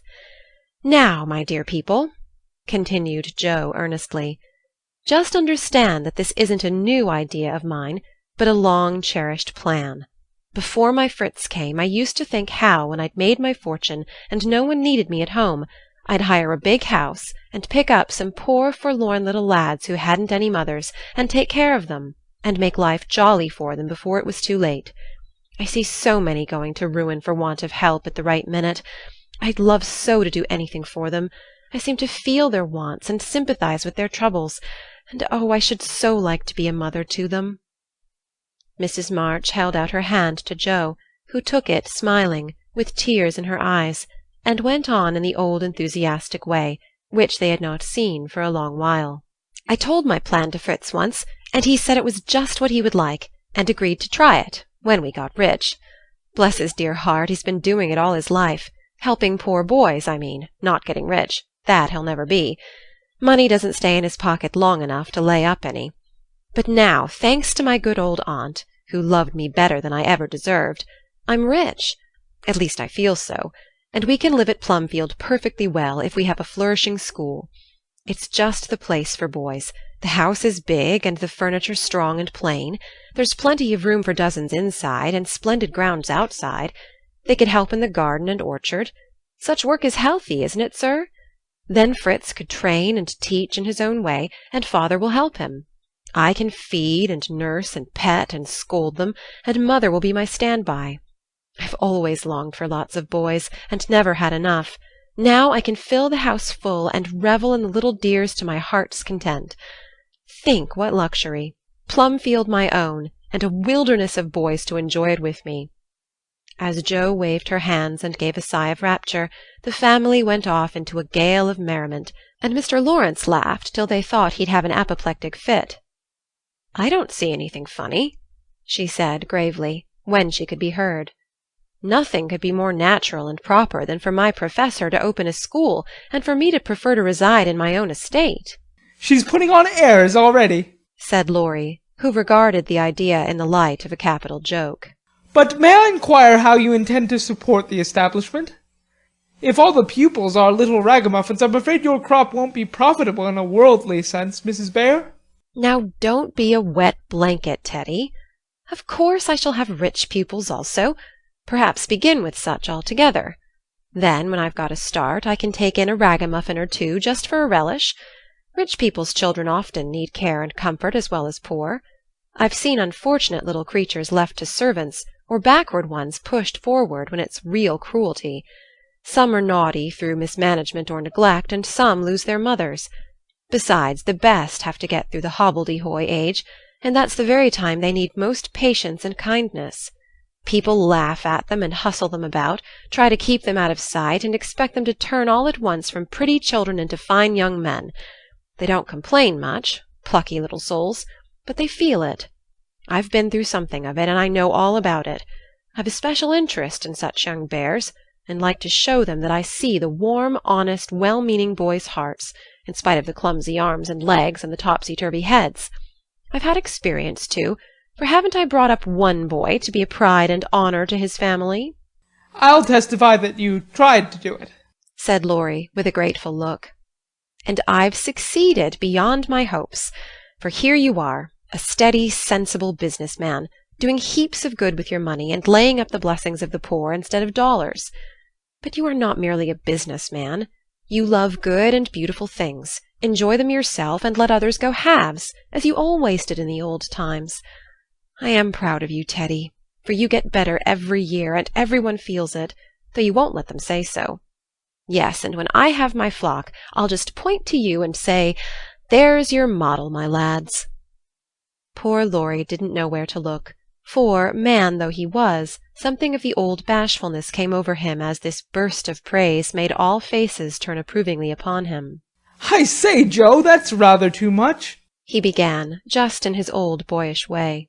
You have all done more for me than I can ever thank you for, except by doing my best not to disappoint you. You have rather cast me off lately, Joe, but I've had the best of help nevertheless. So if I've got on at all, you may thank these two for it. And he laid one hand gently on his grandfather's head, and the other on Amy's golden one, for the three were never far apart. I do think that families are the most beautiful things in all the world, burst out Joe, who was in an unusually uplifted frame of mind just then. When I have one of my own, I hope it will be as happy as the three I know and love the best. If John and my Fritz were only here, it would be quite a little heaven on earth, she added more quietly. And that night when she went to her room after a blissful evening of family councils, hopes and plans, her heart was so full of happiness that she could only calm it by kneeling beside the empty bed always near her own, and thinking tender thoughts of Beth. It was a very astonishing year altogether, for things seemed to happen in an unusually rapid and delightful manner. Almost before she knew where she was, Jo found herself married and settled at Plumfield. Then a family of 6 or 7 boys sprung up like mushrooms, and flourished surprisingly, poor boys as well as rich, for Mr. Laurence was continually finding some touching case of destitution, and begging the Bayers to take pity on the child, and he would gladly pay a trifle for its support. In this way the sly old gentleman got round proud Jo, and furnished her with the style of boy in which she most delighted. Of course it was uphill work at first, and Jo made queer mistakes, but the wise professor steered her safely into calmer waters, and the most rampant ragamuffin was conquered in the end. How Jo did enjoy her wilderness of boys, and how poor dear Aunt March would have lamented had she been there to see the sacred precincts of prim, well-ordered Plumfield overrun with Toms, Dicks, and Harrys. There was a sort of poetic justice about it, after all, for the old lady had been the terror of the boys for miles around, and now the exiles feasted freely on forbidden plums, kicked up the gravel with profane boots unreproved, and played cricket in the big field where the irritable cow with a crumpled horn used to invite rash youths to come and be tossed. It became a sort of boys' paradise, and Laurie suggested that it should be called the Beargarten, as a compliment to its master and appropriate to its inhabitants. It never was a fashionable school, and the professor did not lay up a fortune, but it was just what Jo intended it to be, a happy, home-like place for boys who needed teaching, care, and kindness. Every room in the big house was soon full, every little plot in the garden soon had its owner, a regular menagerie appeared in barn and shed, for pet animals were allowed, and 3 times a day Jo smiled at her Fritz from the head of a long table lined on either side with rows of happy young faces, which all turned to her with affectionate eyes, confiding words, and grateful hearts, full of love for Mother Bear. She had boys enough now, and did not tire of them, though they were not angels by any means, and some of them caused both Professor and Professorine much trouble and anxiety. But her faith in the good spot which exists in the heart of the naughtiest, sauciest, most tantalizing little ragamuffin gave her patience, skill, and in time success, for no mortal boy could hold out long with Father Bear shining on him as benevolently as the sun, and Mother Bear forgiving him 70 times 7. Very precious to Jo was the friendship of the lads, their penitent sniffs and whispers after wrong-doing, their droll or touching little confidences, their pleasant enthusiasms, hopes, and plans, even their misfortunes, for they only endeared them to her all the more. There were slow boys and bashful boys, feeble boys and riotous boys, boys that lisped and boys that stuttered, 1 or 2 lame ones, and a merry little quadroon who could not be taken in elsewhere, but who was welcome to the Beargarten, though some people predicted that his admission would ruin the school. Yes, Jo was a very happy woman there, in spite of hard work, much anxiety, and a perpetual racket. She enjoyed it heartily, and found the applause of her boys more satisfying than any praise of the world, for now she told no stories except to her flock of enthusiastic believers and admirers. As the years went on, 2 little lads of her own came to increase her happiness. Rob, named for Grandpa, and Teddy, a happy-go-lucky baby, who seemed to have inherited his papa's sunshiny temper as well as his mother's lively spirit. How they ever grew up alive in that whirlpool of boys was a mystery to their grandma and aunts, but they flourished like dandelions in spring, and their rough nurses loved and served them well. There were a great many holidays at Plumfield, and one of the most delightful was the yearly apple-picking. For then the Marches, Laurences, Brookes, and Bears turned out in full force and made a day of it. 5 years after Jo's wedding, one of these fruitful festivals occurred, a mellow October day, when the air was full of an exhilarating freshness which made the spirits rise and the blood dance healthily in the veins. The old orchard wore its holiday attire. Goldenrod and asters fringed the mossy walls. Grasshoppers skipped briskly in the sere-grass, and crickets chirped like fairy pipers at a feast.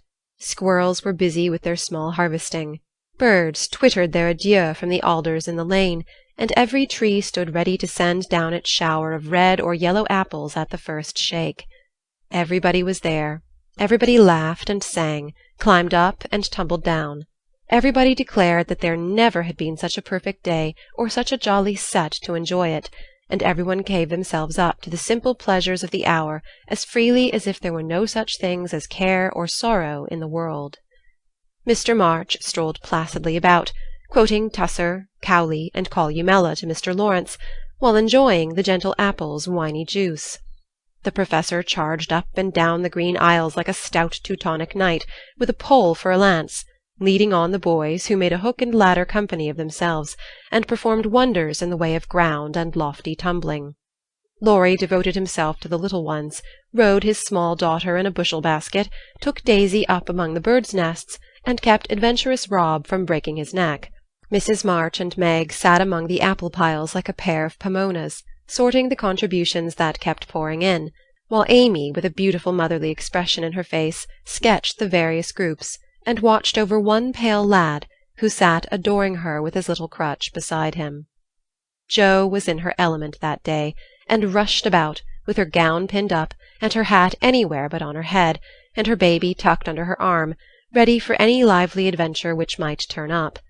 Little Teddy bore a charmed life, for nothing ever happened to him, and Jo never felt any anxiety when he was whisked up into a tree by one lad, galloped off on the back of another, or supplied with sour russets by his indulgent papa, who laboured under the Germanic delusion that babies could digest anything, from pickled cabbage to buttons, nails, and their own small shoes. She knew that little Ted would turn up again in time, safe and rosy, dirty and serene, and she always received him back with a hearty welcome, for Jo loved her babies tenderly. At 4 o'clock a lull took place. The baskets remained empty, while the apple-pickers rested and compared rents and bruises. Then Jo and Meg, with a detachment of the bigger boys, set forth the supper on the grass, for an out-of-door tea was always the crowning joy of the day. The land literally flowed with milk and honey on such occasions, for the lads were not required to sit at table, but allowed to partake of refreshment as they liked, freedom being the sauce best beloved by the boyish soul. They availed themselves of the rare privilege to the fullest extent, for some tried the pleasing experiment of drinking milk while standing on their heads, others lent a charm to leap-frog by eating pie in the pauses of the game, cookies were sown broadcast over the field, and apple turnovers roosted in the trees like a new style of bird. The little girls had a private tea-party, and Ted roved among the edibles at his own sweet will. When no one could eat any more, the professor proposed the first regular toast, which was always drunk at such times. Aunt March, God bless her. A toast heartily given by the good man, who never forgot how much he owed her, and quietly drunk by the boys, who had been taught to keep her memory green. Now, Grandma's 60th birthday. Long life to her, with 3 times 3. That was given with a will, as you may believe, and the cheering once begun, it was hard to stop it. Everybody's health was proposed, from Mr. Laurence, who was considered their special patron, to the astonished guinea-pig, who had strayed from its proper sphere in search of its young master. Demi, as the oldest grandchild, then presented the queen of the day with various gifts, so numerous that they were transported to the festive scene in a wheelbarrow. Funny presents, some of them, but what would have been defects to other eyes were ornaments to Grandma's, for the children's gifts were all their own. Every stitch Daisy's patient little fingers had put into the handkerchief she hemmed was better than embroidery to Mrs. March. Demi's miracle of mechanical skill, though the cover wouldn't shut, Rob's footstool had a wiggle in its uneven legs that she declared was soothing, and no page of the costly book Amy's child gave her was so fair as that on which appeared in tipsy capitals the words, "To dear Grandma, from her little Beth." During the ceremony the boys had mysteriously disappeared, and when Mrs. March had tried to thank her children and broken down, while Teddy wiped her eyes on his pinafore, the professor suddenly began to sing. Then from above him voice after voice took up the words, and from tree to tree echoed the music of the unseen choir, as the boys sang with all their hearts the little song that Joe had written, Laurie set to music, and the professor trained his lads to give with the best effect. This was something altogether new, and it proved a grand success, for Mrs. March couldn't get over her surprise, and insisted on shaking hands with every one of the featherless birds, from tall Franz and Emil to the little quadroon, who had the sweetest voice of all. After this the boys dispersed for a final lark, leaving Mrs. March and her daughters under the festival tree.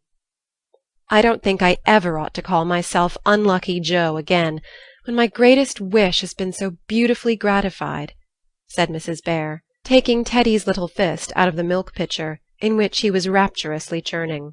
And yet your life is very different from the one you pictured so long ago. Do you remember our castles in the air? Asked Amy, smiling as she watched Laurie and John playing cricket with the boys.